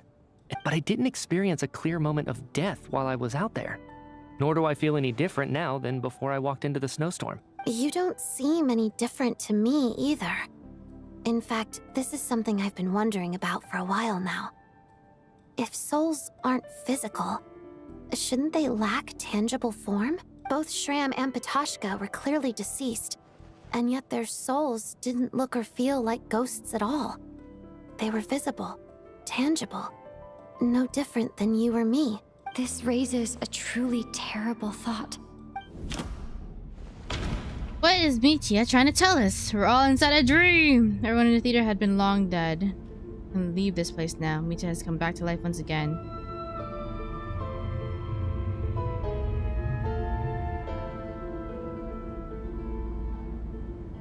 We're dead?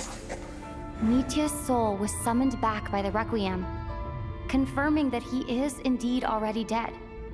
And yet, he looks no different from us. Of course, if even the long-deceased like Mr. Shram can blend in with us undetected, then maybe we've all been dead from the very start. And all of us are now souls wandering the theater. Ooh. Oh, is that an eye? Right here. Oh, that's... Ooh. Yes. I have chills. I think that this is probably the afterlife. Oh, God. Oh. What did you say?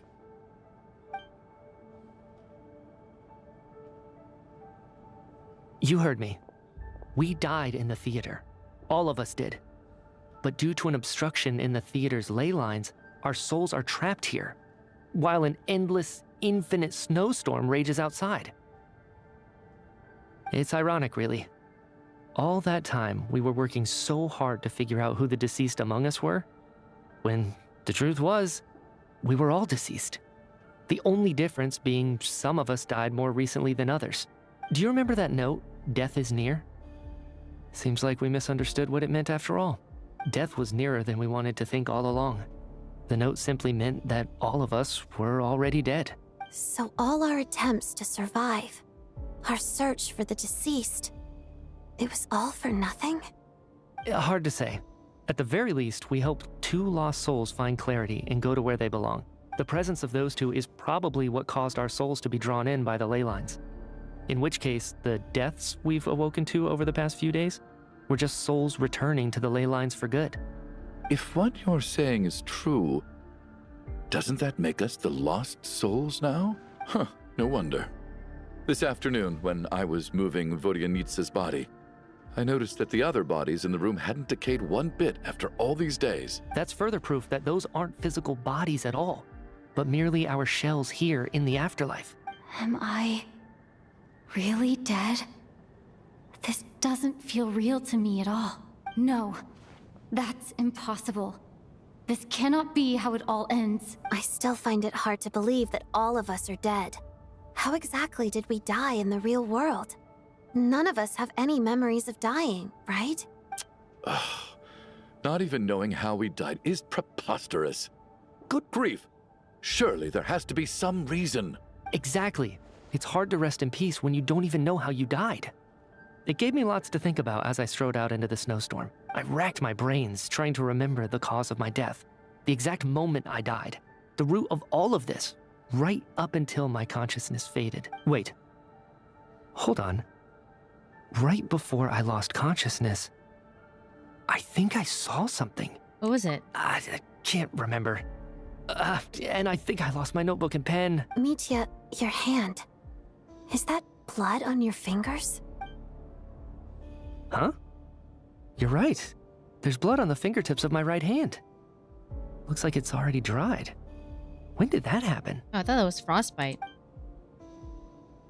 Oh. What the? I guess this was what I saw. I must have desperately drawn it in my own blood right before losing consciousness. What's wrong? Do you recognize the symbol? It's Renova, the ruler of death. Huh? Alosha, do you still remember that Snezhnayan folktale you told me about? It was about the Grim Reaper. When someone's about to die, he appears as an incarnation of someone familiar to guide their soul into the afterlife.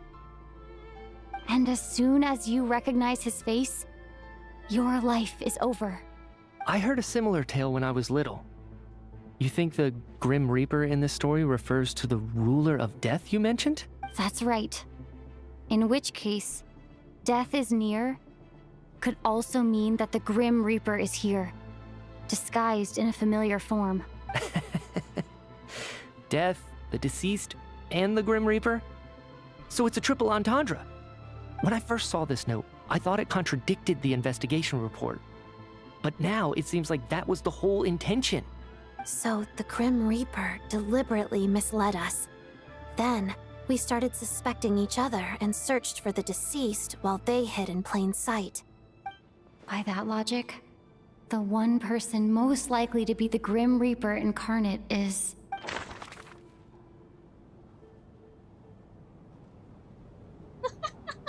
Damn.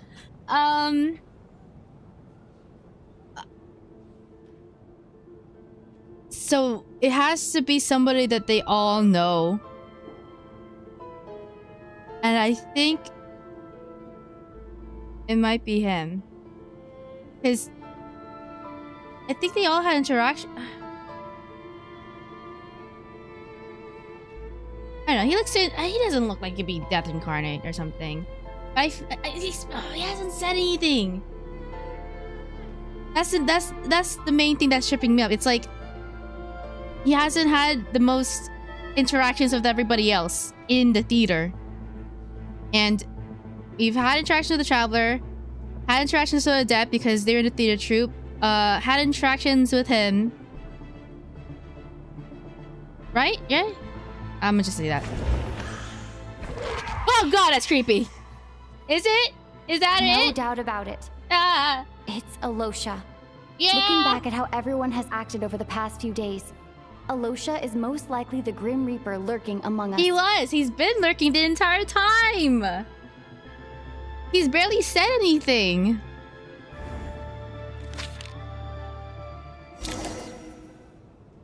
Is it you, Alosha? You were the first to discover the investigation report, and you had plenty of time to slip the note inside to mislead us. So? Surely you can't suspect me based on that alone. Oh man, the 4-star character. What if someone else found the investigation report first, slipped the note inside, and then put it back without telling anyone? Yeah, you're trying to... You're too suspicious, man. You haven't had any meaningful interactions with anybody in this theater... In this theater art. There's no denying it. The note could easily have been slipped in much earlier than it was discovered. You've just been lurking here the entire time. That's not all. I've also noticed that, although on the surface, Valeri, Mitya, and sometimes I were the ones taking charge of the situation, looking back now, even though you didn't say much, you were always subtly guiding everyone from the sidelines. Yeah, look at that. Look at that paneling. Look at how he's separated from everybody here. Ah. What do you mean? You were the one who emphasized how dangerous it was outside and insisted we all stay here. It was also you who suggested that we all sleep in the same place. And earlier today, you tried to convince Patoshka to stay. I don't understand why, but it was out of character. Yeah, why? Yeah, why would... Yeah, he did try to convince her to stay. So, you didn't understand my intentions, and now you're assuming the worst. Seems pretty unreasonable if you ask me. He still won't admit it? Fine. Let's see how he responds to the most damning evidence of all. The biggest question I have right now is, if the Grim Reaper is impersonating Alosha, then where's the real Alosha? When did they switch?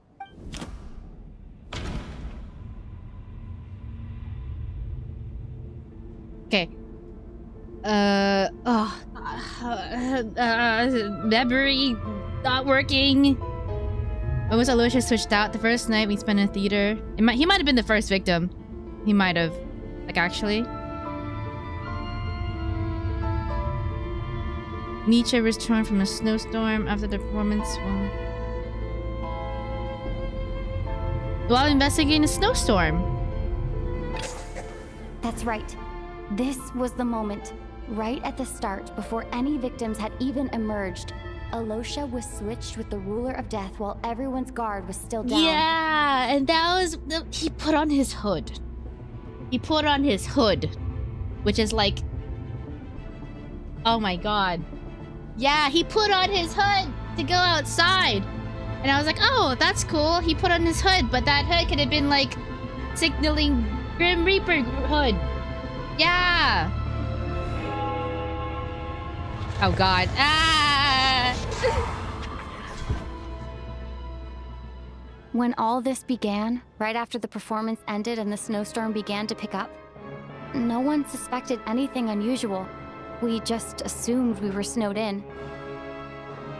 It wasn't until we discovered the bodies the morning after that we realized something out of the ordinary was going on. But it's clear now that the oddities actually started earlier than that, when Dimov walked into the snowstorm and never came back. Yeah, he never did come back. That was weird. Well, I would also put on my hood if I was getting in the snow. Yeah, he did do that, but it's also foreshadowing. Literally, like in a literary sense. You know? I mean, we've never seen him put on his hood before this. Right. So Mr. Dimov was the first victim, not Sobolova and Torgov. Yeah. And if we pinpoint that moment as the beginning of this incident, then one thing becomes clear. Yeah, rip that guy. Oh my god, he just wanted to get us blankets. Oh, he was such a good guy. He wanted to help give us blankets and stuff. Alosha, you are the only person who walked into the snowstorm and came back without the help of Vojanitsa's Requiem. More precisely, Alosha never came back at all. The one who came back was the Grim Reaper. Damn, rip Alosha! Damn. Not bad. Well, since you've backed me into a corner, I suppose there's no point in keeping up the act anymore. Alosha?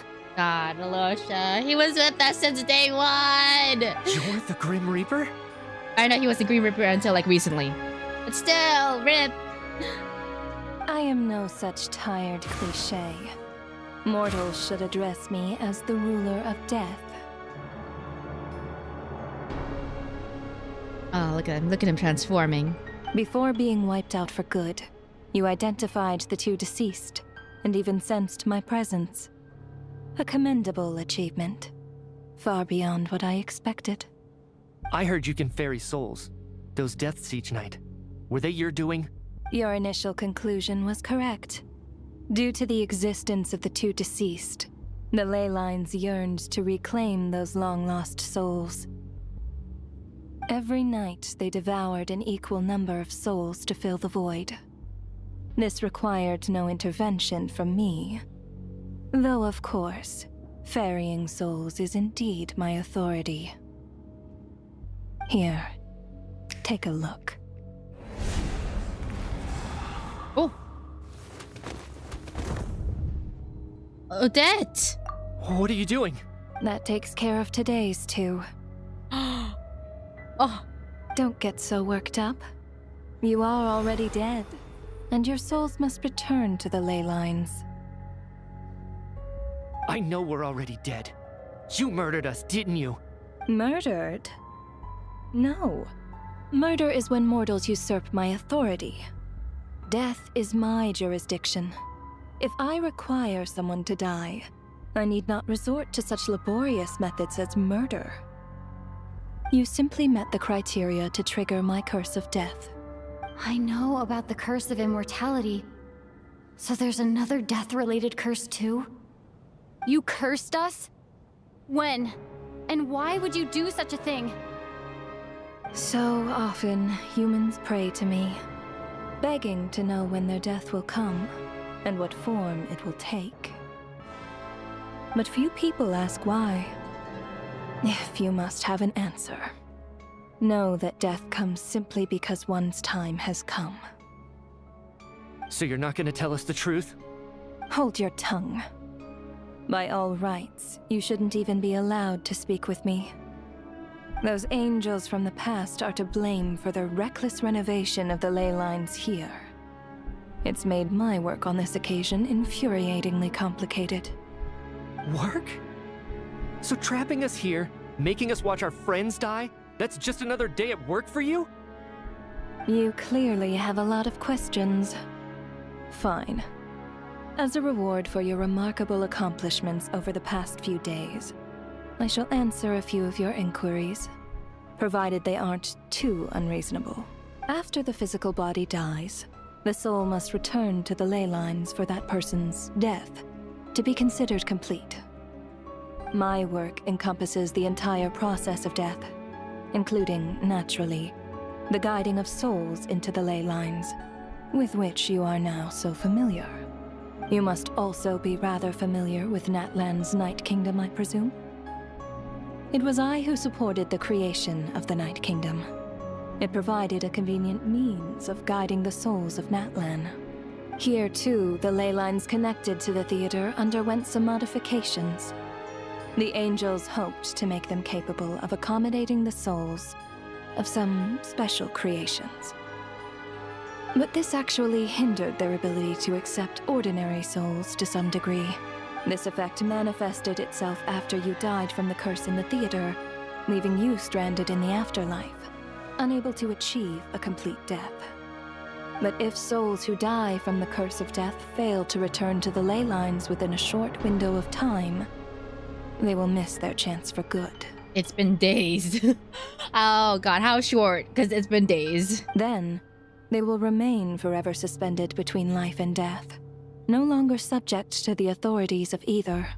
So if you don't resolve this matter soon, and see all our souls return to the ley lines before long, we'll escape your control.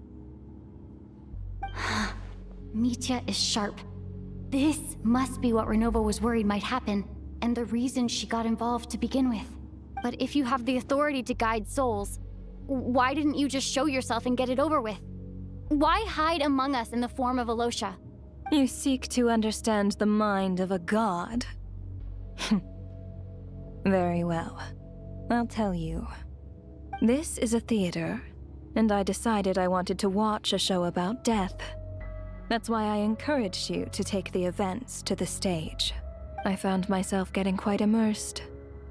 I suppose the entertainment you provided makes up for all the trouble you've caused me by being so defiant in the face of death.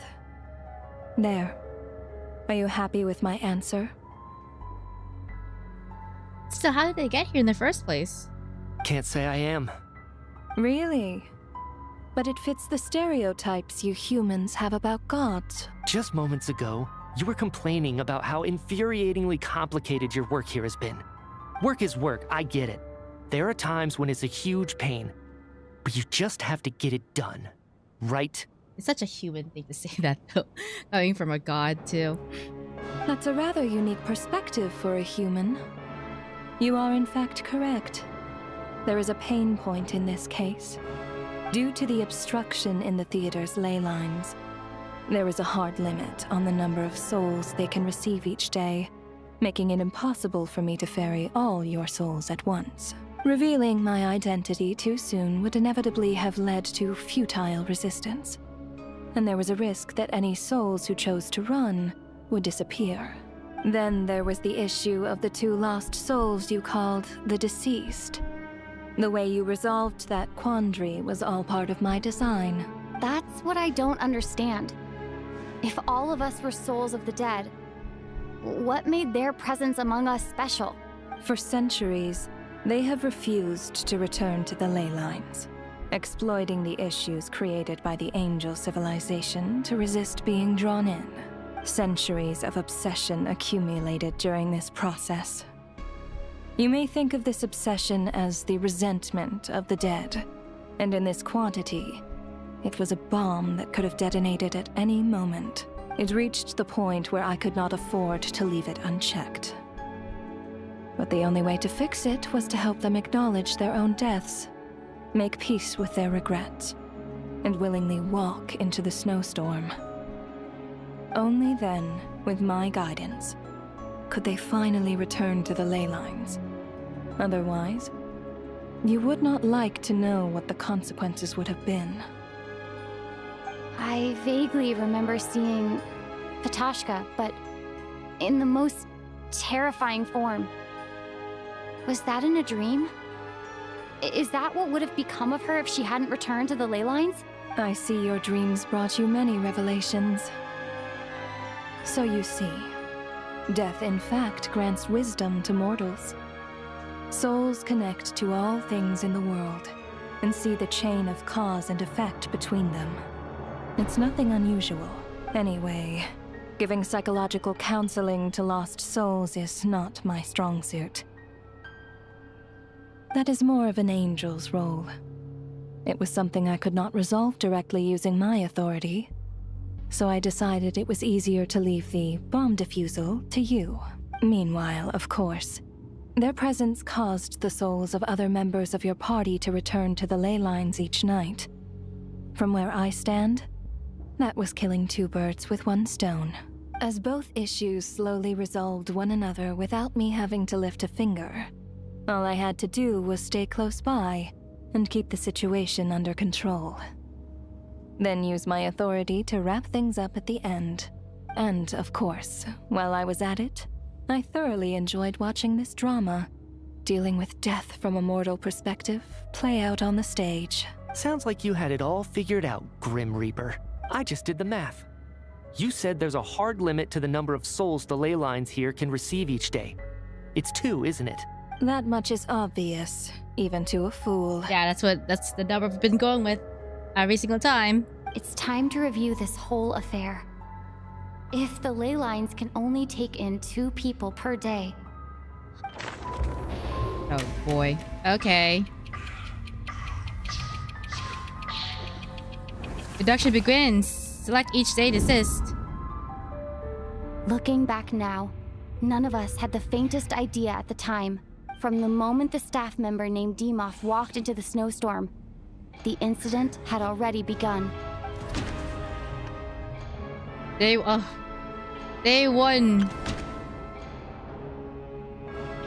It was Alicia, right? Because he got switched. So it's like Alicia and then The two rich folk, the theater guys. Yeah.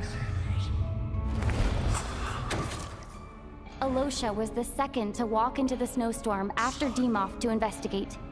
During this process, the ruler of death assumed his identity, making him one of the victims. During our first night in the theater, everyone was caught up in the novelty of it all. No one could have expected there would be victims the very next morning. Despite all the confusion, and with the help of hindsight, we finally began to realize that something was amiss with the snowstorm. What'd I say? It was these two.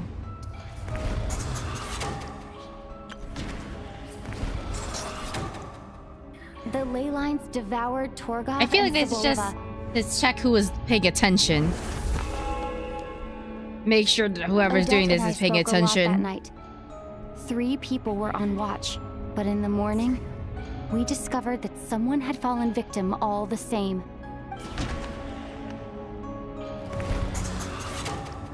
I remember. I've been paying attention. The deaths of Kulish and Ranpana caused everyone to stop unexplainable phenomena. This is just basically to summarize we everything. discovered that there seemed to be an extra person among us, and subsequently discovered the existence of the deceased.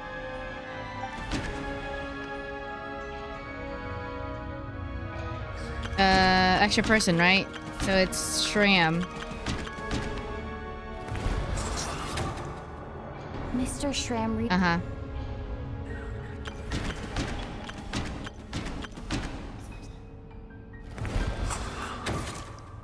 We thought it was all over. A lot happened to...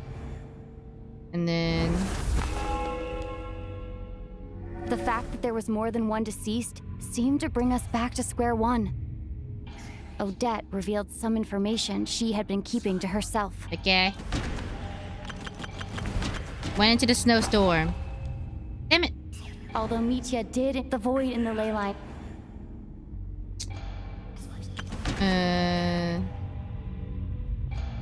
Eh? Yeah. Vodyanitsa was And then there... Oh wait, no, he's not the seasick. He's alive right now.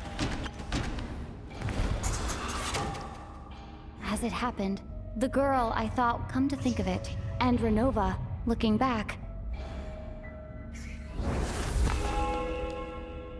And then the No one 2-1, could have expected anyone the snap who walked into of the Renova's snowstorm to fingers return. at the same exact But time. just after nightfall, Mitya returned, bringing crucial information with him. Various truths began to surface, including that all of us were already dead, and that the ruler of death was here among us. Then, after revealing her true form, Renova callously claimed 2 souls.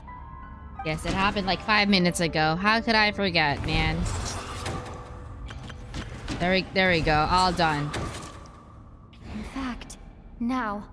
I just want to know how we're dead. Like, right before this. That was it entering the theater? everything. Might have been. All clear now. And how the hell is this theater in business? Everyone just keeps dying. Your work isn't finished here yet, is it? The Traveler and I are still standing here, safe and sound. The Water Imp's song threw things off a little, but it is of no consequence. The ley lines have already anchored your soul, and the first ray of light tomorrow morning will take you back. I, meanwhile, need to review my attitude towards the Water Imp race. What? Are you gonna...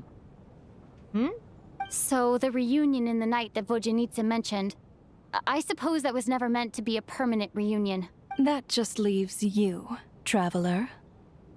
My power only allows me to temporarily separate your soul from your body. The ley lines of Tevat would not accept you. Must have been a gas leak. Yeah, that's how everybody just instantly just... Possibly. And your soul is firmly anchored to your body by your will, for a descender like you, who is not bound by Tevat's rules. Your death can only be brought through the most violent of means, such as directly destroying either your body or soul. You haven't done that yet, have you? Thanks for letting me know that at least I can be saved. I have no interest in involving myself with Descenders. For now. Although, this may change if Asmodee remains missing, or you insist on interfering with our affairs. One last question then. All our struggles and sacrifices here, they were meaningless from the very beginning, weren't they? They were just for her entertainment. Death abides no reason. Besides, what you call sacrifice is merely a concept created by humanity. To me, it is nothing more than a self-indulgent charade in the face of death. Mere mortals fantasizing that their actions could reclaim something from my grasp. A truly laughable idea. Cutscene! Grim Reaper, you really know how to get on my nerves. I'm not here to ingratiate myself with you. I kill merely because your deaths are necessary. Oh, you've made that quite clear. But humans don't take well to being scorned. Not even by the gods.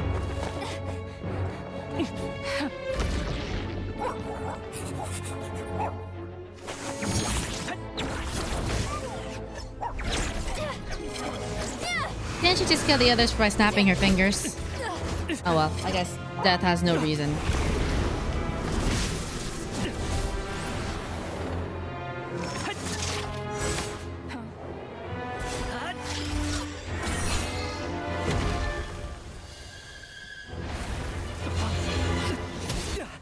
The scarf!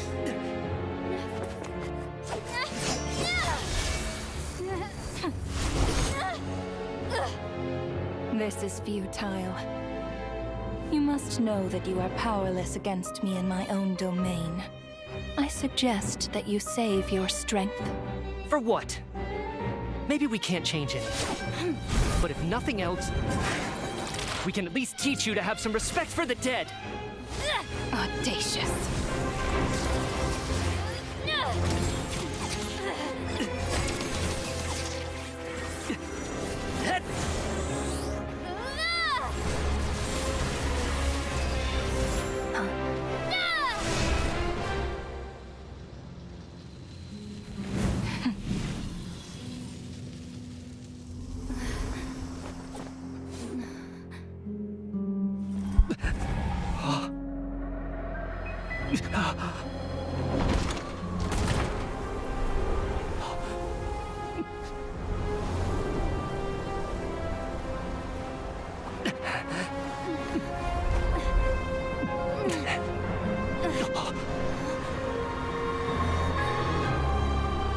Ooh.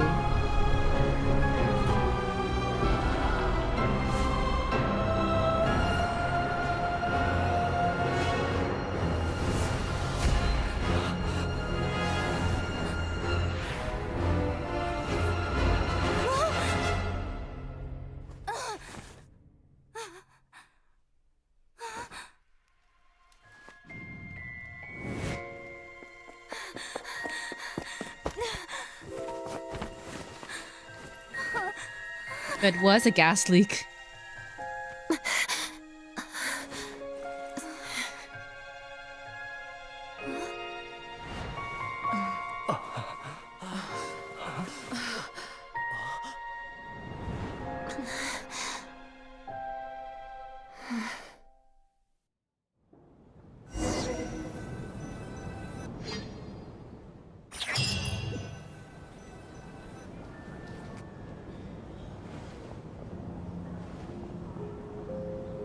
How are you holding up, Odette? What happened to me? How much do you remember? What do you mean? Is the performance over? I can't seem to recall what happened. Has Odette already forgotten? You might be the only one who remembers. Mitya? Oh, I'm sorry. I guess I spaced out there for a second. Remind me who you are? Don't you remember anything? Ooh, creepy. Yeah, I remember now, comrade. Looks like we guessed right. Just like me when Odette found me at the Armory Palace. For some reason, everyone killed by the Ruler of Death eventually came back to life. Just with one catch. They forgot what happened while they were dead. Odette and the others have already forgotten everything. Why were you able to remember this time? Could this be the reason? You said this is the Ruler of Death's symbol, right? I don't see anything there. You don't? Huh. Okay, I guess that makes sense.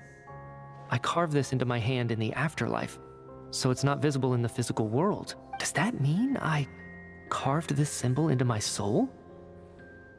What an unsettling thought. Still, at least I get to remember what happened. I suppose it's a blessing in disguise. What about you, though? The Ruler of Death mentioned that you're a descender? Is that why you can remember? A full explanation would get complicated very quickly, but that's essentially it. Well then, now that it's all over, let's figure out what we've learned. The first thing I notice is that everything here is precisely as we left it, right before our deaths. This confirms that time passes differently in the afterlife than in the real world. They say that right before death, time slows down and your whole life flashes before your eyes. It wasn't really a death stance. I feel like that could be the only answer. It's cursed. It's marked by the curse of death. That must be how you know you have one foot in the afterlife by that point.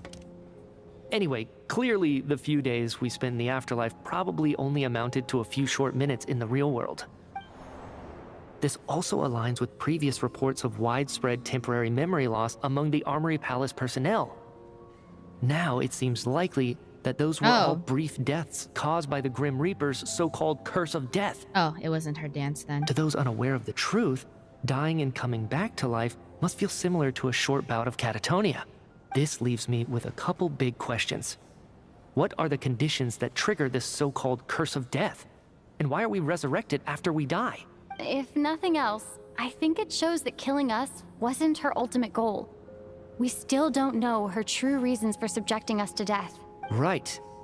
This time only got complicated because of the situation with the theater's ley lines. That's why she had to approach it differently. If the previous incidents of amnesia among the researchers are anything to go by, killing us is usually a pretty routine matter. Dang. You're being used as an energy source then. Is that it?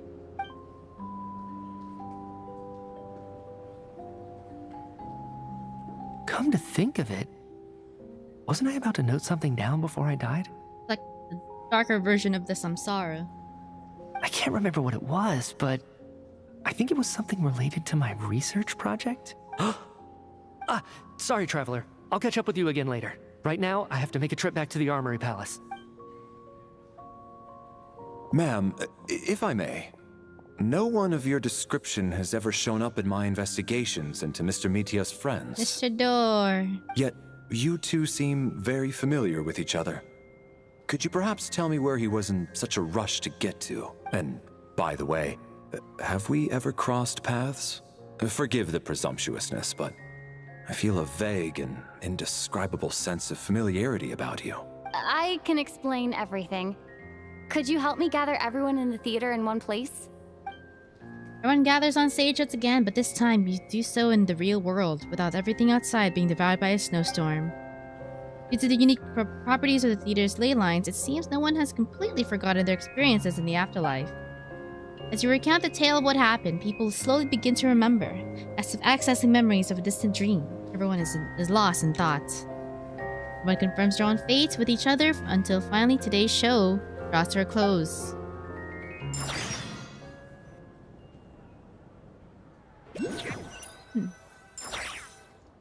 So, Chuganov really is going to shut down the factory. So, you said I promised to take you to the Armory Palace while we were in the afterlife, yes? I believe you. I think I even have a vague memory of it. Want to go check back on Paimon, even though not much time has passed for her. Agreed. Let's check in on her first. Yeah.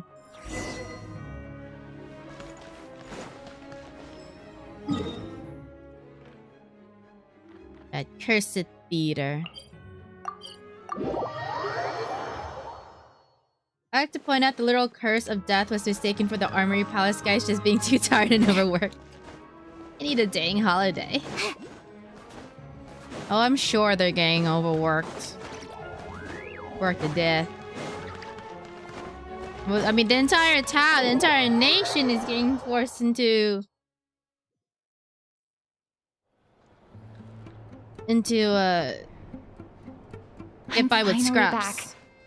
Even though a long time has passed from my perspective, as far as Paimon's concerned, I probably just went out to watch a very short show. I should keep my emotions in check when I see Paimon again, or it'll seem weird. Wait. The atmosphere here feels off. What do you mean? Is there any danger? Shh.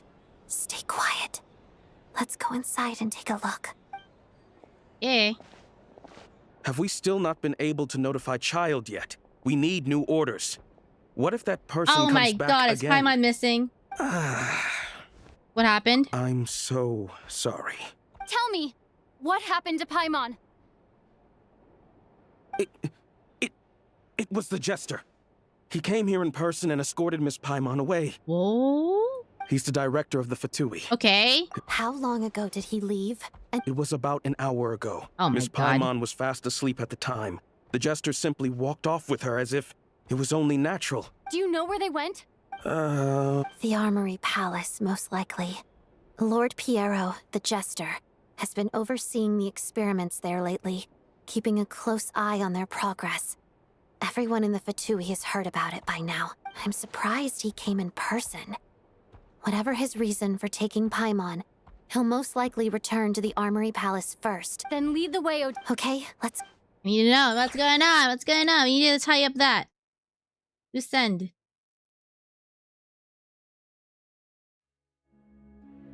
It's just up ahead. No, I'll go alone. I was hardly planning on taking you through the official channels anyway. I may be a Fatus, but I'm also Lelik. Paimon's safety is paramount right now. With me around, you'll have an extra pair of hands. There might be devices inside that are easier for an insider to deal with. Let's go. There's no...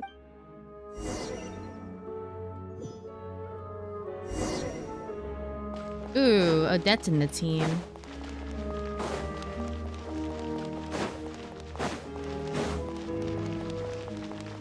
Hey, who are you? I'm This part of Odette. the Armory Palace is under restricted access. What do you think you're doing? I'm Odette. No I'm a questions, Fatui. please. We're short on time.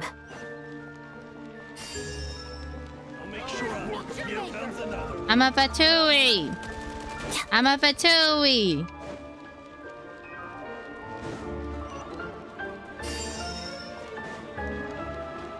I spell your doom. No time for these bozos. I'm Fatui.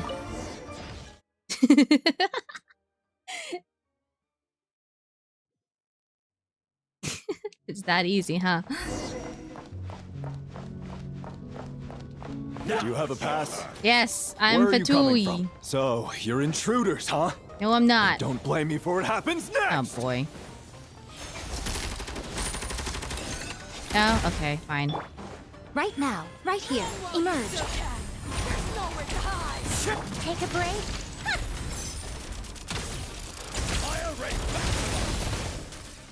Got it, Death. Go. Opening box of Adepti tricks. Okay, 5. Shadow me. Come on, keep up. Did it take too long? That's right. The Armory Not enough Palace is authority, hidden so by the sun something. journey. This place is much bigger Ooh. than I imagined. They're conducting top-secret research, after all. The deeper it's hidden, the better, is standard Fatui logic.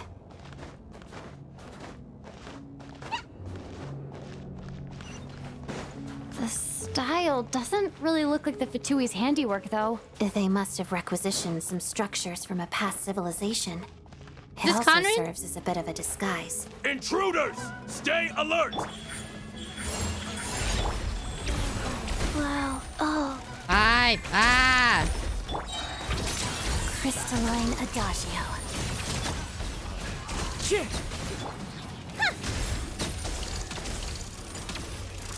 Kill.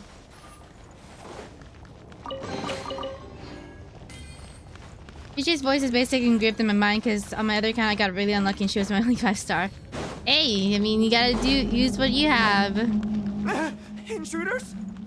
Don't come any closer! Just what are you guys trying to do here? Make sure it works your skull! Emerge. Together. Fallen leaves, adorn my night! Take a break. It's your skull!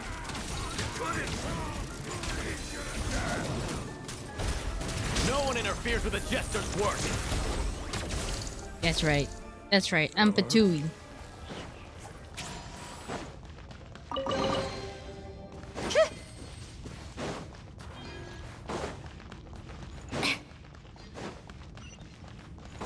think Hyperborea was more in this area. Connery is under Sumeru.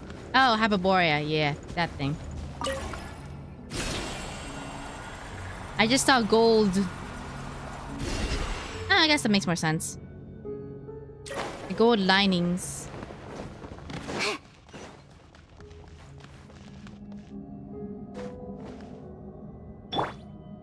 One with nature. Shortcut. No, it's walled off.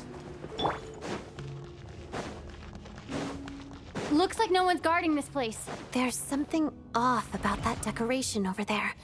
Look out! Let's deal with these before we move on.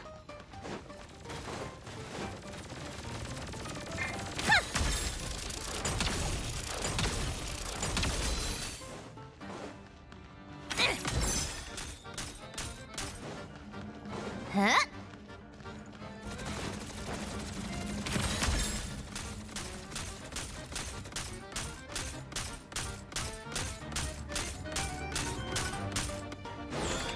Or?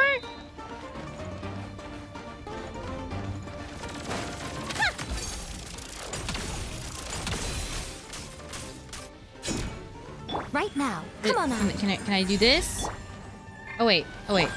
Shadow me, waltz of the snowflakes.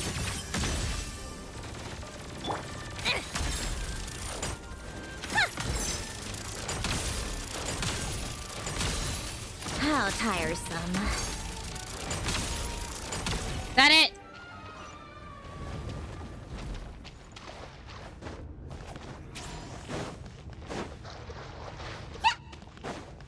Take a break.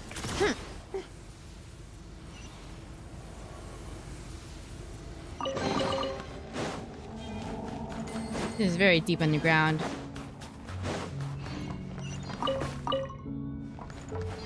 Whee! The researchers here probably don't know that we're uninvited guests. Let's try not to hurt them. Yeah, I'm Patui. What's the big star from the theater doing here? That's Miss Odette. She's a member of the Fatui. Don't tell me you didn't know that. You're all members of the Fatui. Ooh. Was the whole reason for Project Stuja to support the research here at the Armory Palace? Just what are the Fatui and the Tsaritsa planning?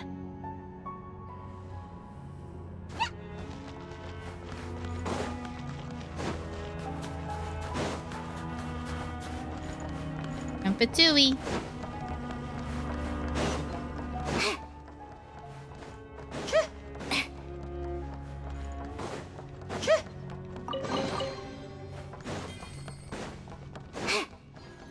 Whoa! Who are you? Fatui. Never seen you around here before. Really? You have never seen Snezhnaya in here, in the Fatui Looks like base? there's no way through here. Maybe using the power of this prism could help? Oh god. Whoopsies. Well.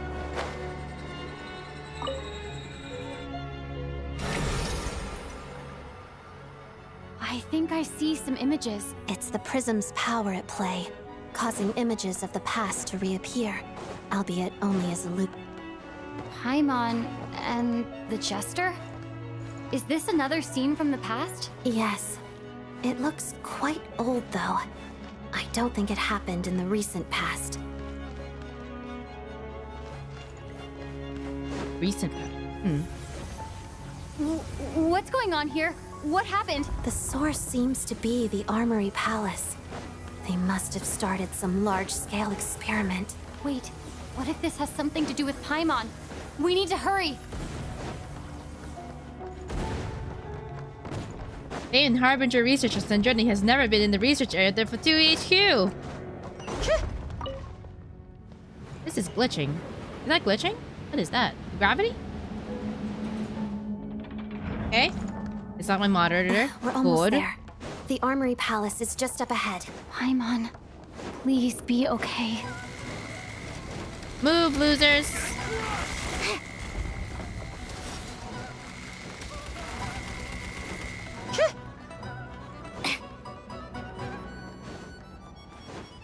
Experimental buzz.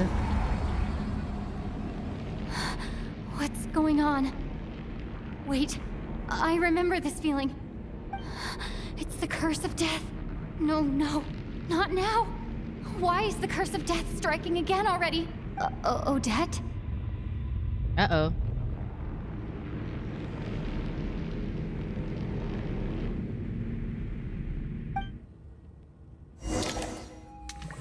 No, we're back in the thing. Is this the afterlife again? I need to find a way back to reality. Is that Odette's core Ignis?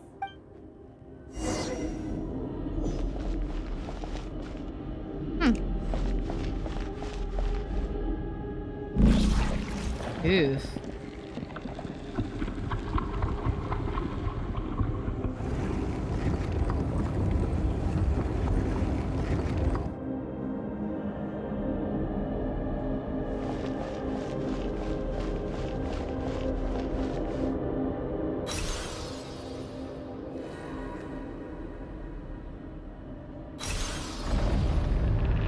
Yeah, good job with that. Do the thing.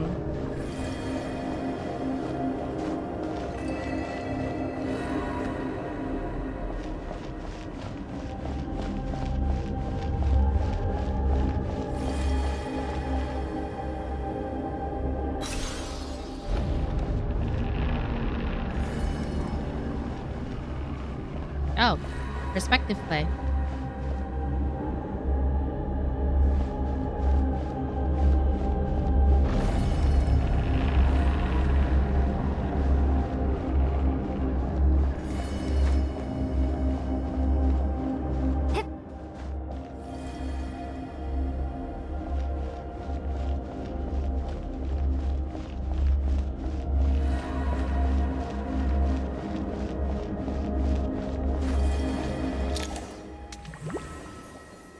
Imagine the look in Signora's face if she found out the fire thing she gave Odette.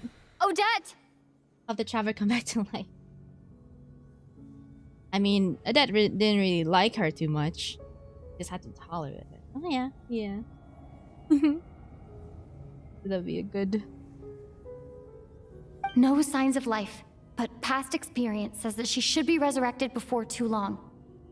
Did Odette intentionally use her core? Thank you, Odette, but... I'm sorry. I don't have time to protect you. I have to use the time you bought me to get Paimon back. Alright, see you later, Odette. Paimon comes first. Sure enough. Everyone here has been... Paimon! Paimon! No, wait. Paimon probably didn't escape Renova's curse either. She won't be able to respond to me right now. I'll have to find her myself.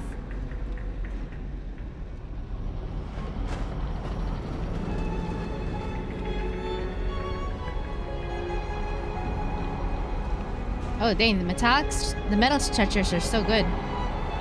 They've improved. Mitya! Is this the laboratory he works in?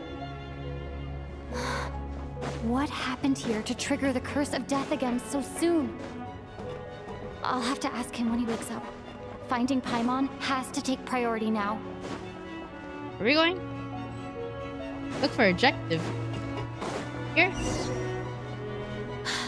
Found her! Paimon really is here! Oh, she has her own room.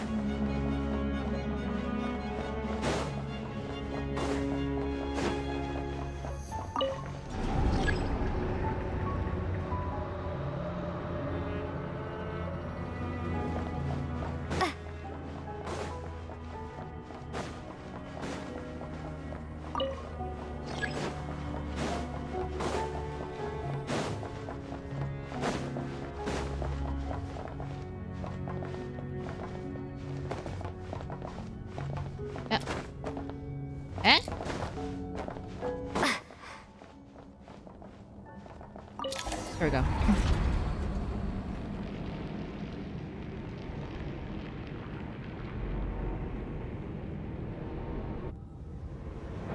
There she is.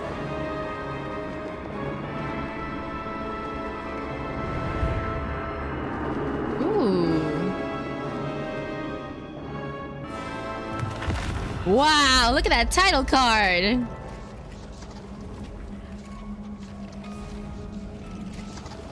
You don't learn, do you? Renova. You've already been involved in one mass death, and now you show up at the scene of another. This might have passed for a coincidence the first time, but a second time? Am I to assume you are intentionally interfering in Snezhnaya's affairs? Judging by your expression, it seems that you understand little of what is going on here. In that case, a word to the wise. Do not interfere in Snezhnaya's affairs. A civilization that fails to learn its lesson constantly depletes its own worth. It will one day lose any reason for its existence, and as a descender, you are perfectly suited to be the lifeline to which a dying civilization might desperately cling. Consider your position carefully. No advice needed. I'll make my own judgments. Suit yourself. When the day of reckoning arrives, not even a descender can hope to escape unscathed. The time for resurrection fast approaches. The mortals here are not yet worthy to behold my form. So that will be all for today.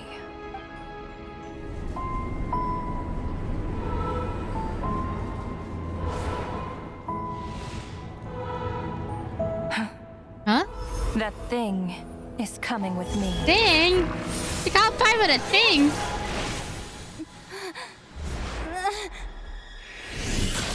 Oh, that was Jester.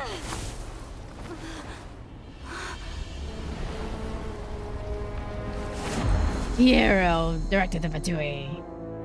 Oh my god. Oh my god. You awoke sooner than I thought. The curse of immortality is stubborn, unable to enter the ley lines, yet not content to remain a spirit. Ruler of death, what do you want? You perplex me. Both you and you. That thing may be a creation of Celestia, but it possesses none of Celestia's power, let alone authority.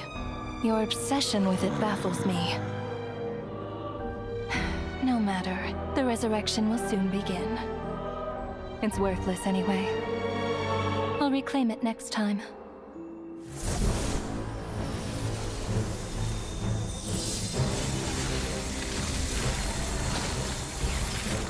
Hey, who says there'll be a next time?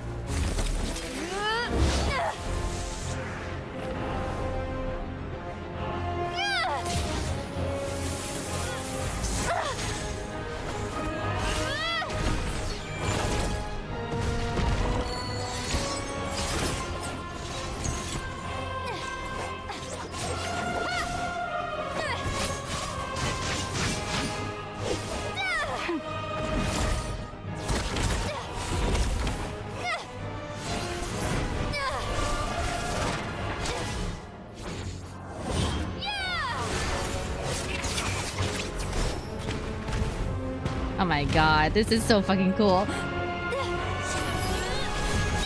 I love whenever Traveler uses all the elements.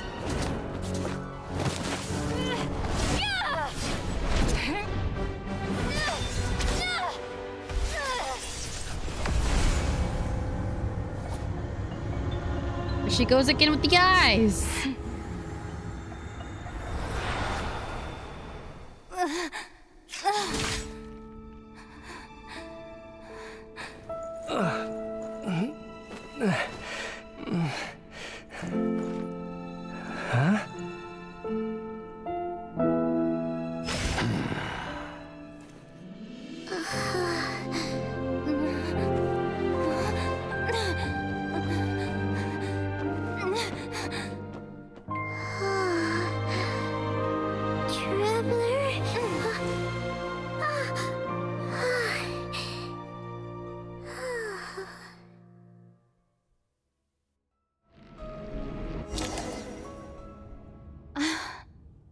I missed you, Paimon. What are you talking about? We haven't even been apart for that long, have we? It was... different this time. You seem to be in pretty good shape. Yeah, Paimon's back in tip-top condition. It's the weirdest thing. Paimon fell asleep earlier, and when she woke up, she found herself here. The jester and that guy talking to him used some kind of energy on Paimon, and she could kind of feel it canceling out that other thing that was making her feel unwell. So, Mitya helped too? Apologies for leaving in such a hurry at the theater earlier. I was in a rush to verify some theories. Rest assured that your companion is perfectly safe. We reversed the effects that the experimental energy had on her. The jester specifically instructed me to do so. Oh, that's nice. I suppose this is our first official meeting, Traveler. I could not let Paimon suffer in her condition for a moment longer, and so I simply took her without explanation. I hope you do not mind. Oh, I mean, you know what? A note would have been great. Maybe do it again with an explanation. You definitely give me a scare. But why would a big shot like you care about what happens to Paimon? As I said when you first arrived in Snezhnaya, we once spent some time together in the distant past. Oh yeah, you did mention that. And Paimon did think you seemed strangely familiar the first time we met. I'm afraid the reminiscing will have to wait. Ah. Let us continue with the report. What conclusions, if any, did you reach from conducting the final experiment of our energy research ahead of schedule? The good news is, my hypothesis regarding the ruler of death has been verified. As for the bad news, I recommend we suspend the experiments and Project Mistleton until further notice. Currently, we have no means with which to make a breakthrough. I say this purely as a scientist, guided by reason alone. Project Mistleton. I will trust your judgment. We shall put the project on hold until the ruler of death has been eliminated. Damn. Okay, what a goal. Wait, what are you guys talking about? You want to get rid of Renova? Like, how? By killing her? By whatever means necessary, so long as it removes the threat she poses to us. Until then, everything we do will be in vain. After what just happened, I've ascertained Renova's goal. Or rather, the trigger condition for the Curse of Death. Okay, let's hear it. What she's doing is blocking Snezhnaya's technological progress, preventing us from possessing any means with which to threaten the heavenly principles. Oh, and in order to do that, they comatoses them for like a brief second. She just kills them like once every hour or so. Just like the little lapdog she is. She's a lapdog? So, any ideas, research, for or heavenly experiments principles. that lead to technological progress can trigger the curse. Well, dang. Oh, wow. Okay, so they want that to stay primitive. Just now, for instance, I was set to launch a final phase energy experiment ahead of schedule. If the experiment was successful, we could have achieved a crucial breakthrough. As expected, though, the moment the experiment began, all the researchers, technicians, and witnesses died from the curse. All that effort, not to mention the energy and materials we relied on Project Snezhnaya to gather for us, went to waste. In the end, nothing was gained. Does that mean something similar happened when we were at the theater? That's right. During the performance, I thought of an important breakthrough regarding the experiment, and wound up dragging everyone into this. That was your fault! So the nature of the curse seems to be something like... when moments of technological progress occur, all life in the vicinity is taken away. What a violent method. Of course, that meant the curse was normally limited to the Armory Palace. Since outsiders are forbidden from entering, this mass death phenomenon went unnoticed until Odette came along. I believe she was the first witness. The Curse of Death was triggered just before she infiltrated the Armory Palace that day. But you mentioned something about a final stage experiment. Doesn't that mean you've actually made some progress? That's right. Even with the gods locking certain key components out of reach, humanity can still advance technology in incremental steps accumulated over time. But, as I'm sure Renova anticipated, even incremental progress has its limits. A point where the truth you're seeking must be put to the test in an experiment. You mean, the experiment you were just about to do? Yes, we were at a critical juncture, a moment where the quantitative was about to translate into fundamental qualitative change. With this single experiment, we could have brought everything we've worked for to fruition. But now, after already being forced to fumble around in the dark all this time, it feels like we've truly hit an impenetrable wall. As long as Renova's curse of death persists, we won't be able to advance the experiment or obtain any results. And with Project Snezhnaya having been in effect all this time, at our nation's current strength, repeated trial and error is simply unsustainable. Only by eliminating Renova first will it be possible to continue advancing our plans. But she's the ruler of death! She can just kill whoever she wants, right? That's gotta be the scariest power ever! Is it even possible to beat her? We'll see. But one thing's for sure. She definitely can't just do whatever she wants. The best proof of that is me, standing here, very much alive. You're saying... Wouldn't it be easier to just kill all of us researchers for good? Why resurrect us over and over again? Why let us advance our technology to this point? So, you're saying even the ruler of death has limitations we don't know about? Exactly. And I think that's where the key to our breakthrough lies. Regardless, the ruler of death has always been an obstacle we must overcome. Indeed, we must face life, death, time, and space. After all, our goal is the heavenly principles. The Fatui want to challenge the heavenly principles? For a long time, I've had a vague suspicion the Fatui and the Tsaritsa were targeting the heavenly principles. Really? What gave it away, huh? Was it when they were collecting all of the relics or artifacts that were proof of their authority? And recruiting people, highly powerful people? Whatever. I don't know. I think the doses were the biggest giveaway. But hearing the Jester admit it is still a shock. No wonder that Tsaritsa's goal has always been kept a secret from the people. What kind of road will that lead Snezhnaya down? In that case... Lord Jester, I would like to request some leave. I'd like some time to organize my thoughts and go over the data. Was it when I'm pretty sure they said they were going to do that? I'm pretty sure they said it in multiple occasions. Granted. Get some rest, put the experiment out of your mind, and take care that the curse of death doesn't affect any civilians.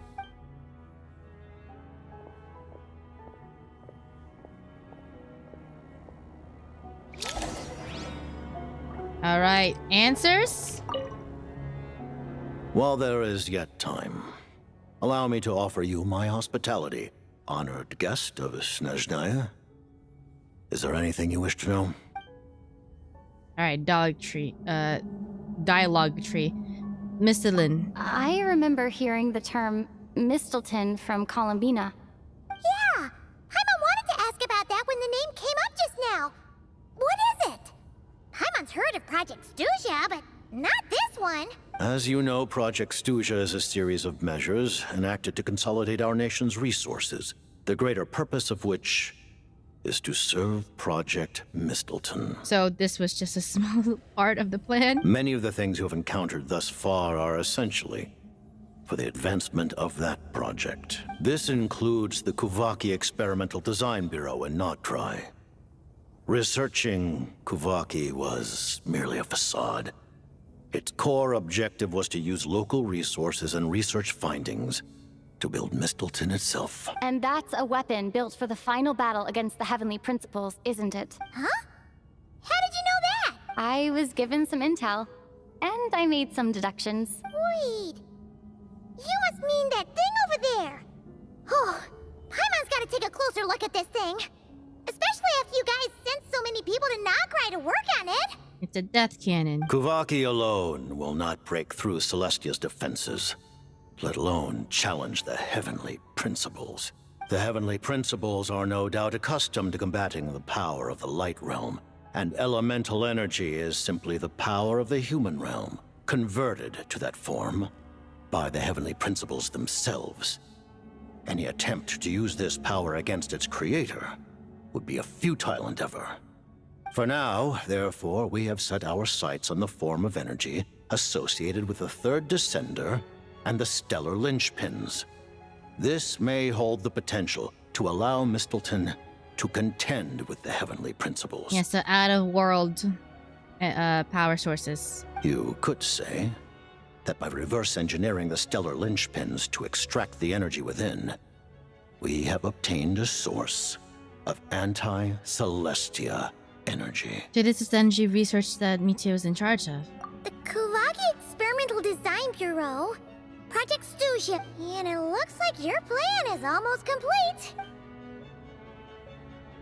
Tsaritsa. Her Majesty the Tsaritsa has embarked upon an expedition to vanquish a monster. Were it not for this, I imagine she would have been delighted to grant you an audience. Seems like the powers that be in Snezhnaya don't intend to hold my past conflicts with the Fatui against me. The Harbingers have been granted significant autonomy in retrieving the Gnosis. But by the same token, they do not completely represent Snezhnaya's official stance. You read my mind. Speaking of the Gnosis, Paimon's been dying to ask this question since forever. Why exactly does the Tsaritsa want to collect them? The Gnosis will undoubtedly serve as a key bargaining chip when she confronts the heavenly principles. Beyond that, you had best ask the Tsaritsa herself. I am not sure if this information is mine to disclose. You really didn't get a peek at her this quest? What do you mean? Not sure. Taking on the heavenly principles is something most people wouldn't even entertain in their wildest fantasies. Intervat today, civilization is nothing but an illusion. Our civilization may very well be destroyed in the struggle, but as things stand, the heavenly principles could choose to negate our existence on a passing whim. Only by changing the state of affairs, only by overthrowing the heavenly principles, can our civilization truly be said to have taken root. Otherwise, the fate of the people of Conria and Hyperborea is a cycle doomed to repeat itself. Accepting potential destruction in return for getting to control your own fate. Furthermore, perhaps this is still somewhat difficult for you to understand. Are you aware that all the rules of this world are made up of curses? Huh? All of them? Then, the birth of the Hilly Churls, the rules of Natlan's Ode of Resurrection, those are curses too? Farina's long life seems to stem from a curse placed on her by Focalor as well. Yes. Even a god's love for humanity is a curse the heavenly principles inflicted upon the gods. What? The Tsaritsa has always had ample reason to hate the heavenly principles. If she can seize their authority, she will reconstruct the entire world, and when that time comes, humanity will be completely liberated from curses and lies. Look forward to it. It will be a world beyond your imagination. Though the ordinary people of Snezhnaya may not understand these details, in this frigid land locked in a ceaseless struggle against the environment, in this nation to which the gods have never shown favor, we all believe that standing in solidarity with the Tsaritsa in our shared struggle will surely usher in a new and better world. Paimon. Paimon really doesn't remember. He's basically a stranger. Relax, you're freaking over nothing. Allow me to explain. The reason Paimon reacted to the anti-Celestia energy developed by the Armory Palace. Is she from Celestia? Yeah. It's because she comes from Celestia herself. More specifically, she is one of its creations. Paimon? Oh, right. I was blinded by anger earlier, but thinking back on it, Renova also said that Paimon is a creation of Celestia. As you know, the lunar fragments in Nodcry were pulled down from the sky using Fatui technology. But the first application of this technology was in Conria, over 500 years ago. I used this technology upon the heavens, and the response I received was none other than Paimon, descending from Celestia. I presented her to the Vinster King, but he took no interest in this gift, nor did it satisfy him. Paimon then took up temporary residence in my palace until, of course, the arrival of the Cataclysm. Wait, Paimon's a little confused. You're talking about things that happened in Conria 500 years ago. You're saying Paimon was there for that? That means Paimon is at least 500 years old. But Paimon doesn't remember any of that. Falling from the sky? Being given away as a gift? None of it! Having lived through the Cataclysm, perhaps you too were burdened with some manner of curse. Although, losing your memories would indeed be the smallest price I've ever seen paid. But it's not just her memories from Conria. Paimon doesn't even know how she spent the last 500 years. She only has memories from the past few years.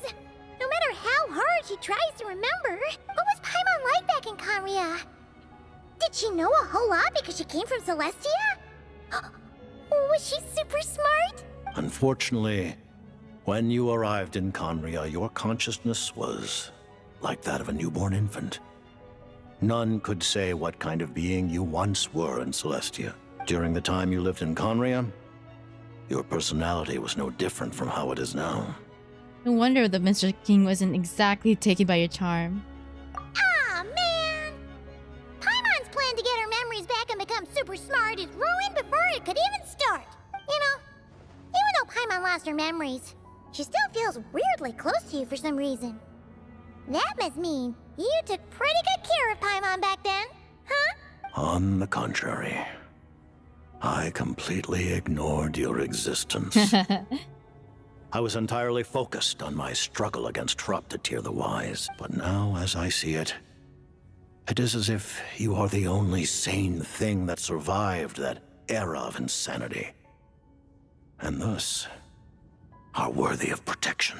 Yeah, my working theory was that Paimon was somehow like a daughter to Hero, but I mean, kinda, but not really. Noted. Man, Paimon's gotta stop projecting friendship on everyone she meets. But, Traveler? Even though you know Paimon's some creation of Celestia now, you still want her, right? You're not going to abandon her? You're still Paimon to me, Paimon. There's a theory that she's a depowered Asmodee. I mean, the clues fit. Asmodee's quote-unquote missing. So, yeah. Oh, phew! That's a relief. Paimon's just learning about this too. She's barely even processed it.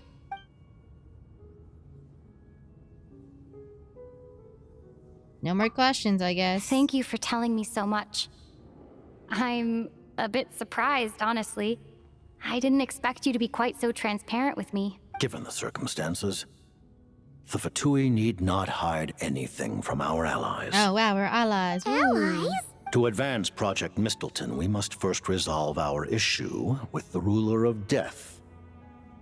And if I presume correctly, you have no intention of letting her actions go unpunished. That's right.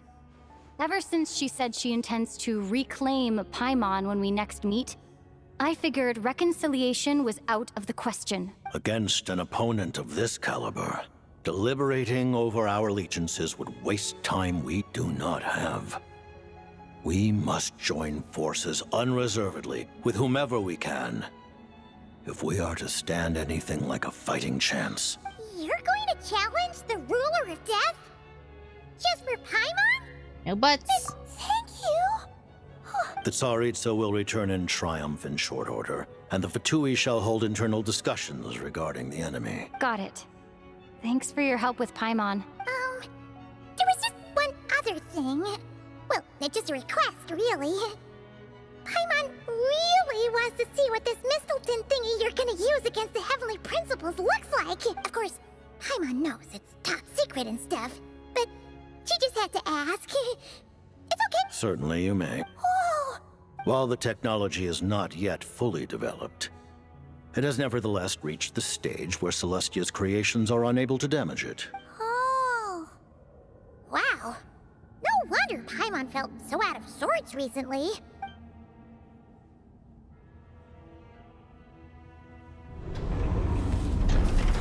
The drill.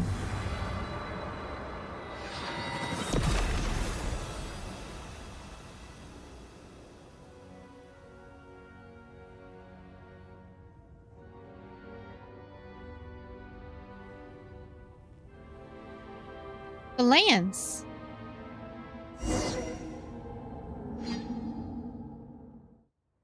This sphere that Sarita was holding the end of the Snezhnaya trailer. Yeah, because it has the square griddy thingies. The square thingies. Hey there, Dad! It looked like a... Didn't it look like a scythe? I feel like it looked more like a scythe in the trailer. Paimon? You're okay. Long story short, yep, Paimon's all better. That's right. When I woke up, I wanted to go in after you, so I returned the way I came, and... It was thanks to you that my soul found its way back to my body so quickly. Huh. That actually worked? Really, you should be thanking this thing instead. Anyway, and now that things here are all taken care of...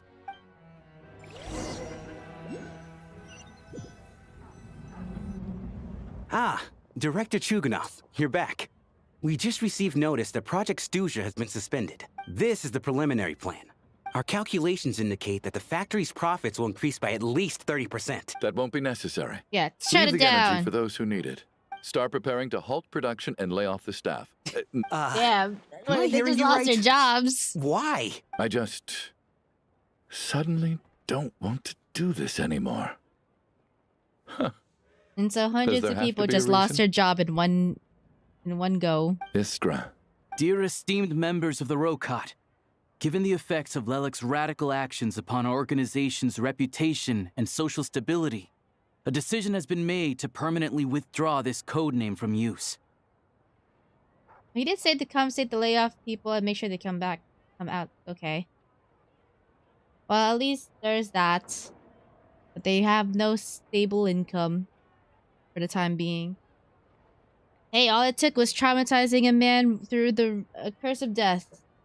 There you have it. Considering that Lelik did what they did for the benefit of the people, the Rokot has nevertheless negotiated with the authorities. Lelik will be suspended for a period of time. The purpose of this notice is to remind everyone once again that motives and methods are equally important when, even with Project Stuzha's suspension and our interim operational victory, we must guard against complacency and rashness and work to consolidate the progress we have made so far. We act only for the greater glory and solidarity of our nation. We act only for the greater Looks like it's finally over. It's just suspended. It's not fully over. You guys don't know, but the worst has yet to come.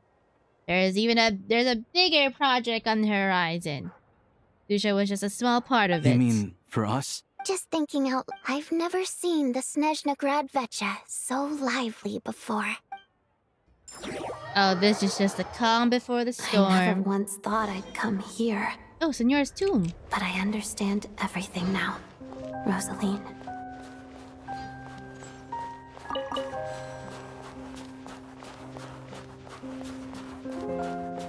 You have Columbina? I do have Columbina.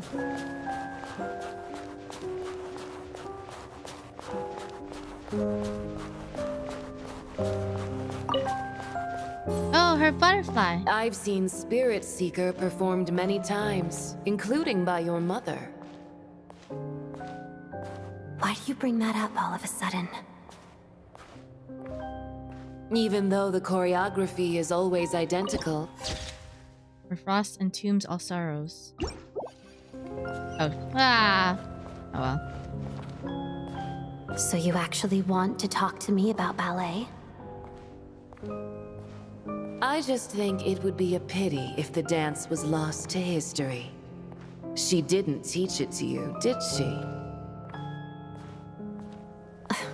That was an unusually subtle taunt for you.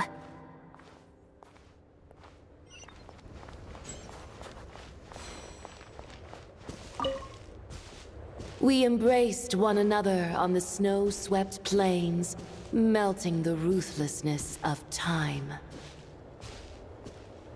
But when our bodies, in pieces, are cast to the winds, what of our love will remain behind?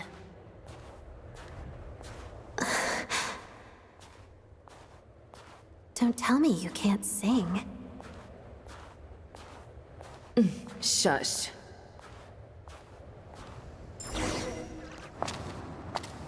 Ooh, animation.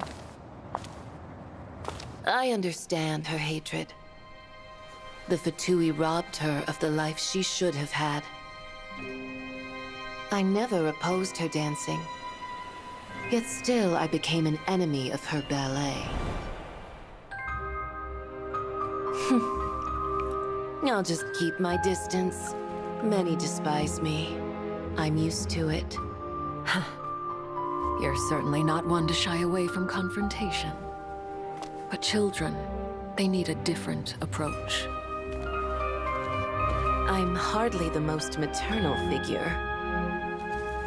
Yet, she is a child. In my experience, while a father commands authority, he must still yield to love. You should tell her what you think about her dancing.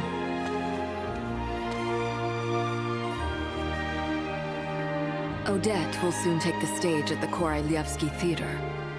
This could be your chance. Jinmon set? Oh no, she's in Liyue. Secured. It went smoothly. I'll be there. Have them send me an invitation.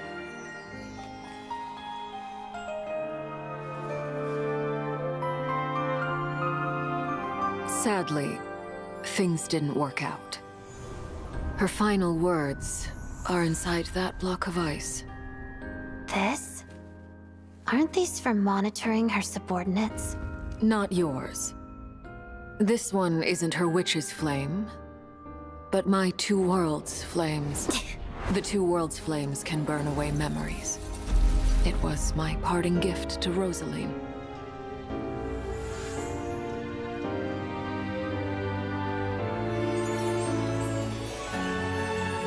If all goes to plan, she and I will both live to see the Tsaritsa succeed. I believe she'll find peace. But if anything happens to me, she needn't follow in my footsteps. Dang. The cryo energy will fade away in time. Then the two worlds' flames will burn away all memories of the Fatui. She'll be free to dance. She deserves this. I will handle the aftermath. The choice is yours, child.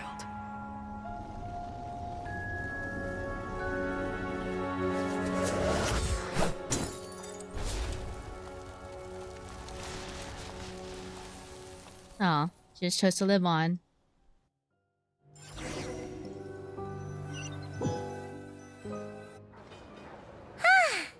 Fresh air at last! Paimon's head isn't spinning anymore, and the fever's all gone.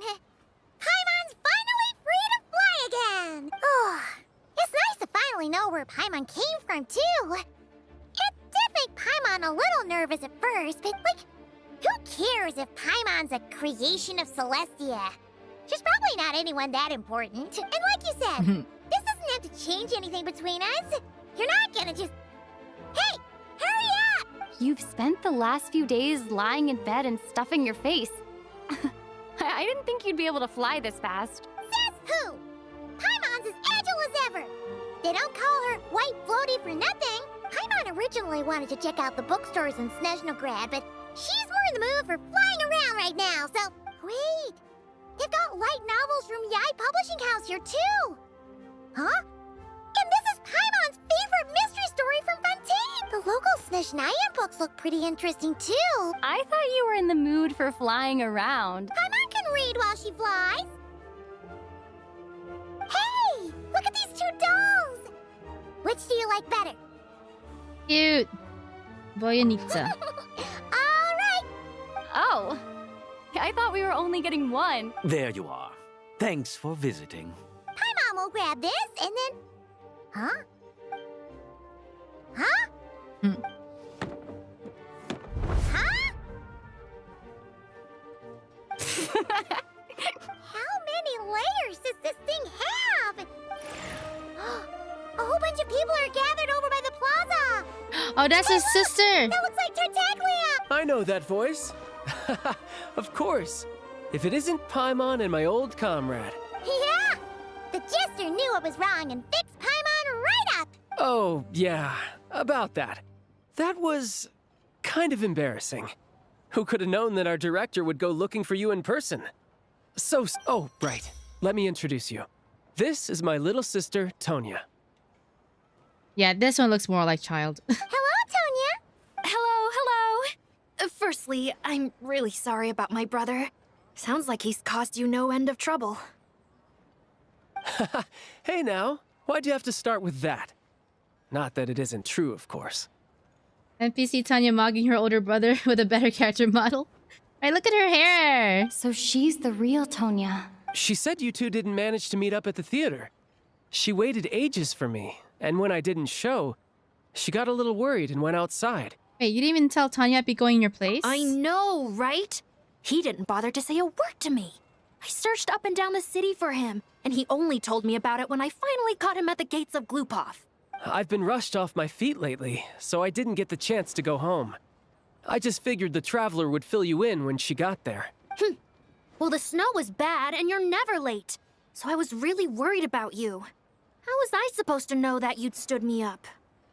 I'm sorry, Tonya. I really am.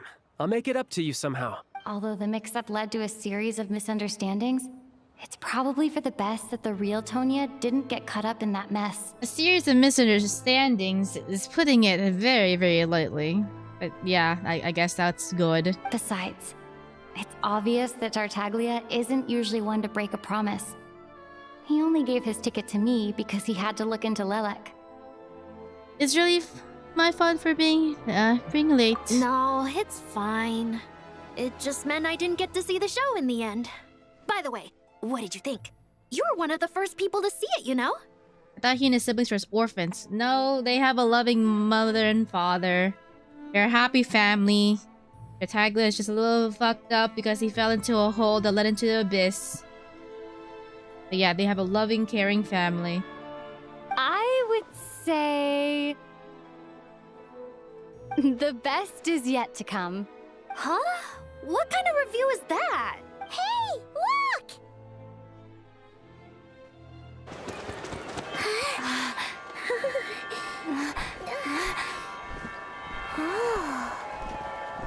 Wait, is that Sarita? Oh my god, we gotta see— oh, finally gotta see her! Waited all quest for her!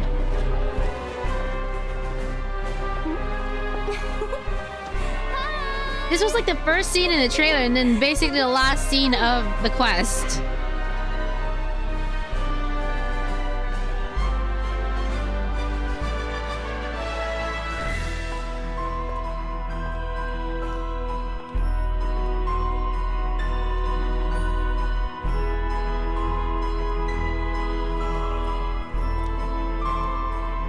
He's back from slaying.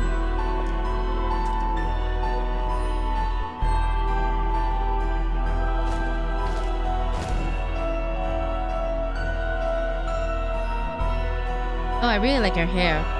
It's so unique. It's so pretty.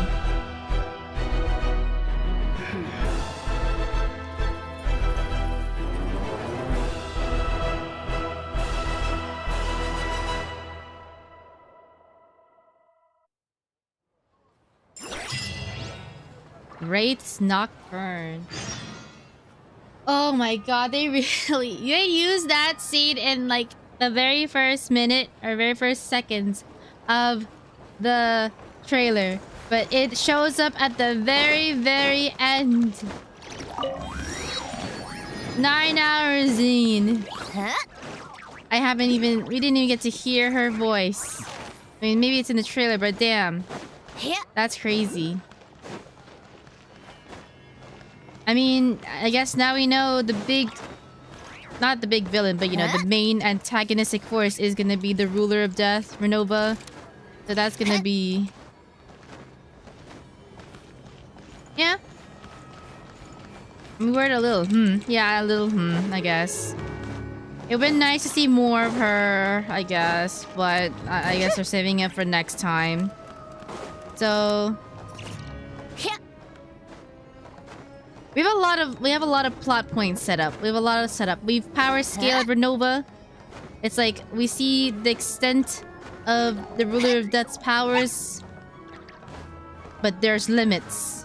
And Snezhnaya is gonna use those limits, extort those limits to win and bat. I don't know. I want to see how they handle that. I want to see what the big fight will be. At least at the start, Rocker had a ratio for the first half and Deltara for the second, so we may get a second villain later. Yeah, but as far as I can see that happening. As far as the first half, definitely Renova. Second, I'm pretty sure it's gonna be something. Yeah, something much larger scale. Like, it's Snezhnaya. It's gonna lead up to Conria, so... And what, before this we were on the moon? So I'm expecting to see more cosmic level stuff.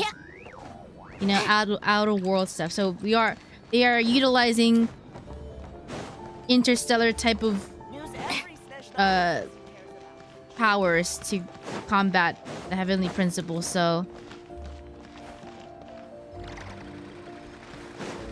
And the straight confirmation that Paimon is a creation of Celestia, but, you know, they didn't really dive into specifics, but I think we can make our theories. So, since they set that up, they need to deliver the Paimon lore. Like, it has to be here. It has to be here. It would be very disappointing if they don't actually, you know, give us the full Paimon lore in Snezhnaya. Got a new title card for the shades now. Oh, so I wonder if they're gonna show the other shades in the game, in the quest. That'd be cool. But yeah, we're gonna go up against literal death. So that should be cool. The nation or the element of preserving. Yeah, going against death. That should be cool. Honestly, I've always felt like Cryo is the perfect element for the evil faction. It's just so fitting. It's just a really intimidating element. Yeah, it's intimidating because it's cold. Hypothermia, man. Hypothermia will get you, and it'll be too late.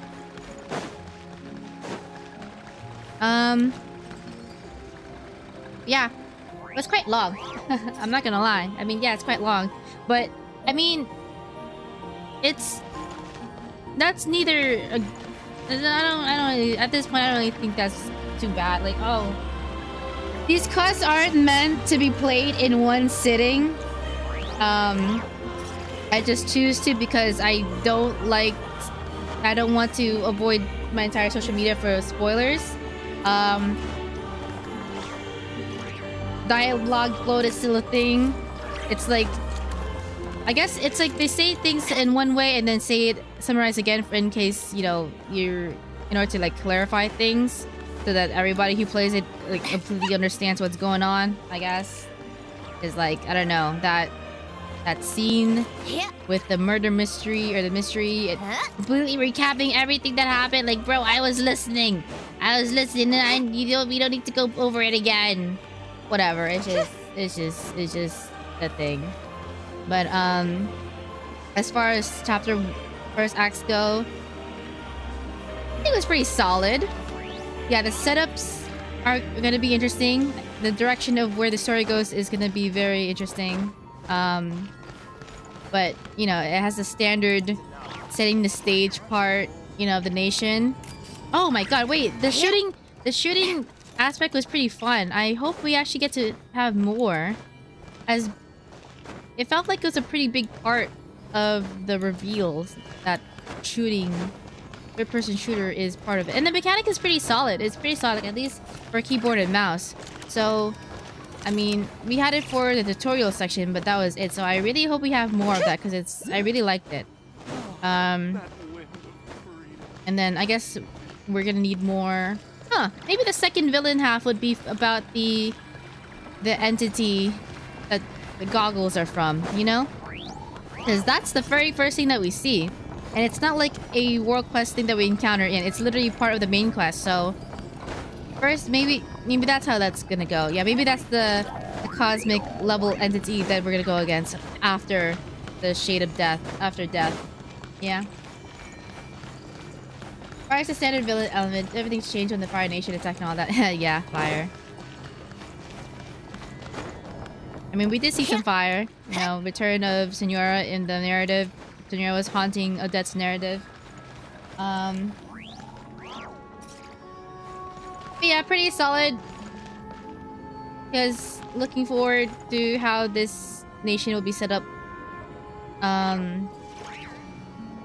Yeah. More shooter. Paimon lore. Epic battle against death. If it ticks all those boxes by the end of Snezhnaya, then I'll be happy. Okay, there we go. Alright, it's been long enough. 9-hour stream. Ooh, I think this is the longest I've ever streamed too. Yeah, again, you're not really supposed to play these world quests in one sitting. So the world quest being long isn't really like a complaint for me, because it's like, oh, I mean, they gave us a bunch of content. I mean, and it's all pretty diverse, so it's not too bad. But yeah, in my opinion, my humble opinion. Yeah, looking forward to the next acts. Definitely hyped up in all aspects. As for right now, oh, the joking sign out. Hello. Thank you for tuning in. Thank you for following. Yeah, I hope all the things that I listed happen. So, anyways, that'll be all for me tonight. Thank you again. Thank you so much for tuning in. Murder Mystery felt a bit more like Odette and Voyager's story quest for me up until the Renova twist. Well, yeah, they're the banner characters, so that is expected. Like, as far as integrating the banner characters story into the main quest, I think Genshin does it the best. I mean, they've improved in that. Because in some stories, like, you can tell, like, the banner character to main story integration is jarring in some stories, where it feels like, you know, the character takes up more room than the actual story.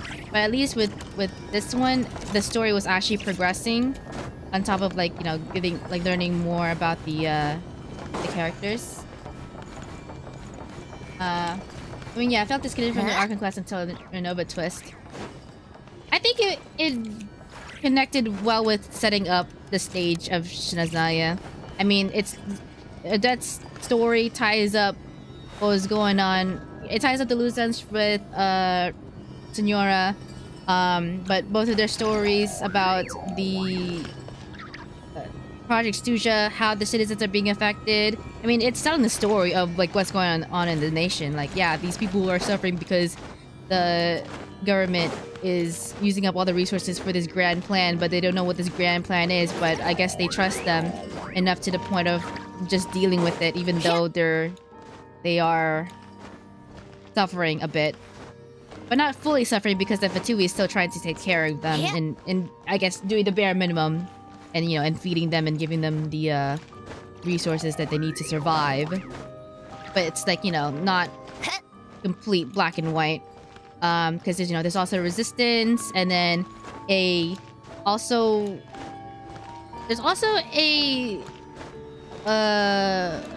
emphasis on the arts. I mean, it is a cold nation, so I guess art is a good way to, like, get your mind off of the coldness. You know what? It's a cold nation with emphasis on the arts. So there should have been some ice skating. We had ice skating in Fontaine. I mean, with the enemy, with one enemy. But I feel like there should have been an ice skater. I feel like that would have been better. Yeah. The robots, yeah. But yeah, I think we had a good balance of world building to character story ratio. Like at least to me, the world story didn't feel too much like a character story for Adet and Vod. And even Ali, I forget her name, you know. Alosha. Alosha was pretty, Alosha had a pretty good impact in the story. I mean, he's a 4-star character, but, you know, he's the first one that we met. And then it ended up being the twist. Not villain, but, you know, the face of the villain. So, his,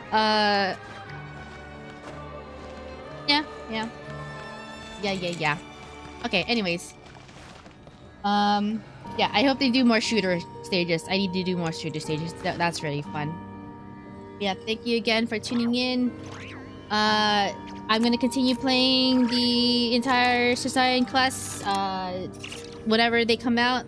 Because usually whenever they, as soon as they come out. Every Saturday night is Gacha night. I flip flop between all the games that I play. Mainly for the story and whatnot. But other than that, I stream Wednesday, Thursday, Friday as well.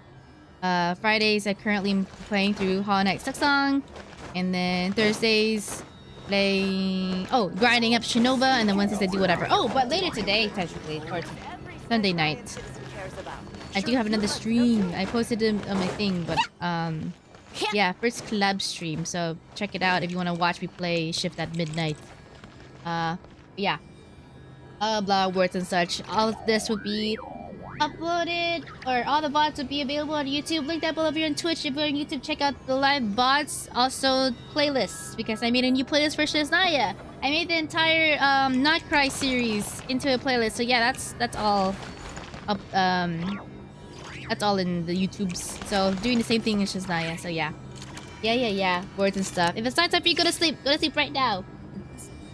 Go to sleep so you can be productive. But if it's daytime for you, I hope you enjoy the rest of your day. You know what? You deserve it. And again, thank you so much for sticking around, watching the entire thing. Hopefully, maybe, or if you watched a good amount of it, still appreciate that. Appreciate you guys stopping by. But yeah, if it's nighttime for you, go to sleep. But if it's daytime, enjoy the rest of your day. So you know what? You deserve it.